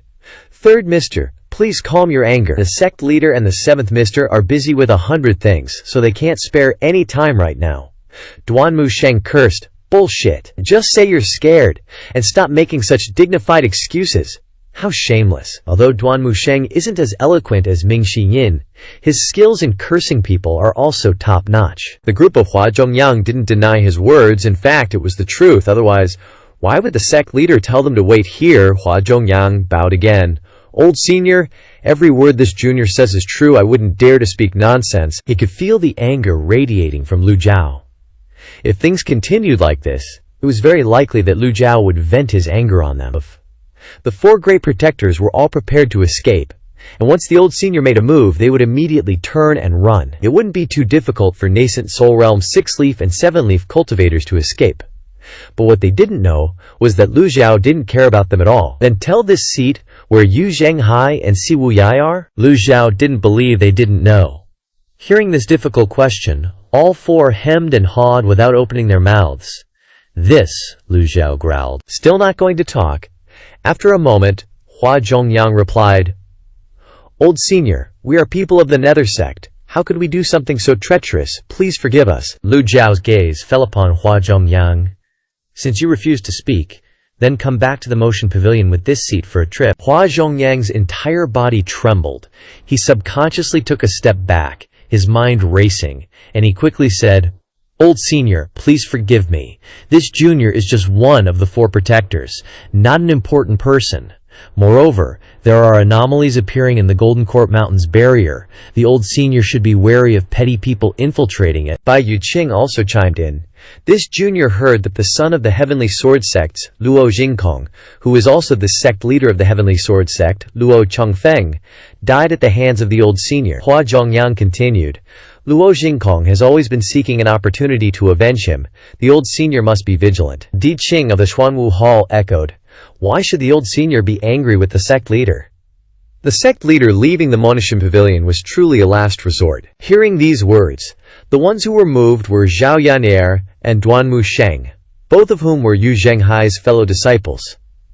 They understood how Master had treated them in the past, but they didn't understand why their eldest senior brother was so determined to leave. Seeing the four great protectors of the Nether sect so respectful, Leng Luo spoke.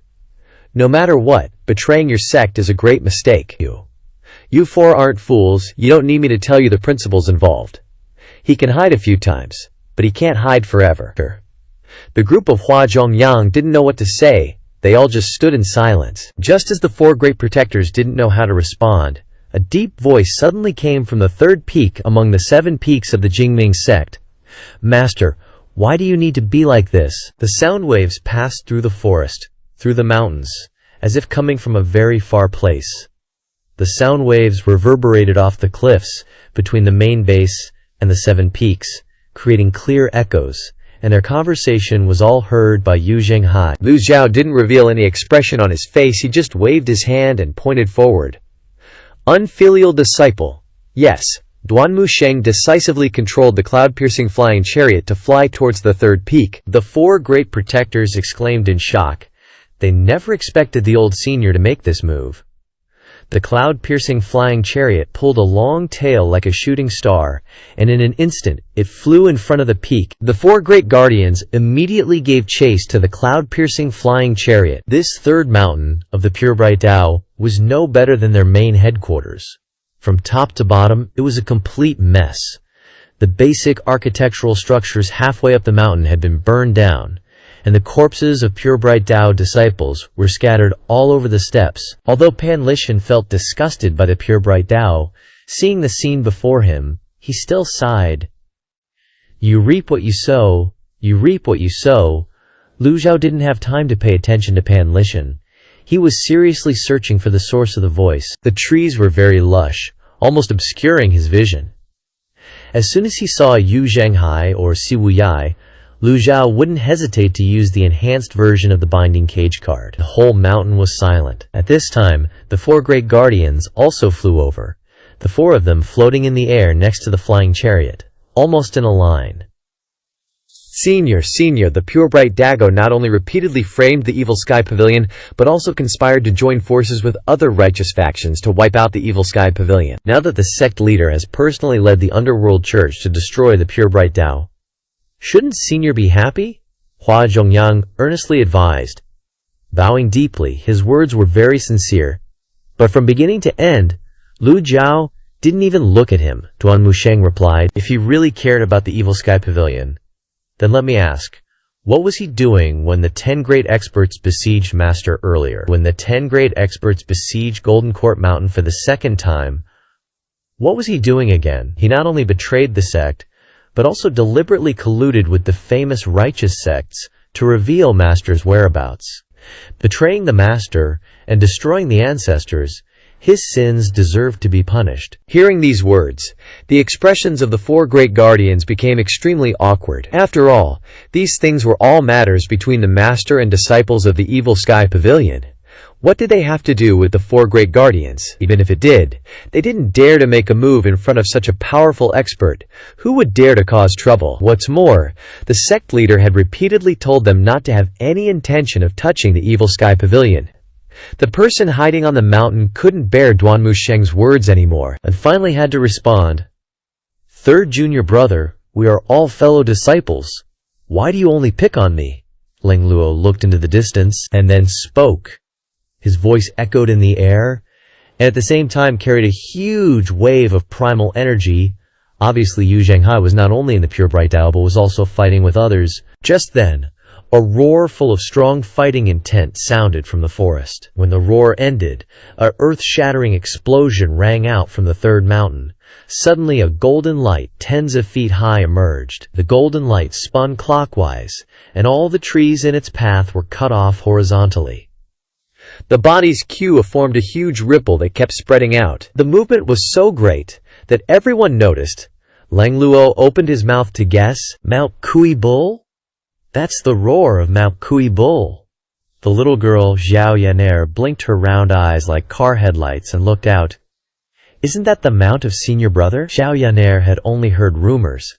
She had never seen it with her own eyes. Most of the rumors in the cultivation world are like that. Leng Luo is knowledgeable.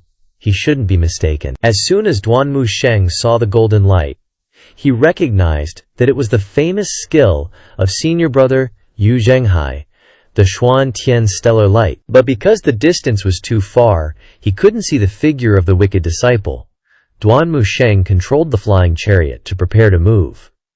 The 4 great guardians looked at each other, nodded, and then lined up horizontally, dodging in front of the cloud-piercing flying chariot. At the same time, 4 Dharma bodies were summoned, 2 6-leaf Dharma bodies, and 2 7-leaf Dharma bodies. Such strong enemies were admirable. The Dharma bodies appeared in just 1 second, and then dissipated again. The sound of energy resonance completely dissipated. The rumbling roar just now finally disappeared between heaven and earth, and the world became quiet again. The Qinglong Hall chief Hua Zhongyang bowed his hands and said, this junior knows that he is not senior's opponent. The sect leader once said that senior is so powerful that even if the 4 of us join forces, we will not be able to defeat senior. This junior asks senior to think again. This was a kind of talking while punching and stroking. Bluntly speaking, if Lu Zhao still insisted on attacking Yu Zhenghai, the 4 of them would fight him. Pan Lishan coughed and retreated behind, his face as if saying, I am also very helpless. Leng Luo was more calm, but no one knew what his expression was under the mask. At the same time, this also verified one thing. Yu Zhenghai's cultivation was equal to his master. Even the four great guardians had such cultivation, so why wouldn't Yu Zhenghai have an 8-leaf golden lotus dharma body? Lu Zhou glanced at the four of them, and then he raised his hand. How dare you! Lu Zhou had a good impression of these four people. At least they had always been people who knew the times. So Lu Zhou didn't have any murderous intentions towards them.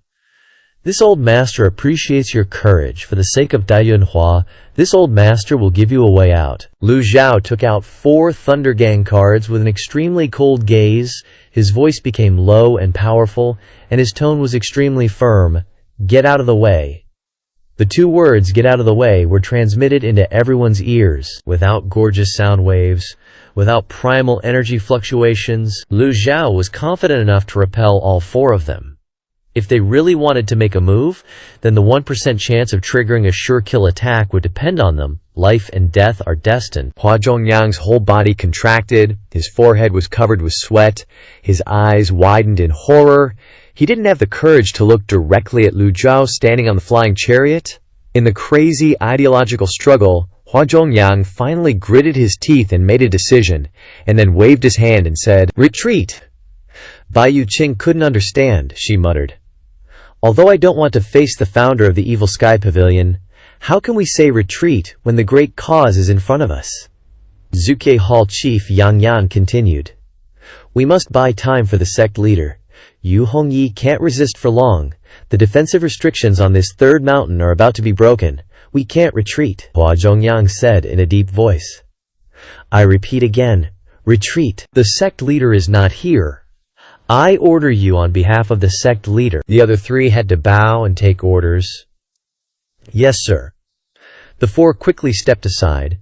Leng Luo and Pan Lishan looked at each other, and then looked at Lu Zhou, who was still indifferent. There were no fluctuations of aura on Lu Zhao's body, but the invisible aura was enough to make people fearful.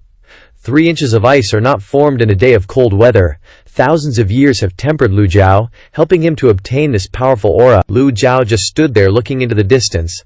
Hua Zhongyang, Bai Yuqing, Yang Yan, and Di Qing had respectfully retreated far to the side. Duan Musheng understood, and immediately controlled the flying chariot to fly towards the 3rd mountain of the pure bright Tao. The foot of the mountain was full of trees that were as tall as the sky, and the cloud-piercing flying chariot nimbly passed through the mountains and forests like an eel swimming in the sea. Xiao Yanhe quickly looked ahead. Master is over there, Leng Luo also continued. That's where the pure bright Tao imprisons prisoners. There are more than 1,000 restrictions there. No wonder the 4 great guardians of the underworld church were just buying time for Yu Zhenghai. With Yu Zhenghai's strength, it will take a while to break these more than 1,000 restrictions. Hearing this, Zhao Yanhe jumped up and urged, 3rd senior brother, hurry, hurry, don't let senior brother escape. She pointed to the area where the body's ki had swept across before, where the trees were broken and the rubble was all over the ground. The cloud-piercing flying chariot didn't have much advantage flying in the forest. It had to constantly dodge the towering trees. When flying in the high sky, the flying chariot could exert its extreme speed. But under the low sky, it often couldn't fly fast. The roar of Mount Kui Bull rang out again. The sound became more and more distant. Xiao Yanche urged, 3rd senior brother, hurry up, he wants to run. Lu Zhou tapped his toes and jumped out of the cloud-piercing flying chariot. Seeing Master jump out, Xiao Yanhe clapped her hands and said, Master is making a move himself. Senior brother can't escape this trip. Lu Zhou jumped out of the flying chariot, but had no intention of performing great divine magic. Beyond had now appeared within sight. Letting out a low growl, Beyond's tail quickly wrapped around Lu Zhao's waist, then it carried Lu Zhao onto its back and sped forward. Beyond's speed was extremely fast, darting through the trees like lightning. In the blink of an eye, it descended to the area where the mystic heaven stellar beam had just appeared. Lu Zhao looked around.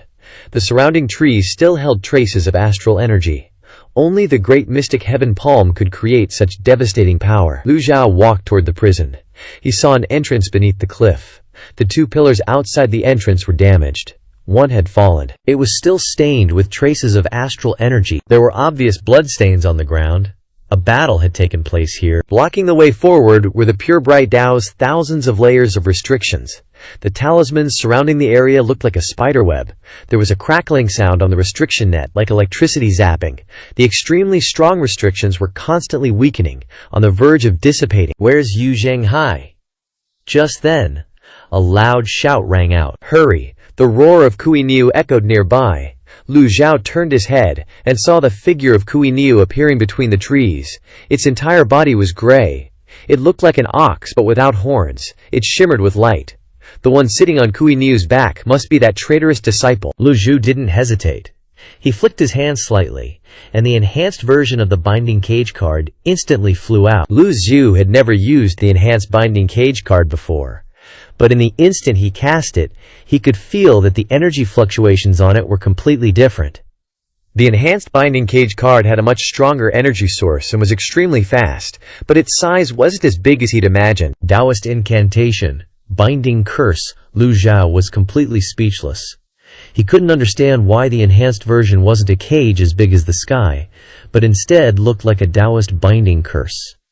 A large seal character for bind was written in seal script, with a rotating bagua-shaped golden seal around it. With a whoosh, it shot towards Kui Niu, carrying a majestic force of primeval energy. Chasing after Lu Zhao, he was sure that Yu Zhenghai wouldn't escape this time. Bian stepped on the clouds and rushed forward, chasing after the binding curse. Ahead was a steep cliff. The binding curse plunged straight into the cliff and disappeared without a trace. The disappearance of the curse meant it had successfully bound the target. There was no way that traitorous disciple could escape. Traitorous disciple escaped. Escaped? What? You can escape this old man's binding curse. Lu Zhao stood on Bian's back, looking around. Unfortunately, this time wasn't like the pursuit of Yan Ziyun. The curse's speed was too fast, it just flashed and disappeared. Fortunately, Bian had a good sense of smell. Yu Zhenghai should still be around here. Bian landed in the forest ahead, then quickly searched around. Just then, Lu Zhao heard the system notification. Zhang Ziyi, the traitorous disciple, has been punished. Reward, 300 merit points. Zhang Ziyi. This was the first time he'd heard this kind of notification, which also proved that the binding curse had definitely hit its target. Bian slowed down its pace. Its nose twitched, sniffing. Lu Zhao, sitting on its back, kept urging, sniff it out, quickly sniff him out for me." Bian, with its extremely keen sense of smell, was just like a hunting dog, constantly sniffing on the cliff to find its target. Occasionally, it would growl. If it spotted the target now, it would rush over. Without hesitation, Lu Zhao wasn't in a hurry, letting Bian do its thing. From the cliff, it sloped down into a forest. The trees in the forest were too dense, blocking most of the sunlight. Lu Zhao observed the situation in the forest but didn't notice anything unusual. Truly cunning! Bian continued to search, gradually increasing its speed. Lu Zhao saw some broken trees ahead, with traces of collision from a ferocious beast. The traitorous disciple must have passed through the fallen trees just now. Bian suddenly stopped under a big tree. Bian raised its head and roared. Lu Zhao also looked around. Next to the tree there was a torn piece of clothing. There were a few drops of blood on the clothes. Bian's sense of smell wouldn't be wrong. It stopped here, which meant the target was right here. It was still completely silent all around. Lu Zhao looked around for a moment, then shook his head slightly. Too bad. Yu Zhenghai escaped. Lu Zhao frowned slightly. That's absurd. He opened the system interface to look at the description of the enhanced binding cage card. It clearly stated that the probability of binding the target was 100%. Moreover, the system had issued the notification, "Traitorous disciple has been punished." With his cultivation sealed, how did Yu Zhenghai manage to control his mount, rush out of the forest, and flee? Lu Zhao jumped off Bian's back and went to the pile of clothes left behind. He bent down to check Yu Zhenghai's clothes. Lu Zhao still remembered Yu Zhenghai's measurements when he was cultivating on Golden Court Mountain. Lu Zhao stroked his beard and muttered, "Golden cicada shell or ash. A golden cicada shell escape." Even so, there was no way Yu Zhenghai could have left so quickly. Could it be that he, like Yan Ziyun III, used some kind of earth escape technique?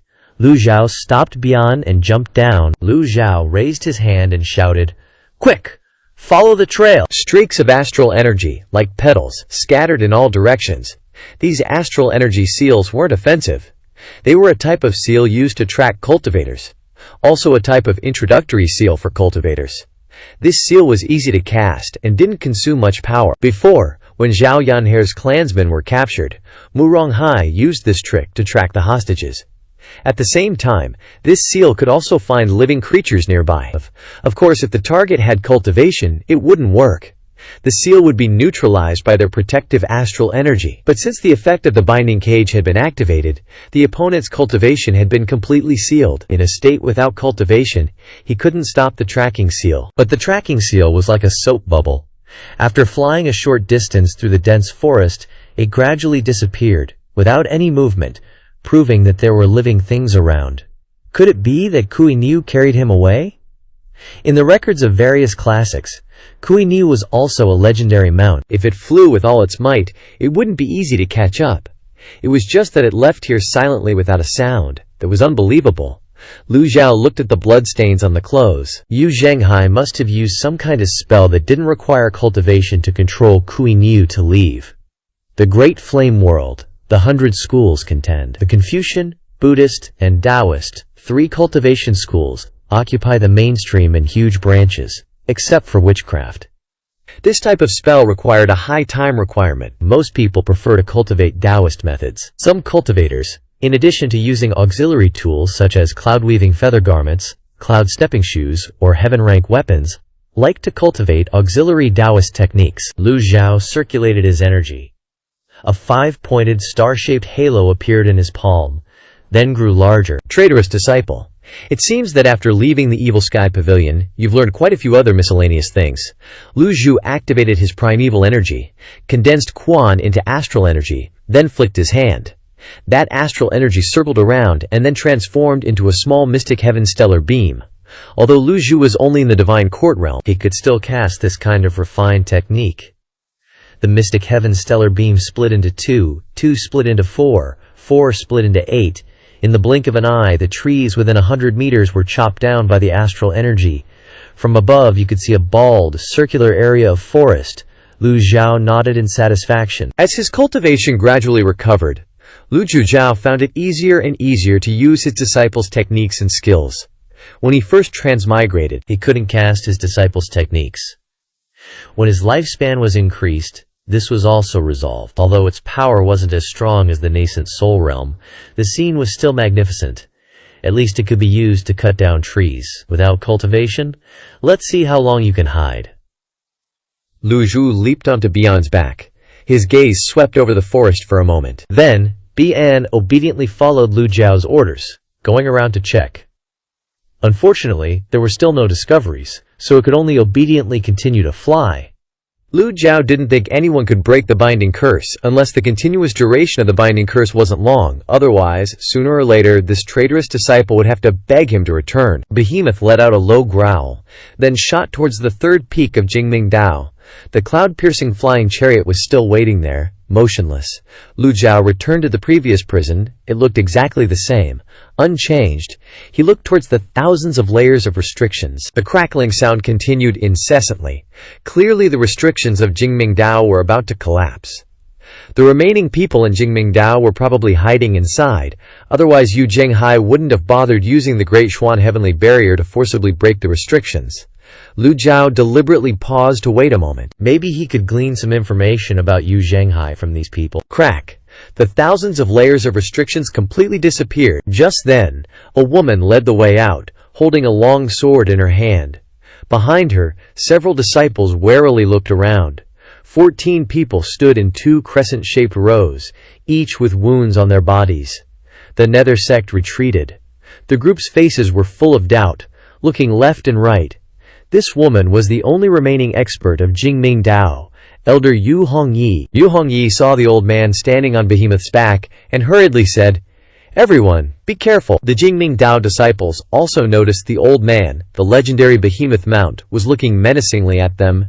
Yu Hongyi didn't dare to be careless and cautiously asked, "Are you from the Nether sect?" Lu Zhao was riding Behemoth. Flying quickly closer, Lu Zhao shook his head. "If it weren't for this old man, you would have lost your lives long ago."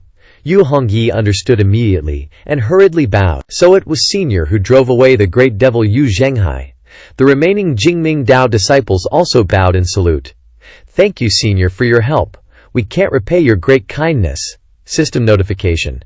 15 people respectfully bowed, gaining 150 merit points. Liu Zhao was startled, thinking to himself, This old man really has boundless merit.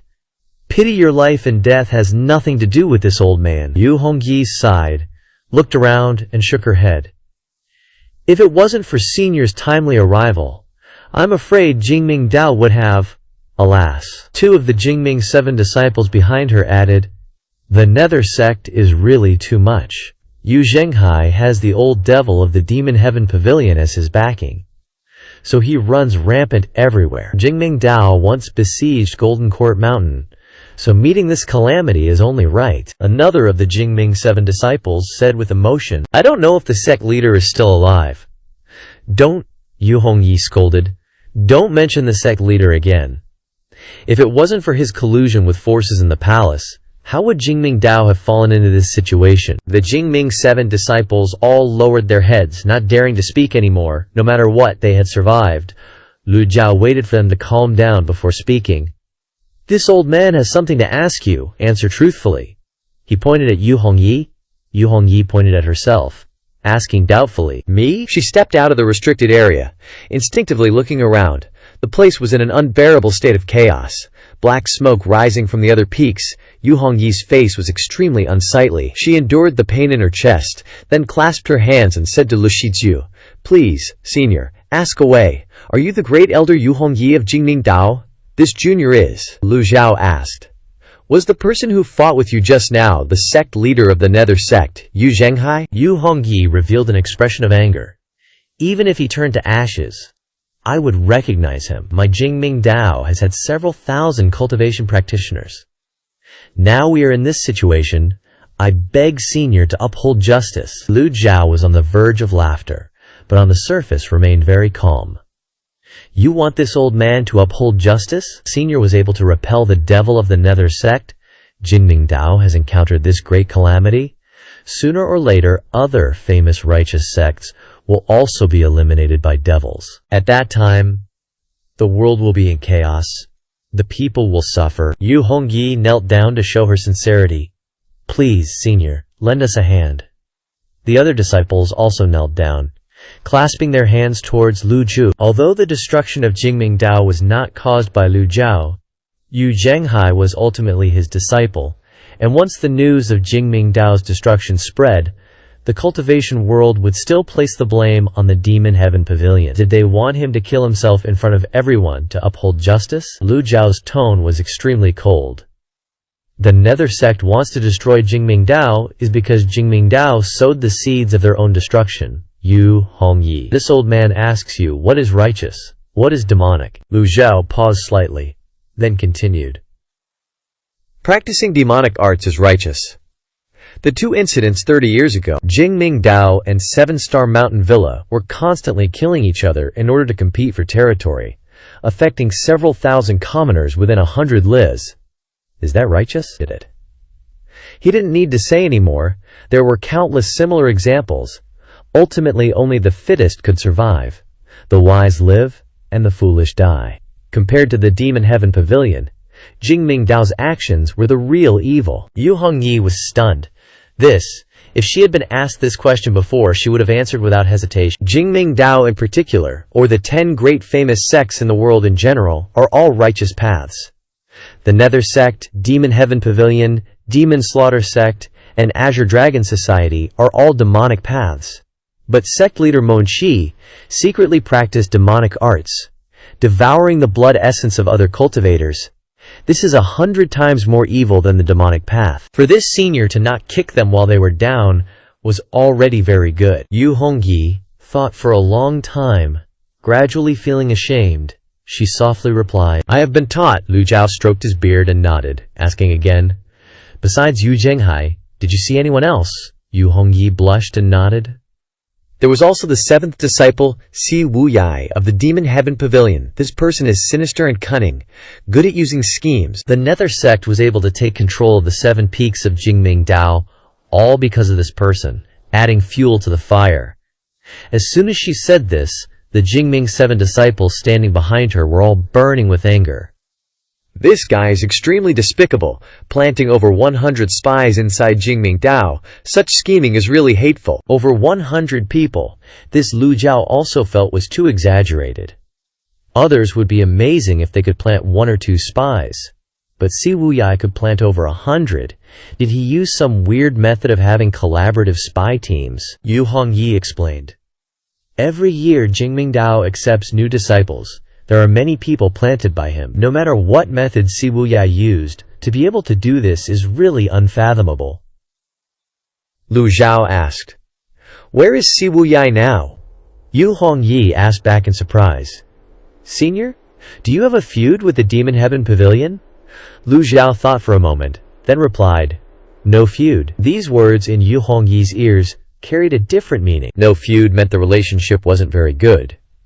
If Senior could deal with the Demon Heaven Pavilion, that would be fortunate. Lu Zhao shook his head slightly. Perhaps he had seen this scene too many times, so he was numb and didn't bother explaining. Yu Hongyi suddenly remembered something and said, "May I ask which sect Senior belongs to? If you help us overcome this calamity, Jingming Dao will definitely come to your door to thank you." Lu Zhao straightforwardly answered with 3 very short, concise, easy to understand, and extremely complete words. Demon Heaven Pavilion.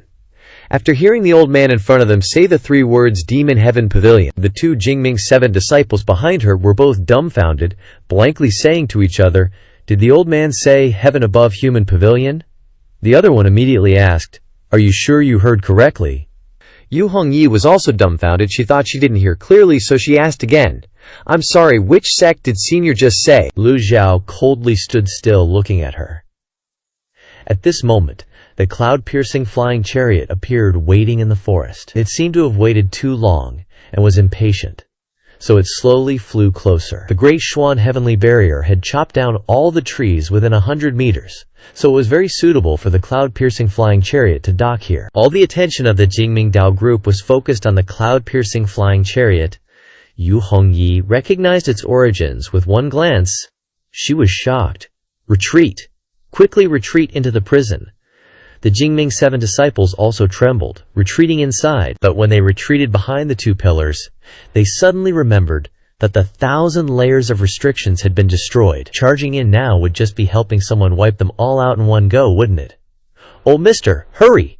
People from the Evil Sky Pavilion are here." Old mister? They pinned all their hopes on Lu Zhao, who was standing firmly on Bion's back. Lu Zhao looked at their frightened appearance, not at all surprised. Just then, Zhao Yunhe left the flying chariot, descending through the air. The heaven-sundering silk wrapped around her, making Zhao Yunhe, covered in treasures, look extremely dazzling and eye-catching. "Master," Zhao Yunhe happily flew to Lu Zhao. "Master, this disciple was anxious and rushed here. Where are the traitors?" The Pure Clarity 7 and Yu Hongyi staggered unsteadily. She suddenly felt like she wanted to cough up blood. "Escape? Can we even escape? Elder Yu, what's wrong?" Elder Yu was hit by Yu Zhenghai's palm. She must be seriously injured. The Pure Clarity 7 looked worried. Yu Hongyi hurriedly said, "Run! Run now!" That's the cloud-piercing flying chariot of the Evil Sky Pavilion. Evil Sky Pavilion. The Pure Clarity 7 looked up at the flying chariot, then at the little girl who had just appeared, and finally turned their eyes to the old man on Biolan's back. Everything became clear. Without a word, the Pure Clarity 7 immediately fled. "Want to leave? Too late!" Zhao Yunhe's heaven-sundering silk fluttered in the air like a blazing red flame. It quickly tied up the Pure Clarity 7. They were terrified. Their souls almost left their bodies. Miseries and screams filled the air. But in short while, the heaven-sundering silk has already captured the Pure Clarity 7 and the group of escaping disciples, and all laid there, unable to move. Yu Hongyi stood still. When she saw the heaven-grade weapon heaven-sundering silk display its divine power, she revealed shock. Yu Hongyi could almost be sure that this little girl was the 9th disciple of the Evil Sky Pavilion. Yu Hongyi and the Pure Clarity 7 were all at the end of their ropes. How could they escape from Zhao Yunhe's heaven-sundering silk? From the flying chariot, an old voice suddenly came. "Everyone, stop!" The person speaking was the former #1 expert of the Pure Clarity sect, Pan Lishan. Yu Hongyi raised her head, exclaiming in shock, "Elder Pan!" She was overjoyed. The Pure Clarity 7 also struggled to get up, looking towards the old man standing on the flying chariot. "Disciples greet Elder Pan!" The group saluted in unison. No one had time to think about why Pan Lishan would appear on the cloud-piercing flying chariot. The Pure Clarity 7 looked with hopeful eyes. The #1 expert of the Pure Clarity sect has returned. They had hope of surviving now. Pan Lishan replied blankly. "This old man isn't any Elder Pan. This old man is an elder of the evil sky pavilion." Pan Lishan's words almost extinguished all hope in Yu Hongyi's group. Yu Hongyi's face was filled with disbelief. She shook her head and said, "Elder Pan." This form of address had just been uttered when Pan Lishan loudly shouted, "Shut up!" This shout startled Yu Hongyi's group. Lu Jiao also didn't expect Pan Lishan to have such enlightenment. This was good. In the future, he could serve the evil sky pavilion, becoming a right-hand man. At this moment, Leng Luo suddenly spoke. "The Pure Clarity sect's current state is all because sect leader Mo Qi did wrong, following Mo Li's orders. This matter doesn't have much to do with Yu Hongyi. I suggest letting them go." As far as Leng Luo was concerned, he only had Mo Li and Mo Qi in his eyes. Pan Litzian heard this, and for the first time, cupped his hands towards Leng Luo. Duan Musheng looked at Pan Lishan thinking, "Elder Pan is cupping his hands towards Elder Leng for the first times." Seeing Pan Lishan standing alone on the edge of the flying chariot's bow, Leng Luo then said, "Come over here. Don't fall to your death over there."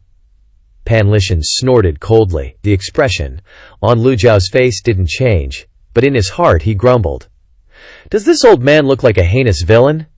Lu Jiao was too lazy to argue with Yu Hongyi's group. He was just about to speak when Zhao Yunhe suddenly pointed towards the front of the flying chariot, hovering above the headquarters. "Master, the 4 great protectors of the Nether sect are running away." Duan Musheng, seeing this, glared and bowed, saying, "This disciple is willing to steer the cloud-piercing flying chariot to pursue the traitors." Lu Zhu leaped onto the cloud-piercing flying chariot. He glanced at the group on the ground and said, "Go!" At the same time, looking towards the Nether sect's flying chariot, already faintly visible on the horizon, he thought, chasing now might not be in time. After all, the opponents are 4 great experts in the nascent soul realm, controlling the flying chariot flying like the wind, and with the cloud-piercing flying chariot being in the middle of the forest, the speed is much slower. Xiao Yanhe hurriedly flew onto the flying chariot. She stuck out her tongue, making a face at Yu Hongyi's group. "For Elder Pan's sake, I won't kill you, neener." Pan Lishan coughed a few times upon hearing this. The flying chariot immediately sped across the sky. Yu Hongyi was still in a daze, not understanding what was happening. On top of the flying chariot, the old man Pan Lishan was giving Zhao Yanhe pointers. "Little girl, heaven-grade weapons aren't used like that," she exclaimed in surprise. Pan Lishan continued to say, "Whether it's a heaven-grade or earth-grade weapon, once it recognizes its master, there will be a certain degree of understanding between the master and the weapon. The higher the degree of understanding, the greater the power. This old man sees that you use the weapon with great power, but it's not refined enough." Pan Lishan took out the wine gourd from his waist, holding it in his palm, and tried to wrap it up. Zhao Yanghe took a quick look and replied, "What's so difficult about this?" She casually waved her hand, and the heaven-sundering silk danced nimbly, then flew over and wrapped around the wine gourd. The heaven-sundering silk easily coiled around the gourd, lifting it up. Xiao Yan'er revealed a disdainful expression, looking at Pan Litian, as if saying, "Making such a fuss, this is extremely simple." Pan Litian took back the wine gourd, then yanked it down forcefully, opening the gourd's stopper. Pan Litian then said, "Put it back!" The meaning was very clear.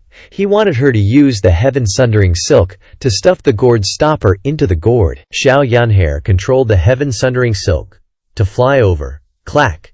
Failure. Clack. Another failure. She stamped her foot in anger. After trying again and again, she was covered in sweat. She thought it wasn't difficult, but why was it so unexpectedly difficult? Xiao Yan'er refused to admit defeat. She mobilized the primal qi throughout her body. The heaven-sundering silk brandished its fangs and claws, looking ferocious like it wanted to kill someone. clack, continuous failures. It was just a simple object, but no matter how she tried, she couldn't put it in. Weird, strange. Even Lang Luo was attracted by this scene. Eagerly watching, Xiao Yan'er unwillingly said loudly, "What's going on? Could it be that you deliberately tampered with it to play with me?" Pan Lichen shook his head. Hands are one of the weapons with the greatest degree of understanding. He took the gourd's stopper from the heaven-sundering silk, using his fingers to press it into the gourd. Clack! The gourd stopper perfectly sealed the gourd's mouth. Then, when the degree of control over a weapon reaches a level of understanding no less than a hand, only then can it be considered entering the subtle. The heaven-sundering silk is your arm. He called hands weapons. In some ways this was very reasonable. Xiao Yan'er frowned and said, "I don't believe your words. I only believe master." As she spoke, she went to Lu Zhu's side. Pan Lichen helplessly shook his head. He said to Lu Zhu, "This old man was rude. Please forgive me." Lu Zhu stroked his beard and said, "It's fine." Pan Lichen thought, all of his cultivation has been lost. Even if he has the heart to teach her a few things, his words wouldn't be convincing enough. And what's more, she's a disciple of the Evil Sky Pavilion. Me doing that would be a bit too much. After all, Pan Lichen was the #1 expert of the Pure Clarity sect, a person of the same era as Lang Luo. His knowledge and experience were definitely much higher than those of young cultivators. Him being willing to guide the younger generation was a good thing. Speaking of which, it was true that Lu Zuo hadn't paid much attention to teaching his disciples. Lu Zhu took out something, making Xiao Yan'er's eyes light up. He turned his head to look at Xiao Yan'er. Elder Pan's words are all correct. A higher degree of understanding can improve the ability to control heaven-grade weapons. It's also thanks to Elder Pan's reminder. After returning to the Evil Sky Pavilion, this master will take some time to impart some skills to you, Xiao Yan'er happily replied. Thank you, master. Lu Zhao looked towards the wine gourd in his hand, and Pan Lichen understood. Pan Lichen was stunned for a moment, then nodded. Pavilion master has sharp eyes, Lang Luo hoarsely said. Wine gourd. Admirable. Admirable. Just good luck. I burned the entire Blackwood forest for 49 days, and only this gourd remained. Pan Lichen was very satisfied. Lifting the wine gourd and taking a sip, Lang Luo was like, damn, that wine gourd looks like something you'd find at a yard sale, but turns out it's a freaking weapon. For a dude who's lost all his cultivation like Pan Lichen, holding onto this gourd till now is seriously impressive. Suddenly, Xiao Yan'er, acting like a total sweetheart, zoomed over to Duan Musheng. Third senior brother, let me help you out. Duan Musheng was all, Master, those 4 guardian dudes are piloting the Flying Lien like pros. It's tough to catch up. The cloud-piercing Flying Lien zipped through the trees and over the hills, its tail looking like a shooting star as it chased after the Nether Sect's Flying Lien. A bit later, the Nether Sect's Flying Lien had vanished into the clouds. Poof! Gone without a trace. Flying Liens are all about the pilot and the crew in the cockpit. The higher the cultivation, the more power and speed you get. Lu Zhao knew this, so he said, no worries, Yu Zhenghai's got my curse on him. Sooner or later, he'll come crawling to our door. Yu Zhenghai's gotta fulfill his ambitions, right? How's he gonna be happy without the power and cultivation? And how's he gonna keep those 4 guardians in line? Duan Musheng and that granny, plus the leopard dude and Xiao Yan'er, were driving the Flying Lien like a bunch of maniacs, swerving all over the place. Those 3 old geezers were getting seasick, puking their guts out thanks to the junior siblings' crazy driving skills. Lu Zhao, getting all stressed, yelled, stop chasing them! Duan Musheng and Xiao Yan shocked. Huh, why, we're doing great. Lu Zhao was like, just slowly fly the Flying Lien back to the Golden Court Mountain. Those 3 old fogies were thinking, if this keeps up, we're gonna be pushing up daisies. Somewhere in the deep, dark woods, sunlight peeked through the leaves and landed on Si Wuyai. He was leaning against a tree, looking helpless, staring at the huge, glowing character right in the middle of his chest. It was like it wanted to melt into his skin and turn blood red. He looked up at Yu Zhenghai's back. Yu Zhenghai was sitting by a tree in front of him, right hand holding the jade-green saber stuck in the ground for support, his face calm, but there was blood at the corner of his mouth. Body-binding curse, master. You old fox. You've got so many tricks up your sleeve, Si Wuyai said with a helpless chuckle. Yu Zhenghai looked ahead, all bummed out. Seventh junior brother.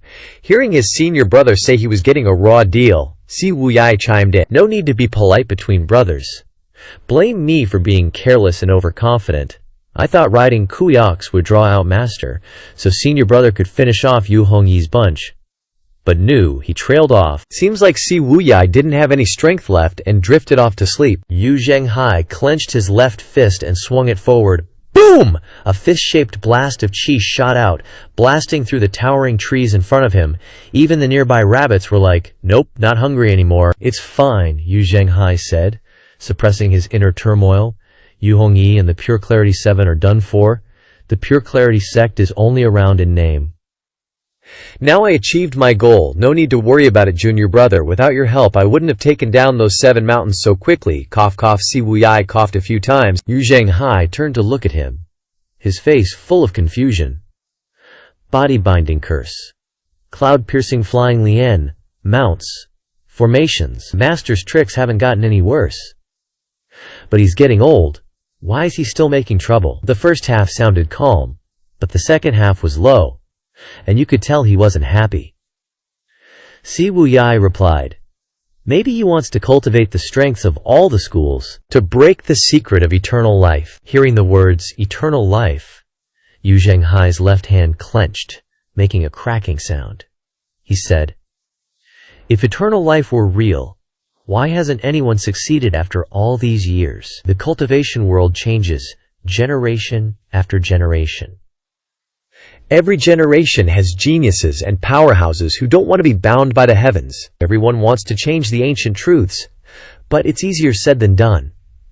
Easy there, senior brother. No need to get worked up at Master. Si Wuyai, even though he was bound by the body-binding curse, didn't look angry at all. Yu Zhenghai slowly stood up, looked up at the sky, and sighed. Good thing I have junior brother Wuyai. Si Wuyai shook his head, saying, it's nothing. If it weren't for senior brother using his essence blood to help me escape, I'd be caught by Master by now. Remembering the scene in the woods, Yu Zhenghai frowned again. I'm so confused. Master always looked down on using the Great Xuan Heaven chapter. Why did he suddenly use the Xuan Heaven Star Light? The chi fluctuations weren't high, but his control was far better than mine. Si Wuyai struggled to stand up, pointing to the curse on his chest. Master even used the body-binding curse, so he probably used Xuan Heaven Starlight to warn us. Yu Zhenghai looked at the body-binding curse on Si Wuyai again. That giant glowing character on his chest was an eyesore. Don't worry, junior brother. I'll find a way to undo this body-binding curse. Si Wuyai gave a confident smile, not caring about the curse. It's no big deal. It doesn't matter if I have cultivation or not. Yu Zhenghai nodded. Junior brother Wuyai is so broad-minded. No wonder you can control the dark web. Senior brother is too kind. Yu Zhenghai responded. Either way, this curse is my fault. I'll send someone to the Heavenly Master Daos. Senior brother trusts you to control the dark web, but being without cultivation is a hidden danger. Having cultivation is always better. Who can guarantee that no one in the dark web is two-faced? Let's head back to Pingdu Mountain first. I'll handle both matters. And then we'll quickly head back to Pingdu Mountain together. Inside the main hall of the Golden Court Mountain, Hua Wudao, Lang Luo, Pan Lishan, and a bunch of disciples were sitting, watching Lu Zhao, who was deep in thought. They wondered what he was thinking. Lu Zhu looked at the merit points on the system interface. 10,020 points. Buying 4 Thunderous Fury talismans and only killing Mo Chi was a waste. I have to earn back some merit points. I should do a lucky draw when I have time. Lu Zhao waved his sleeve. The interface disappeared, and no one dared to pick up their food. Recalling Yu Zhenghai's escape, Lu Zhao frowned. How did he get away? Lu Zhao picked up a piece of meat, and everyone else dared to eat.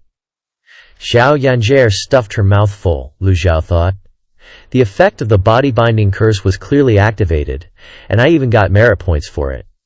All the way back, Lu Zhao kept thinking about this, but he couldn't figure it out. Where was the problem? Hua Wudao glanced at Lu Zhao and said, Sect leader doesn't need to worry about it. People who walk by the river are bound to get their shoes wet.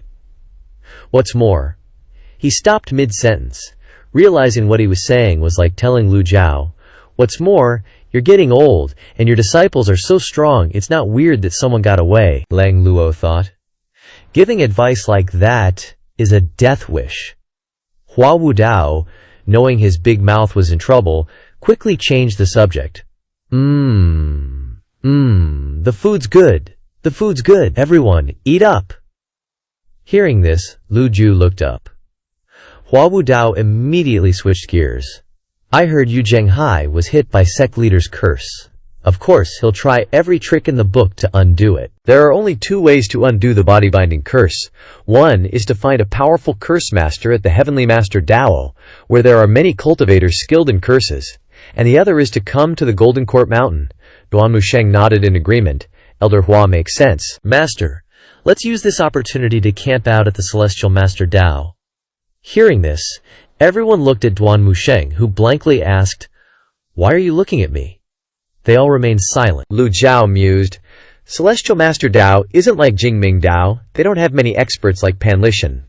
But Celestial Master Dao has many cultivators skilled in incantations and formations. Zhao Yue, seeing her master deep in thought, said, Master, please eat something. Little Yanker stared at her master with wide, car-sized eyes. Lu Zhao continued thinking, No one dares to underestimate Celestial Master Dao on their turf. What's the point of a bunch of old, weak, and sick people going there? Offering their heads as gifts? Forget about Lang Luo and Pan Lishan. It's good enough if they don't get in the way. As for weaklings who can only cower, like Hua Wudao, he's better off guarding the house. Lu Zhao shook his head and said, Celestial Master Dao might not be able to undo my curse. That unfilial disciple has nowhere else to go. Sooner or later, he'll come to the Evil Sky Pavilion.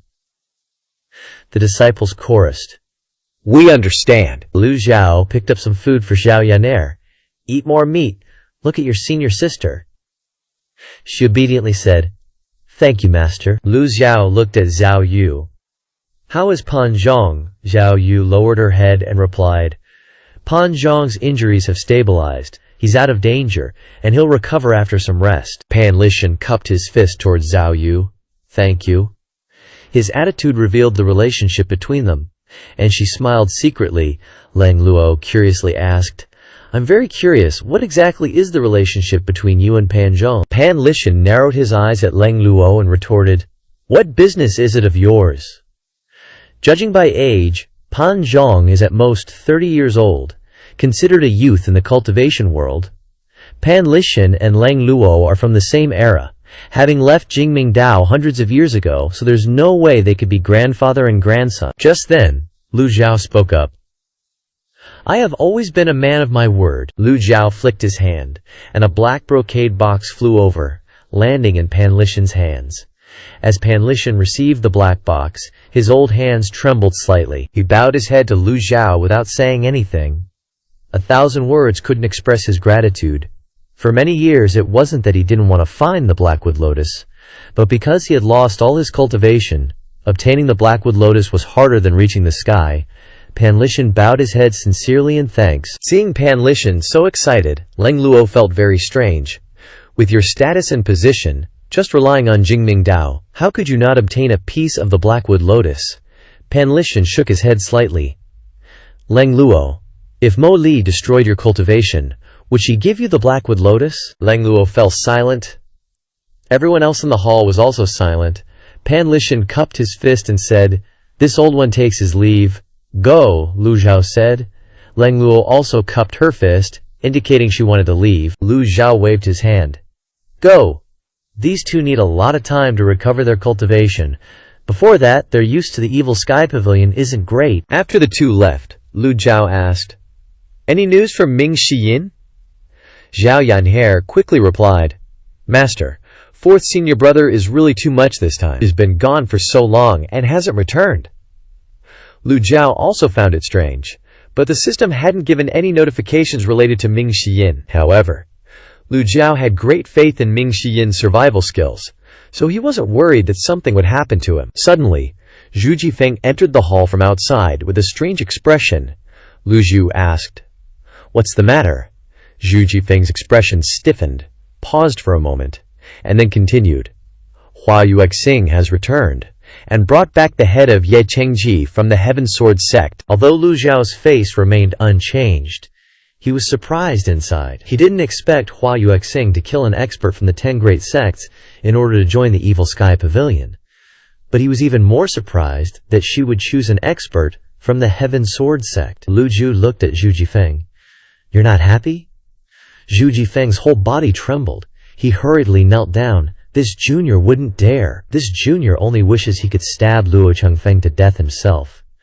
But Luo Changfeng had already died at the hands of the old senior. This junior and the Heaven Sword sect have long since had no feelings for each other. Duan Musheng spoke up. "That's for the best. Don't forget how you survived back then," Zhu Jifeng replied. "Third senior brother's teachings are correct." Hua Wudao also joined in the excitement. The Heaven Sword sect hasn't had any movements for a long time. Since the siege of the Evil Sky Pavilion, Luo Changfeng died, and the Heaven Sword sect was severely injured. Hua Wudao continued, cupping his fist. It's said that Luo Xinghua handed over the position of sect leader to his son, Luo Changfeng, before going into closed-door cultivation. Now that Luo Xinghua is grieving over the loss of his son, we must be prepared. Lu Zhao turned to Zhao Yu. "Any news from the Yi station?" Zhao Yu replied. "Currently, the outside world is spreading rumors that Master..." She hesitated, not daring to continue. Lu Zhao ordered. "Speak." Zhao Yu lowered her head. "The outside world is spreading rumors that Master's cultivation is rapidly declining, and that you are absorbing the power of the barrier to maintain your cultivation." After saying this, she quickly added, "This disciple is willing to repair the barrier." Lu Zhao waved his hand. "It's meaningless. Repairing the barrier now won't conceal the previous movements." In other words, the outside world now believes that Lu Zhao's strength has drastically declined, and even if the barrier is repaired, it won't change their perception. As he spoke, 2 female disciples led Hua Yuexing into the hall. Hua Yuexing looked disheveled, as if she hadn't slept for days. Her eyes were swollen and red, and her hair was slightly messy. In her hand she held a gray bow and arrow. The material wasn't very good, probably a yellow-grade weapon. Her other hand held a box with a heart-shaped symbol wrapped in a piece of yellow cloth. Hua Wudao looked at Hua Yuexing walking into the middle of the hall with an incredulous expression. Hua Yuexing hurriedly knelt down, cupping her fists. Hua Yuexing hasn't failed everyone's expectations, and has beheaded a second-leaf nascent soul realm expert, Elder Ye Chengji of the Heaven Sword sect. The box was placed in front of her. Because it had been a while, the blood stains had turned black, flowing out from within. Recalling what Zhu Jifeng had said earlier, it wasn't hard to guess that it contained a human head. Seeing the bloody box in front of him, Lu Zhao asked, "Ye Chengji." Hua Yuexing used both hands to hold up the box. "Please, Pavilion Master, open it and see." Lu Zhao frowned and wrinkled his face, replying, "No need. He didn't have the habit of looking at human heads." Lu Zhao then waved his hand. "Dispose of it." The 2 female cultivators cupped their fists in unison. Yes. The 2 female cultivators carefully carried the bag of heads out. One of the girls kicked the box hard, sending it flying high. Before falling into the abyss, Lu Zhao's gaze returned to Hua Yuexing. "Curious. With your strength and cultivation, beheading a second-leaf expert can barely be considered qualified." Hua Yuexing blushed with embarrassment. This junior knows her strength is insufficient. The people of the Heaven Sword sect are too cunning. This junior waited a long time without an opportunity to strike. Lu Zhao continued to ask, "Why did you choose the Heaven Sword sect?" When Lu Zhao asked this question, Hua Wudao was also standing beside him, looking over. Hua Yuexing earnestly cupped her fists. It's said that the Heaven Sword sect is restless. Luo Xinghua has always wanted to seek revenge on the Evil Sky Pavilion. Instead of passively waiting for them to strike, it's better to strike first, to let them understand that the Evil Sky Pavilion isn't a place to be trifled with. Lu Zhou frowned, continuing to think. How high is this enlightenment? This is the attitude a disciple of the Evil Sky Pavilion should have. Hua Yuexing hadn't even entered the Evil Sky Pavilion yet, but her words were no different from a true disciple of the Evil Sky Pavilion, making listeners feel very comfortable. The Evil Sky Pavilion really needed an archer at this time. Hua Wudao proactively spoke. "Pavilion Master, Hua Yuexing has passed the test. If possible, please let me guide her future cultivation." Hua Yuexing was overjoyed upon hearing this. Just as she was about to thank him, Lu Ju spoke. Wait. Hua Wudao was slightly startled. The pavilion master hadn't even spoken, and he had spoken on his behalf. He had indeed overstepped his bounds.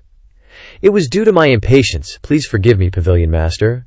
Lu Zhao slowly walked in front of Hua Yuexing. Hua Yuexing was filled with worry and unease. Facing the #1 demonic cultivator of the era at such close range who wouldn't be agitated or terrified, Lu Zhao slowly sat down and said, "Raise your head." Hua Yuexing started to tense up like crazy. As she slowly raised her head, Lu Zhu's face remained expressionless. He just glanced at her, and then reached out towards Hua Yuexing's forehead. Hua Wudao was stunned and gaped at their sect leader. That usually quick-witted Xiaoyan hair didn't even dare to look today. Zhao Yue was also shocked. This is it. In a flash, Hua Yuexing thought, I'm done for. Everyone's throats tightened.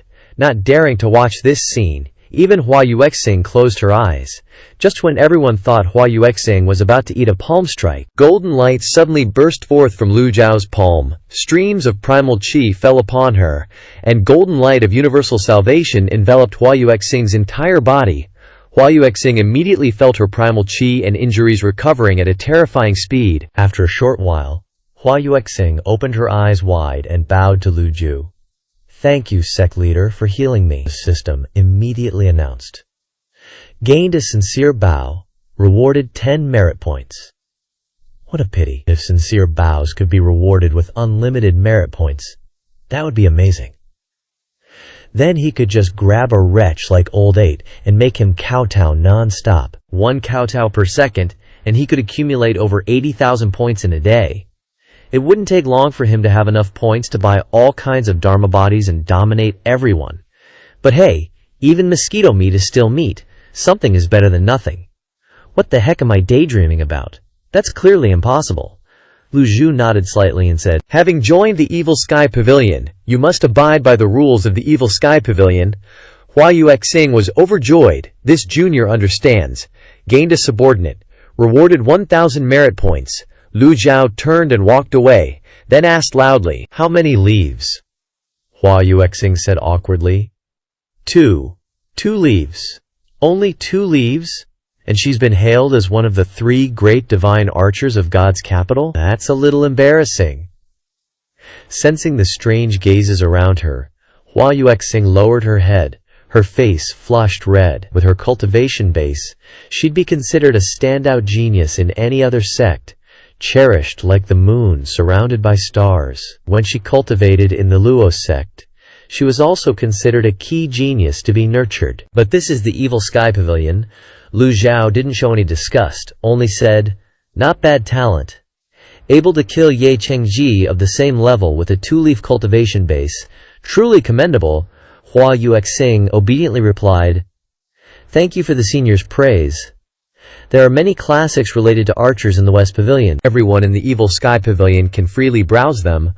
Hua Yuexing had long heard that the Evil Sky Pavilion had countless kinds of classics and weapons, and every one of them was a top-notch treasure. She was extremely happy in her heart and quickly kowtowed and sat down.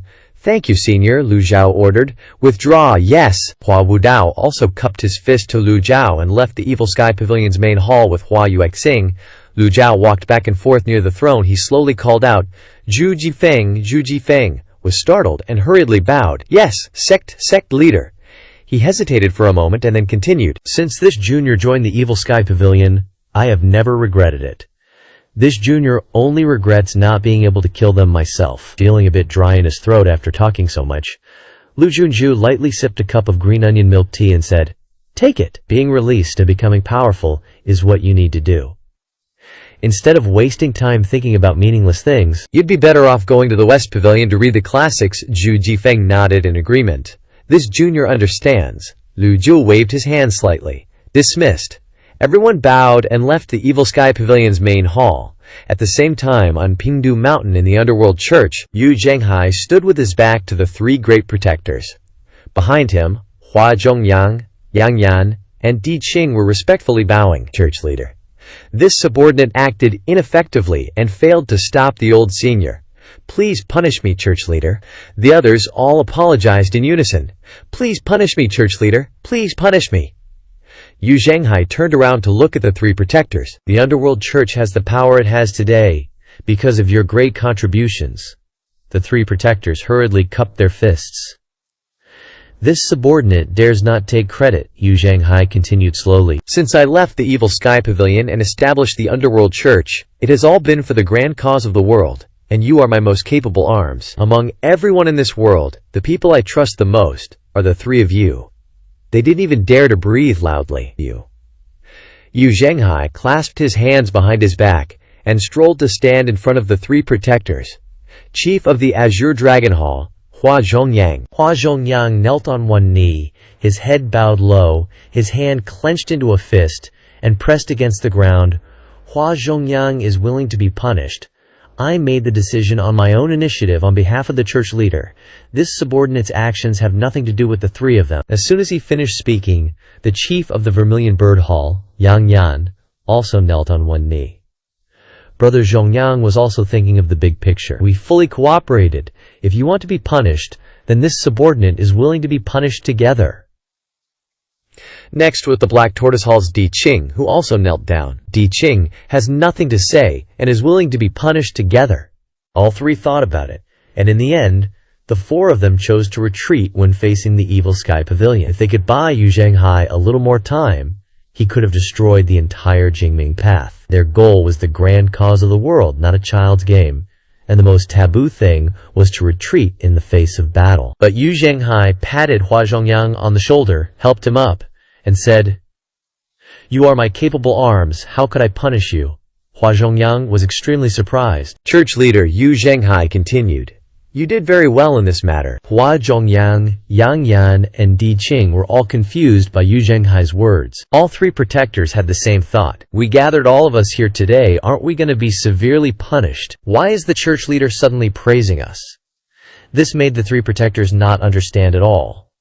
Hua Zhongyang was startled and immediately knelt down again, maintaining his original posture and stammering, "Church leader, you said that. This subordinate can't bear it." Yu Zhanghai then told him to stand up, and then spoke. Yu Zhanghai did not continue to help them up, but continued, "Every word I just said came from the bottom of my heart. You are all my most capable and trustworthy arms. How could I punish you?" Yu Zhanghai recalled the Tao-binding divine curse. If it weren't for his seventh junior brother taking his place, the consequences would have been unimaginable. He was extremely wary of his master in his heart, but he couldn't reveal it. How could the prestige and dignity of a church leader be discarded? Hua Zhongyang, Yan Wang, and Di Qing were all very moved. Only then did they dare to stand up, and all cheered in unison. "Thank you, church leader." Yu Zhanghai nodded slightly. "However, in the future, if you meet Master Old Man again..." Before Yu Zhanghai could finish speaking, the three protectors hurriedly expressed their loyalty. "Church leader, rest assured, we subordinates will definitely swear to die to stop him." Yu Zhanghai shook his head. No, Yu Zhanghai carefully instructed. "You guys misunderstood me. What I mean is, from now on, if you ever run into our old man, Master, avoid him like the plague. Run as far as you can." The three of them exchanged glances, totally puzzled. What kind of medicine is the sect leader selling in his gourd? Of course, they knew the rule. Unless it's absolutely the last resort, you never mess with the evil sky pavilion. That rule's been set in stone since the Nether sect was founded. Yu Zhanghai turned his face away and ordered. Dismissed. Yang Yanwang and Di Qing acknowledged with a yes and retreated. Hua Zhongyang, about to leave, suddenly remembered something and said, "Sect leader, is it enough to have Bai Yu Qing alone to protect 7th senior brother?" Yu Zhanghai spoke up. "This seat has my own plans." Hua Zhongyang didn't dare say anything more and took his leave. This subordinate takes his leave. An hour later, Bai Yu Qing, one of the four great protectors and head of the White Tiger Hall, was nowhere to be found on Pingdu Mountain. Yu Zhanghai, seeing that Si Wuyai's cultivation was restricted by the body-binding curse, sent Bai Yu Qing to escort him back to the Crouching Dragon flying shuttle. The Nether sect flew through layers of azure clouds. Si Wuyai sat quietly in the flying shuttle, closing his eyes to conserve energy, occasionally trying to mobilize his vital energy to break through the divine incantation. Unfortunately, the vital energy in his body was currently completely empty. Right now, he was no different from a mortal chicken powerless in front of him, with the exception of the thoughtful body strength was still there. Everything else was completely gone. For cultivators, not being able to mobilize vital energy is equivalent to becoming a cripple. Si Wuyai is currently a cripple. He opened his eyes, sighed softly, and then said, Bai Yu Qing, stop. Bai Yu Qing was the one driving. She stopped the flying shuttle, maintaining its hovering state in mid-air. Bai Yu Qing asked in surprise. Seventh senior brother, we're almost at Crouching Dragon Ridge. Why are we stopping here? Si Wuyai then said. Our old man master was able to get from Crimson Red Lake to Pure Clarity Dao in such a short time. Someone must have leaked information. Bai Yu Qing flinched slightly. Seventh senior brother suspects me. Hearing Bai Yu Qing ask you suspect me, Si Wuyai felt a little awkward. After all, Bai Yu Qing was the one who carried out the mission to surround Monochi that day. Si Wuyai scratched his head and shook his head. You misunderstood. He couldn't exactly say that he had spies within Wei Zhuoyan's force on the shore of Crimson Red Lake, could he? Change direction. We're heading south.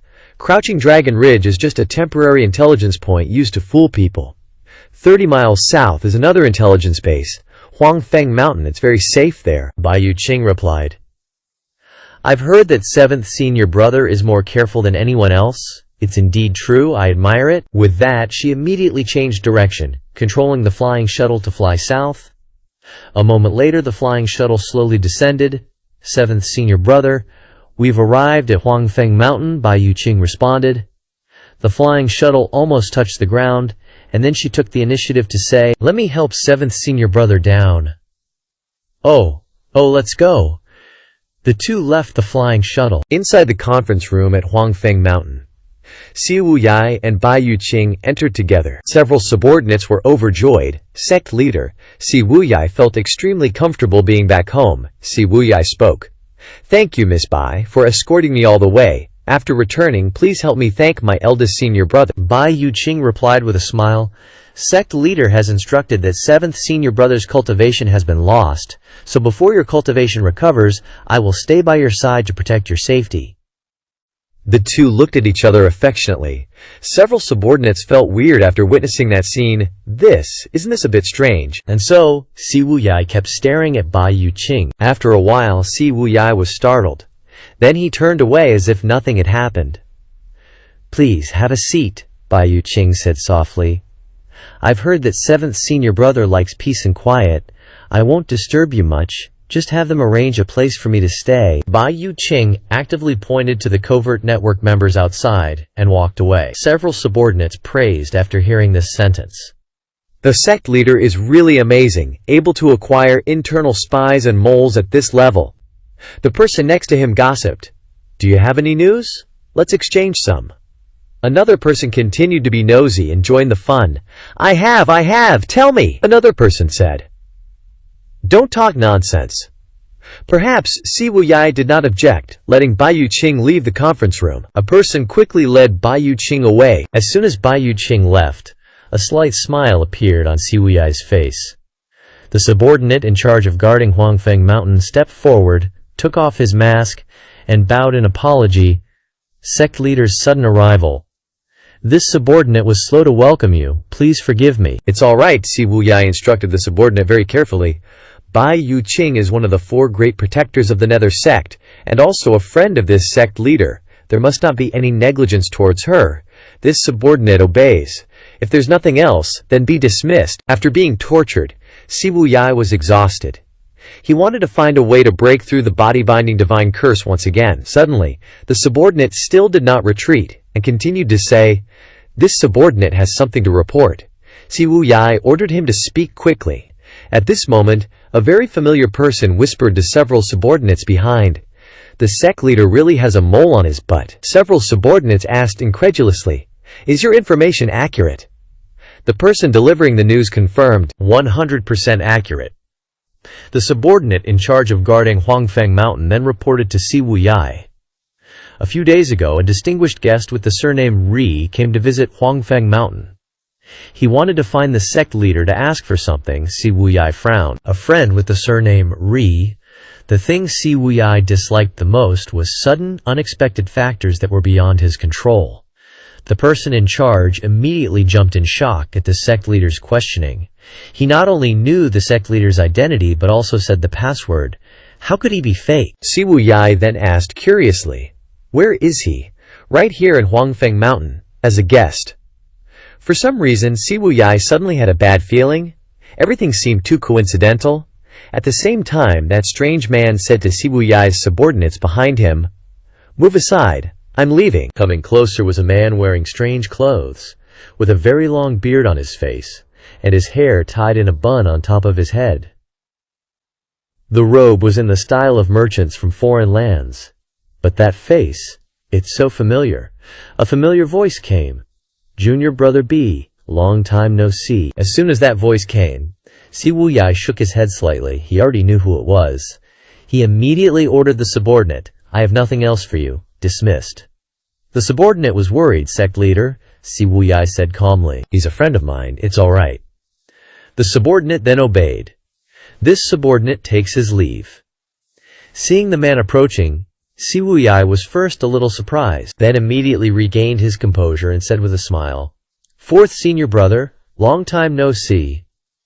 What friend with the surname Ri? He just made that up on the spot. Ming Yin ripped off the wig and beard on his face, took off the foreign-style robe, and, in a blink of an eye, restored his original appearance, saying happily, "Were you surprised?" Siwu Yai sat down. On the surface, he looked as calm as if he didn't know anything, but in his heart he was indeed a little surprised. "Is this master's idea?" Ming Yin leaned back in his chair and said with a smile, "Master ordered me to bring you back to the evil sky pavilion." Hearing this, Siwu Yai felt very strange. Thinking back to what happened at Pure Clarity Dao, Siwu Yai felt it hard to understand. Master didn't hesitate to use the cloud-piercing flying shuttle, and personally went to Pure Clarity Dao, even using the body-binding divine curse. But why would he only send fourth senior brother here alone? And it seems that fourth senior brother has been at Huangfeng Mountain for 2 days. Siwu Yai's head ached even more as he wondered, wouldn't it be better for Master to come directly and wait for him to show up? Although Siwu Yai was more intelligent than others, he couldn't figure out the key point. At this moment, Ming Yin opened a bottle of water, preparing to take a few refreshing gulps. Talking nonsense with Siwu Yai's subordinates earlier made my throat dry. Siwu Yai remained as calm as water. "How did fourth senior brother know I would come here?" Ming Yin didn't stand on ceremony. He plopped his butt down on the chair across from him, grabbed a bottle of water and chugged it down like it was nothing, then said, "Just one word I remember, dude. That flying chariot at Cloud Sparrow Pavilion, Nino, junior brother. You were too careless. No matter who you rented it from, how could a flying chariot be something a normal person can get their hands on?" Siwu Yai nodded, couldn't help but clap his hands in admiration. So how did senior brother know the password of the hidden dragon hall? Yin continued to pop open another water bottle, then continued, "I went to Hidden Dragon Ridge for 2 days, and sorry not sorry, I couldn't sit still so I flipped the whole place upside down, and also I've searched this place several times already." Siwu Yai looked at Ming Yin with a complicated expression, not knowing what to say for a moment. He didn't expect Ming Yin to put in so much effort to track his whereabouts. Siwu Yai still seemed very calm, accepting the bottle of water from Ming Yin. As long as fourth senior brother is happy, Ming Yin picked up the second bottle of water, drank it all in one go, then looked at Siwu Yai. Why does your face look so bad?" Siwu Yai went silent. Ming Yin smirked, pressing, "Don't be so petty, okay? This time I didn't lose to you. Being played by me once isn't anything to be ashamed of." Beating Siwu Yai made Ming Yin extremely happy. He felt a sense of joy like a little man getting his way. After a moment of silence, Siwu Yai spoke. "Fourth senior brother, I have a question I'd like to ask." "Speak," Ming Yin said gleefully. Nostrils flared. He was super happy right now for some reason. To be honest, he wasn't even sure Siwu Yai would show up here. He kind of felt like a cat that caught a fish by sheer luck. Sure, luck played a part, but luck is also a kind of strength, you know? Especially for a sly and clever guy like Siwu Yai. Siwu Yai asked, "The Demon Heaven Pavilion's barrier is weakened on a large scale. I heard that Master, in his old age, forced the absorption of the barrier's power in order to maintain his cultivation. Is that true? Ming Yin wasn't even at Demon Heaven Pavilion during this time. He'd also heard about this, but since he didn't see it with his own eyes, he couldn't tell if it was true or false. Sorry, if you want to know, just come back to Demon Heaven Pavilion with me. Si Wuyai smiled, nodding. I have to say, fourth senior brother has changed a lot. Ming Yin was taken aback. Huh? He made a sound. I still remember. You resisted fourth senior brother the most back then. Back then was back then. Now is now. Times have changed. Si Wuyai asked doubtfully. Then why didn't you make a move to capture me and bring me back last time? Bringing you back now is the same. Ming Yin couldn't exactly say that his strength wasn't up to par back then. Si Wuyai laughed loudly. We're all fellow disciples. Why make things difficult for a traitor? After all, I am still a traitor. You should feel lucky that I'm the one who came today. If Master made a move himself, I wouldn't be surprised if he used one hand to turn you into ashes. Si Wuyai replied. Master's cultivation is unfathomable. How would I dare doubt him? It's just that I have many things left unfinished. Returning at this time makes me a little unwilling. Ming Yin gave Si Wuyai a look. I don't care what you have going on, you have to come back to Demon Heaven Pavilion with me. Now, Yuan Qi fluctuations appeared on his body. Master's 10-year tribulation from absorbing the barrier's energy must have been reduced to 5 years. After 5 years, Demon Heaven Pavilion will still be the same, everyone going their own way. Si Wuyai must have told Ming Yin this logic countless times. Si Wuyai wasn't afraid, and calmly said, So what if I go back? Can it change the current state of Demon Heaven Pavilion? What will happen in 5 years? Ming Yin replied, We'll figure out what happens later. Si Wuyai scornfully said, Then I have to copy fourth senior brother and say something rebellious. If I don't want to, even if Maester himself comes, he can't do anything to me. Traitor, I have to clean up the sect on behalf of Master now. As soon as he said that, Ming Yin slammed his palm down on the table. Bam! The table shattered into fine powder, and the 2 bottles of water spun in the air. Si Wuyai's expression remained indifferent. Without moving at all, Ming Yin raised an eyebrow and said, Arrogant. Do you think my cultivation is still standing still? He unleashed an extremely powerful palm strike.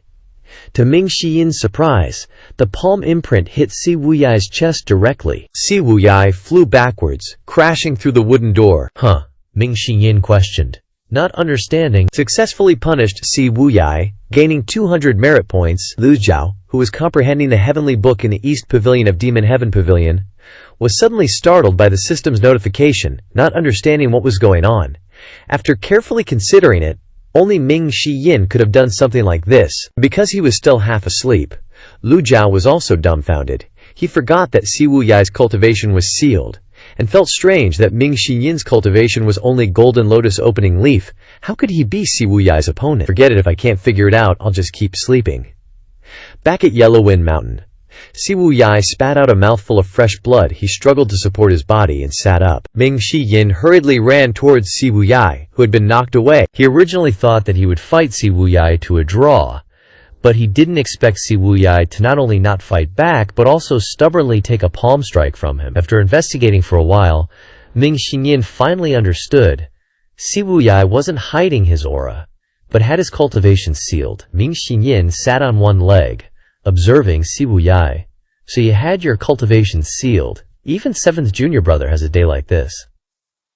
Si Wuyai wasn't angry, he just said, 4th senior brother is indeed stronger than before, but if my cultivation was still there, you still wouldn't be my opponent. Ming Yin's face was as bright as a flower, gleefully replying, A loser under my hands, too bad there's no what if in this world. Si Wuyai shook his head, gnashing his teeth. Okay, stop talking nonsense. Alright, losing is losing. 4th senior brother, just do it. Ming Yin grabbed Si Wuyai's collar with one hand, lifting him up. You think I wouldn't dare? Si Wuyai didn't flinch at all, looking straight at Ming Yin. Do you really dare? Si Wuyai understood this 4th senior brother very well. He was sure that Ming Yin wouldn't dare make a move, so he took a gamble. Who said Si Wuyai always worked carefully and meticulously, without any chance of error? Sometimes he would also choose to bet once, such as the current situation. Ming Yin grabbed Si Wuyai's collar. His eyes seemed to be on fire. He didn't rush to attack, but glared at Si Wuyai. Since I am your senior brother after all, before I really make a move, I want to know the real reason why you guys left Demon Heaven Pavilion. You guys here, including both first senior brother Yu Zhanghai and second senior brother Yu Shangrong. Si Wu Yai indifferently smiled and said, "The reason is very simple. Master's temper is volatile, and we are also people, we also need dignity. Who can endure it like that forever? After getting the weapons and cultivation techniques, we just left, cutting off contact afterwards." Ming Xiyin scoffed and glared. "You think I'll believe that? You talk about betraying the sect so calmly. When did you become so thick-skinned?" Si Wu Yai slowly said, as if he had seen it with his own eyes. "It's 6 of one, half a dozen of the other, and the experts of the 10 great sects besieged Golden Court Mountain. I remember 4th senior brother also thought the same way. You probably won't believe it, but that day, among the experts besieging Golden Court Mountain, there were quite a few of my spies." 4th senior brother really angered Master quite a bit, huh? Ming Xiyin angrily stood up and shouted, "Shut up!" A sound wave struck, and Si Wu Yai was knocked backwards. Si Wu Yai raised his head and continued, "I'm just telling the truth. Please forgive me, senior brother," Ming Xiyin slowly said. "The past is different from the present. You are not us. How can you know the situation on Golden Court Mountain? Similarly, you are not us. How can you understand our feelings? You still dare to argue." Ming Xiyin exerted force, sending Si Wu Yai flying out with a bang. Si Wu Yai smashed through the door and landed in the courtyard. The system immediately notified. Punished Si Wu Yai, gained 200 merit points. Lu Zhao at the Demon Sky Pavilion just opened his eyes for a moment, then closed them again, continuing to comprehend the heavenly book. For cultivators who have gone through the 9 levels of body tempering, if the opponent doesn't use primal chi, this kind of attack won't cause any damage whatsoever. Ming Xiyin jumped out of the council hall, looked at Si Wu Yai strangely, and said, "Heaven's way has reincarnation, and retribution is certain. Who has the ability to seal your cultivation to the point where even you can't unlock it?" Si Wu Yai leaned on the ground, wiping the blood from the corner of his mouth. While also glancing outside the courtyard, Ming Xiyin said, "Don't hope that someone will come to save you. I've been free these past few days and have been cultivating here. They're probably so scared that they've all run away." Si Wu Yai suddenly realized that this 4th senior brother was much smarter than he thought. Si Wu Yai forced a smile.